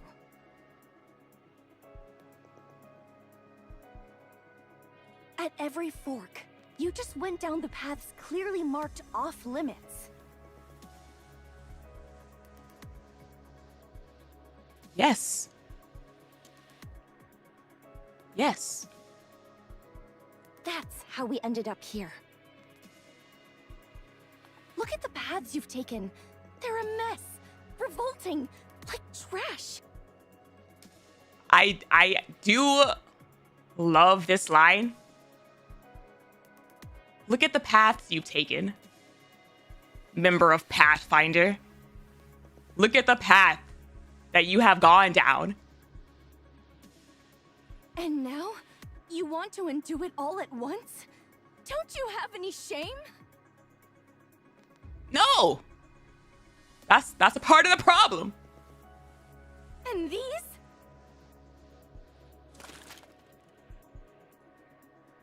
Fragile knocks over the rations piled in the corner of the room. Did you really think hiding out here would somehow make everything work itself out? Yeah, she did. I heard it. Of course not. You're out of your mind. Just accept your punishment, Liverin. You have no other choice. Damn. Damn. No more choices. No more choices for you. You don't know how to make the right ones. Consequences, ma'am. Your actions have consequences. I don't want to be punished. What did I do that was so wrong? Oh my god! All I've done is try to make a living. You know that, Fragile. For people like us to live even a halfway decent life, we had no choice but to take risks. You know that too. That's how we ended up in a big house, eating good food. I really had no choice. She has had multiple conversations with people to try to get her to understand. The conversation with EH was probably the best conversation she could have had. As someone who has literally been labeled a terrorist. Like, ma'am. Liverin. Do you know when I was happiest? Here, in this cramped little single room. I was happiest when the three of us lived together. Even though the future seemed uncertain, we still had hope. And honestly, we were slowly getting better, little by little. Aww. If it weren't for that filthy money you brought, we could have kept going. Don't give me that nonsense. You were happy too. You stuffed yourself with the food I bought and wore the nice clothes I got, didn't you? You're gonna really try to turn that back on her right now? Not once. I've never eaten the food you brought with your filthy money, or even worn a stitch of the clothes you bought.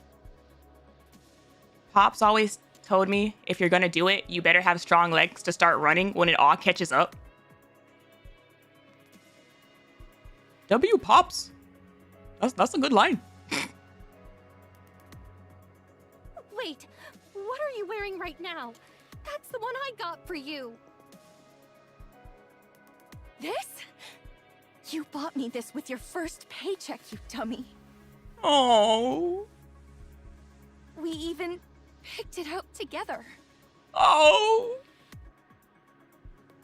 Huh? You don't even remember, huh? She doesn't remember any of, like, the core reasons she started this path. You keep making excuses for there being a reason and pretending to be the victim. But it was what you wanted. Deep down, you did it because you wanted to.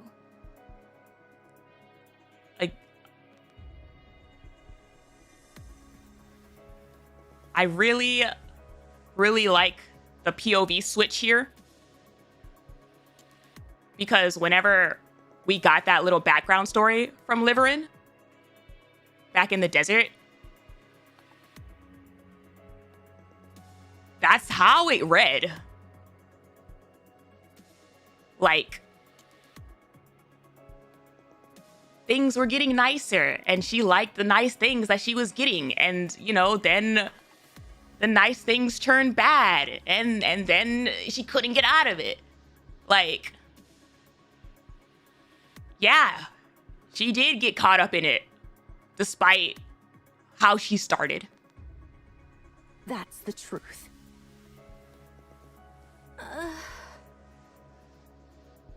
Do as you're told and accept your punishment, Liverin. No, I don't want to.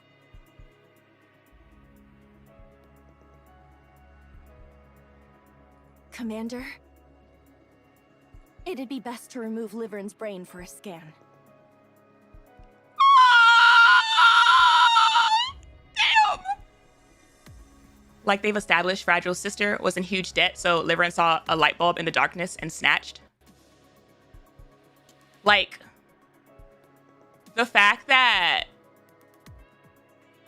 still the way she worded it from her POV, she talked about all those nice things that she got it. Like, if that really didn't matter to her, why was it a part of her story?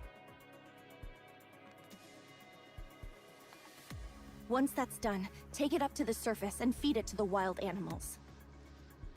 Oh, jeez. It's completely rotten, so I'm not sure if they'll even eat it. Jeez.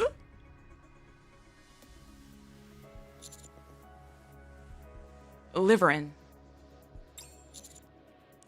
are you scared of Sixo or of getting punished? We all know the answer. We all know the answer. She straight up said, I don't want to get punished. Like, both. We will, no doubt, catch Sixo. So if you're gonna pick a side, you might as well go with the stronger team. That doesn't sound reassuring. That doesn't sound reassuring. Sixo can't do anything for you. But I can. How? If you cooperate this time, I'll ask for leniency. I'll try to stop your exile and memory wipe. But anything beyond that is out of my hands. Okay, I am really glad with the commander's writing right now. Because he's not coming at this from the Nikke savior commander POV. He's being very like bare bones. You effed up. You effed up. I'll see what I can do, but you effed up. Really? Is that really all I can have? Ma'am. Ma'am. Liverin. You've killed and hurt so many people in the Ark. And you almost ruined Hammering and Drilly's lives. Oh, thank you, Bodman. Thank you, Bodman. I was honestly really concerned about how the commander would address this when they finally met up again. You nearly destroyed the lives of those two kind, hard-working people just to keep yourself safe. Those completely innocent people who showed you nothing but kindness almost lost everything because of you. I love this. I love this. I was hoping that her effing with Hammering and Drilly would be like the last thing that she could do to like stay on the commander's good side. And I enjoy the continuity of character here. Isn't it enough that you've already ruined your life and Fragile's? Our lives aren't... Ma'am! You were gonna hide here with cans for 2 years? Yes, they are. Look closely. There's no going back now. It'd take way more time to fix it. Don't let yourself sink any further. If you do, there's no getting out.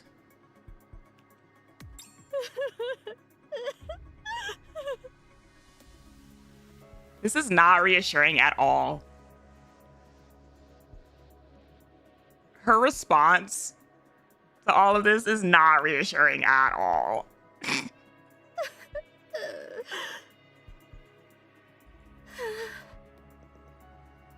I'll do as you say. Oh my gosh, I'm scared. But you really have to put in a good word for me, okay? Okay, I'll do my best. Again, loving the commander's writing. I'll see what I can do. I'm not gonna be your top lobbyist. Like, Don't run away this time. I mean it. Fragile, I'm scared. I feel like that's exactly what she's gonna do. I feel like she's gonna. I'm scared. Nothing good happens when this woman comes around. I won't. Liar! Liar! Liar! Your pants on fire! Well then, I'll leave the rest up to you, Commander. You're not coming? I'm under house arrest, and if you were to betray us again, or run away, I don't think I could take it. That's sad. That's basically Fragile also recognizing that it's not a 0% chance. There's a part of her that still thinks Liverin might run or do something.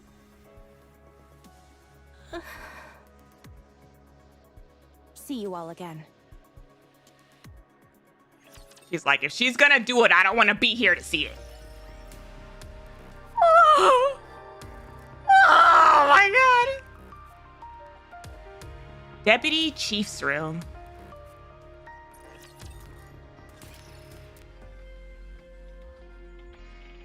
In Deputy Chief Doban's room. Office. You've got some nerve asking to see me. Fine, let's hear it. This guy. This guy. But I'm warning you. The moment you start spouting nonsense, I'll turn you into a beehive. Oh, so scary, my dear Deputy Chief. We have come to speak with you. Perhaps it would be best if your subordinates were to withdraw.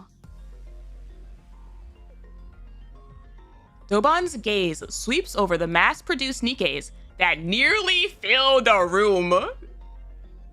This guy got a little army in his room. Facing these two. I don't know what you bastards might pull, so I'm not taking any chances. You've got a history of pointing guns at a deputy chief, after all. I mean, you kind of earned it. Would that be all right with you? We're about to discuss a rather sensitive matter. It wouldn't be wise for your subordinates to hear it. Yeah, they're about to spill the tea. What's the dirt you have on them? I appreciate the concern, but they're nothing more than decorations. Very well, if you wish. Remember you said that. Remember you said that. We have come to speak about Mist. This guy. First, let us examine this together. Hold on. This guy. What have you been up to, Dobai? All of you, out. What's wrong? Why can't the decorations hear what you have? What you have to say? All of a sudden, the decorations got ears. Like, sir. What did they find out? The mass-produced Nikkes hesitate for a moment, then make their way out of the room. I see your decorations have legs of their own. Outing himself? Yup. You bastards. What the hell do you think you're doing? It seems you already have some inkling. So I need not show you the list. It seems that quite a few of your men have purchased Mist. Guess life is boring when they have a boss like you. Jeez! Never heard that before. Then I suggest you take this opportunity to listen carefully. Oh boy. A number of your subordinates, no, in fact, a considerable majority of them, have records of purchasing Mist. And not merely once or twice, we have confirmed that they are habitual users. I trust there is no need for me to explain what happens to military personnel caught using Mist, is there? I had no idea about this. Huh, I see. Sakura! In that case, would it be alright if the Underworld Queen were to conduct an investigation and report the findings to the central government? Or perhaps to the press? You punks think you can threaten me? Hell yeah, they can. Of course not. Of course. I believe it would be wise for us to be on the same page. Oh, my bad. Of course, we're not threatening you. Dobon slams his fist on the table. You damn bastards! How dare you threaten a deputy chief of the Ark? You really must have a death wish. Fine. What charge should I slap on you? Treason? Collusion? Just say the word! Please, calm yourself. We have come to make a deal with you. From this moment onward, I ask that you take all authority from your subordinates. Yeah. Whatever may occur, ensure that they are unable to act. Having them take some time off would also be an effective approach. As for the duration, 3 days should suffice. Isn't that too short? Give them a week off, and they'll thank you for it. Has also taken part, has he not? I cannot help but think that even 3 days is rather ample. Ooh! Ooh! Ooh! Huh. True that. 3 days will be more than enough for him. Giggling, twirling my hair. What the hell are you playing at? My men are the best of the best. What's the point of telling them to sit around and do nothing for 3 days? Planning to let the Ark descend into chaos while they twiddle their thumbs? Among your subordinates, those who use mist are nothing more than Sixo's puppets. To think that such individuals, mere playthings of a back-alley thug, should be entrusted with key positions in the Ark is utterly preposterous. Yeah? Yeah? You haven't exactly been blind to it, have you? Your men aren't what they used to be. The power structure is intricately entwined, and one cannot simply strike at it without care. If we were to take out the puppet master herself, order would be restored. We shall see to it during those 3 days.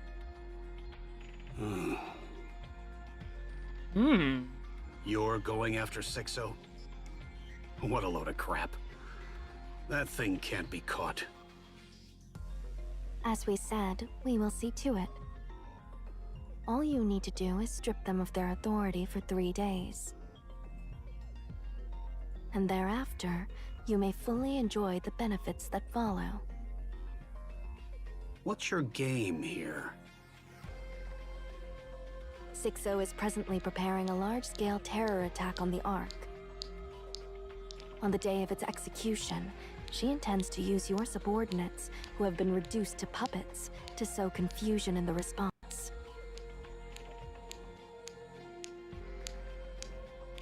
It is our purpose to see this prevented.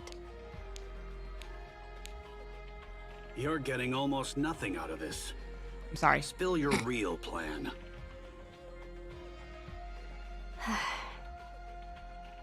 While there are those like you who act solely for personal gain,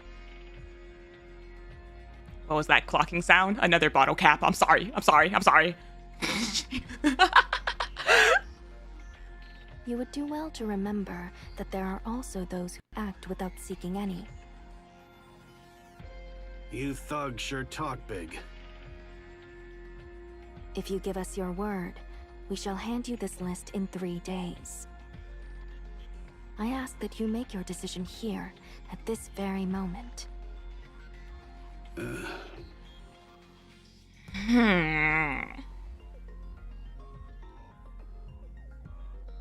Fine.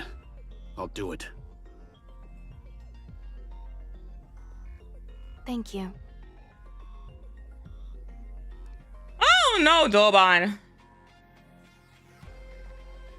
You're either stupid as hell and all of this stuff really went past you, or you're stupid as hell and you're like in the know, but on the other side. Like, you did be coming from the outer rim. And like, how the hell did you get like, either way, he's stupid as hell. But like, who does he follow orders from? Truly. Rosanna, please check. Let's see. Mm-hmm. All caught on tape.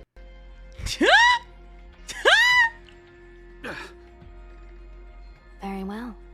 We shall be on our way. Let's have ears. Dumbass. So, the deputy chief doesn't even offer tea to his guests? Duly noted. Sakura and Rosanna leave the room. This guy wants to be king of the Ark. Doban rises from his seat, staring blankly into space.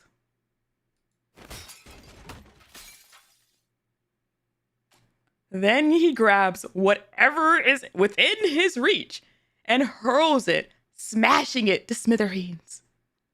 Damn it! Damn it! Little temper tantrum. Those back alley thugs! How dare they! Ah!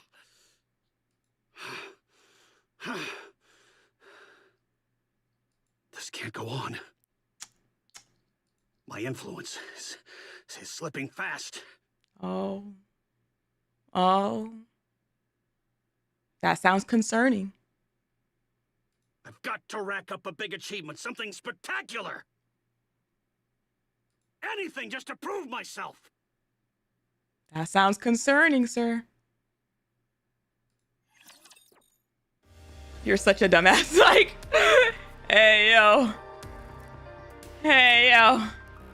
I don't think anything good can come out of you doing that.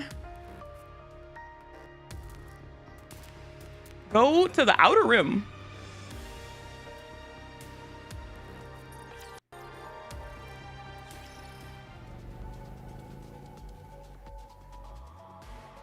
Ew.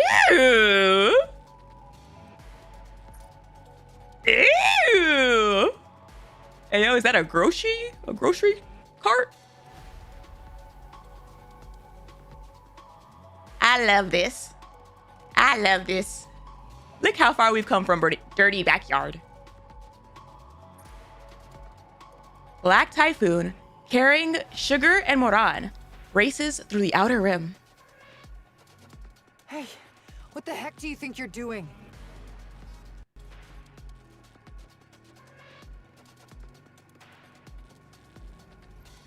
I like this a lot.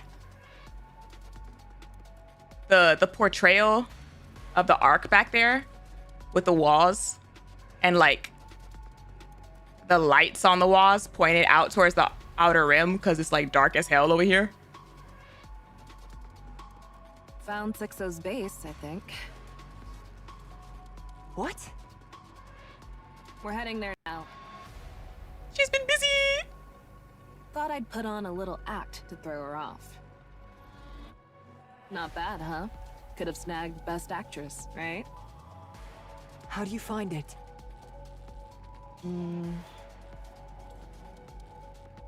6-0 reached out, asking if I'd keep taking jobs guarding the Mist production facilities. Uh-huh.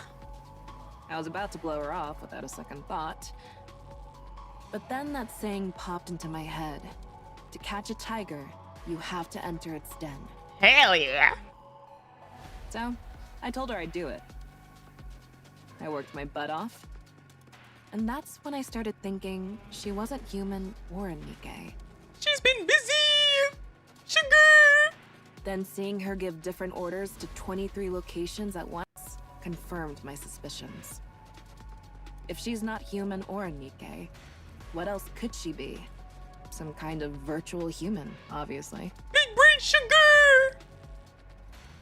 And this is the same lady. This is the same lady who tries to force people to buy coffee with a crap ton of sugar in her cafe. Like, she chooses where her IQ points go, all right? Virtual human. The fact that no one had seen her true form made me even more suspicious. So I checked every wire in all 23 misproduction facilities. If she's a virtual human, she'd definitely travel through the wires. Ooh.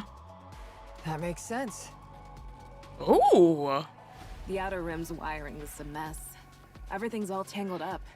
You can't tell where it starts or ends. Still, I checked. If even one wire from each of the 23 production facilities led to the same place, I figured that's where Sixa would be. Hey, yo. Wow, they're so pretty. They're so pretty. God. I dug into the ground a little at a time, on the sly. Kept looking, even while I was on protection duty. So, did you find it? Yeah, I found it. Also getting this right after the living scene. Like, Liverin, you were so close to her for so long. But none of this crossed your mind. You were too busy being like deep in that fear to look into things you had access to or could notice yourself. Each of the 23 misproduction facilities has a single wire that leads to the same place. And that's where we're headed. Never did she consider collecting info by herself or anything. She saw and labeled herself a victim, and that just, it never went past that. This is the closest I've ever gotten since I could have been discovered. I didn't want to go alone, so I brought you along. I guess two are better than one. But I still can't forgive what you did. Yeah, my bad. I shouldn't have doubted you. What happened to the Peony Association is largely my fault. I'm sorry about that too. Oh man. Oh man. If someone had no choice but to take that job, I won't turn my back on them. Not now, not ever. And when someone ends up stuck in crap they didn't choose, someone's gotta pull them out. If they didn't know it was wrong, then that's the right thing to do. Again. Crazy conversation after Liverin. Like, but if someone does it knowing it's wrong, I'd make the same choice too. Yeah. That's why Sixo has to be taken down. She's the one who creates the filth and drags desperate people into it without a second thought. We have to get rid of her. The scavengers also take cleanup jobs, you know? So who requested this? Consider it a volunteer gig. Love that. Love that. Nice one, scavenger. There's a tunnel up ahead. Perfect place for a base. All right, let's keep moving. Oh boy. Oh boy.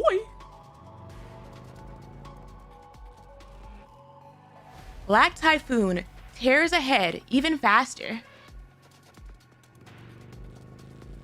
Are we gonna see the other girl with a motorcycle? Is it just me, or is it getting kind of warm in here? Yeah, the temp just shot up. Are you sure we're at the right place? The server There aren't farm! any guards or anything. If she's that meticulous, she wouldn't have put anyone in such an important position. You never know where the information might leak. Oh. Oh. Wait a sec. I'm getting tons of messages. Looks like Jin might be in some kind of trouble. Ignore them. I'm getting them too. What? Messages? Yeah, it's definitely Sixo. Uh-oh. That means we're at the right place. Uh-oh. Maybe we should at least check what it says.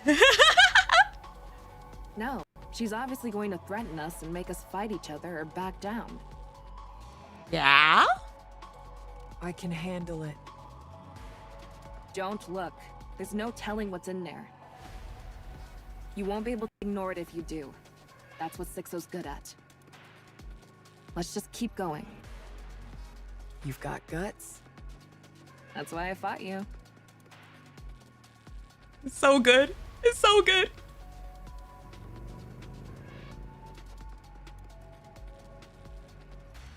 Black Typhoon barrels through the tunnel, wind whipping past. Moran feels the heat rising, pressing against her skin. Ooh. Is that her? Is that little booger coming? Rows of monitors line the walls. Or is that just like the end of the tunnel? Their screens flashing with endless streams of monitors, or letters, but she can't make out a single one at this speed. I just want to see two motorcycle girlies go at it on the road. Just then, a second bike rumbles from behind. Okay, that is her. Moran twists her head to look. What? Someone's chasing us. Probably one of Sixo's lackeys. Damn, they're fast. We might get caught up soon.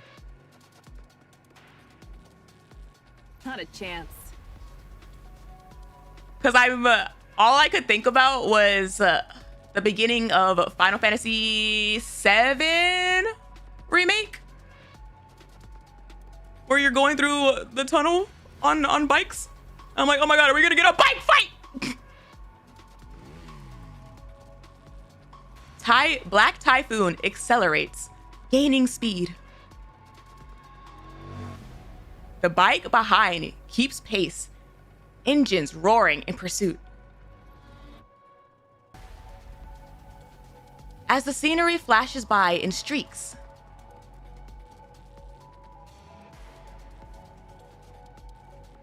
Moran catches sight of something in the distance. A huge yet outdated computer standing tall amidst the chaos. I see a computer. This has to be her base. Pretty sure it's towards the end. It's not, because I didn't finish it. So it's in that part that I've done. So that's Sixo. Maybe? You good with computers? We streamed Final Fantasy. I did, actually. It was one of Vidya's first streams that were like test streams before I really started. How was that? It was fine. It was fun. Like I said, I didn't finish it. And I probably had a week worth of VODs. And it's still not done.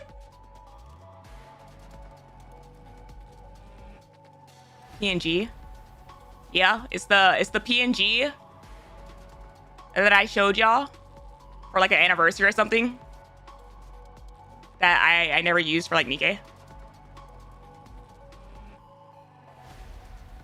I know how to play games. I know how to play games. If it's a computer, we're supposed to, like, hack it or something, right? How are we even supposed to... It's shooting at us! The pursuing bike roars as Logi sprays bullets. Oh, what? Jesus. A shot hits Black Typhoon's rear, ripping a hole straight through the metal frame. Hey, yo! Excuse me? Large caliber weapon. That thing's a Nikke. Not good. She's catching up. What Typhoon? Looks like she's got a nice ride, but it's still no match for Black Typhoon. What do we do?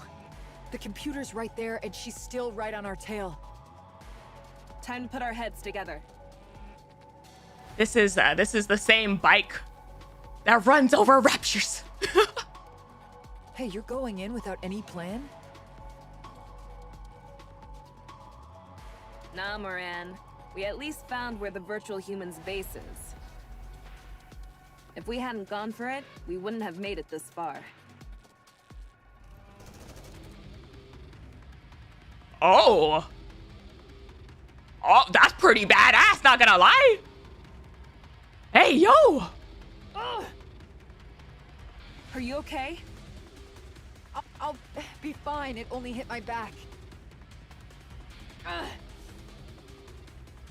Ram it!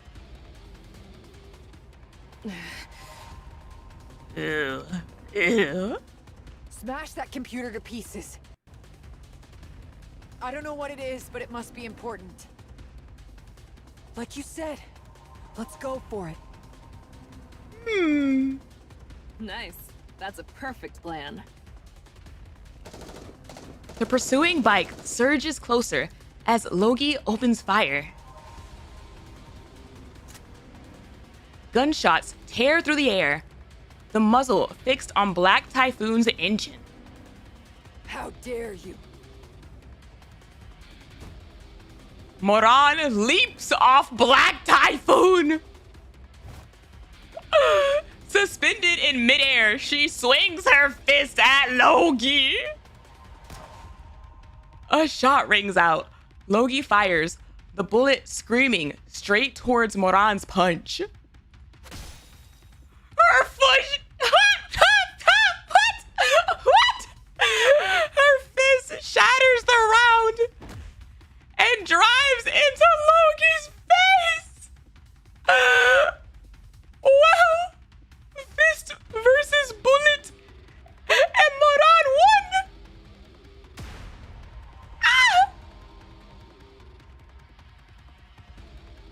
The two collide in a tangle of bodies and metal, and Logi's bike spins out, skidding across the ground. Oh boy. Oh boy.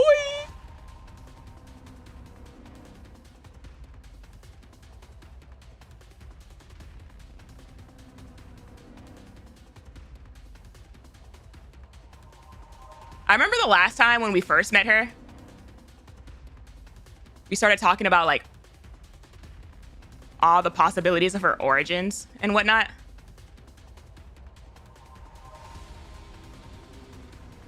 And like ever since someone pointed out that she looks really similar to Cecil, like that's what I see every time I see her. Which makes me wonder, like, Cecil was able to escape, but is it possible that some scan of her, like likeliness, was on computer somewhere, at the very least, for her body to be used as a base? Like, I don't know what's going on inside, but like physically how she looks.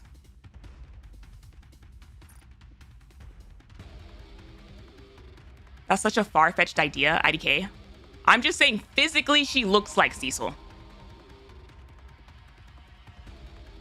I'm not saying like she's a Cecil copy or that she's anything like really related to her anime face.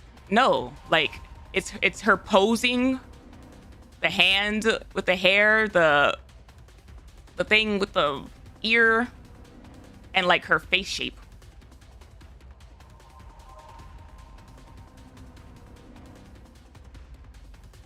Sugar glances back.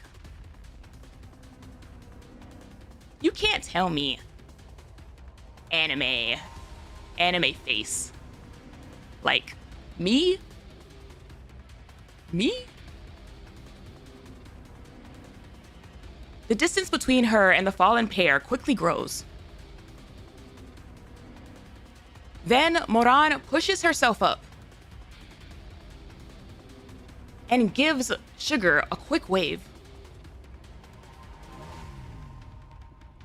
Oh, that's weird.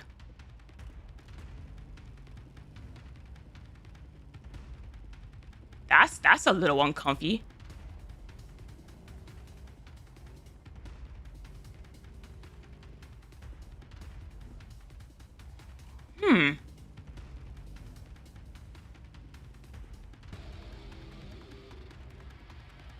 This is such a fascinating image. Also, 218?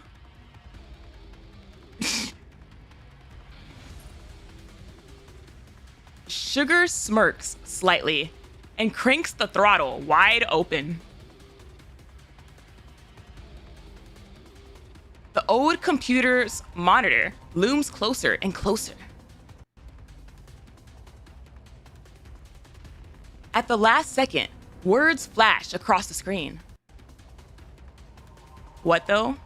I'm assuming it's miles per hour. That's usually where you put the speed of the bike.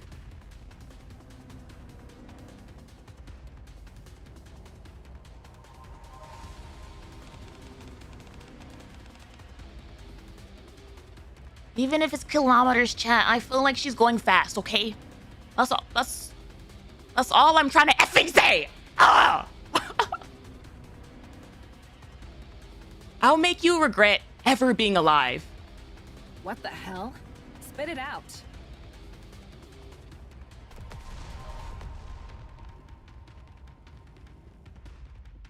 A thunderous roar shakes the tunnel. I never knew a place like this existed. We ended up taking a very strange route.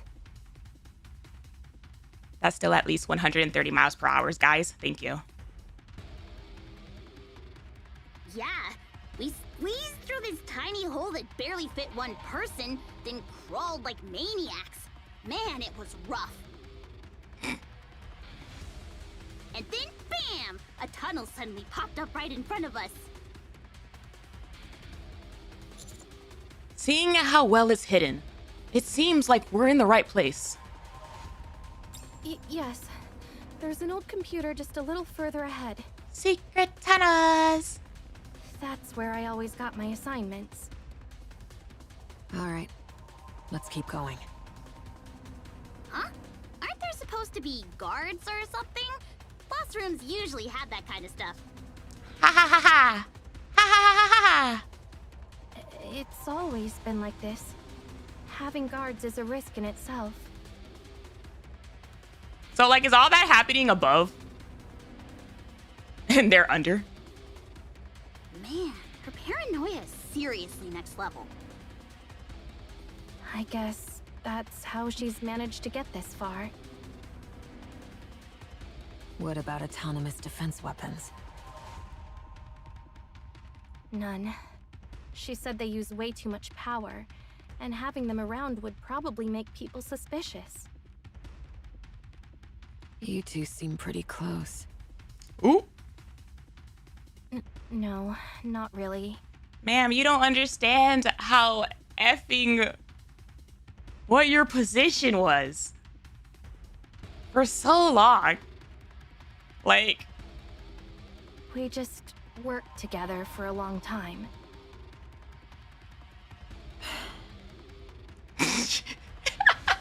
EH, me too. Figured you might want to know. Hammering's head got delivered safely. We managed to extract all the E2 crystals, and she'll be getting a new body soon. Let's go! Hammering banner real! There's still hope! She'll be fine. Right. Now the question is, are they gonna give us OG hammering? Are they gonna give us adjusted design hammering? Commander. Do you think I could maybe meet Hammering someday?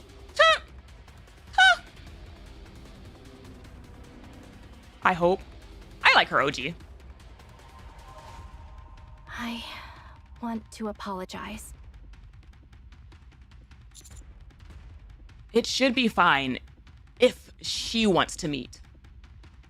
Good answer. Good answer. Right. Of course.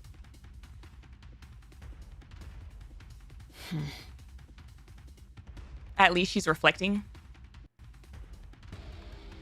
I mean, that was a part of her original plan. She was gonna apologize to her after 2 years. Maybe she won't be as angry. Keep at it. Sorry? Keep owning up to your mistakes and apologizing to everyone you've hurt. That's all you can do. EH! EH!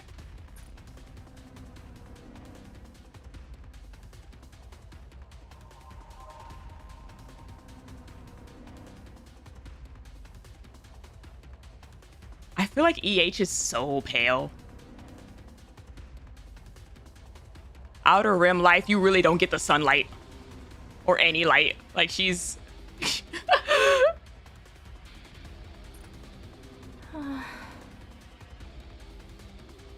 What if they won't forgive me? Just keep at it.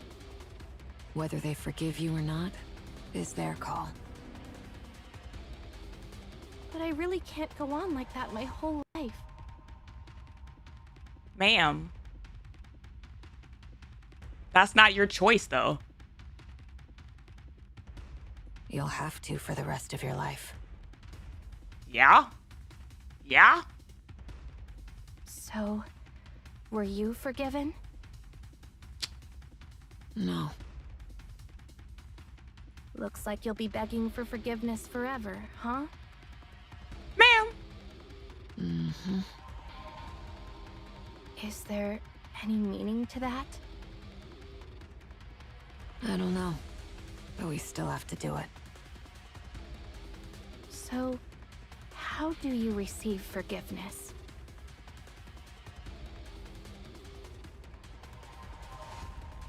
I don't know that either.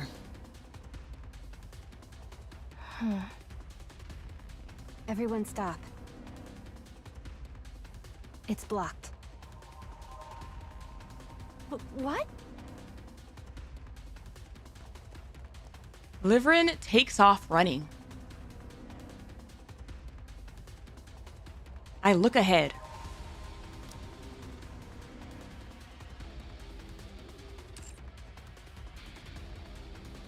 A solid wall towers in front of me. The old computer Liverin mentioned isn't anywhere in sight. There's absolutely nothing here. Liverin, don't tell me you... No, I swear it's here. The immediate Liverin? Maybe she moved it somewhere? I'll check again. I can find it, I promise. Commander, I don't wish to say this, but she may be stalling for time. Trust level 0. Wait, stalling for time? No, that's not it, I swear. Trust level in the negatives. Hold on. Is that the sound of a motorcycle? Perhaps. Huh? Huh. Everyone, get away from the door. Oh boy, they're coming! At EH's yell, everyone moves instinctively.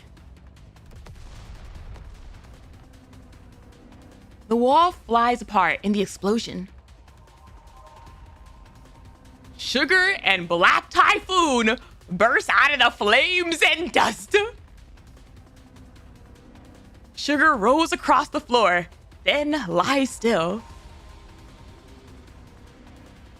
Our eyes dark back and forth from the shattered wall to Sugar. Like, comprehending, processing. What the? Whoa! What the hell? Sugar. I dash to Sugar, who shifts her gaze Partner. to look at me. Sugar! What on earth happened? There's something in my jacket pocket. Make sure you keep it safe. Sugar, why are you off screen right now? Are you okay? I quickly rummage through Sugar's jacket pocket and find a small note folded twice. Please. Sugar stares straight at me. I hastily open the note. Sugar's coffee receipt. 1 spoon of coffee, 12 spoons of sugar. Recipe.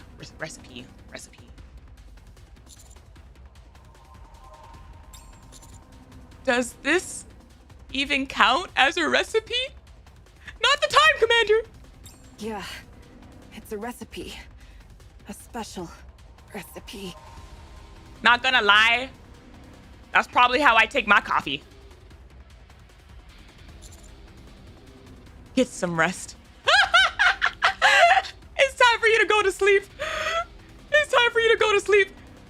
This girl's like, if I'm about to go out, Commander, I need you to have this. I need you to have this. If I'm about to kick the bucket. I'll take 5. Sugar closes her eyes. She looks as though she's sleeping peacefully. Yet, there's not a single part of her that's unhurt. At that moment, someone bursts through the smoke. Sugar! You idiot! Are you okay? Huh? What are you guys doing here? Commander, over here! Over here! This is Sixo's computer. It's broken, though? What the heck? Excuse me. The The dark net has been shut down.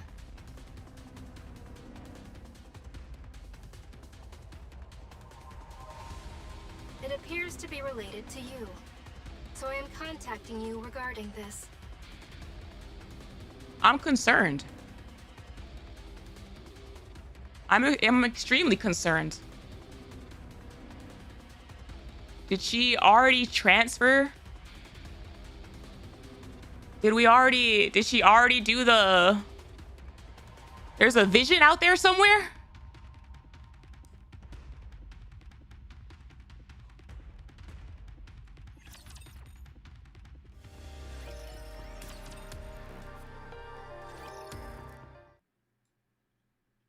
We are on our way to Enix's room after getting her call.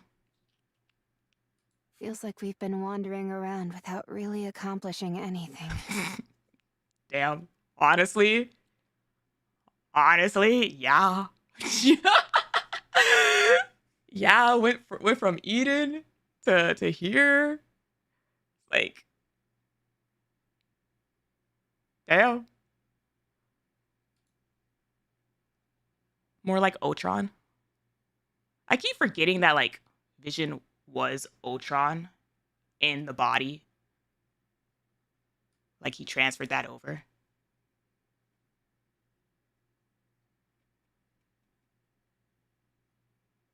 But I'm assuming she already transferred over to another computer. Or she took a Nikke somewhere. Or both. I don't know. Tell me about it. But hey, at least it proves Liverin wasn't lying. And that she's tight as heck with Sixo. The darknet was shut down, right? Yeah, that means Sixo was actually inside that busted computer. But something tells me this isn't over. Like, they didn't read any of the text messages. We didn't see the words on the screen before Sugar hit it. I'm assuming one of those last words or that last sentence was something along the lines of like, you're not going to stop me with this or something. Yeah, me too. Got a minute? I have something to report. Ah! You almost gave me a heart attack! Moran's done with treatment. Not that there was much to fix. Sugar's injuries are worse than they looked, so she's still being treated. The bike is in the shop too. Black Typhoon! Sugar! Is there even a proper repair center in the Outer Rim? There is. It's illegal, but it's reliable, so relax. That makes absolutely no sense.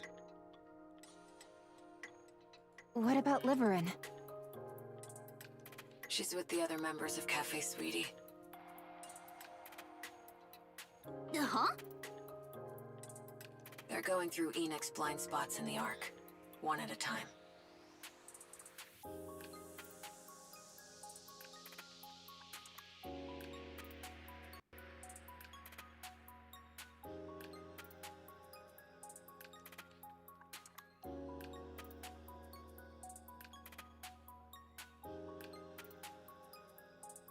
Liverin's taking the lead, and Cafe Sweetie's installing surveillance cameras. Was that even Enoch that we talked to? Think of it as clearing out the blind spots in the Ark, once and for all.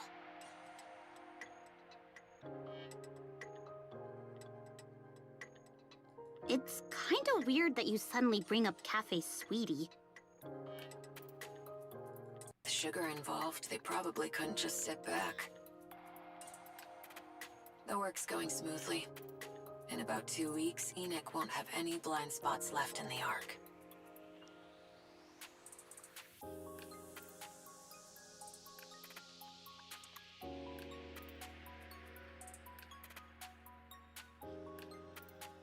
This feels so concerning. Feels like it's both good and bad. Yeah? Anyway, what's Exotic up to now? We're currently working with the Peony Association to take down the Mist production facilities. Hidania and Semakai will be joining soon, so this should wrap up quickly. I'm like waiting for something to explode in the background. crystals to go off or something. Like, we're missing somebody. Logi's nowhere to be seen. Where the hell did she go? Like, I'm curious if that was even Enoch that we were talking to, since 6-0 is quite literally like Enoch's evil sister. It's like a Shifty Suin situation. Thanks for the help. Like, I played these games before. Who was that? Who did I just talk to? I didn't do much anyway. Just having you with us lifts morale. It's like having a rock-solid ally behind us.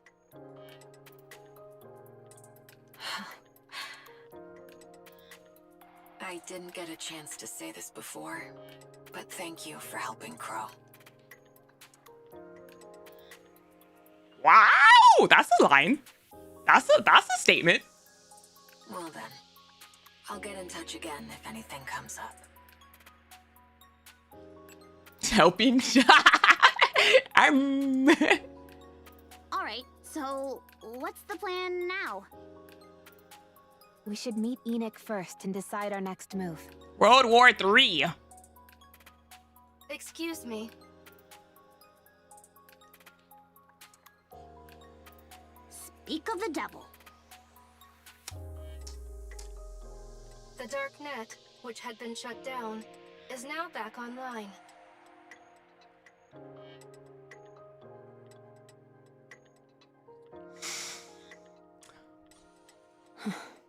Just as I thought. However, there is a network delay, rendering it unstable. The hardware you destroyed is assessed to have been 6-0's core hardware. Would she even be able to know this? We started this chapter with the whole... the darknet is outside her domain. So, like, is she even able to know any of this? It is likely hardware, repeatedly modified, to allow her to utilize her abilities to their full extent. 6-0 is still alive, though her capabilities are likely diminished. She may be using relatively lower performance hardware as her core hardware.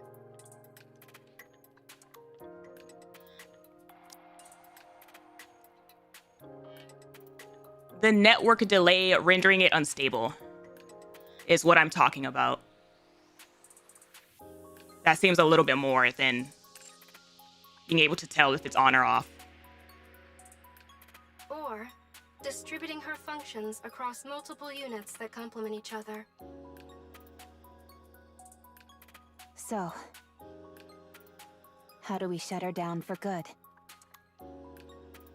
Calculating. There is no definitive solution at this time.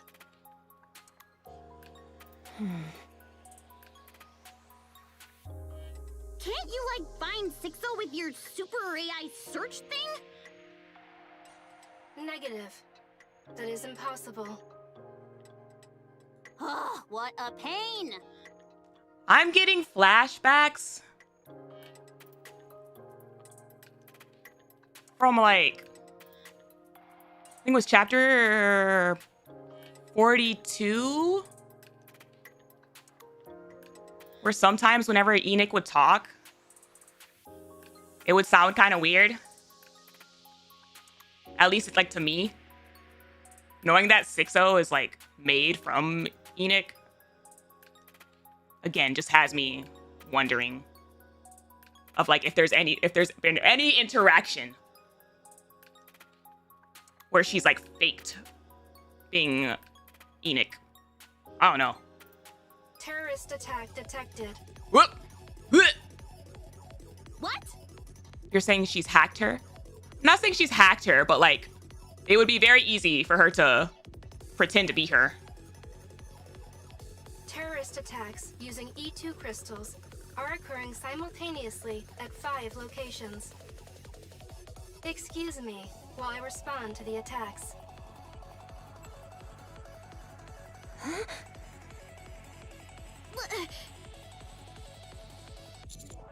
You predicted this? I mean, yeah! Yeah, like what? That was a little too damn peaceful? Is she showing off that she's still alive? Let's help wherever we can. Enoch doesn't give a damn if people die. Commander, have Enoch locate the nearest terrorist attack area. Oh, jeez. I look toward the source of the scream. A man is running toward me, terrified. What you running from? No way. Run! Run! What, is he... Damn it, here too? Our eyes meet. I see the fear in his gaze. He grabs me and cries out, his eyes pleading. You're the commander, right? Of the commando unit or whatever, right? No. Please stay calm. We'll handle it. Thank goodness. I'm so glad I found you. The man raises his arm. Depends who's asking, like, right? And my eyes follow his hand. A glass bottle rests in his hand.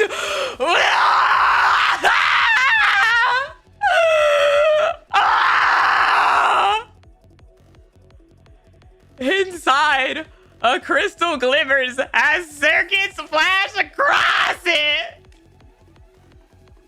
You didn't find it shady as hell that this man came out of nowhere and wanted to know your identity?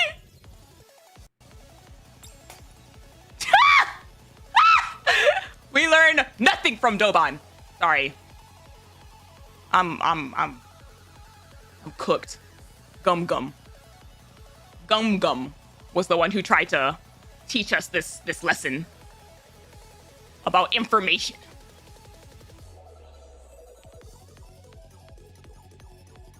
The glass breaks, and the crystals scatter in every direction.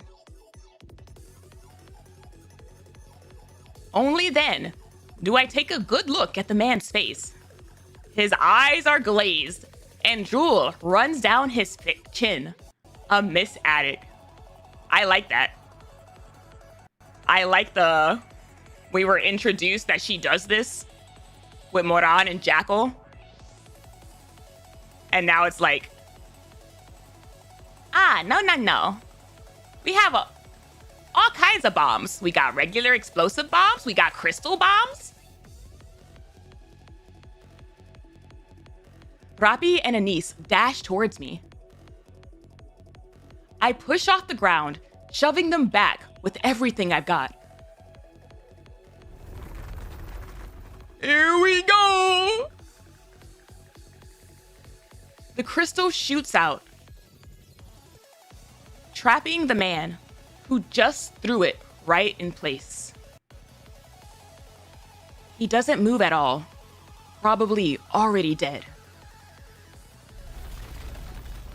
He just wanted one more sniff. One more little sniff. I glance around, only to find the crystals are extending towards us fast. Commander, are you all right? Ew. Ew. That's some nice art. That's some really nice art right there.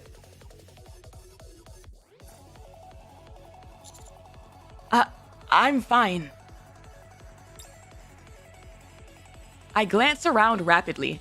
Crystals shoot up, surrounding us like a cage. Shit, we're trapped!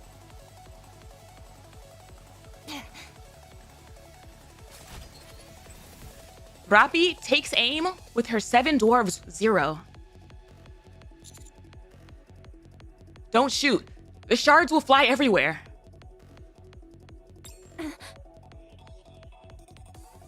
Straight ahead, text appears on a flickering monitor inside the shop.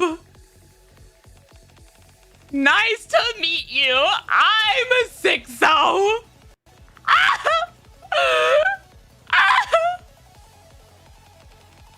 Since you've gone through the trouble, I thought I'd repay you in my own way.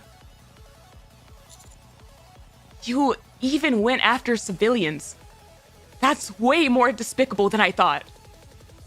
She's been doing that. I'll take that as a compliment. The commando unit is such a nuisance. I feel like we've earned a couple more badges. I feel like our uniform should have a little bit more going on after everything we've accomplished. So I figured it was better to get you out of the way while I had the chance.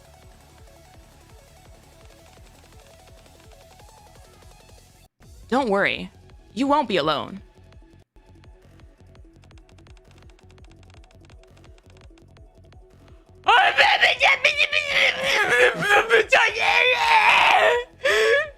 Mint, Prika, and Avistar will be joining you soon. You son of a... Hey, yeah! And not just them. Every Nikke, every human connected to you. I'll send them all along with you. That's fine, right? I mean, it's better when everyone goes together. She's so petty. She's so petty. We already knew this about her personality, but she's so petty. I'll catch you, no matter what. And how exactly do you plan to do that? Losing my core hardware is a bit unfortunate, I'll admit. But I'm everywhere. That's immortality in the truest sense. You can't catch me. Ever. And neither can Enoch.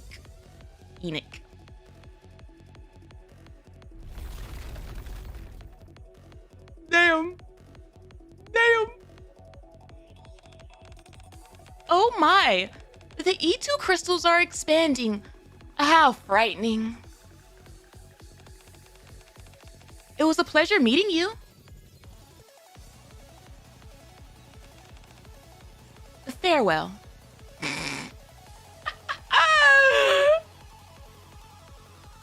That's a good villain conversation. I'm not gonna lie. That's a really good villain conversation.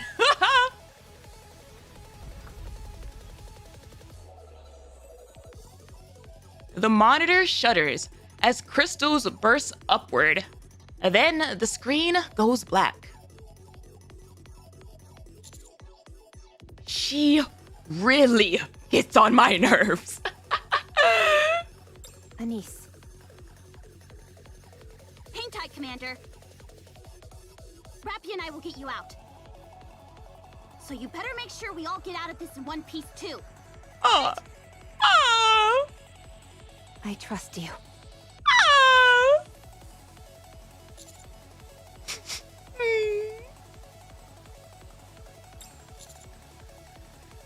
What if a shard hits your head? Oh! That's a moment to remember that they are these two out of all the Nikkes are very delicate babies. And Rappi doesn't have Nymph anymore. I'll find a way through, so you two just get out.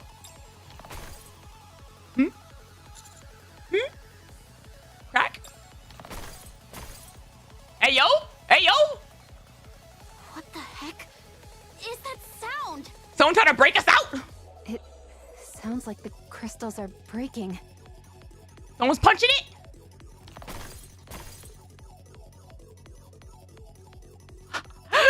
I love them all just like looking off to the side. Like, what? The sound is getting closer. We all watch with bated breath.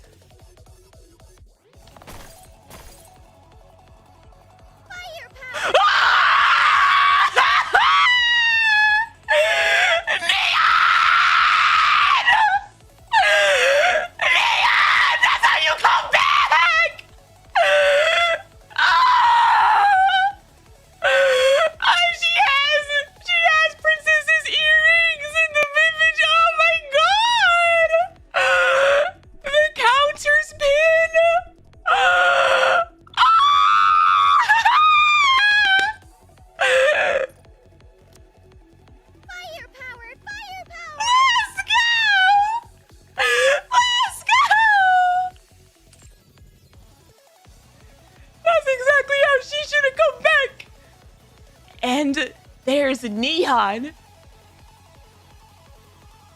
approaching as she tears through the crystals with her bare hands. Oh god, she's touching them. She's punching them with her bare hands. Hey, yo, Neon! Firepower! Firepower!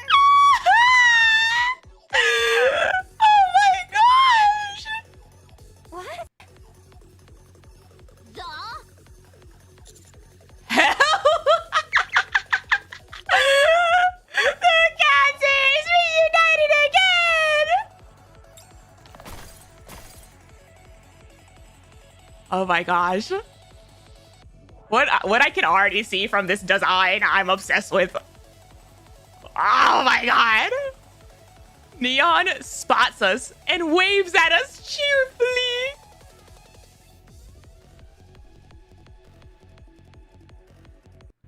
Just when she is about to punch the crystals between us, she suddenly stops.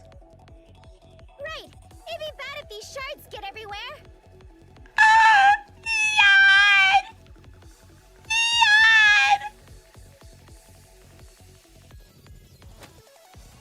Neon! Neon wraps her arms around the crystal as it rises, and my chest drops with a sickening jolt.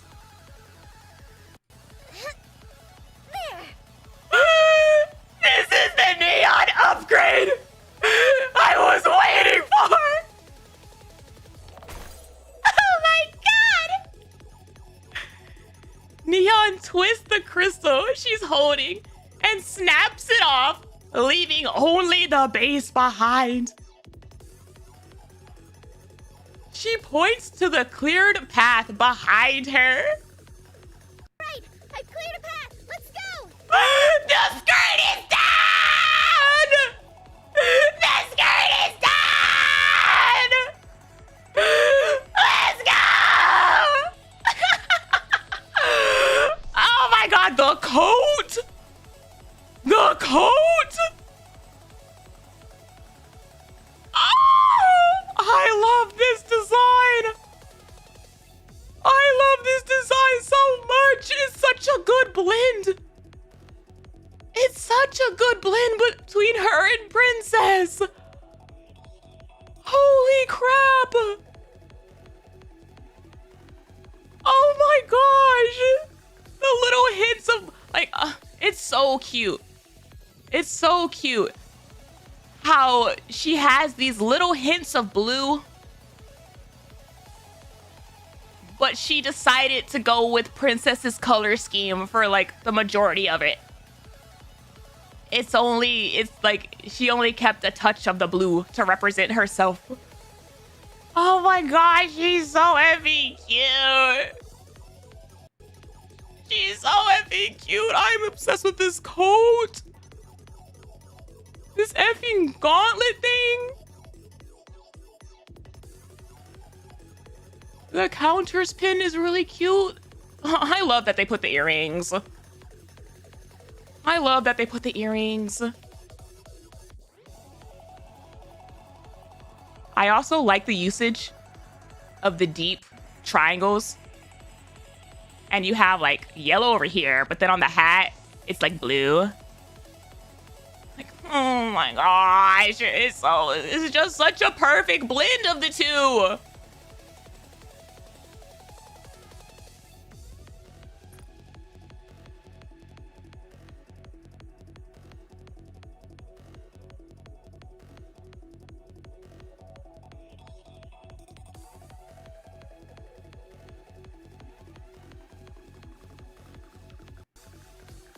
Hey, when do they usually do the popularity poll? Is that before or after third Annie? Sorry, 3.5. Every half Annie? Okay. So if they hit us with a mother effing neon anise banner for 3.5. No, because that would still be a problem for the next one. Ah!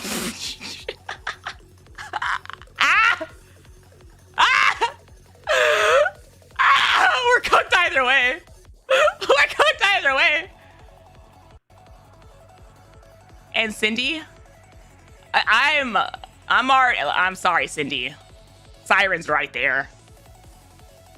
Siren's right there. Putting Siren together with Anise and Neon would be brutal, though. So I guess that's a fear for next year.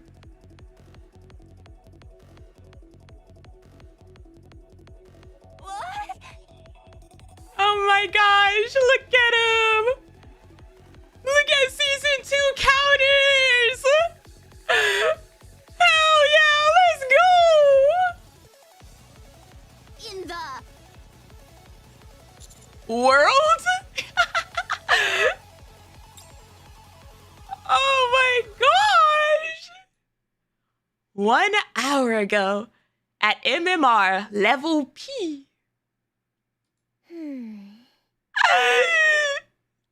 She looks so good. She looks so good. She looks so good.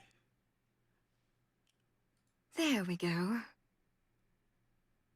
How does it feel, having a new body?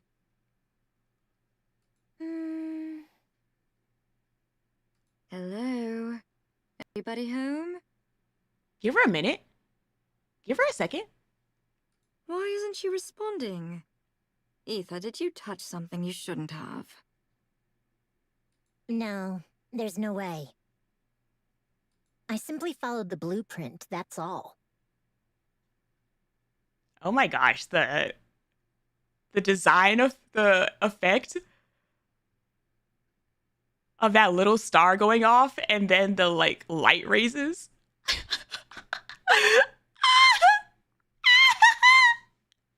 Then what's wrong with her? I'm just thinking. Should I keep living as Neon or become Neon? Hell yeah, Neon! Neon! That's kind of much. Also, that's a little bit of a tongue twister. Is that why her name is still White? She's like debating a name change. Do as you wish. So what new powers do I have now that I'm Neon? She's so cute.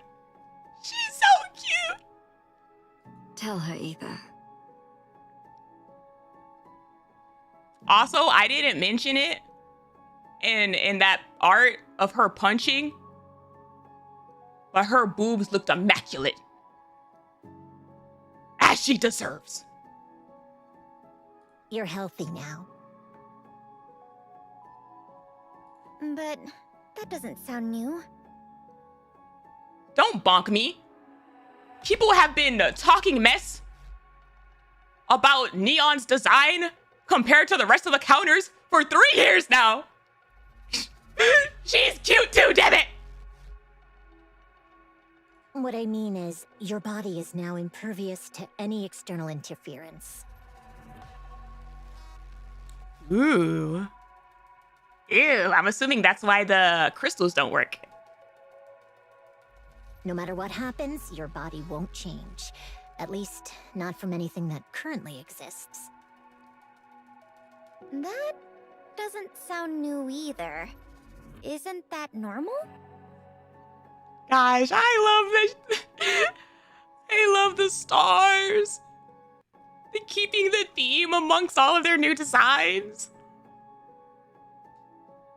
You're immune to corruption. Oh, fully. Straight up, fully immune to corruption is a wild statement. Ooh.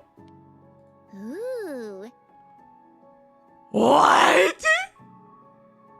In theory, even E2 crystals and dark matter can't affect your body. I'm not sure about Vapaus, though. And dark matter? Ooh. What? The little tummy glimpse?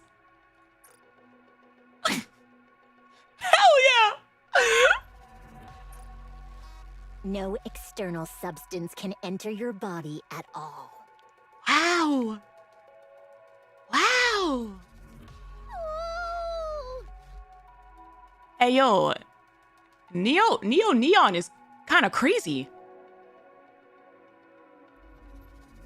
Does that mean I'm basically indestructible? I mean...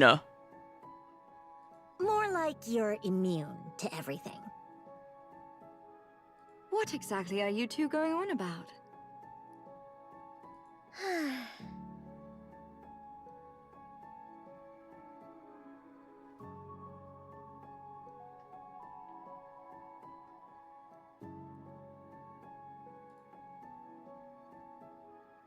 Hold on.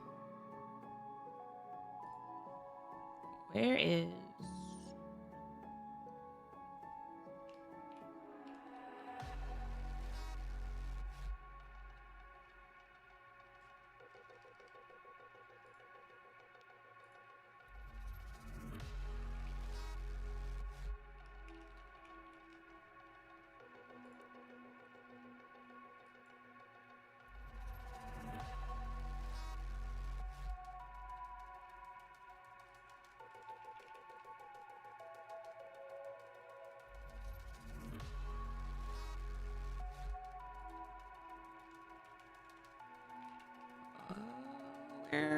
Where? I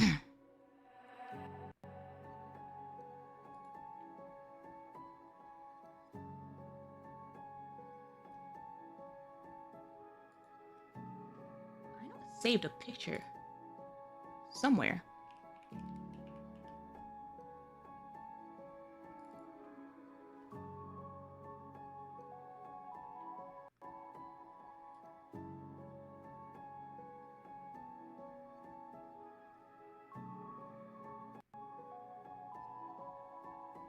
Okay, it does look pretty one-to-one. I was trying to remember if the choker was an exact replica of the one that Princess wore. And it looks like it, design-wise at least. I'm actually all healthy now. Like, obviously, I don't think it's, like, the one that she had, but just, like, visually, it's the same one.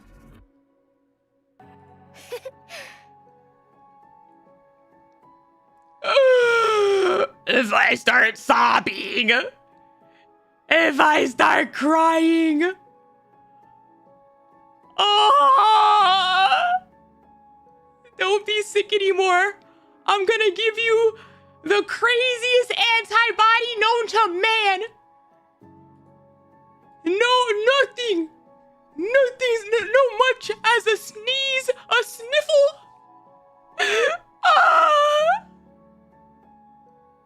What else? That's all there is.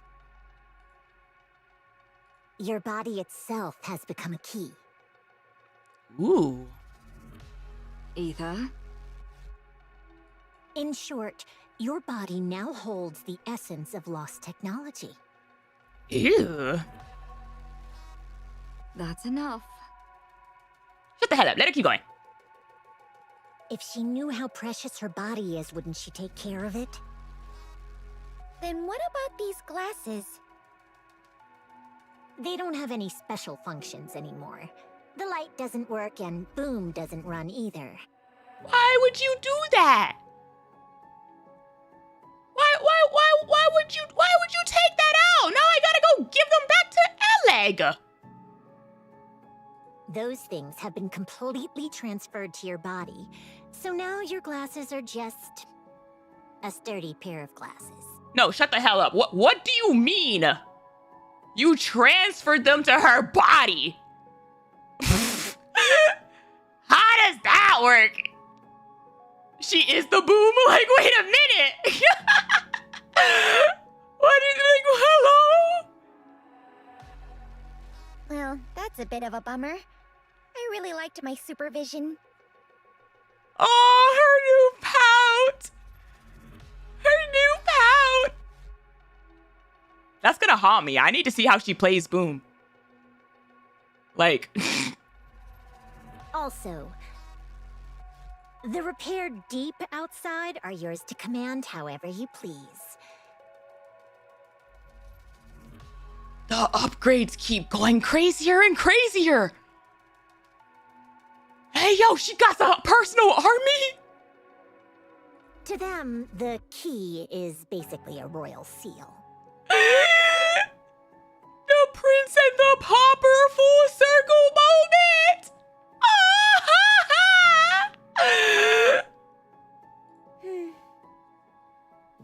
So, what do you want to do? For now, mind if they hang around here for a bit? She really is like the craziest thing that Eden can get right now. Her body is deep tech. She has multiple Nikkes at her command. She came with her own power upgrade and then some. As she should. I just need to sort things out with the niece first. Then I'll come back and decide. You do realize MMR isn't a hotel, don't you? And? Oh, come on. Don't act like you didn't gain anything from me. While building me, the over-the-top Neo Neon, I'm sure you've picked up plenty of tech along the way. There it is. You've got a point. There it is. So, I think it's only fair that I ask for this much, right? That has me sweating for Mihara.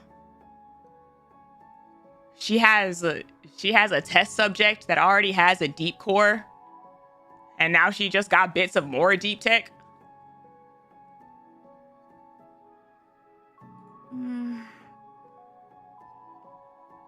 And uni.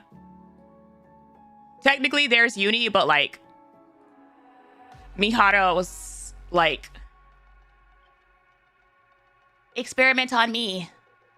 Don't go to uni. Fine. Do as you like. I'll be back before you know it. Mind showing me the way out? Ether, would you mind? Sure. Oh, just a sec.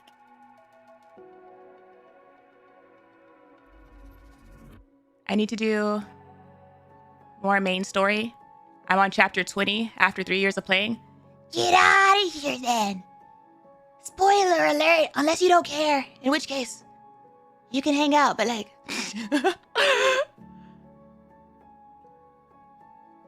What now? So, does this mean I'm part of Mythology now? Ooh. Just saying, I'm not really into shady corporations. Hell yeah. Naturally. After all, we made you. Wow. We're really getting the full manufacturer representation. If my boss finds out, she's definitely not letting this slide. Mythology's actually stealing an Elysian Nikke and building her a new body? That's tactically unforgivable. Tactically unforgivable. The expression. I mean, this is the kind of thing that escalates into a corporate war, isn't it? That makes sense. I'll discuss it with Ingrid and see if we can work it out. Oh? That was easier than I thought. Sounds like the tech you got from building me really won you over. It's some crazy tech. Now, please go. You're far too noisy. Okay. Not her getting kicked out of the basement. You're really coming back?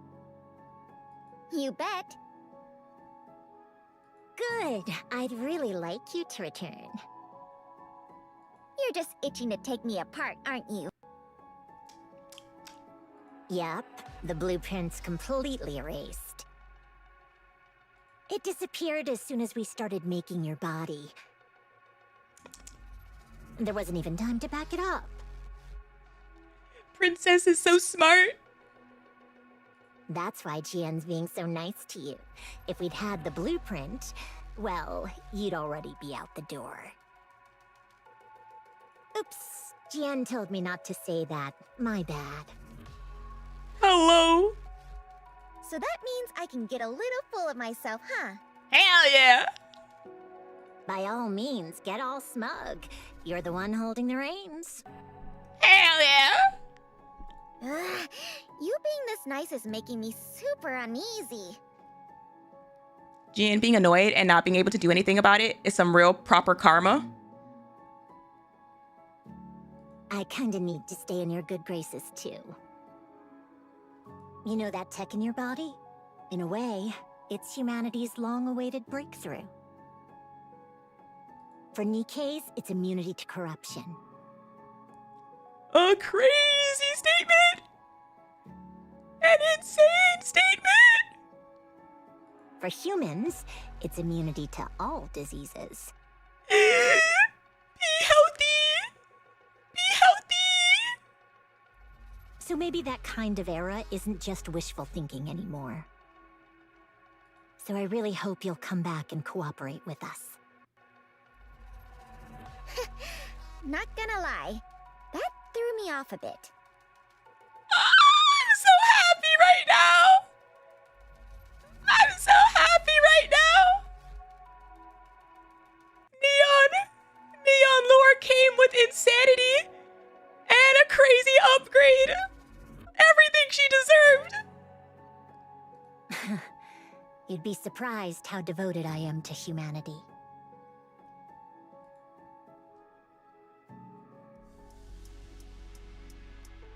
At present, at the Arc Square.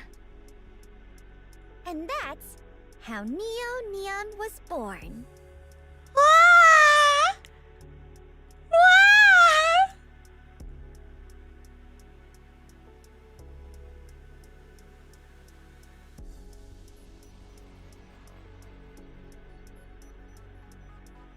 Hey yo, I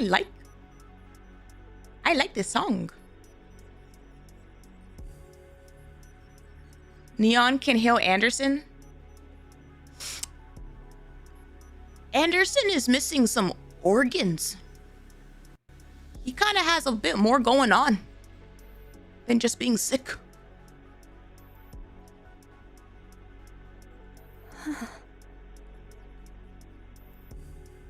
You can hear that? I mean, we got Commander with the ability to regrow limbs. Maybe if we combine this new thing and that new thing, we can do something.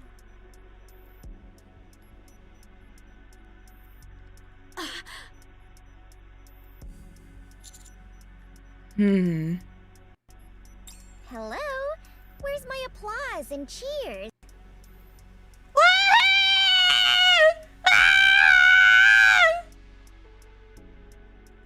Oh, clap, clap, clap. Woohoo! Wow, thank you, thank you. Deserved. Deserved. We love to see it. But I definitely went to the Outer Rim to help with Anise's performance. And out of nowhere, crystals started popping up everywhere in the city. This design makes me so happy. Like, I don't think my model can fully translate how big my smile is and how it has not left my face. I'm so effing happy. Even I, Neo Neon, could tell something was really off. Uh-huh. Yeah, I'll fill you in later. Way too much has gone down, and honestly, the show's the least of our worries right now. Man, I can't wait to see Anise and Neon's new weapons. I see. Looks like I showed up at just the right moment. Toilet Girl became Emperor of Mankind, as she should. Neon? Yeah? Thanks a ton for bringing Mrs. Miss.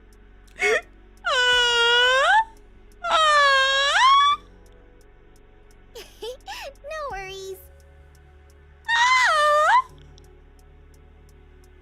Just make it up to me with some dance and song. Hell yeah! She's gonna be in the front row of that concert too. Gosh, I love that she's effing throwing punches. I love that she's throwing punches. Like, even with the gauntlet. Oh, it says Missilus on it. Yep, got it. How heartwarming. I like it. Excuse me. But punching was Roppy's gimmick. To be fair, all of Counters is pretty scrappy. Let's not forget what Anise did with Chatterbox.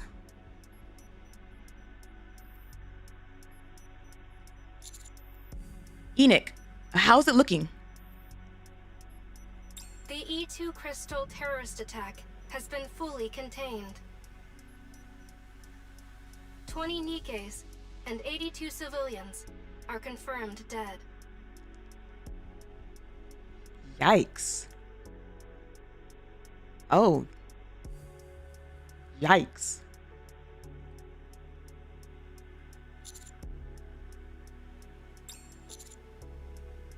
Where's Sixo? I am currently unable to determine her whereabouts. Man, this is a pain. What do we do now?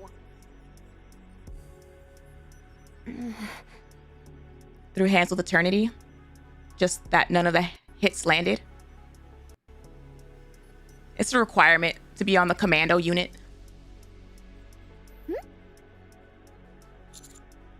Enoch. It's safe to say that Sixo can move freely anywhere as long as there's hardware, right? That's correct.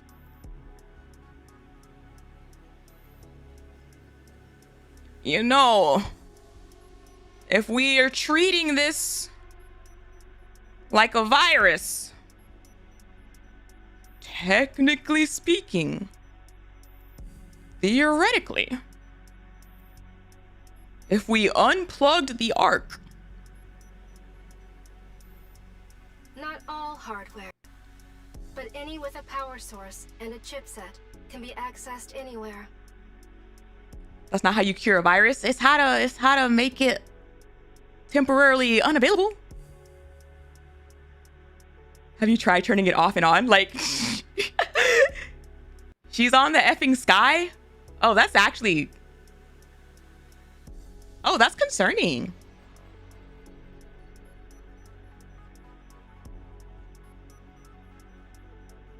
Hey, yo, can she access the dome?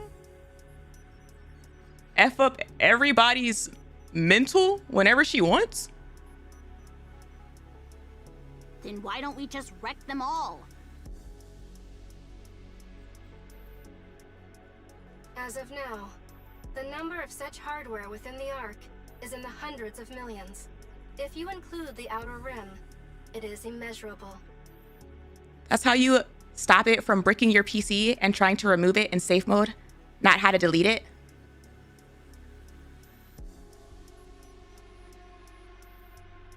I don't mean delete it. I mean, like, if she's doing shenanigans, then like just she's computer hopping all over the place. I don't know. Let her not be able to do that for a little bit while you figure out what the hell to do with her. Any attempt at destruction is infeasible and would cause irrevocable damage to the Ark's infrastructure. So what now? Calculations for possible courses of actions are in progress.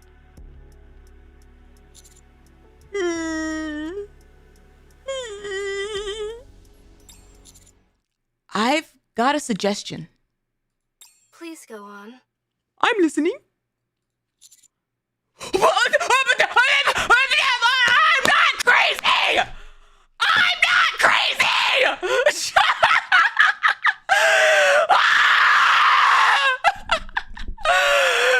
Let's shut down the Ark. Hello? Turn it off! Like what? What? Oh my god! Boomsday! Boomsday! Boomsday! Boomsday! It's happening! Well, I don't know if it's like actually gonna happen anytime soon, but it really makes me happy that this has been put out on the table. we gotta let Eleg run boom on all the screens before we do it. She deserves that.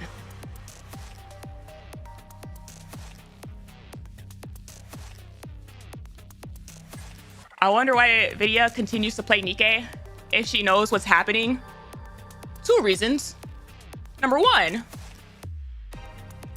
I like how Bodman goes about it. Number 2, dopamine from validation. It's a continual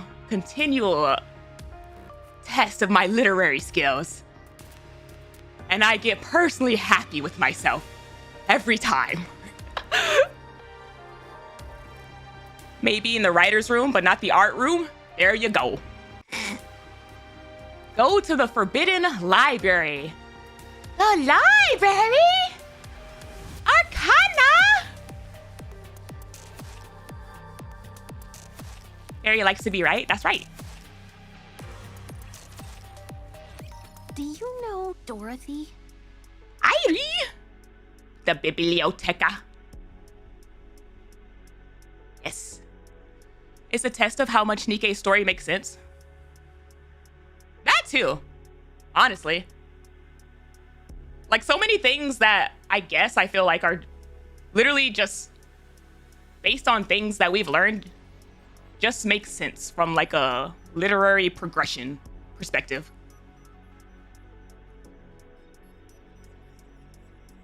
pilgrim who took down a heretic in a single blow when the Ark was breached? Mm-hmm. She's right here in the Ark. And I've been dying to find out what kind of Nikke she really is. Man, I'm so happy that the commander said that. I'm so happy that the commander said that. Y'all really, like, that was really a moment of me, like, slowly leaning down in my chair thinking to myself, man, I don't know a damn thing about computers. Like, I don't effing know how they effing work. I'm just like effing turn it off. I'm doing like effing caveman brain right now.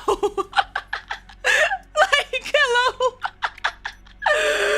I can't unga boonga it. It's the sky.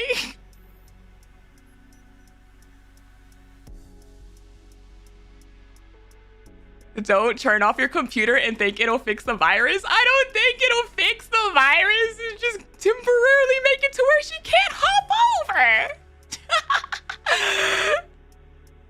Oh, man. I searched everywhere, but found nothing. And I was at my wit's end. Until I got lucky enough to meet her and get her fingerprint. Uh-huh. Well, not exactly a fingerprint, but more like a ballistic analysis. It tells me what her body is made of, whether it's damaged, and whether the damage patterns correspond to specific areas or weapons. Hey, yo, that feels like some kind of violation. What? Using that as a starting point, I carried on with my investigation. My apologies for the late introduction. I'm Irie of the Overseer Squad. The reason I dug into Dorothy's background is simple. It's not. Dorothy put her hand on a scanner for 5 minutes to make sure we got everything. Yeah, but like, the fact that she has this capability.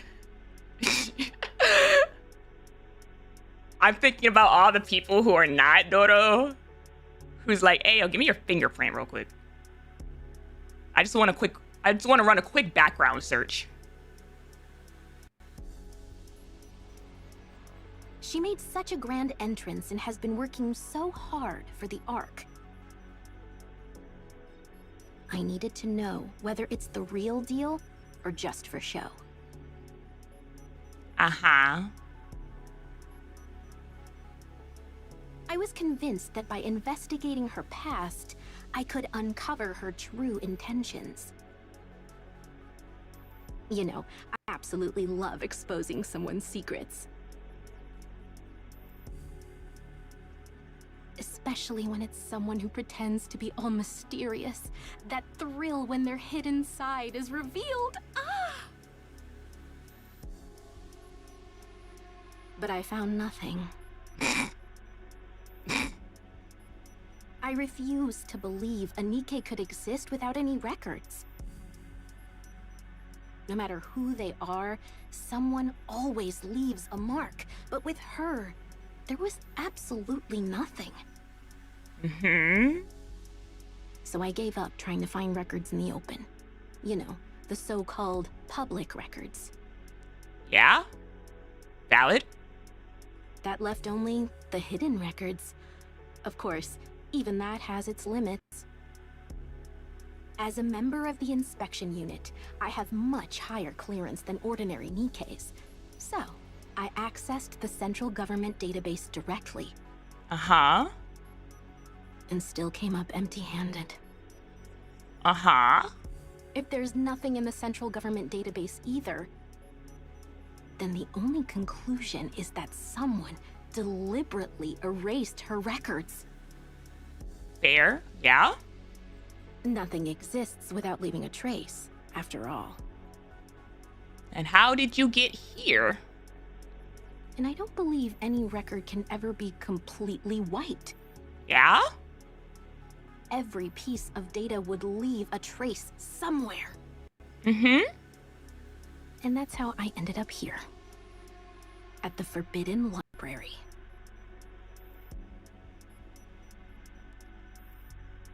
I feel like we still kind of went from like B to Z a little bit. How'd you find out about the Forbidden Library? I know I'm not supposed to be here, but could you please make an exception? Just this once. I just need to check on something about Dorothy, and I'll be right out. I swear.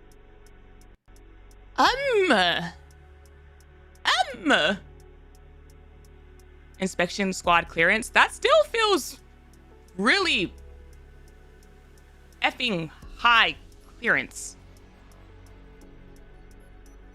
Pretty please. Just once. Really, just this once. I only need 5 minutes. No, 3 minutes. Okay? Arcana casts a wary glance at Irie. Are we gonna let her in? Are we? Ah, that's the end! Ah,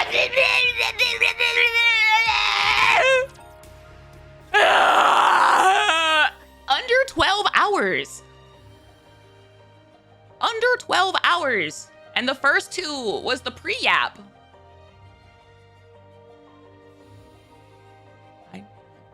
So like 9-ish hours.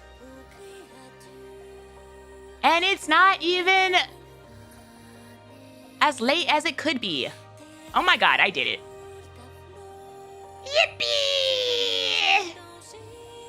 Yippee! Back to the mother effing waiting room. Ugh. Oh my gosh. Oh my gosh. These chapters were so good. These chapters were so good. They gave so much effing information. That was an insane amount of information. And I got my neon lore. And I got my neon lore. Can we hear your theory for next chapters? Not right now. My brain's tapped out. My brain used the last of its energy with that shut off the arc. Now I gotta ponder. The 6-0 plot felt kind of rushed, but other than that, everything was amazing. I would hope that that's like the surface level of the 6-0 plot line. Because yeah, I do kind of see that. Where 6-0 being the entity that she is, like, that was a lot of information to get on her. 6-0 isn't done yet. I don't think anybody's saying that she's done. She's nowhere close to being done, but like, I would hope that like, that isn't a good, that's not like halfway through her plot line per se. TBH, I just want the 6-0 plot to wrap up already. I think if you look at it as like just 6-0 as like an entity on her own, that's not like really the right approach to it.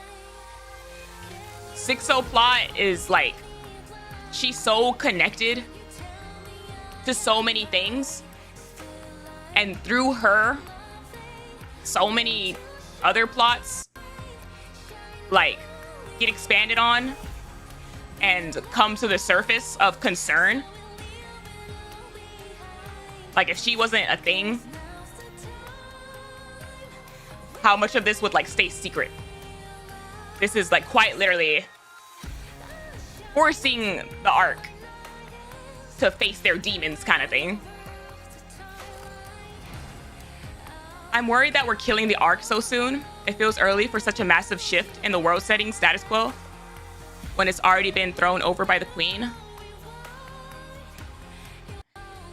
It kind of depends on how you view soon. Like in the plot, it's been 100 years. IRL, it's 3 years.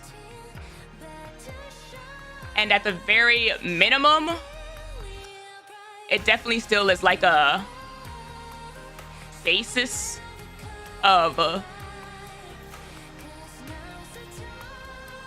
information.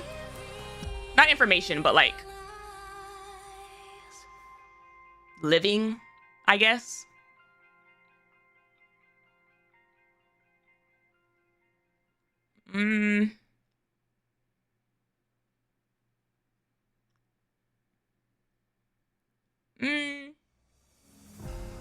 We're just turning it off and on again to maybe fix some problems.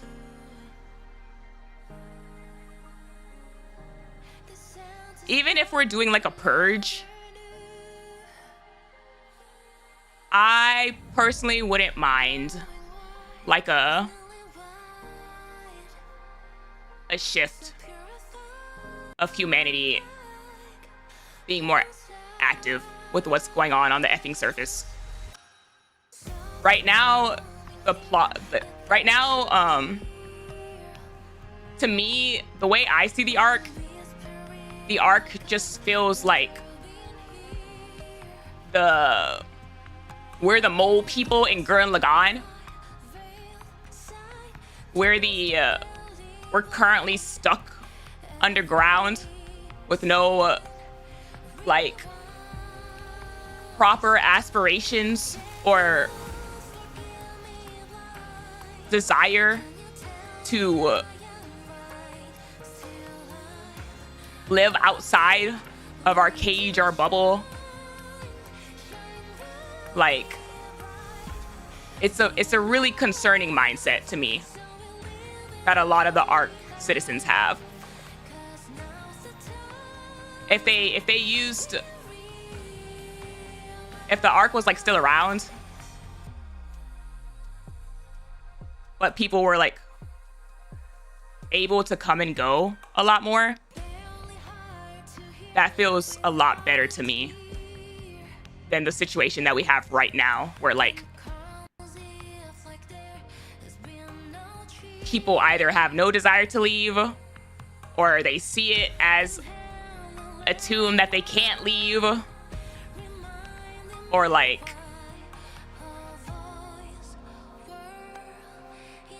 I just don't like it. It's the current setup that we got going on. Pacing wise, complacency is unhealthy.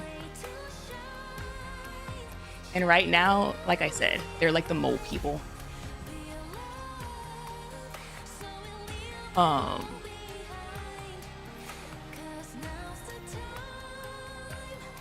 There was a lot of up and down, not up and down. There was a lot of back and forth with the counters like running around.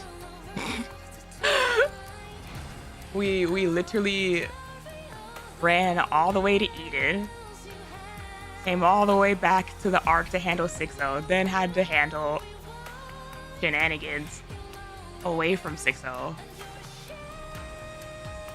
This kind of felt like one of those moments where we've gone 40 plus chapters where the commander is lacking crucial information because he can't be everywhere at once. And so in this chapter, they decided that this man needs to get on the same page. Let's have him run around everywhere real quick and collect all the information that he needs to know. Like right now, we know everything we need to, because we were quite literally running around. Like, I suppose that's one way to handle it. That's one way to handle it. Honestly, on one hand, while I can see like how the pacing can feel a little rushed, like why you would want to, like, you would feel that way, and how they could have split things happening in the chapter.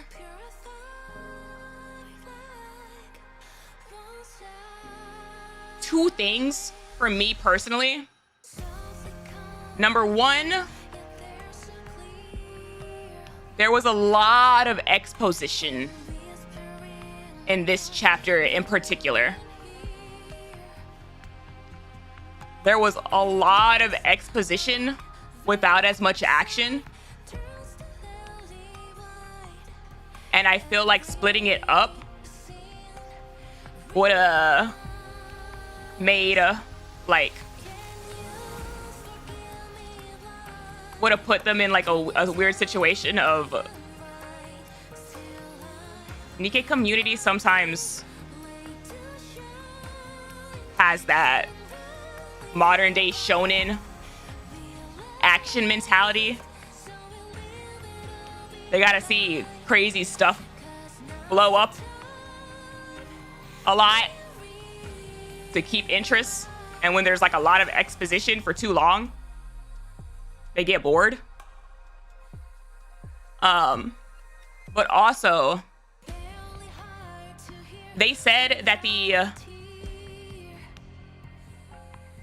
I just keep thinking back to that one dev note where they said 2016, this year, is supposed to be, this is like the theme of the entire year, is putting together plot points and setting us up for 2026.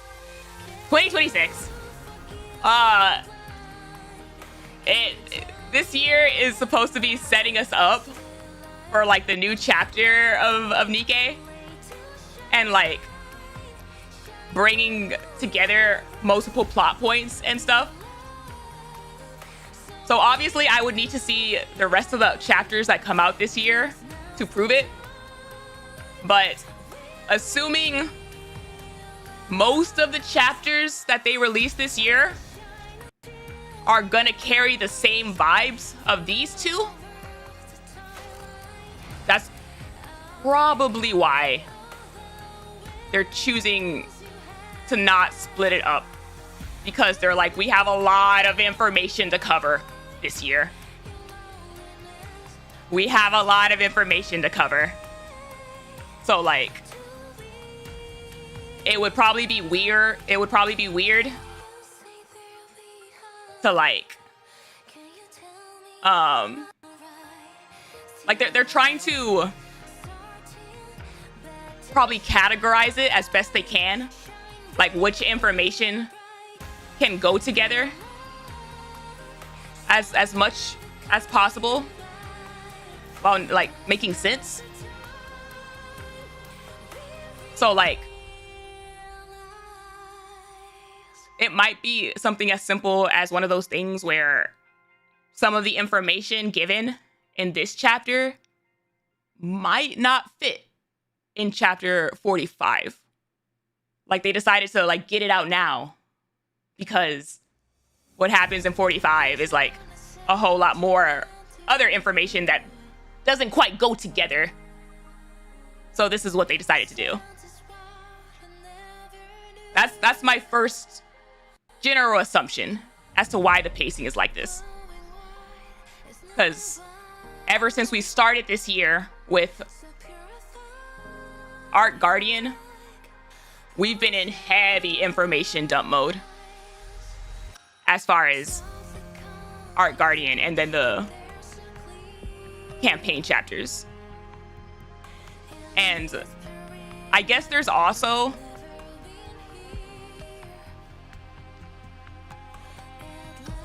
the thing of when people think about banners, they joke about, so we might not get this character for until like 5th anniversary and stuff. like, yeah, NPCs can be in there that long. But right now, we have a lot of major players at work that kind of need to be handled or at least touched on sooner rather than later. Between like a lot of people getting effed and like needing to come back. EH was an NPC for 2.5 years, so yes. EH also technically, as much as I love EH, she's also not any of the beasts. She's not any of the pioneers that are currently out of commission. She's not Noah. She's not Hansel and Gretel. She wasn't Anise or Neon. Like there's a lot of characters that have very, very high plot priority that probably again needs to be addressed now before we're able to keep going in the plot. Like, not even talking about banners or anything, just dealing with their stories, or at least touching and expanding upon it, like right now, before we're able to keep going.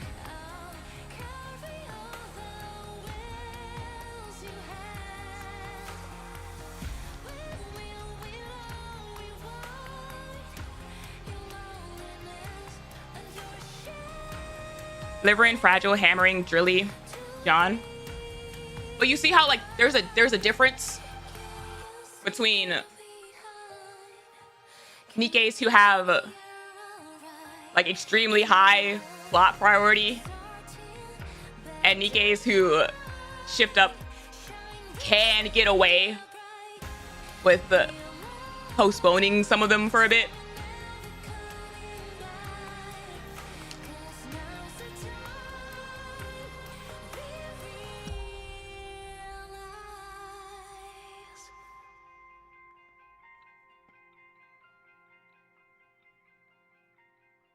There's a lot of information that I need to noodle on now. Gosh. I effing love Neon's new design. I love Neon's new design so much. It just makes me so happy. Neon!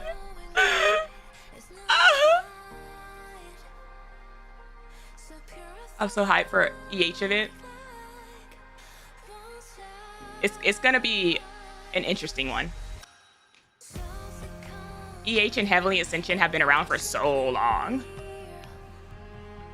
But that being said,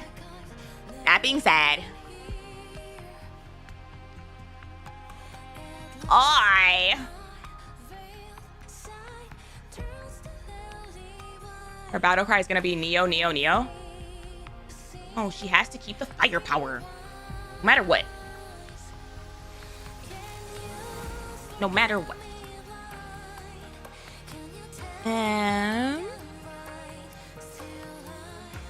Let's see.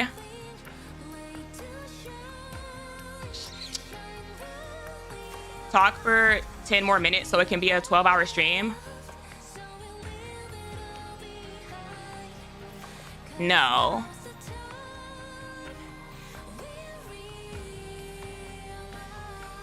I kinda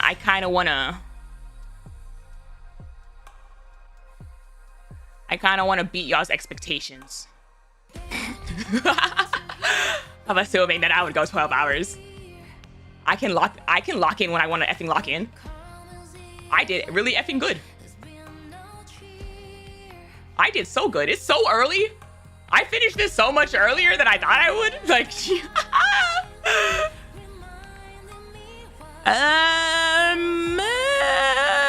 Dreamy's doing chapter 31.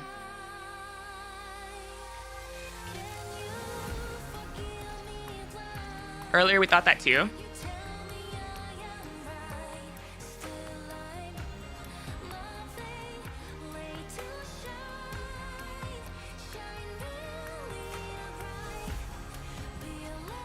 I don't remember what the raid command was.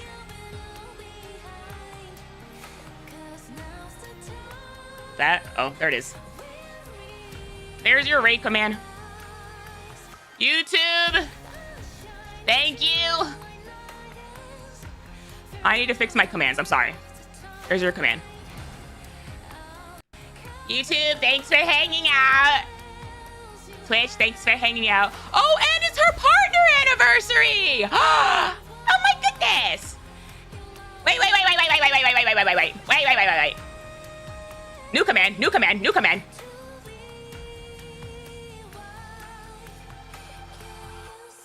Dreamy? Yeah! Hold on.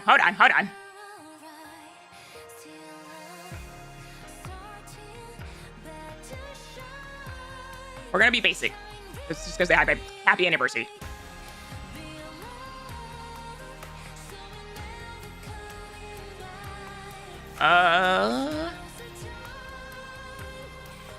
And I guess for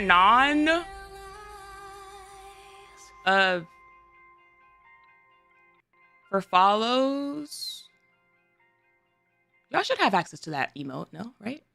As a follower? But thank y'all for hanging out with me today. This was a crazy couple chapters. An insane couple chapters. My goodness. I'm so effing excited to see where we go from here on out. Like, oh my God. Oh my goodness. Thank y'all for hanging out with me today. I'm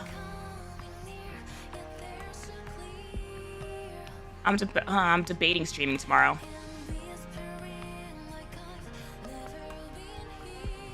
If you get a Discord message from me saying that I'm not streaming tomorrow, it's because I woke up tired as hell. But I'll see y'all later. Take care of yourselves. Happy time zone. Be safe.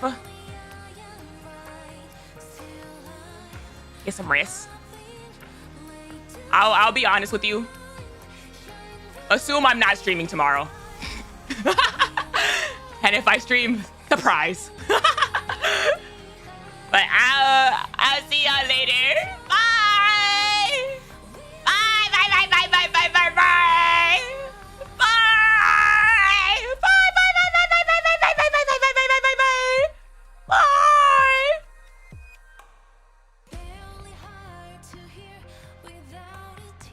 Oh, one last thing. Chapter 43 VOD edited version will be up soon, and 44 will also be up a lot faster this time. A lot faster. I want them both like in the next day or two. Bye.